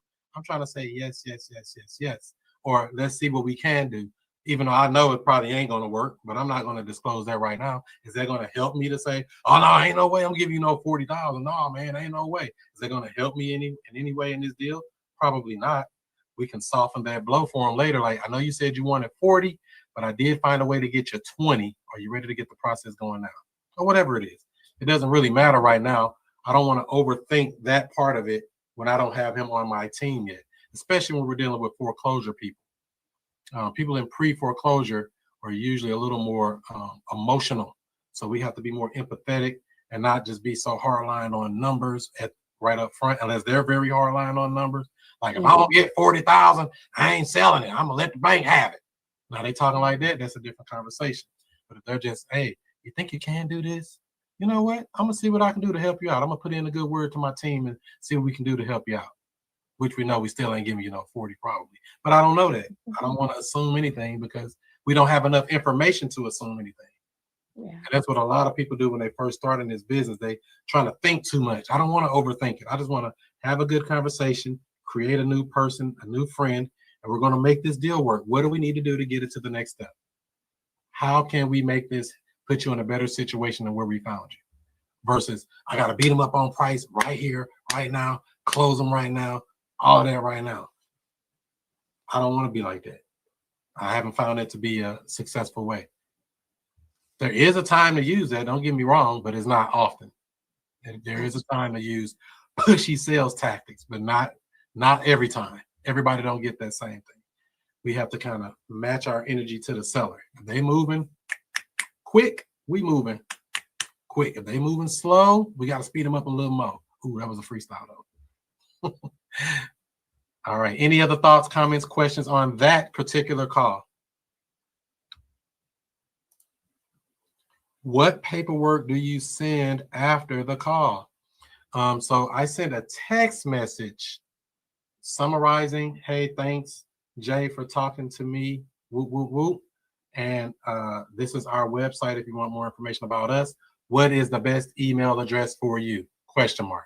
And they write back their email address. Now I can send them the paperwork that we need to send them if we agree on everything. I already got it. I typically don't like to ask anybody on the phone, what's your email address? Because they got these funky email addresses like csmith274-31981@gmail.com. Who want to write that down? Not me. What's your email address? They text it to me. I got it, and I can copy and paste it. And it's very easy, and I don't have to misspell their janky email address. So I don't try to ask people their email address on the phone for that particular reason. I just text them and get it, and then they send it back, and then we get the paperwork over to them right there. But paperwork, purchase agreement. The purchase agreement, that's the paperwork. The paperwork we need is the PA, the purchase and sales agreement. The PA or the PSA, they call it all type of stuff. Purchase and sales agreement, all of that. And Karen, what did you think about it? Because I know you was listening, you know you at work. I'm listening. as I tell a couple of people at this job, they need to find some people to work because I'm not going to be working all and doing all this work. Well, by walk out myself. then. Go on and quit then. If you I bad, walk out should. right now. I am. I Come on want and to. do it. Really, I am frustrated to the hill. You I already really. about that mud right now in this cold weather. I'm just, oh my God, this is crazy up in here. Nobody comes to work. Nobody want to work. Who want to be I outside? mean, and this is the United States Postal Office of America, and it's a mess. It's a mess, y'all. I'm Don't worry, sorry, they I bring didn't hear. I was in a deep conversation with my supervisor, letting her know some feelings that I have. So Don't worry. anyway, Don't worry, them empty places is going away in about 6 months because they just changed the status for people who are of working age to be on food stamps. You can no longer, if you are of able body at working age between the ages of like 16 and 35, I believe, or even 40. Is that something here in Missouri or that's what? nationwide? That's federal. They dropping everybody food stamps. You got to work at least 20 hours a week in order to be eligible for food stamps starting January. Wow. man, I can live off my stock, but I can't. I don't want to spend a dime. You I should don't want to do you should this. live off your stocks, Karen. Why don't you live off your stocks? Touching that because You know you can make money with the stock you already have, right? well, that's what I've been trying. I really want to do some trades and some options and some calls and some puts, but I feel like my knowledge is not all the way there in order to do that. So But I don't want to, why isn't it there, Karen? because I've been studying for it. I mean, I think the knowledge that I have, I need more knowledge to be really successful. Do you have 100 shares of any particular stock? I have 100 shares. Well, I had 100 shares of Ford. If you have 100 shares of any particular stock, you can do what's called a covered call, and they'll pay you a premium for your stock. I got 2,000 shares of and 3,000 shares of some stuff. You need So, to. You should be making money off your stock. There's no reason to just sit up and hold stocks. They should be making money for you, whether that's through a dividend or whether you're doing what they call a covered call or through a cash secured put if you don't have the stock. But that's a whole nother topic. But you can definitely do it, Karen. If you got stocks, you should be making money with it. You got to take. well, I'm gonna have to have a meeting with you, sir. And so you ought to start giving a class. Ain't. Justin don't believe in stocks. Huh? Justin don't believe in that stock stuff. Justin, you better believe in it, man. It's real stuff. Real stuff. Yep. So, like I said, you should be some dividends off your stocks, and then you should also be doing some covered calls. They will pay you premiums. Put them out to about 3 to 5 weeks, and they'll pay you a premium. Every time it expires and it don't hit that strike price, you will get to keep that premium and your stock. And you can keep doing it over and over and over again. a covered call. Yep, it's called a covered call. It's something called the wheel strategy. Look that up. It's called the wheel strategy. All you're doing is basically putting it up as an option to sell it, and then if somebody buy it, you get it and you put it back up again as a put. So it goes around in a circle, basically. It's the same stock, the wheel strategy. Look that up. All right. But I don't know if Art mentioned to you, I did have a question about our project we were working on. Art, did you bring it up? No, bring it on up then, Karen. What you got in the real estate space? Yeah, I'm not even sure what question you're talking about right now, Miss Karen. About our Indiana project. Let's see if I'm going to give you a test, Karen. Let's see if you can put it in the formulation of a question. What is your question, Karen? Well, first my question was actually towards Art because I don't know if he had previously brought it up or not about. Oh, okay. So what's the question? Put it in the question format. It's a test. I want to go ahead and cancel my agreement. We're going to cancel with the project and Sullivan because of non-response and slow response. I thought even maybe giving them until the end of December Aaron, to respond back. if you had a question, put it in the form of a question. I'm trying to help you here. This is a I'm test. building up the question with This is a skill set, by the way. But everybody here, pay attention to this. You should be able to ask. Okay. Put what you're thinking into the form of a question. All right. My question is then, should I actually end a project with sellers who are not responding when we're working with the mortgage company and they're not responding? Yes. Yes. Why? Very Why? easy. The same thing I just Why? told Jay earlier. I don't know if you were listening. You can't be more motivated than your seller. You more motivated than them. If they ain't really gonna do nothing, I can't make them do it. I can help you, but I can't make them participate. Especially when you're talking about dealing with the bank, all of that stuff. They have to be able to. They have to be an able and willing participant. If they're not participating, we're moving on. Yeah. Yeah. And we've been at this for a couple of months now. And I think it's an issue with them knowing what to do. She keep doing it the incorrect way. And I've told her over and over, we need a PDF format. She won't do it. She keeps sending it the wrong way. What do you mean? Well, the paperwork, the application for the modification needs to be in a PDF format. She keeps taking a picture and sending it via email that way. And so and then I talked with the mortgage company and we're like, yeah, we keep trying to tell her we needed a PDF and she needs to email it, because the fact that it'll come quicker if she do it that way. And so what's stopping her from doing it the proper way? I wish I could answer that. I wish I could answer that. To get an appointment with her for an hour and take and crawl through every little step with her. If you wanted to, I'm just asking the question. I do want to, but she doesn't pick up. So we'll move on. I wouldn't even keep worrying about it. I mean, we don't have a buyer anyway, right? Do we have a buyer for the deal? Not that I know of. No, no buyer yet. We had some possible people. Yeah, got to keep it moving. So this is where it comes back, where I'll be talking about all the time. The marketplace is always right. If the marketplace don't like it, they don't like it.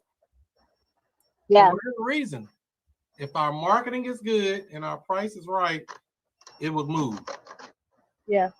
And if people are not giving you positive feedback in any way, shape, or form, and what are we doing? Even if we get everything perfect on the seller side, unless you're buying it yourself, if you're talking about selling it to somebody else or putting somebody else in it, we're beating a dead horse here.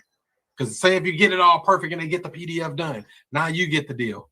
And now you want to just sit here and keep on going and going and going, and now you paying for it? Not me. No. I ain't paying for somebody else's house.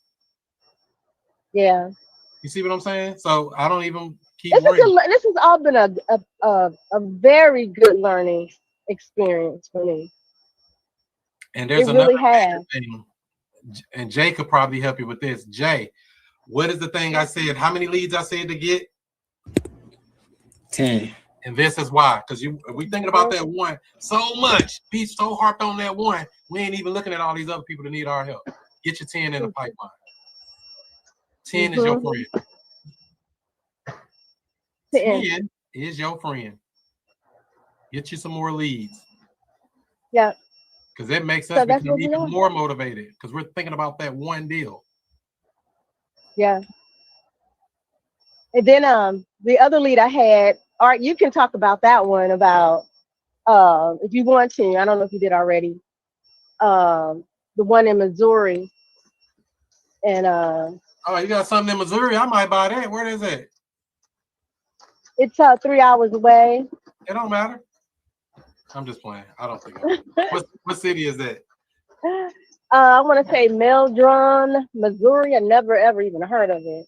Malden? In my whole entire Meldron, MA. Population 900. Probably so. Yeah. But you did mention this one. That's the one. Go ahead. I'm about to do something real fast. Go right. I lied. Population 3,700. Oh no, go ahead, Karen. No, go ahead. I got to put something on the line. I was just gonna say this is one of the ones I did mention that This is the one we waiting on to get signed. The wholesale deal we waiting to get signed. Oh, okay, cool. Ain't nothing wrong with that. I know, like I said, population 3,700. Hopefully, we can get somebody to take it. It's gonna be tough to move. It's out that far in the sticks. I think I had a deal up in that city. That's kind of, I heard the name before. So that's another thing, everybody. When we're talking about marketing, talking about finding deals, etc., we want to be 30 minutes from a major city at the most. We don't want to be 4 hours from any major city. That's like in the sticks. Not saying you can't do a deal there, but boy, it's gonna be hard. It's gonna be hard. Less buyers, less sellers, less activity. Unless you want to move there or you want it as a vacation home for yourself or something special, you get out in them sticks, you know. Is it really gonna be something there? I muted you too, Karen. Are you back? What'd you say? No, I'm good. I'm just looking on. So hopefully it can work out. As long as the seller is motivated and they want to make a deal, we'll figure out and help them out. That's all we can do. Work with those who want to work with you. Yeah, motivated. Motivated, downright motivated. What we used to say? He used to say it in the Army. Motivated, motivated, downright motivated. You check us out. You check us out. Whoop. So I want to get into real estate, but don't know where to start. Well, what I would say is to join the Future Cash Flow Club. It's a community of investors where we talk about wholesaling, we talk about creative deal structuring, buying houses subject to, all of the creative stuff that everybody's talking about. You don't need a real estate license or any of that. Wow, where do I sign up? Well, I would say go to futurecashflowclub.com. That's futurecashflowclub.com. You can even get a free trial. Try it out today. 1 second. One momento.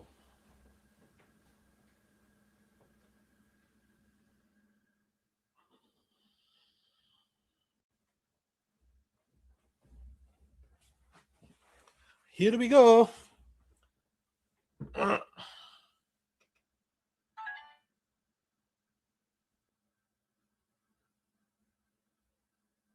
you for real? What up, what up, what up? Jonathan, how you doing? Hope you're having a great quarantine Tuesday. We're quarantined and we're finna make a follow-up call with the potential seller. We're about to make a follow-up call at 8:30 at night. I just texted him, say, can I call you within the next 10 minutes? And my 10 minutes is almost up. I'm taking too long setting up this jump. I don't even know if it's going to be a deal or not. All I know about this deal for right now is that it was a what the hell is going on with my internet over here? Turn that off. How about that? All I know about this deal for right now is that it was a failed MLS listing. It was on the MLS last year, the end of last year. They took it off about matter of fact, I can just look on here and see instead of trying to remember. Says it looked like it was listed from August of 2019 up to December, right before Christmas, and they shut it off. They were asking 104.5, 104,500 up in the 63137 area code or zip code, called it area code. And so I'm wondering, I'm thinking the price was too high. Maybe that's the reason why it didn't sell. I'm not sure.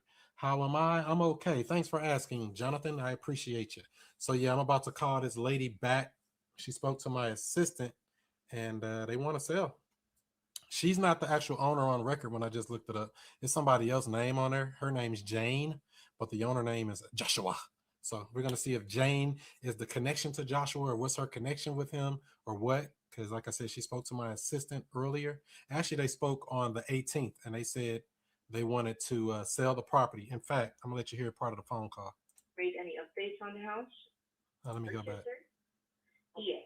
And are you a real estate agent? No, I'm not.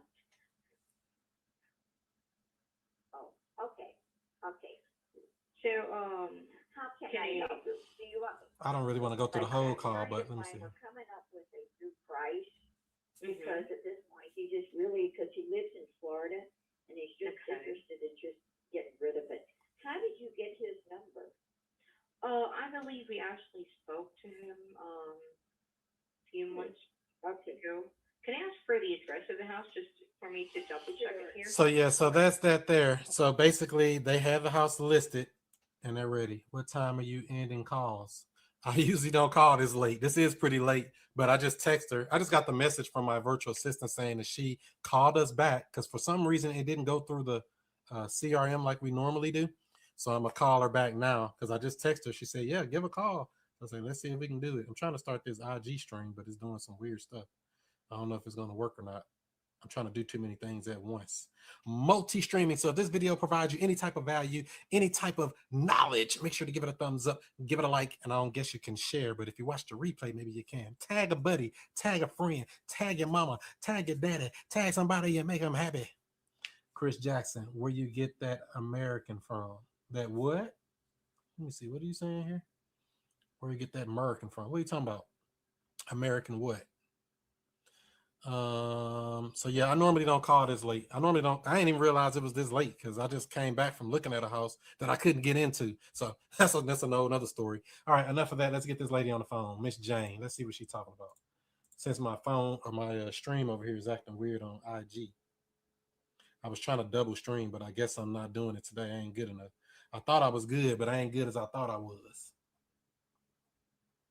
Where'd she go here? Boom. Let's give Jane a call.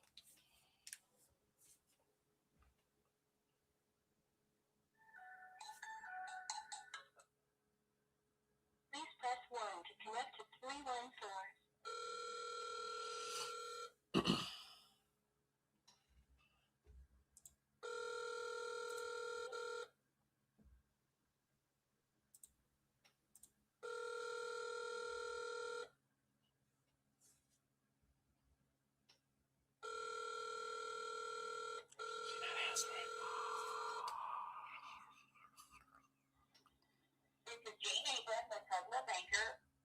Oh, she's an agent. She's with Caldwell Banker. Oh, now I see how she's connected. Matter of fact, I think it said it on the listing right here. Let me go back. That's how she's connected with this. Oh, makes a difference. Who was it listed by? Oh, why didn't I know that? I was wondering how is Jane connected to the property. So that means she's going to be wanting a real estate commission. God dang it, it's always something, ain't it? Oh, well, let's get him a commission. Get him a commission anyway. Now, why she didn't answer, I'm not sure. So I'm dealing with an agent. Oh, y'all didn't tell me that. I guess it's a good thing when you call back, you can kind of figure out what the heck is really going on. I'll give her a couple minutes and call again. What's wrong with my dang on IG thing? Let me restart my whole phone over here because this is getting weird. Restart. Whole phone acting weird. So I hope you're all having yourselves a great day up in the quarantine house. You know, we on lockdown here in St. Louis. I look short. No, let me get tall. Let me be tall to y'all. Come on, get big. Get big, swole up. But I'm about to call this lady back. So I guess she was the agent on the property. That must have been her connection. Because I'm wondering, like, why'd I look it up and it say somebody else's name, but I'm talking to Jane. Oh, well, if Jane can make things work, we'll do it. But if you listen to the call she just did, let me go back to it here. She said something about in Florida, and he's just it off. And he had it listed, but then we took it off, and then somebody was going to buy it, but then that's through. But I'm trying to find, we're coming up with a new price because at this point he just really, because he lives in Florida, and he's just interested in just getting rid of it. How did you get his number? because we call like that because I Googled you. That's how we got your number. No. So I guess that's how she wondering. She's the agent wondering, how'd you get his number to call the actual owner? And because he came up on a failed listing. So let's try to get this guy back on the phone again, or lady on the phone again. Now, why she didn't answer, I don't know, because I just texted her about a few minutes ago, and she said, yeah, go ahead and give a call. Sure. So let's try again. Round 3, fight. Is this the house you were just looking at on IG? Yeah. No, that's a different house. Oh, yeah, it's the same house. The same house I was looking at on IG. Exactly. This is the same house, but IG kicked me off.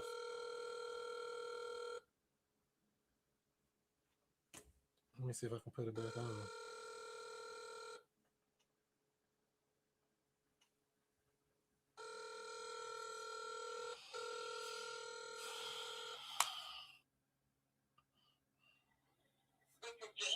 I don't know. I guess she don't want to talk to me no more.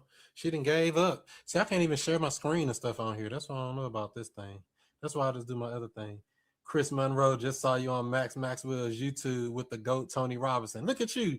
You everywhere. You all over the place. How you on every stream? There's so many streams going on right now. It ain't even funny. Let me see. I think there was another couple of people I need to follow up with. Let me see if I can reach one of them too. Since I got you on here. Dang, I got so many windows open. I can't even see. Let's see here. And that. Yeah, here we go. So I got another person in here. I'm going to text him and see if I can give him a call. Another house while we're waiting on that house, even though it's kind of late. It's 8:42 in the p.m. Central Standard Time. Let me see. Who is this? Oh, we got a couple of deals in here. Where is this at? Hazelwood? Okay, we got 3 leads came in today. Y'all didn't tell me we had multiple leads coming in on one day, on a quarantine day. Good job, y'all. So that's why you got to have a good team out here working for you, helping you bring in leads. You got to get somebody to bring you in.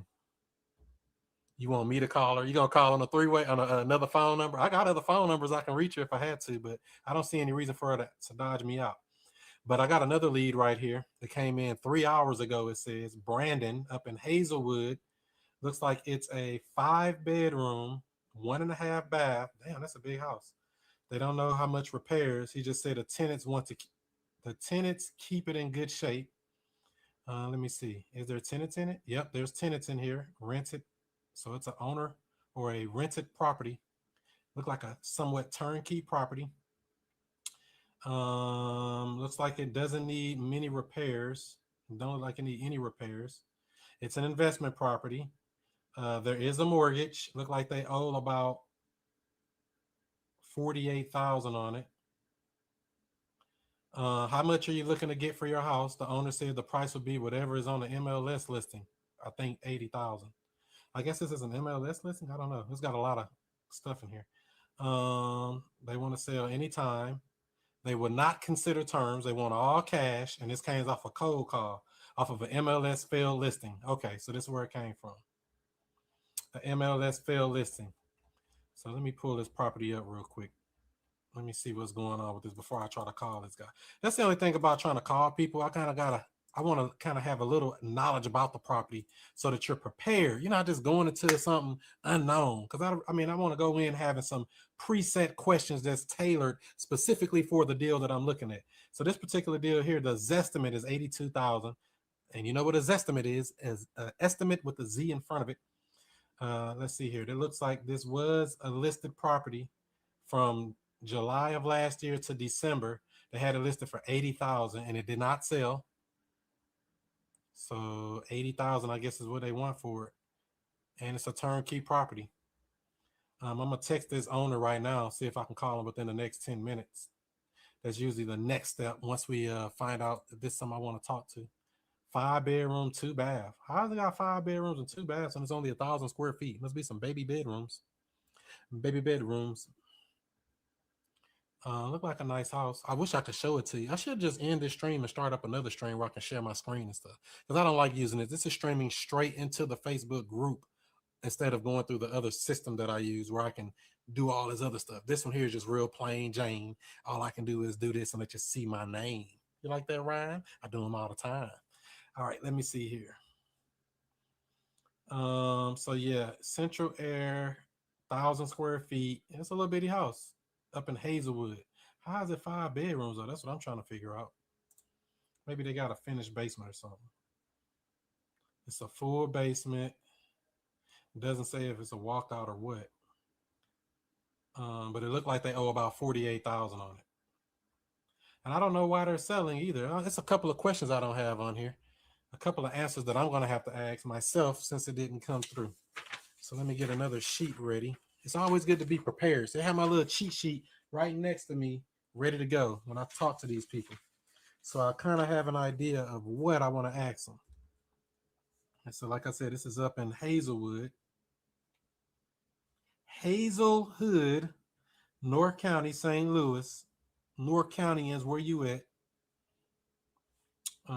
Let's see here. And it's kind of late. I hope they say I can call them this late. So yeah, let me text them first. That's what I said I was gonna do. text him and see if I can call him within the next 10 minutes. Text first. I don't know why that other lady won't answer the phone. That's weird. Unless I was dialing the wrong number or something. I dialed the right number, it looks like.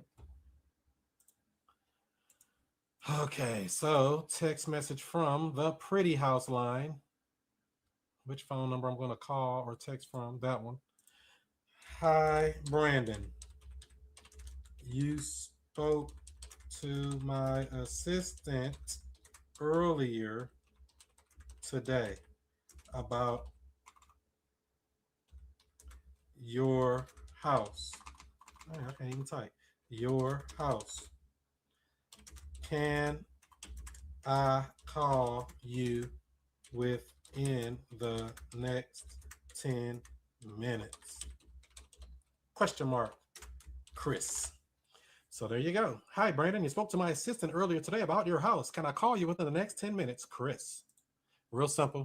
It's always good to do that just to let them know that you're going to be calling them so that they have your full and undivided attention. What's up, Kiva? What's up? What's up? What's up, Damian Ace down in ATL? Doing it well. Good to see you, bro. What's up, Paul? What's up, Chris Johnson? We got Chris Jackson, Chris Johnson, and Chris Monroe, the student master teacher, Mr. I Stay Woke. So we all over the place, all the Chris's. So I'm going to see if I can get this person on the phone here. What? If he texts me back, Mr. Brandon. Matter of fact, he only had a 2-minute phone call. Why was this call so short? Or maybe he had 2 calls. Let me see if I can listen in on the call that he had before he texts me back to see what the VA said, if she handled the call bad. Because we're always training, even though, you know, they do okay getting the information, but I want them to always get better. I want them to get gooder and gooder. That's what I tell all you to be asking. Yeah, I need to get a VA. I need a virtual assistant. You're going to take the time to train them to make them great. You're going to take time to let them know how to do this business, how to speak to sellers, how to speak to buyers, how to market to attract motivated sellers and buyers, how to market the deal when you got it under contract if you're doing a wholesale deal, how to do this business. You got to take that time to train them up to take your place if you want them to take your place. Let's see here if my connection is better on IG. I don't know if Brandon gonna call back. I don't think he want to talk this late. It's like 9 o'clock almost, 8:49 in the PM.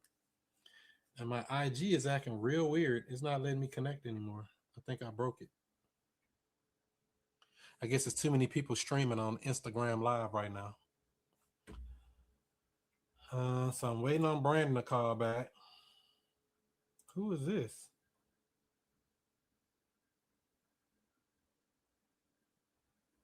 Somebody just text me just now.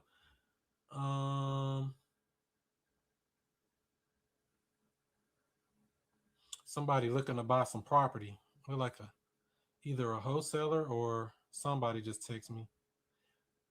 They're asking me if I can add them to a buyer's list. They're looking to buy 200 doors this year. Ooh, a potential buyer. You want to give him a call or try to call his other seller? Because I don't know what's going on here. I don't even know why they texted me this late. They worse than me. Everybody's still working late.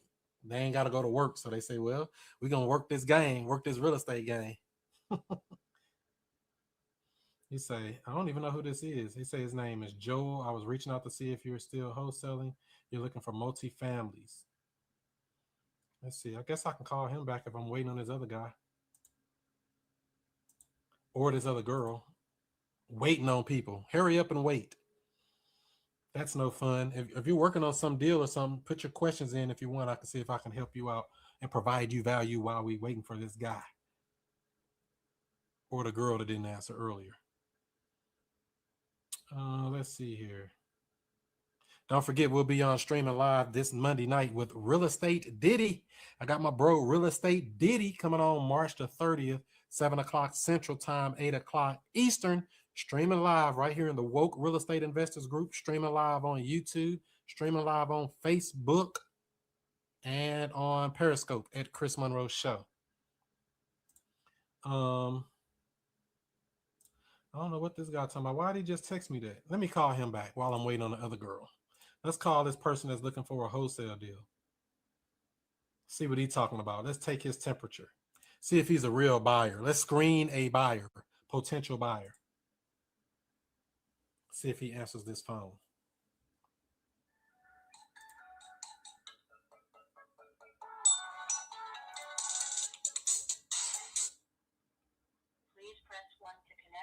Let's screen a potential buyer. Retire.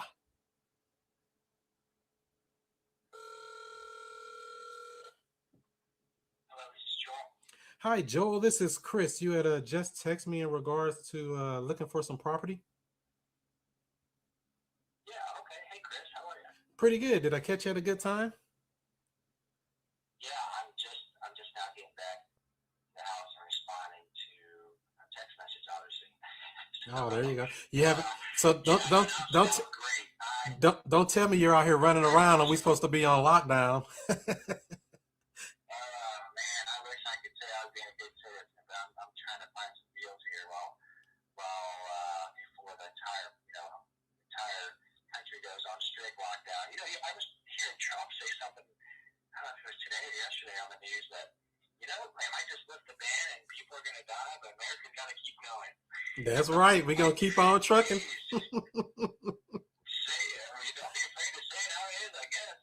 He said he wants the country back up for business by Easter, right?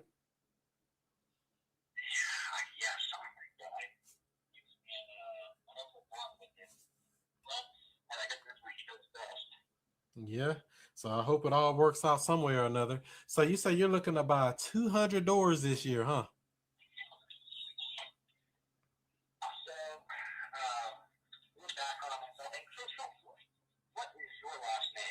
So yeah, I'm Chris Monroe.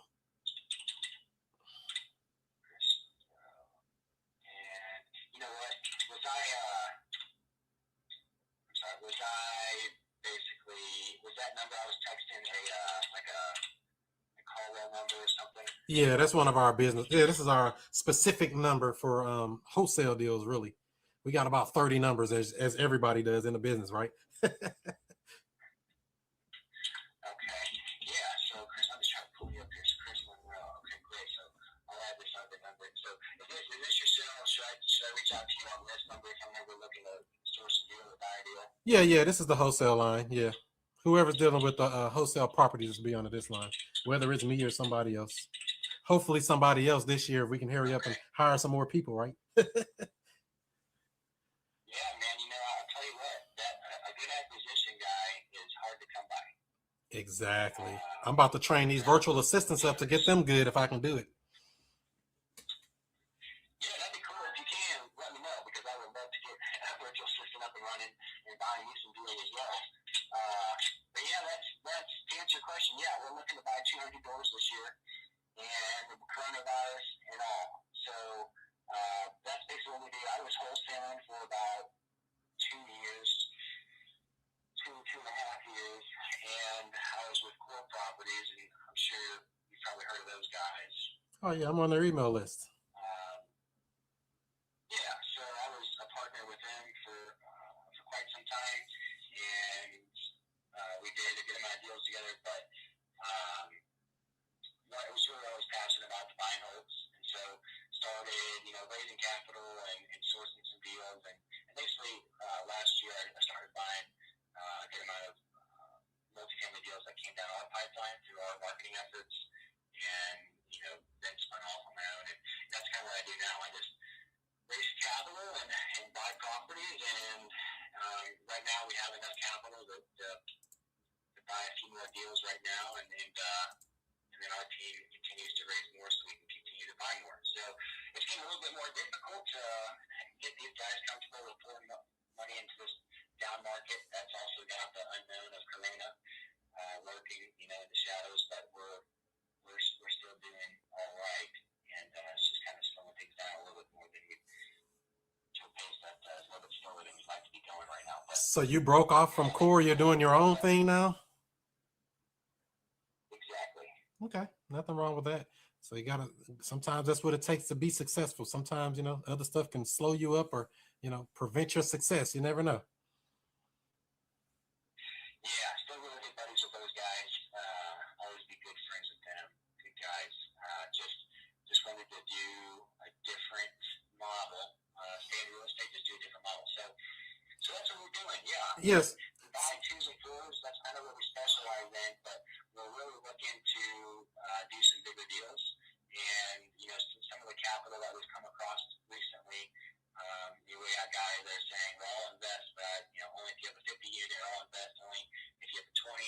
don't want to invest anything smaller than 20. And so we kind of got to do whatever the investors want us to do. But our current group of investors loves 2s, 3s, and 4s. So that part of the business will never go away. And if we get to 200 doors just buying a bunch of 2 families this year, I would be completely okay with that. But that's kind of our company goal and our mission this year. Yeah, so basically what I do, we do some wholesaling. I actually specialize in creative deals, subject to wraparound mortgages, lease options, the creative side that a lot of wholesalers may pass on because they may not be able to see the opportunity in it. So a lot of times we take over payments on properties and things like that, say if it's over leveraged, and we may have to catch a loan up due to, a pre-foreclosure or, having back payments or whatever the situation is. So we try to make it a win-win situation all the way around. So we don't just do wholesaling. A lot of people only can see that tunnel vision, one thing, but I'm like, no, I'm just trying to find a deal. A deal is a deal, right? Yeah. The more creative you get, the more, looking at 10 deals, the more creative you get, all of a sudden you can start to see a deal in all of them.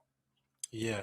And so you say you're looking more so for 2s and 4s. What about single families? Are you doing singles too, or are you only doing 2s and 4s? We don't touch any single families. Okay. Just because our investor group won't. So put you on a preferred list for multifamily. Call you first, right?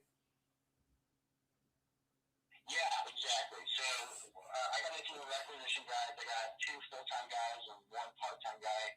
Henry Owens. I don't know if you know him or not, but he's been in the game for quite some time now. He and his wife buy a couple rentals here and there. Anyway, Lynn Mercer, Beth Martin, Henry Owens. Those are my guys. And if the larger multifamily stuff is, I'm the owner of the company. That's the kind of stuff that I'll probably come out and take a look at personally. If it's a 2-family or 3-family or 4, if it's not me, it's not like I don't want to. It's just generally I try to fill my days looking at some bigger stuff. But if I have time, I prefer to go on every single appointment I can. I would love to, in a perfect world, wake up and half my day be looking at properties and half my day be talking to investors and doing nothing else and talking to guys like yourself. So, oh, cool. Send us wherever you got, and we will get there that same day. And generally, if it's a smaller property, make an offer on the spot if we can see all the units. Okay, and is this only in St. Louis, or are you looking to buy in other markets as well?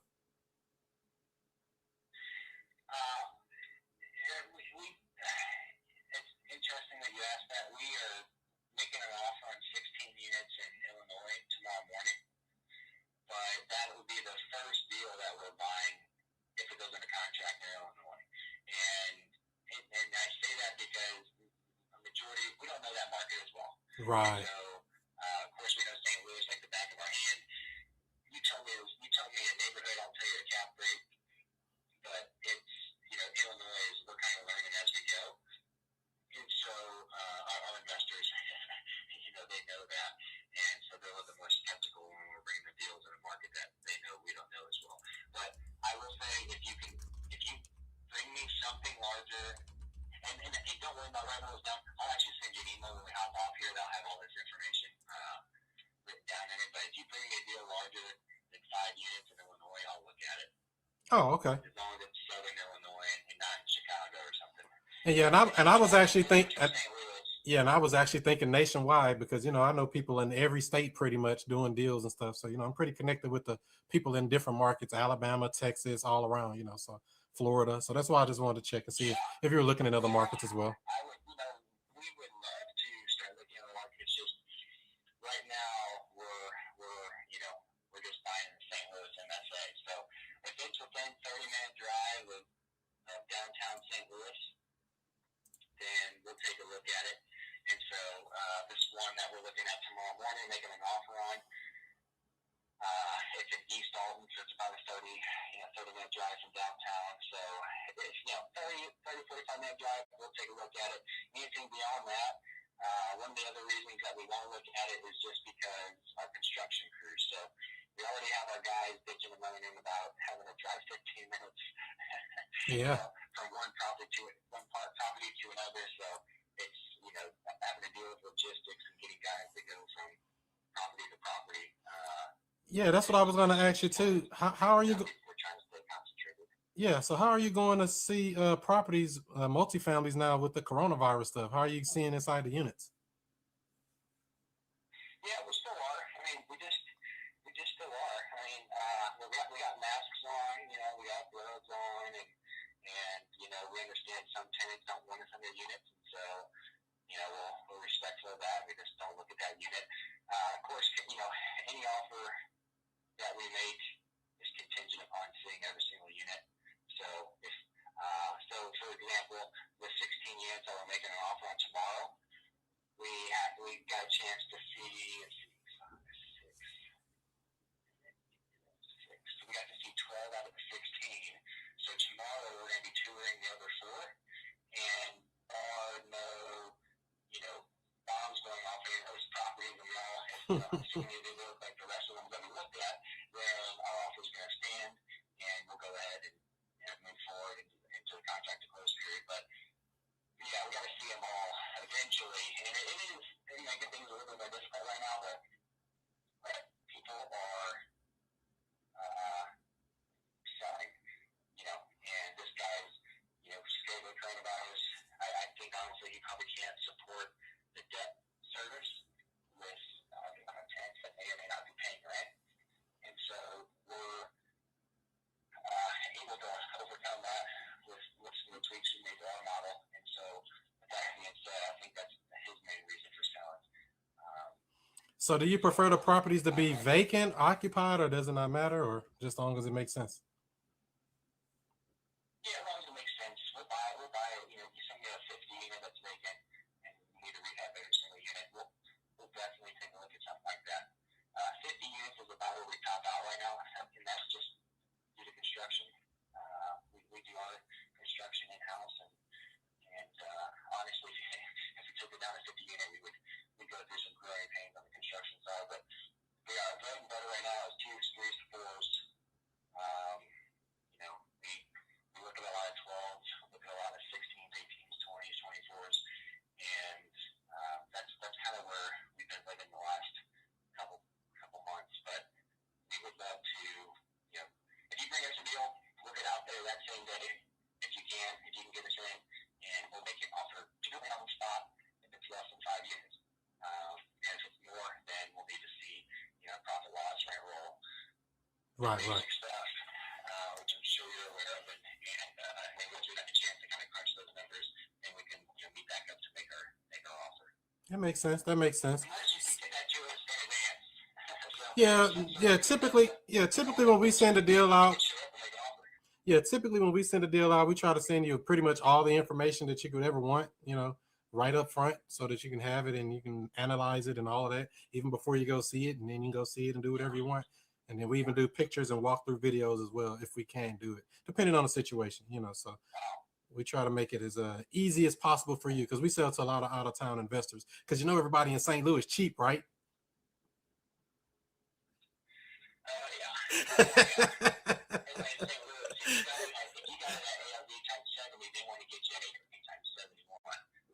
There you go. We're trying to get it what you got it at, and say, well, I'll get you on the next one, you know. Yeah. I'm making it on this one, but we'll move it up on the next one. Yeah, oh yeah. I went through that for almost 3 years. Know exactly how that goes. So I can level with you there. Yeah, so I saw that you keep your stuff online at your STLCB.com. We send out emails and texts when deals come up. So like I said, we're running more than one business here. So we do a pretty house business, like the term stuff, houses that don't need anything. You can just move right in it, or it might be a tenant in there, or a tenant buyer already installed into a property. Or we do wholesale deals. That's the other side, the ugly house business, houses need work, stuff like that. So we run in basically 2 businesses, 2 operations. You put those on your STLCB.com website? That's just for the cash deals. That's just for the wholesale properties that are, you know, the ugly house business. For the pretty house deals, you might want to check a different site. I can send that to you. It's called cashleasepurchase.com. That's a different site for the terms deals. Okay, one more time. I'm actually got my internet open. What is it? Cashleasepurchase.com.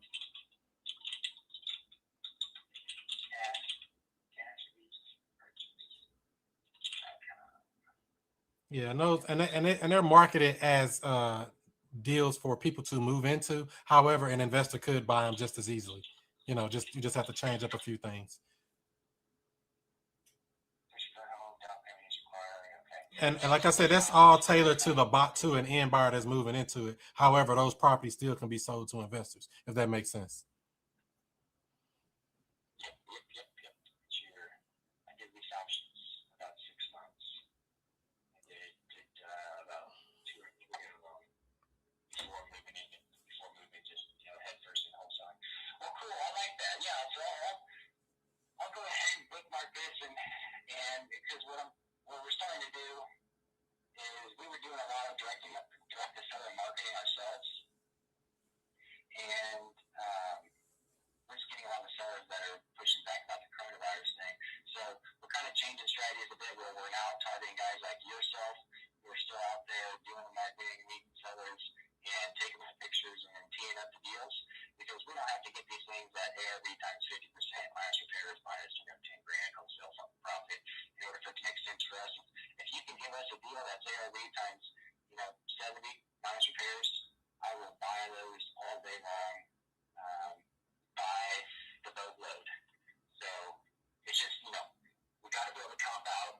So I had a guy send me a couple that there's 9 of them that said ARV was 70,000. There was one that said ARV was 100.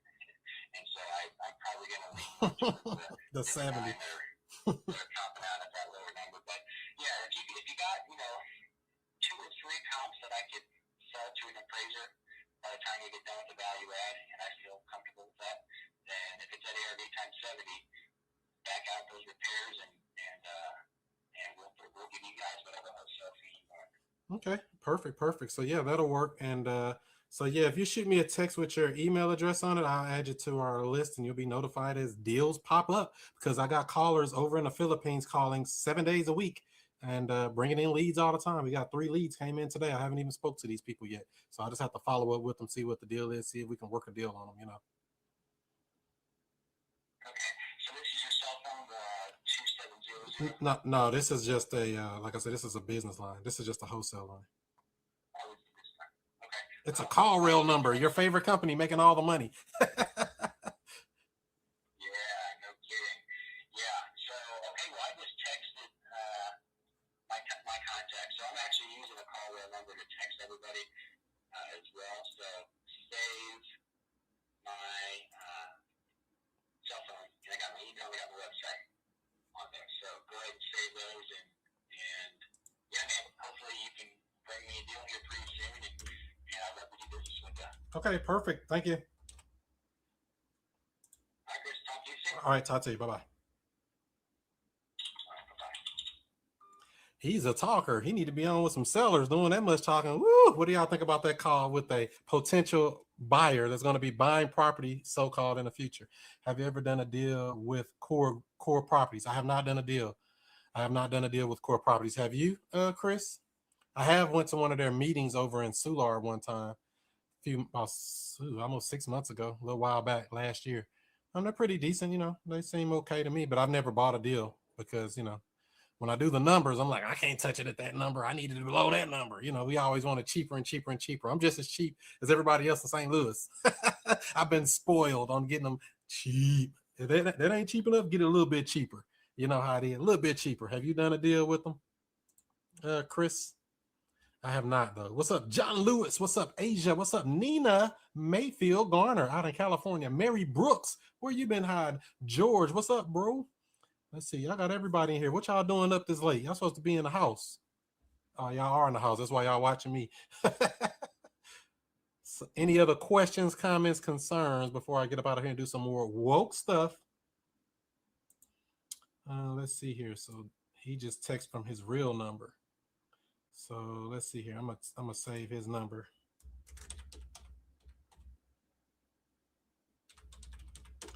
He talking about he's using a call rail number as well. He know call rail don't take pictures. Why would he send me a picture thing? I mean, they need to upgrade that. All the money they making. Let's see here. I know Robert directly. Oh, okay. So you've done deals with him. Cool.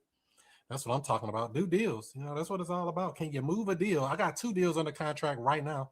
I got, let's see, Actually, I got more than 2 deals under contract. 2 cash deals under contract right now.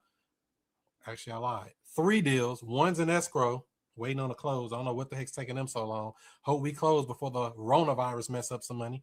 1 deal there in escrow. I got 2 other cash deals, one in Pagedale and one in the city. Hit me up if you're looking to buy a property here in St. Louis. I got something for you. And the other deals I got are just terms deals where we're buying a house either subject to, or on a wrap. That's the only other way to buy them, in my mind. The only way to buy them with financing in place. Let's see what we got here. Just go direct to the fund they gonna sell it to. Exactly. You're right, Chris. Cut the middleman out. Why let the middleman you when you can middleman them? Who the best middleman in the middleman village? I'm soaking up the jacuzzi with self-care. Really, Nina? You got the jacuzzi bubbles bubbling? I'm jealous. I'm out here in the St. Louis. We got rainy weather today. I had to go to a house that couldn't even get into the house because for some reason they changed the code or something on the thing. I don't know what that's about. I might have to put a memorandum on somebody. I'll be seeing what's going on with that. I don't know. Seller acting kind of weird. So we finna see how that go. Let me see. Did they text me back? Nope, none of the people text back. But yeah, that's what's going on in the real estate world of Chris Monroe at the moment. But I do got 3 leads that came in today, and I haven't spoke to none of them. One of them in Hazelwood, one of them in, let's see here. Let me pull up my Podio system. One in Hazelwood, one in U City. That's the one that John referred. Thanks for that referral, John. We're working something out with him. And another one in St. Charles. What is this St. Charles property? I ain't see that. St. Charles, what's going on out there? 4-bedroom, 1.5 bath, no repairs needed. Let's see here. Finished basement, not a walkout basement. Investment property, not sure if he wants to sell it, but he's open to offers. Oh, one of them type. Oh man, they ain't got no motivation. Just want an offer. They're looking for a cash offer, and they have. Let's see here. Is there tenants in this property? Let me scroll back up. Rented on a lease. So yeah, that's a tenant occupied property in St. Charles. So we got 3 leads came in today. St. Charles, Hazelwood, and what was the third one? University City. U City. And I see another property in here. Where is this at? 63134. What's that? Is that what is 63134? Berkeley? I don't even like buying in Berkeley. If that's Berkeley. Oh, I might have missed this guy. Because this was a few days ago and I haven't spoke to him yet. That's not good when you haven't spoke to a person. Let me see if they sold their house yet. Google search. Let's see something. Did they sell already? It's only been what? 8 days. Why haven't I spoke to this guy in 8 days? It looked like I remember. I was trying to call them. They never did answer. So they might have got the deal figured out. Oh man, definitely got to get that guy back on the phone. Did I ever text this person? Well, it's kind of late to text them now, so I ain't gonna text nobody this time of night. It's after 9:15. So let's see here. That's awesome. Thank you, Nina. Ooh-wee. That's right. It's supposed to be nice tomorrow. It's supposed to be nice, but you better not be out there in it. Diane, DJ, you're not supposed to be out there in that stuff. You're supposed to stay in the house and self-isolate, self-quarantine, practice social distancing, or whatever the other stuff they call it. Lock yourself in the house. Lockdown. That's what I call it. Where did you get that microphone that you got on the picture? What microphone on what picture? You can see that? It's the same microphone right here. I think I got it off Amazon a while back. It didn't cost that much. Maybe you're talking to somebody else. My bad. That ain't even for me. The one you went to the other day. Which one, Chris? I don't know which one. The one I went to the other day. Oh, yeah, that guy ended up doing something different. I think somebody sniped me on that deal. You never know with this stuff. That's why you really got to be careful putting it out on social media. But you never know. Somebody sniped me, I think. But he got another property. Oh, that's another lead I got. So I got like 4 leads I'm working on right now. I forgot. He texted me and said he got another house he wants to sell, and I never did get back with that guy. Let me see here. He said he got a house. Let's see. Where this house at? I got so many text messages in here. Good night. Him. So he got a house in Hazelwood as well. That's a 3-2. See, like I said, I wish I could show you the pictures and stuff of this stuff, but I can't show you because I don't have it on the other streaming service where I can share my screen. Is there a share screen feature on this? Nope, not on this Facebook because I'm streaming straight from Facebook. LOL, LOL. That's right. Self going to appointments and taking pictures with a mask on and sanitizer. I know that's right, DJ. Get them deals. The one on the slab. Yeah, that one over there in Spanish Lake, that guy ended up doing something else. But he texted me back saying that, yeah, he got another house he would like to sell me. And he said he would take terms. Now, I don't know what the terms are yet. Matter of fact, can I call him? Is it too late to call him?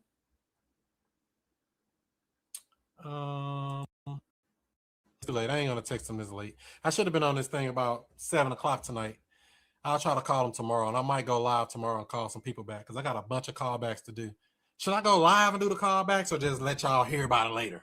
Tell me. Put in a 3 for yes and a 1 for no. Should I go live for all these follow-ups I got tomorrow, or should I say, nah, I'll just go ahead and call them on my own time? Because, y'all get me motivated, make me call more people, do more stuff, because I'm pretty lazy, by the way. Y'all may not know it or not. I don't work that much. I only work about 5 to 10 hours a week. Is that a lot? That's kind of cheating. So a 3 for yes if you want me to come on live tomorrow when I do my follow-ups, or a 1 for no. Let me know. Drop it in the comments. What's up, Ernesto over in Illinois? What's up, Amberly? We ready for those rent payments to come in.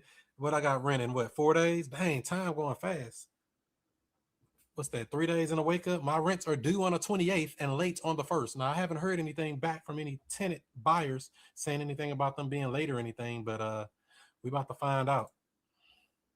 Hopefully they all pay, and if they don't, we got to adjust fire. I was going to make a little letter and send it out to them and everything. I think I am going to write up a little letter and email all my tenant buyers and say, I understand it's a bad thing and all that, but I want to work with you guys, and we want to be conscious of what's going on. Let us know. Now, I don't want to say let us know if you got problems. Yeah, I guess I could say that, but I don't want to open the door to say, oh, yeah, let's let you skip a payment. No, you ain't skipping no payment, baby. I want my full rent. I want my $1,250. I want my $1,200. I want my $750. I want my $850, and I want my $875, and I want what my other property pay, $950, and my other $950. I want all of them so I can pay those mortgages and move on, or pay those sellers that we got deals under contract with. So hopefully it doesn't mess up stuff. Same here, Chris. Gotta crunch the numbers first and put it in paper and go down the list. That's right. And call back. Yeah, I'm kind of lazy. Go live, homie. All right, Amberly. I'll try to. I'm gonna go live from the other thing too, so that it's not like this, so I can share my screen and show you pictures and stuff as we're going through the deals. Because this here is just looking at my mug. You want to look at my mug, or you want to look at their mug? So any other questions, comments, concerns before I get up out of here and do some more woke stuff? Like I said, don't forget, we're going live on Monday night, 7 o'clock Central Time, 8 o'clock Eastern. I got my bro, Real Estate Diddy, coming on. He's going to drop some jewels on you, help you through this coronavirus, help you close deals, help you learn how to talk to sellers, how to negotiate, how to ask the right questions, how to position yourself. Because if you're out of position, you're messed up. You can't be out of position when you're talking to these sellers. You got to be in the right position and ask the right questions to open up that pain point, identify that pain point, and soothe that pain point if you can. So if you want to be notified of when we go live for that, all you got to do is text JV to 31996. That'll get you the joint venture agreement, and you're notified of when we go live. Text JV to 31996, and we'll see how that goes. Let's see. Angela Long has a question here. Chris, whatever happened with that tenant that was like $3,000 behind and giving little money here and there? So he got a little lucky because the Rona came in, and we ain't doing no evictions in St. Louis County right now. So that kind of helped him out. However, he didn't know that. He paid $1,000 last week. He still owed money, and his rent coming due in another 4 days, which is another $795, which I didn't mention earlier. Another $795. I be forgetting because they're all just on autopilot and on this little program I use that I can just go back and check and see who paid or what, called cozy.co. Cozy.co. to manage those properties, and I can see who paid and who didn't. Even if they pay another way, I can go in and mark it off within the system so that I can keep track of these people. Because other than that, they might not pay and I don't even realize it. Hey man, I'm missing a whole rent payment, man. Where my money at, bro? Get my money, bro. Get my cash, yo. Get my money, bro. Come on. Come on. Get my money, bro. Hey, I gotta tell Dutch Jackson we gotta make that song right there. Get my money, bro. Hey, get my money, bro. Hey, got the Rona, yo. Oh, the Rona, yo. Oh, I don't know. That might not even be that good. Gotta get with Dutch, see if we can make a song out of that. Yeah, silly. All right, let's see here. So yeah, he gave $1,000. That's what he did, and he said he's gonna pay some more Friday. So we'll see how that go. He's still late though, and I can't evict him right now. He don't know it. I just want him to make some payments, catch it up. And I am working with the bank actually on that particular property. I contacted them today. So they're working on a forbearance where they're going to let us skip 3 months payments because it's only like $600 a month on payments on that property. And he's paying $795. So I'm only getting almost $200 of cash flow. So I'm not getting rich on that property or nothing, but what do you know? If they give me 3 months, no payments, and he still pays, we're good. We'll collect that and pay it on the back end. All right, let's see here. Exactly. That's why I haven't sent anything out yet to the tenants, trying to figure out, should I wait to send a letter out early? Well, I mean, could, that's the whole thing. You could send out something just to say we are conscious of what's going on and, pay your rent, basically. Say it in a nice way. And, I mean, I don't know. Nobody knows at this time because we don't know what the future holds. Even though Donald Trump already said he wants this economy back up and running by Easter. Trump said he wanted it up and running by Easter, and I'm with him on that. Let's get this thing back up and running by Easter. I want my money, man. The best economy. You're going to mess it up. What's up, Justin Holmes, the best videographer, cinematographer in the St. Louis region. I know y'all like that video I put out the other day, that vlog-style video that came out. That was done by Justin. So yeah, let's see. Oh man, that's right. Yeah, he's still in there. I ain't a victim because the Rona saved him. The Rona, I mean, he was on perfect time. I mean, I don't know how much better timing he could have got. Let's see here. Yep. That's gonna do it, y'all. So I'm about to roll. Oh, we got another question here. The bank will let you do a forbearance on a sub 2? Good question, Max. So the question is, the bank will let you do a forbearance on a subject to. Well, it's all about your relationship with that bank. You do the process, whatever they say. So I spoke to the bank and they know I'm just an authorized person on the thing. They know I'm not the borrower because the borrower is deceased. This property, the person who actually is on the loan is dead. He can't speak for himself. However, they know that there is a tenant in there and they know that there is a rent being paid every month and we've been paying it every time. And I just contacted them and said, what options are available on a forbearance? Because the city of St. Louis and county are basically, stopped due to the coronavirus. So the person on the phone said, yeah, let me see. It might be something. So let me see what we can do. What's the income? What's this? What's that? What's this? They asked me some questions basically. And they said, yeah, they're going to put in for the forbearance. So I don't know if they're going to approve it. However, I'm going to try. Now, if it's on a subject to or not, it shouldn't really matter because it's still a loan. And they still want you to keep paying that loan, and they still want to keep collecting that monthly payment each and every month until the end of time. Now, they did sell me on a deal of, we can do a loan modification and put you on a 40-year mortgage, but it only takes like $25 off the monthly payment. Why would I extend a loan out to 40 years and only save like $25 a month? Dumb. Hell no to the no. So I decided, no, we're just going to try to do this forbearance thing and see if we can skip 3 payments. They said we may qualify for it. So I feel I did the thing and they're going to put it in through their underwriters or whatever. And they're going to let us know something, I guess, in a few days. So we're going to see how we can pull this stunt. Now, I do have a limited power of attorney, so I can sign off on documents when they mail them off to me. So that's very important when you're doing these subject twos and things like that. That's why I tell people to get trained, get you some coaching, learn the game from the master teachers out here that's doing these games. So get you a limited power of attorney where you can sign off on the documents in regards to that loans on behalf of the seller. And so we're going to see how that works. This is all new to me. I'm going to try and see if they're going to let me slide right by. Good question though, Matt. I don't know if they're going to let us do it. That's the real answer. Chris, dropping knowledge. That's right, Justin. That's right. I feel you on the evictions. I have a tenant that comes. Let's see. I have a tenant that owes me $17,000, but we saved it too because of the virus. Damn, $17,000. Oh my God. I'm trying to get that much down on one of these houses if I can get it. If I can get the house under contract for little to nothing down and sell it on a lease option for $20,000 down, that'd be a perfect deal. That'd be better than a wholesale deal, especially if you can get some passive cash flow in the middle of all that. But I hear you, Brandon. Staying woke. Any other questions or anything? I know there's a little delay on this thing because this is Facebook. So like I said, if this video provided you any type of value, any type of knowledge, anything you even accidentally learned something, give it a thumbs up, give it a like, give it a share if you care, and catch us right back here live on Monday night or maybe tomorrow.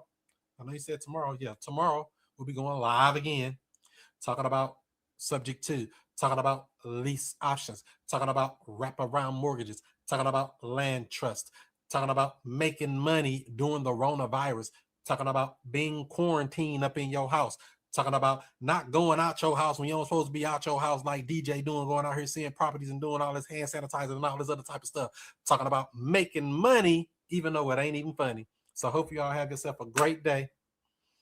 Do what you do. Be who you be. And I'll see you before you see me. Peace in the Middle East.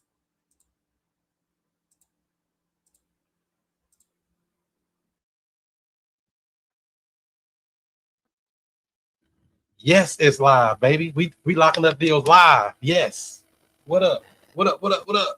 And we got somebody to say yes to terms. Look at that. Did you look at that? He said yes to terms. So I'm gonna get his email address, send him over that LOI, just like I do everybody.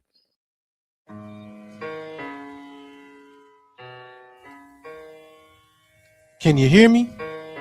I don't know. If you don't know who I am by now, I don't know what you've been doing. You've been asleep? Let me wake you up with something. Straight up. Yeah.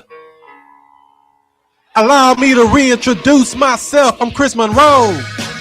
R to the O-E. I flip houses, rent cars, and make money. You know I'm not no mother dummy. This how we gonna find out. So this is in a great area.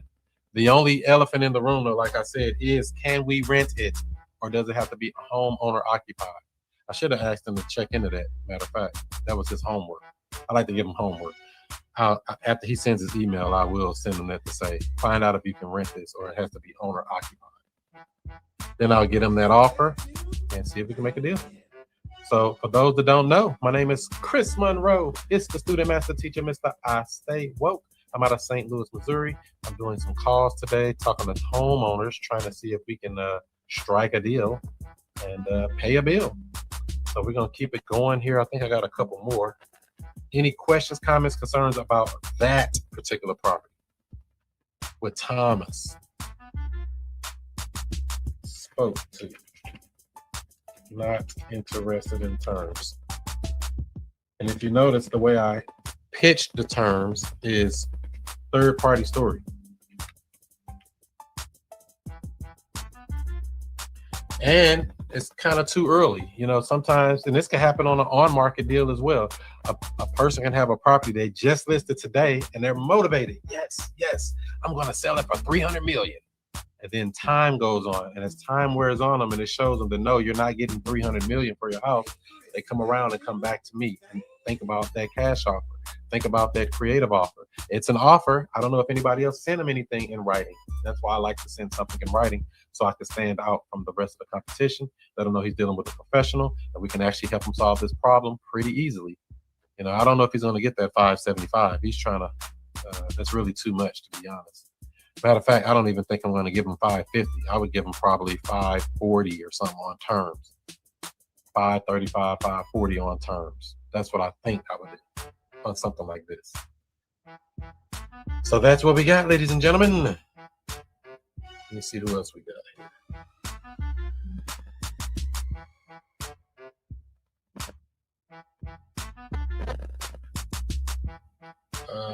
We got a house in Jennings.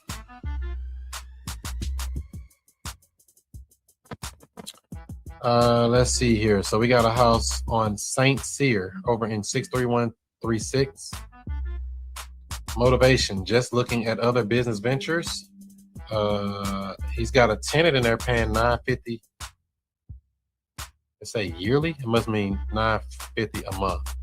Time frame is ASAP. They do have a mortgage. They don't know what they want to sell it for. The Zestimate says 86. Creative financing says wants to know how long it will take. So, this might be something good here. They are open to having a conversation on a creative deal. And we're going to see what we can do here. 3-bedroom, 1 bath. So let me see here. A disgruntled landlord, it sounds like. Don't look like a bad looking house. Have I spoke to this guy? All these houses start to look alike after a while. Is that bad?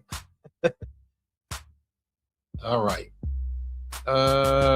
Selling time frame is ASAP. Let me see something here. Let me check another little resource. Let's see what he owes on his house since they didn't tell. Over on St. Cyr. Let's go to, what is it called? Propwire.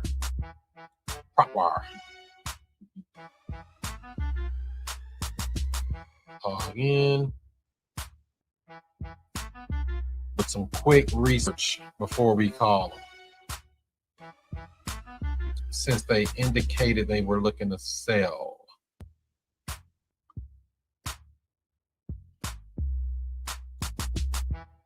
Let's see here. So when I put this property in,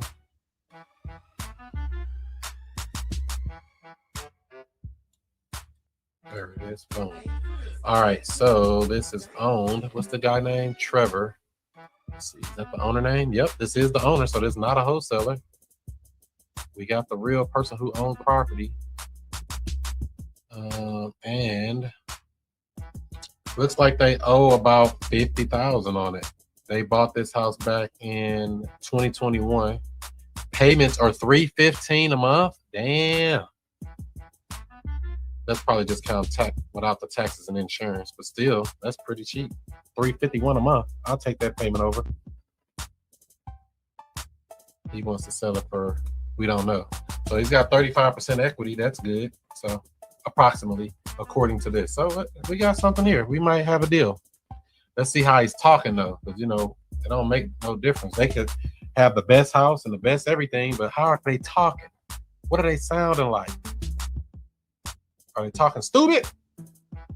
Or are they talking good? So let's give him a call. Mr. Trevor.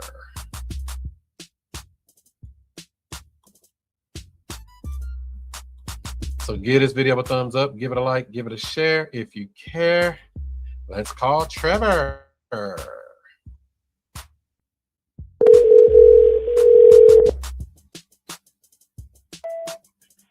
Hello?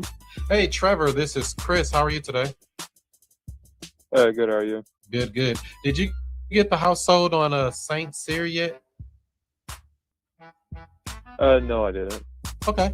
Yeah, I was interested in buying it. I was just trying to see what I can do to try to make it a smooth transaction for you. How are you doing today? Good, how are you? All is well. It looks like you spoke to my assistant a few days ago about it, but she has something in here said that, let's see here. I guess you have a tenant in there paying $950 a month. Is that correct? Yes. Perfect, perfect. Is that like a Section 8 tenant or a traditional cash tenant? No, it is a Section 8. Section 8. How's that been going? It's all right. I mean, yeah. Besides the typical issues of calling the department, but it's all good. Oh, okay, cool. Yeah, I never dealt with Section 8 before. I always get either cash people or other stuff. So I never hear much bad about Section 8. Yeah, no, it's not bad. As long as they pay every month, right? Right, yeah. Cool. Is this the only one you're looking to sell? At the moment, yes. Okay. So let's see here. So it says no repairs needed. And how much are you looking to get for the house? I'd like at least 50. I know the market around that area is a little it's not really consistent from house to house. Yeah. It's kind of all over the place. So if we came in at 50,000, you'd be ready to get the process started and sell your house today? Sorry, can you repeat that? Yeah, I was asking if we came in at 50,000, you're telling me you're ready to sell your house today? Yeah, I would. Yeah, I'd say so. I was trying to push for 55, but and honestly, if 50 does work for you all, I would be open to that. Okay. Yeah. It doesn't seem too far off from where we probably were going to need to be at. And then. Okay. And then, how much did you still owe on it? 50. Oh, so you're just trying to pay that loan off? Is that what it is? Yeah, pretty much. I'm working on my active business right now, so it's the rentals are kind of an afterthought, and the rental that monthly rent price is way low for that current market over there for Section 8 as well. It hasn't been raised since I bought it from the previous owner that had that set at that price. Yeah, I was wondering about that. I thought that seemed kind of low. Yeah, I didn't know. I bought these things when I was like hardly 21, 22. I didn't know what I was getting into, so I didn't understand this whole Section 8 thing about the time restraints on like having to ask to raise the rent. So I didn't know about it the first year, and the second year I missed their window for it. So I didn't know if we were gonna keep it as a rental or not. But how much longer is the lease on the person that's there? It just got signed. So what's that? Year or? This month. It's a 1 year. Yeah, the Section 8 is 1 year leases typically. So June of 2025 is when this one is out? Correct. Okay. And so you're basically not going to make anything if you sold it this way then, right, Trevor? Correct. But I also know like the kind of seeing the values over there and other offers. I'm okay with just if I can come out breaking even on it, I'm okay with that. If it can make the transaction easy. So you want to sell it for good house for the price. So you want to sell it for what you owe on it? Is that what I'm hearing? Yes. Okay. Yeah, I mean, I'm interested in it. And the tenant there, they just signed a new lease, and it's $950 a month. And the house doesn't need any repairs. Is that right? Interior, there's nothing. So structurally, everything. I've done all the repairs as far as like structural work. I think they might have took notes when they called last time. But they're outside. There's probably some cosmetics, like I'd say the driveway. If you were going to pick one thing that needs to be done next, it'd probably be the driveway. But as far as inside, it got fresh paint and stuff after some repairs. Foundations all repaired. Newer roof. Yeah. Put on right before I bought it. So you're probably looking at some cosmetics on the outside. Would be the only things I could say. As far as like repairs to be livable, there's nothing. So it's just a driveway. Is there a garage here? No, there's not. Okay. Well, Trevor, I'm trying to think what would be the best way here. I'm thinking, well, what we've done in the past in situations like this is we would buy the house and we structure a deal to where we could just take over the payments. Is that something you think you would consider? Take over the payments, just like the mortgage payments and all that. Like Yeah, so basically what we would do is go through title just like any other transaction. We would buy the house.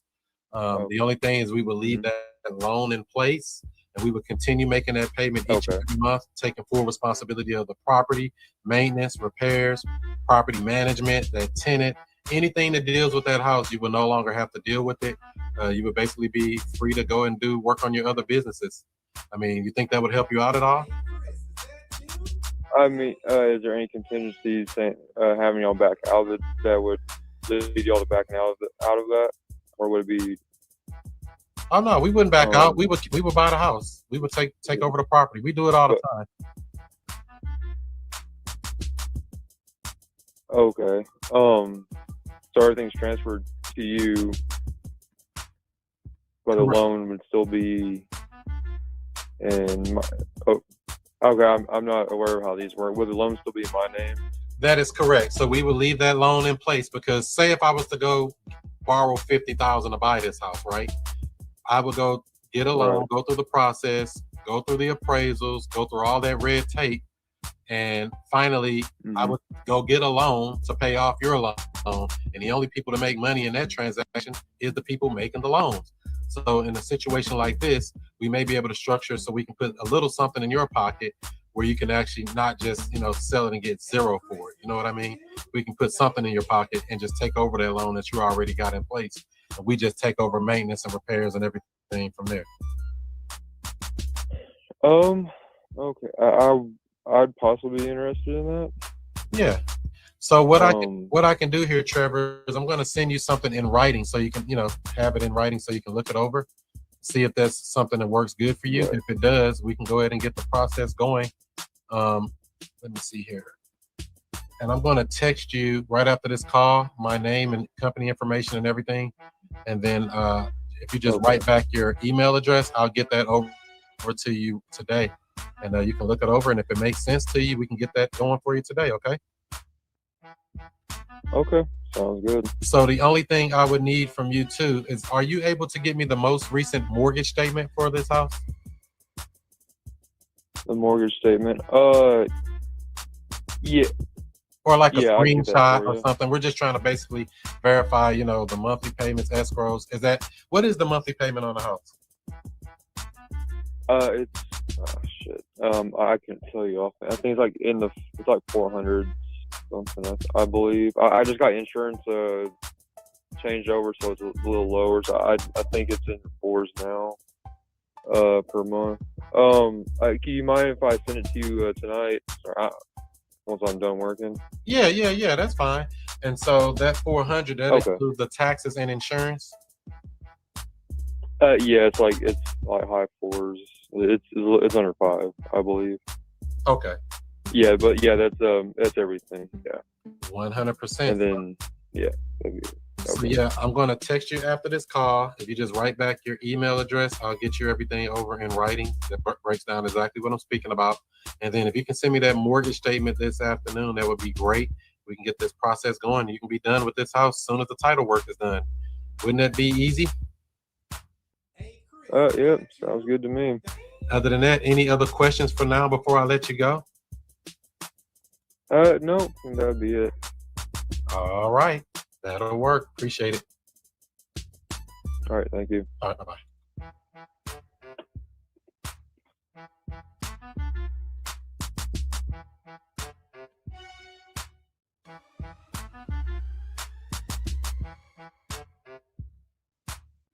Yes, it's live, baby. We locking up deals live. Yes. What up? What up? What up? What up? And we got somebody to say yes to terms. Look at that. Did you look at that? He said yes to terms. So I'm gonna get his email address, send him over that LOI, just like I do everybody. And then we're going to get him under contract. We're gonna buy that house. $50,000. Take over payments of $400 and some a month. Already got a tenant in it paying $950 on Section 8. Slam deal, back. Slam dunk deal. That's what I want to say. Slam dunk deal. What you think about that? You never know. I'm glad I called him. So let me put this in my notes here. Spoke to.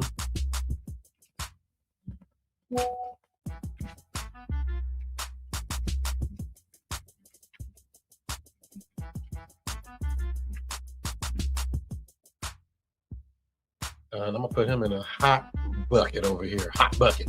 We gotta follow up with him quickly.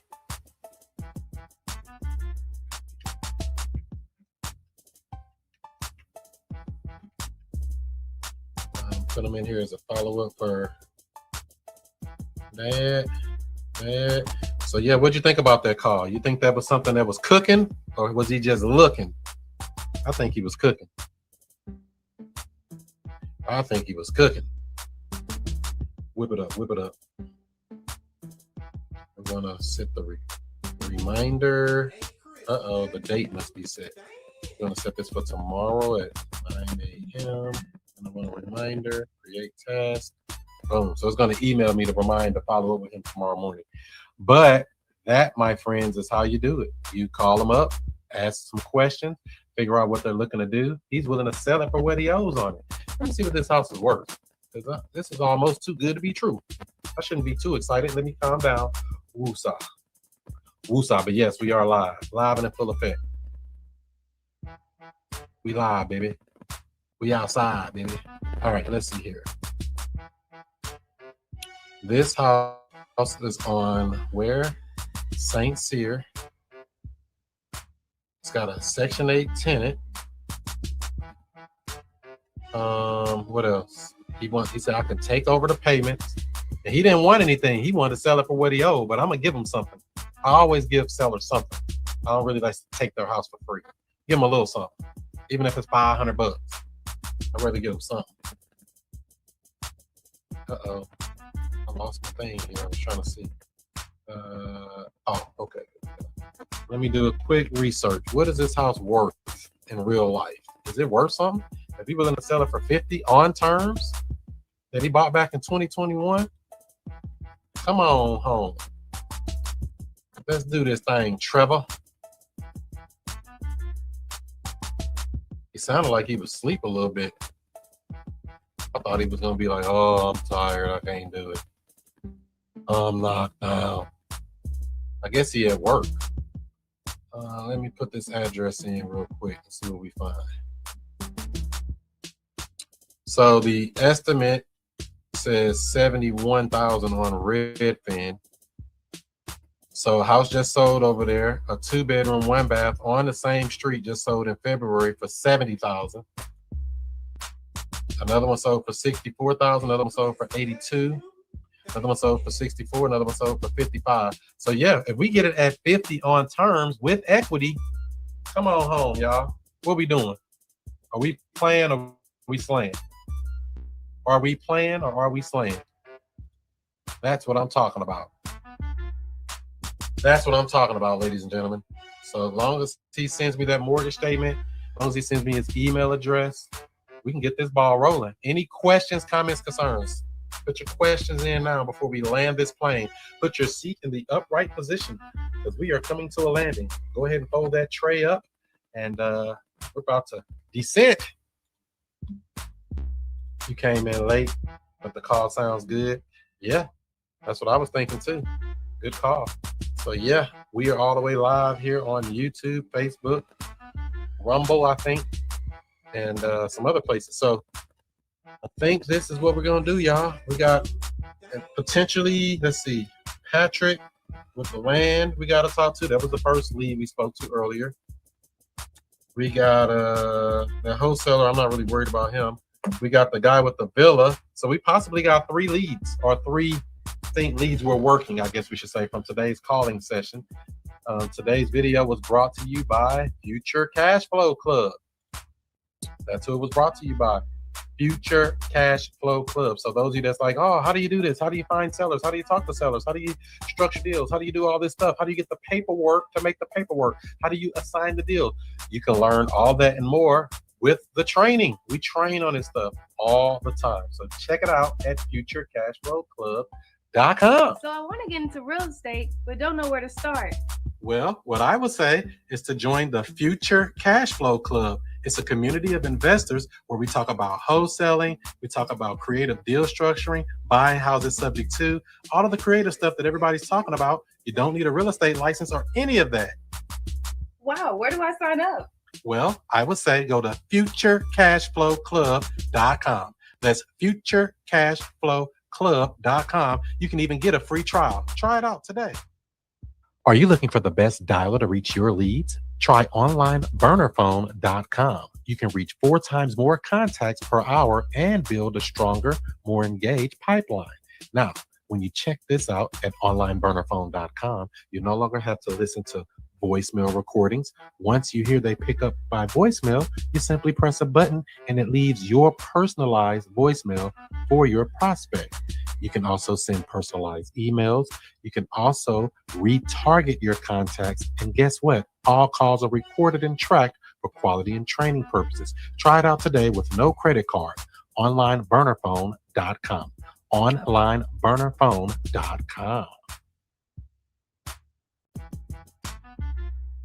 So that's what we got, ladies and gentlemen. So I want to say thanks to everybody that's been watching and taking copious notes. I might chop up some of this video so that some of these calls were good. I think that last call was a pretty good call. I think that's going to be a deal. If I can get Trevor to do the things I tell him to do, we're going to make a deal out of that. So we got the guy with the land, we got the guy with the villa for $550, and then we got Trevor here. Let me write this down here in my notes. Trevor. So potentially 3 deals that may be deals. We just need to get that black ink on white paper on the purchase and sales agreement and make the deal work. So hopefully you have a good rest of your day. Do what you do. Be who you be. And I'll see you before you see me.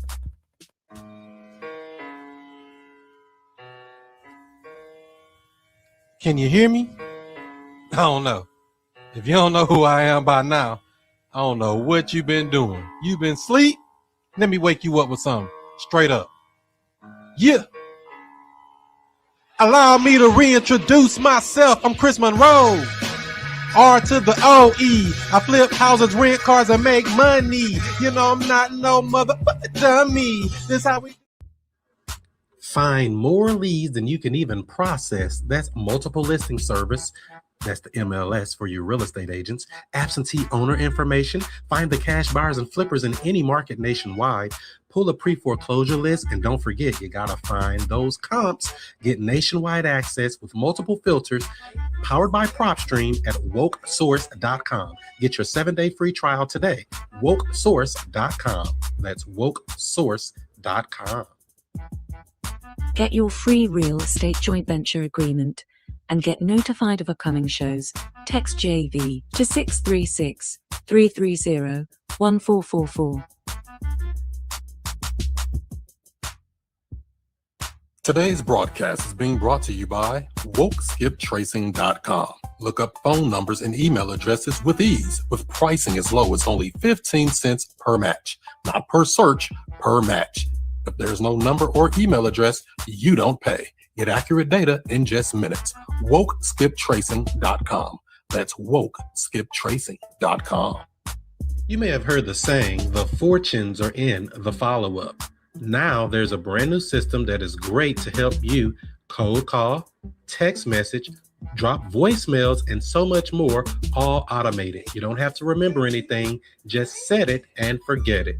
All you have to do is speak to people. Check it out, wokereply.com. It's a multi-touch marketing campaign where you can schedule to send text, voicemail, email, and even live calls all on autopilot. Check it out today, wokereply.com. That's wokereply.com.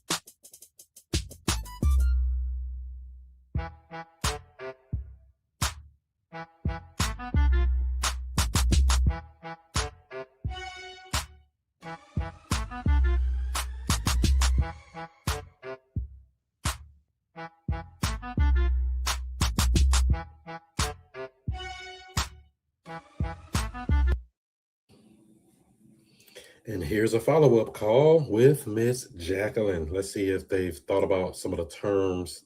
She told me yesterday that basically she needs to speak to her partner, husband, about something creative. So let's see what happens. Give it a thumbs up, give it a like, give it a share.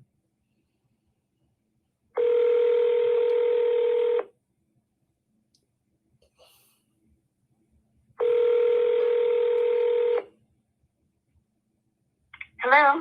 Hey, good morning, Jacqueline. This is Chris. How are you today?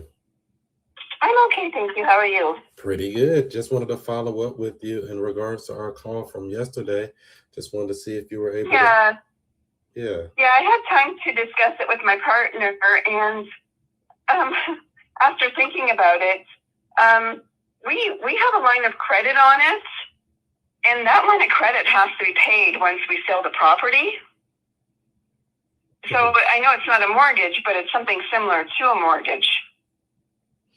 Is this something you can still draw from now, or is it something that's stuck? We can draw from it today, but once the property's sold, no, we can't. It has to be paid in full because it's a lien on the property. How much is it? It's $75,000. Okay. Let's see here. Yes. And so, So it's not just. well, I mean, there's a couple of options. Just depends on, would it be better to just use the proceeds from the other one you sell and pay that lien off, or? No, not at all. So No, that's not going to happen. Like right now, we it's not an option. We have to have like full payment for it because we haven't decided whether or not we're going to sell this house in Wentzville yet, because my daughter could take it over. Uh-huh. So it depends on what she's doing. If she's going to plan on staying in Wentzville, she's just currently going to school. So I don't know what she plans on doing. Yeah, I understand that. Well, I mean, I'm trying to see. So Yeah. so if there is a way that we could buy it and make sure that lien is still taken care of, is this something you still would want to do with something more creative? Well, no, because it's well, I guess I'm always open to any option, but the thing of it is that I'm sorry, your line is breaking up a little bit. I think I'm losing this. we don't really want to carry a loan for anybody. Like we're not, it's not what we had in mind. We could rent it if we wanted to go that route, but that wasn't an option that we wanted to do. So just to be clear, we're not looking to rent. We want to buy it, and when you sell it to us, we take full responsibility of the maintenance, repairs, tenants, anything dealing with that house. You have zero obligation to the property going forward, and you can be off in Florida. But we're also not making any interest on the money either. We can set it up to where you can make interest on the money. That's not a problem. We've done, like I said, we do these deals all the time. So it actually is the most profitable. If you're looking for the most amount of profit, this way would be the most way. But you can see what happens if you feel like something else would work better. Yeah, we're give us a little bit of time. We're just trying to figure out. Like I said, we just put it up for sale. We're still trying to figure out what to do. Yeah, and that's what I was thinking too. It's probably better. I appreciate your options and you're optimistic. And I think you probably have some good ideas on what to do with it. It's just you're not very conventional, and I'm used to conventional options, if that makes any sense. Oh, I completely understand. And a lot of people, and that's why most of the time, so we buy a lot of properties that are listed with realtors that are expired. So say they've been sitting on the market for 6 months, and I'm like, we could have bought that day one. But you haven't went through that yet. So it's probably better just to keep me in your back pocket, see what the market says, see if you can get, exactly what you're looking for. And I can just follow up maybe in a couple of weeks and see if something changes. How does that sound? That sounds great because, like you said, it sounds like you have some really good opportunities. It's just I'm used to conventional kind of Yeah. conventional kind of way, and I've never thought about anything outside of that box. Yeah. Which doesn't mean it's a good thing or a bad thing. It's just it's not something I've ever thought of. What is your business name? Like all I know is your first name, and that's it. What St. Louis Cash your Buyers. contact information? Yeah, and what I would like to do, I'm going to send you a text right now. Let's see here. Or the text or an email, either one. Yeah, I just sent you a text, so it's in your text inbox now, our website and everything. And what I would like to do, Jacqueline, is just send you over some basic information, about us and how something like this could work that answers a lot of the frequently asked questions, just so you have it in your back pocket, like I say. If you can just text back your email address, I'll send that over to you. You can look it over, and I'll just follow up with you in a few weeks or something. All right?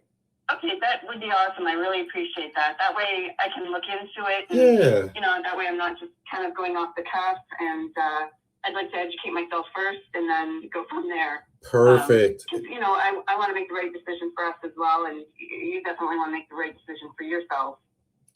Exactly. And we want to make sure everybody's happy with everything. That's our biggest thing. Making sure we're actually solving a problem, getting you the best value. Because, a lot of people think, oh, I got to, do this crazy stuff. And I'm like, well, you don't really have to. It's just an option you may not have ever looked into. Yeah. So. Well, and that's just it. It could be something that we've never looked at, and it might be a good opportunity to look at it. But I'd like to do some reading on it first, or just kind of look at it, and then kind of without pressure, and which I'm not saying you're giving me any pressure by any means, but it's just easier to kind of take a look at it when I can and go from there. And then I'll give you a call if it's something that we want to pursue. Perfect. So when should I follow up? You're thinking about 2 or 3 weeks, or wait till the end of the month? What do you think? What is the date today? Gosh. Today is the 8th.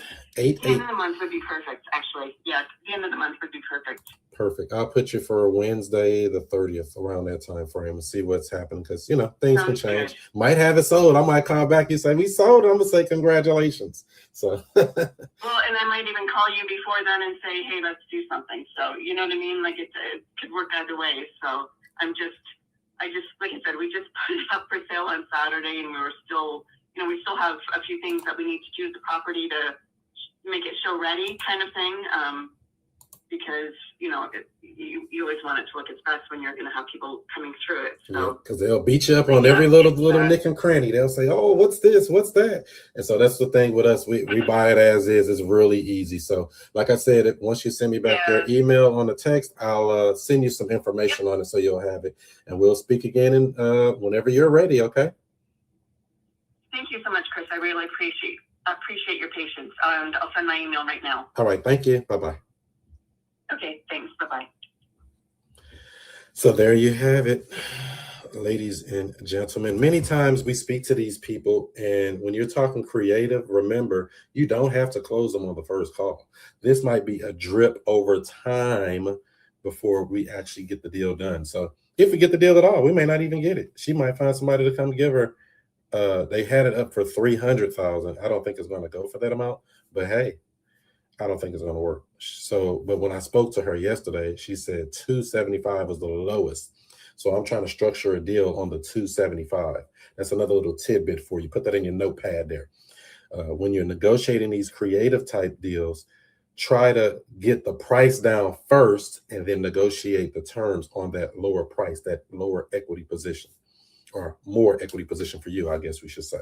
So hopefully this video helps you out. Don't forget to give it a thumbs up, give it a like, give it a share, tag a battle buddy, let somebody know you out here doing this thing. If you have any questions, put it down in the comments as well. What do you think about this call? Was it good? Was it bad? Should we be following up with her? Oh, she just texted her email address, so that helps. So I'm going to send her over my LOI, or letter of intent. And we're going to see if we can make something happen for it. So don't forget to follow me on all social media outlets at ChrisMonroeSTL. That's Snapchat, that's Twitter, that's Instagram, that's Facebook, that's YouTube, that's TikTok. And we on Clubhouse at ChrisMonroeSTL. Do what you do. Be who you be. And I'll see you before you see me. Find more leads than you can even process. That's multiple listing service. That's the MLS for you real estate agents. Absentee owner information. Find the cash buyers and flippers in any market nationwide. Pull a pre-foreclosure list. And don't forget, you got to find those comps. Get nationwide access with multiple filters. Powered by PropStream at wokesource.com. Get your 7-day free trial today. Wokesource.com. That's wokesource.com. You may have heard the saying, the fortunes are in the follow-up. Now there's a brand new system that is great to help you cold call, text message, drop voicemails, and so much more, all automated. You don't have to remember anything. Just set it and forget it. All you have to do is speak to people. Check it out, wokereply.com. It's a multi-touch marketing campaign where you can schedule to send text, voicemail, email, and even live calls all on autopilot. Check it out today, wokereply.com. That's wokereply.com. Hey, Chris, is that you? Damn.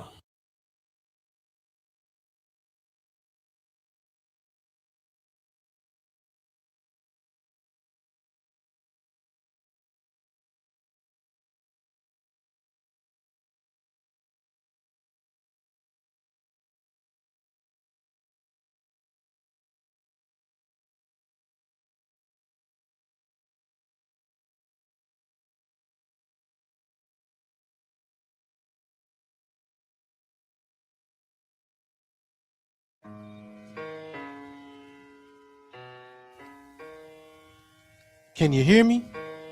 I don't know.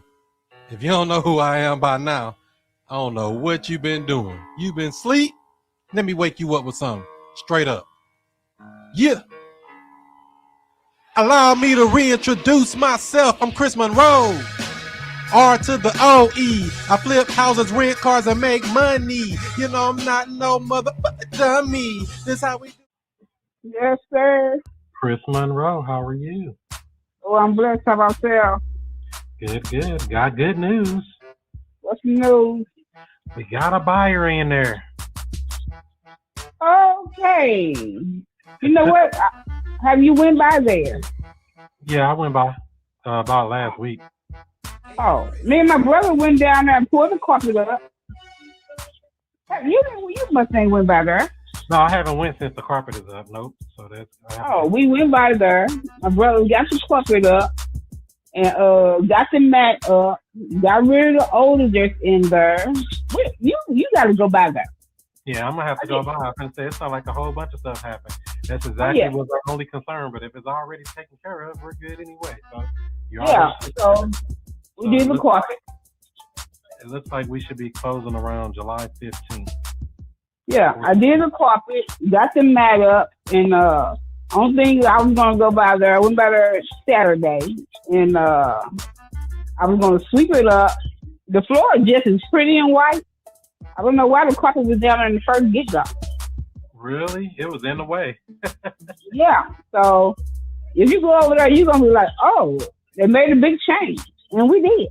We did all that within that's why I know that you didn't go by there, because you would have called me and said, Jackie, the carpet down. I got the carpet. Got the carpet, the mat, and everything. My brother did that for me all week. Yes, from last Monday, because he cut the grass from Monday all the way into Saturday. Got it up.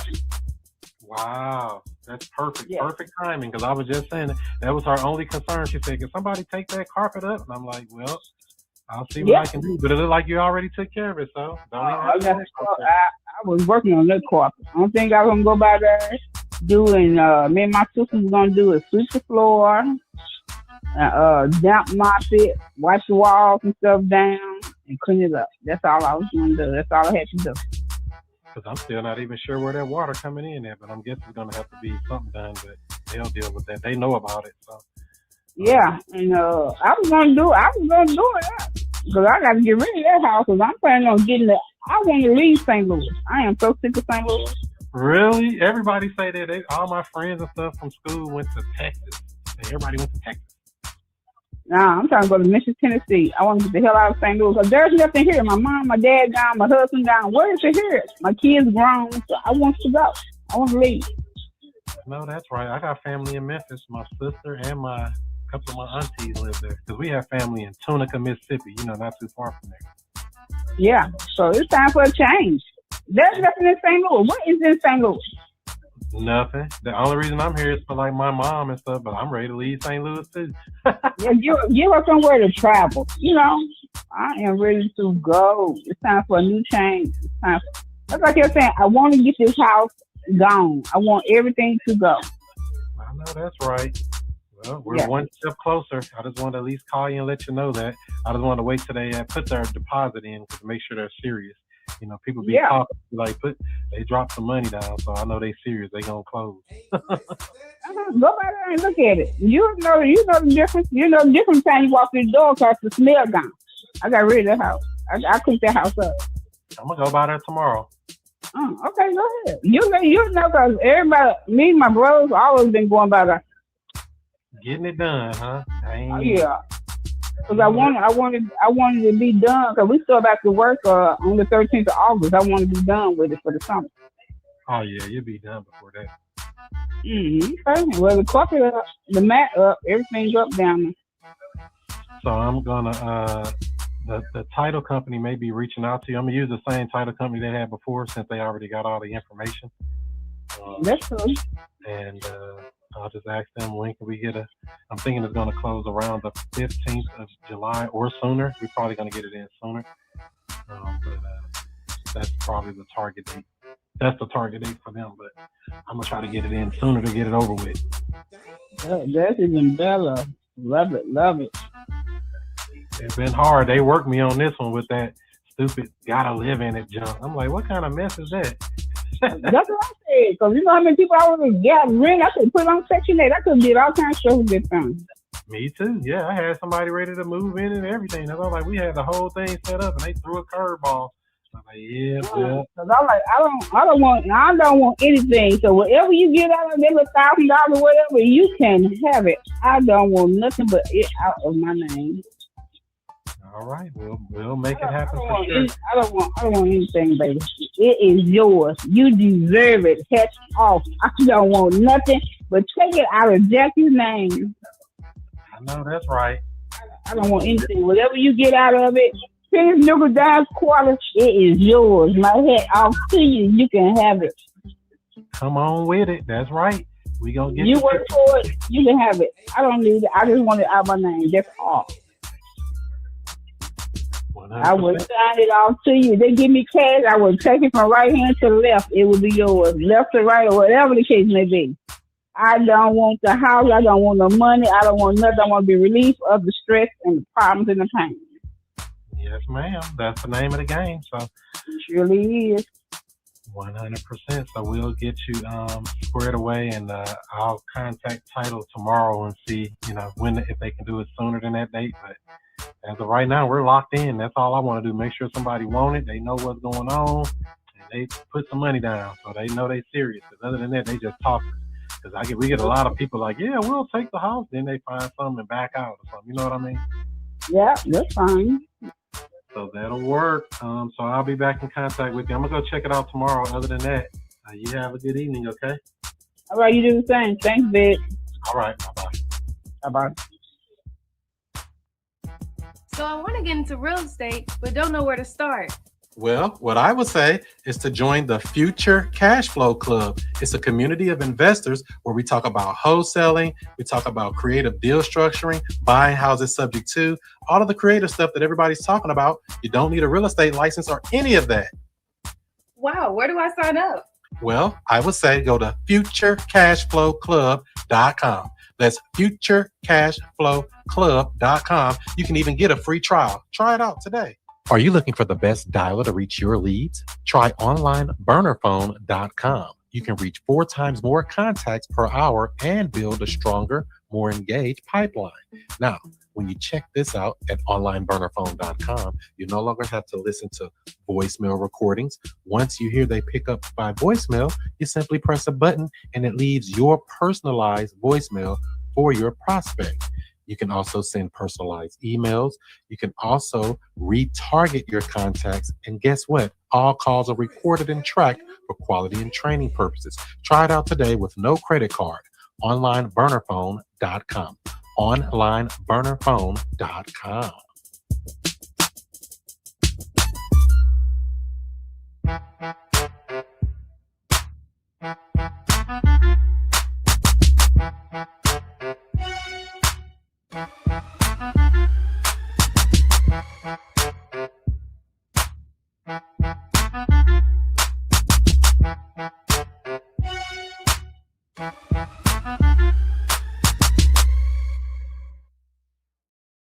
They said the price. I didn't say the number. I asked them, how low can you get? How close to that number can you get? What's the best you can do? Type questioning. And they told me, well, the lowest I'll do is 130. You can do it 130. So allow me to reintroduce myself. I'm Chris Monroe.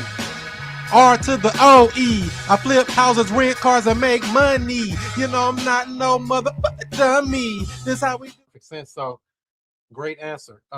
Great answers from all three. So what I would say when it comes to cash terms last, because I used to say, like you just said, Justin, I'm just gonna give them a creative deal, give them what they want. There's a trick to it. When we do cash, we're resetting their expectations to bring that price down. Just because we're getting terms doesn't mean we don't get equity and terms. So when we say cash, 150, I want 200, or no, I want 150. 150 seems kind of high. I mean, just looking at it, I mean, we're probably somewhere between, I don't know, 80 and 90,000. I mean, what do you think about that? Oh, no, that's too low. No, I can't go that low. I mean, so how close to that can you get? No, well, 150, I can come down to, I can probably do like 130. I mean, that's probably all I can do. 130. Is that the best you can do? 130? Okay. Now we got them locked in at 130. Then we hit them with the terms. Come on, Justin. Now I'm with you. I'm with you. That makes got them sense. at a lower price because you're not gonna get them no lower than you're gonna get them from the beginning. So I'd rather beat that price up first, then come around and throw the terms on that low price. Yeah, I'm with you. That makes sense. But they said the price. I didn't say the number. I asked them, how low can you get? How close to that number can you get? What's the best you can do? Type questioning. And they told me, well, the lowest I'll do is 130. You can do it 130. So you telling me if there's a way we can come up with 130 and get this deal done for you. I mean, we might have to get a little creative on it. Is this something we should talk about or probably not? They're like, what? What you talking about? Getting creative with it? What do you mean? At this point, what do? Insert third-party story. Oh yeah, I did this on this other. Yep.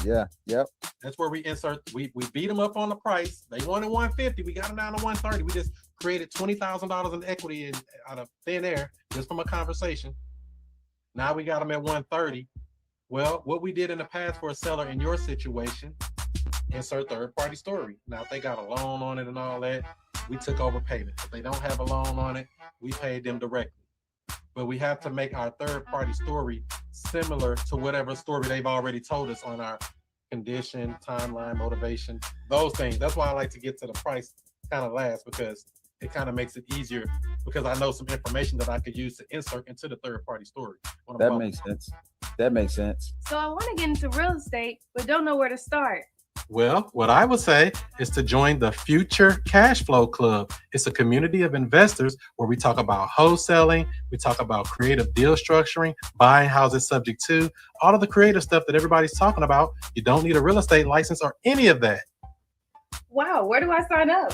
Well, I would say go to futurecashflowclub.com. That's futurecashflowclub.com. You can even get a free trial. Try it out today.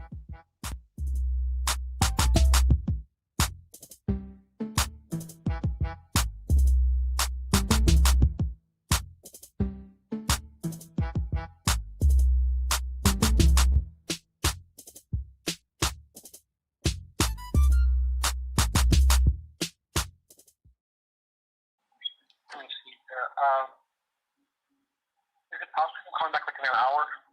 Yeah, that's fine. Okay. All right. Yeah, you can just call me back on this number here. Okay. All right, perfect. All right. What's happening? What's happening? What's happening? What up, Derek Hibbler the Great? Staying up late. trying to close a deal, trying to make a meal, trying to get another feel. You know how it is. Good to see you. Oh yeah, we got that thing tomorrow, right? That lunch? No, not tomorrow. Next week, next Tuesday. The downtown. Ron Woods, what up? Drill Sergeant Woods reporting. I was just talking to this seller, but he was like, "Oh, I gotta eat my last minute lunch. I'm gonna call you back." I was trying to see, he got these 2 condos he want to sell, so I want to try to see if I can get 1 or 2 up there in your favorite area, Hazelwood. What's up, Charlie Weber? You love the lives, but you just missed a good one over on Instagram. I usually do my lives over on Instagram when I'm talking to sellers. I just come in here every once in a while. I used to do them on the IG. You call me Christ. I am Christ-like. Yeah. All right, let's see here. Who is this guy? Did I speak to him? I think that's another follow-up on my call. You love the lives. What do you love about the lives? Is it that it's live and you can't script it? Or is it live and like you don't know what's going to happen? Or what is it that you like about the lives?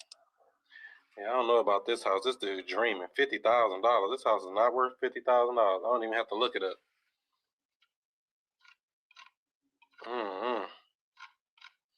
What do you like about the lives? Or do you just act like you like them? Or they're just okay sometimes? Let me see here. For sale by owner. Wants to sell ASAP. He wants $50,000. And this house can't be worth it. Darn, I was a dentist. What can you do with this? How much is gold tooth worth if you're a dentist? I think I'm gonna get it taken out next year. Oh, you was at the dentist. Oh, okay, I see. Duh.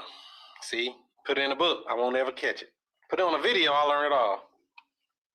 Let me see here. This guy got a lot of stuff going on this house. Removed all the gas pipes, prepared the floor, ceramic tile, new vanity, new toilet, new paint, house finished, 3-bedroom, 1 bath. Let me see what this house look like. Let's see if we can get some pictures of it. You learn? Yeah, that's cool. But I know this house can't be worth no $50,000 anywhere near the Riverview Circle. But we'll see. Let's see what it's talking about. Yeah, these pictures suck. That's why I've been on Zillow for 261 days. I bet they are ready to sell. It helps you and you're funny. And you learn. Yeah, that makes sense. So if you saw a listing like this, hold on, how do you flip this camera? Like that. If you've seen these kind of photos, would your house sell? I mean, it's dark, gloomy. They claim they updated, but look at that. They don't look like nothing. Should I even call this guy? Well, it's been on here 261 days. That's crazy. That's like over a year, or almost a year, ain't it? Over half a year, I guess I should say. So, I mean, that's what this guy house looked like. I guess I can call him and take his temperature. See what he's talking about. Let me see here. Memory. Why is he selling? Memory of the home. Wife dies and has cancer. Is that the same person? Oh, no, this ain't the right person. That's somebody else. I'm looking at the wrong sheet. So I be funny too. I got a silly laugh. How the dude do on The Simpsons? All right, so I'm gonna call this guy up. See what guy or girl. I don't know. Mikhail. That can be a girl or a guy. I'm not really sure. So I'm about to call him up, take his temperature, and see if we can do something with it. Something about this house worth $50,000. Still call. That's right. You got it. Worst thing they can do is say no. But yeah, we need to be probably about around a lot less than that. I can tell you that. 50K ain't gonna do it. And if it's been on Zillow for sale by owner for 261 days, and let me see here. They said they may consider terms, but let me see here. I guess I'll ask him again because he didn't really give a straight answer when my virtual assistant, they do all this screening. I just get them when they say they're ready to sell, then I'll call them back. So I'm just going through the motions. Let's see if we can get this guy or girl or whoever this is on the phone here.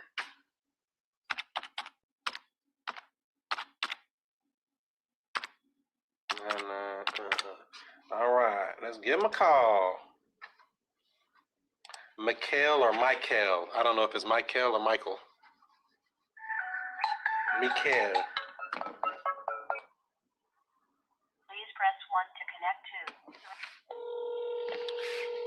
see why no sell. Exactly. That's a good question for them. It's all about questions. I always say, ask 50 questions. If you ain't asked 50 questions, you ain't asked enough.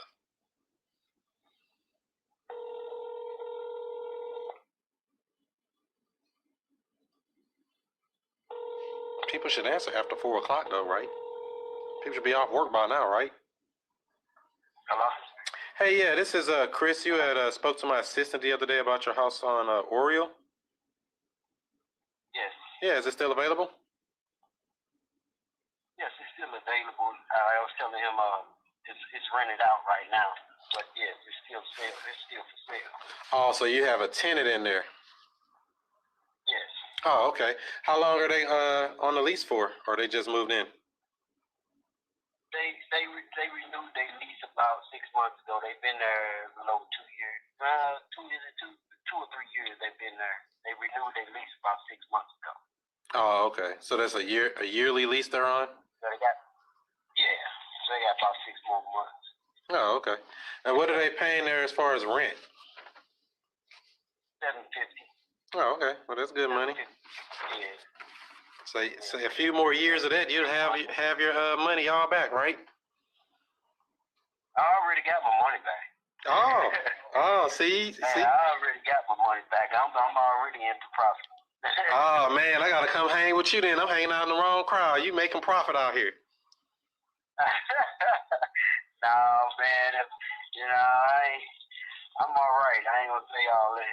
Yeah, I know that's right. Maintaining, So with this house here, what made you want to sell it then? If it's making good money and it's profitable, why you don't just keep it? Made my money back, and I just need for what I'm trying to do.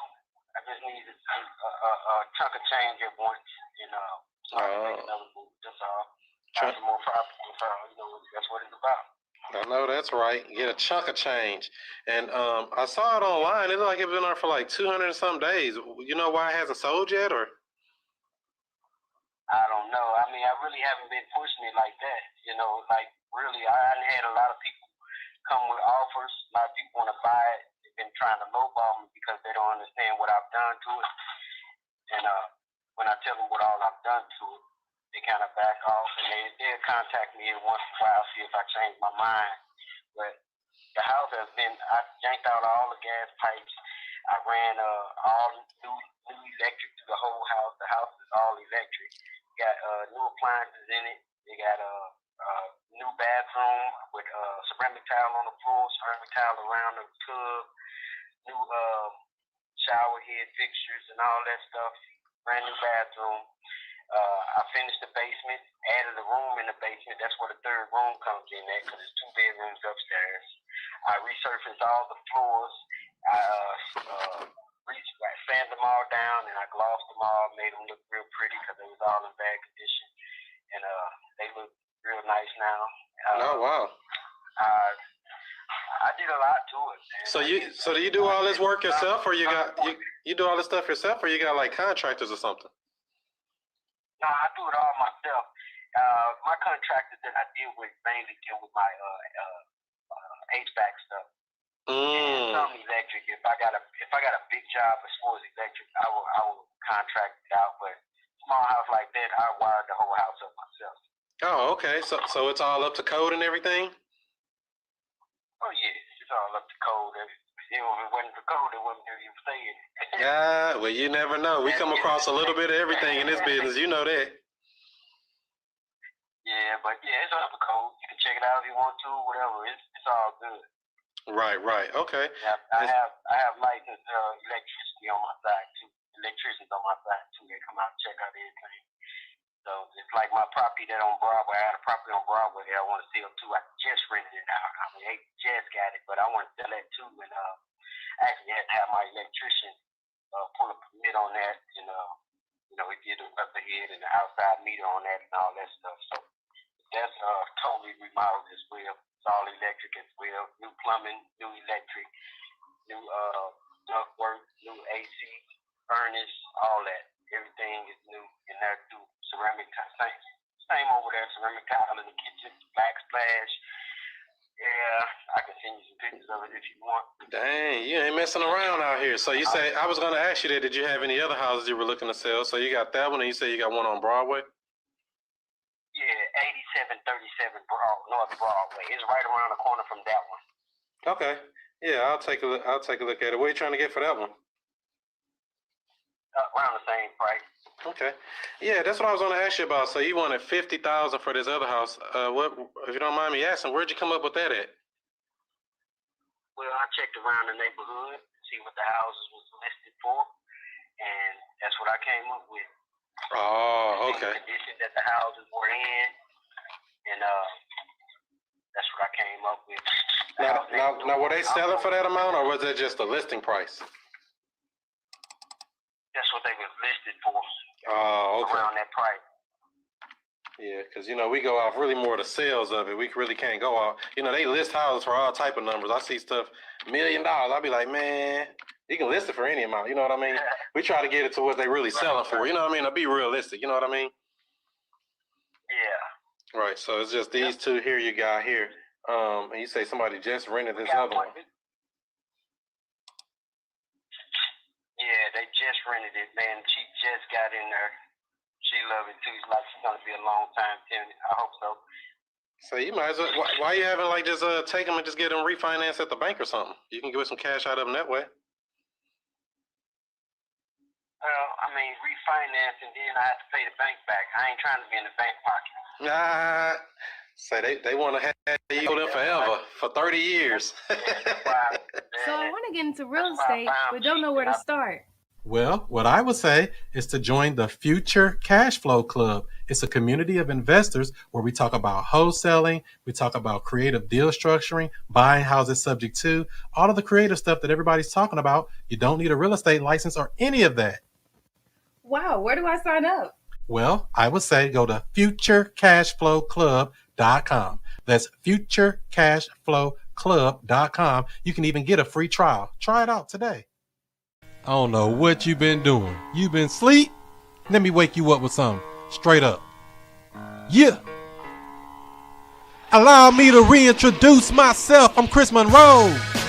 R to the O-E. I flip houses, rent cars, and make money. I'm not no motherfucker dummy. This how we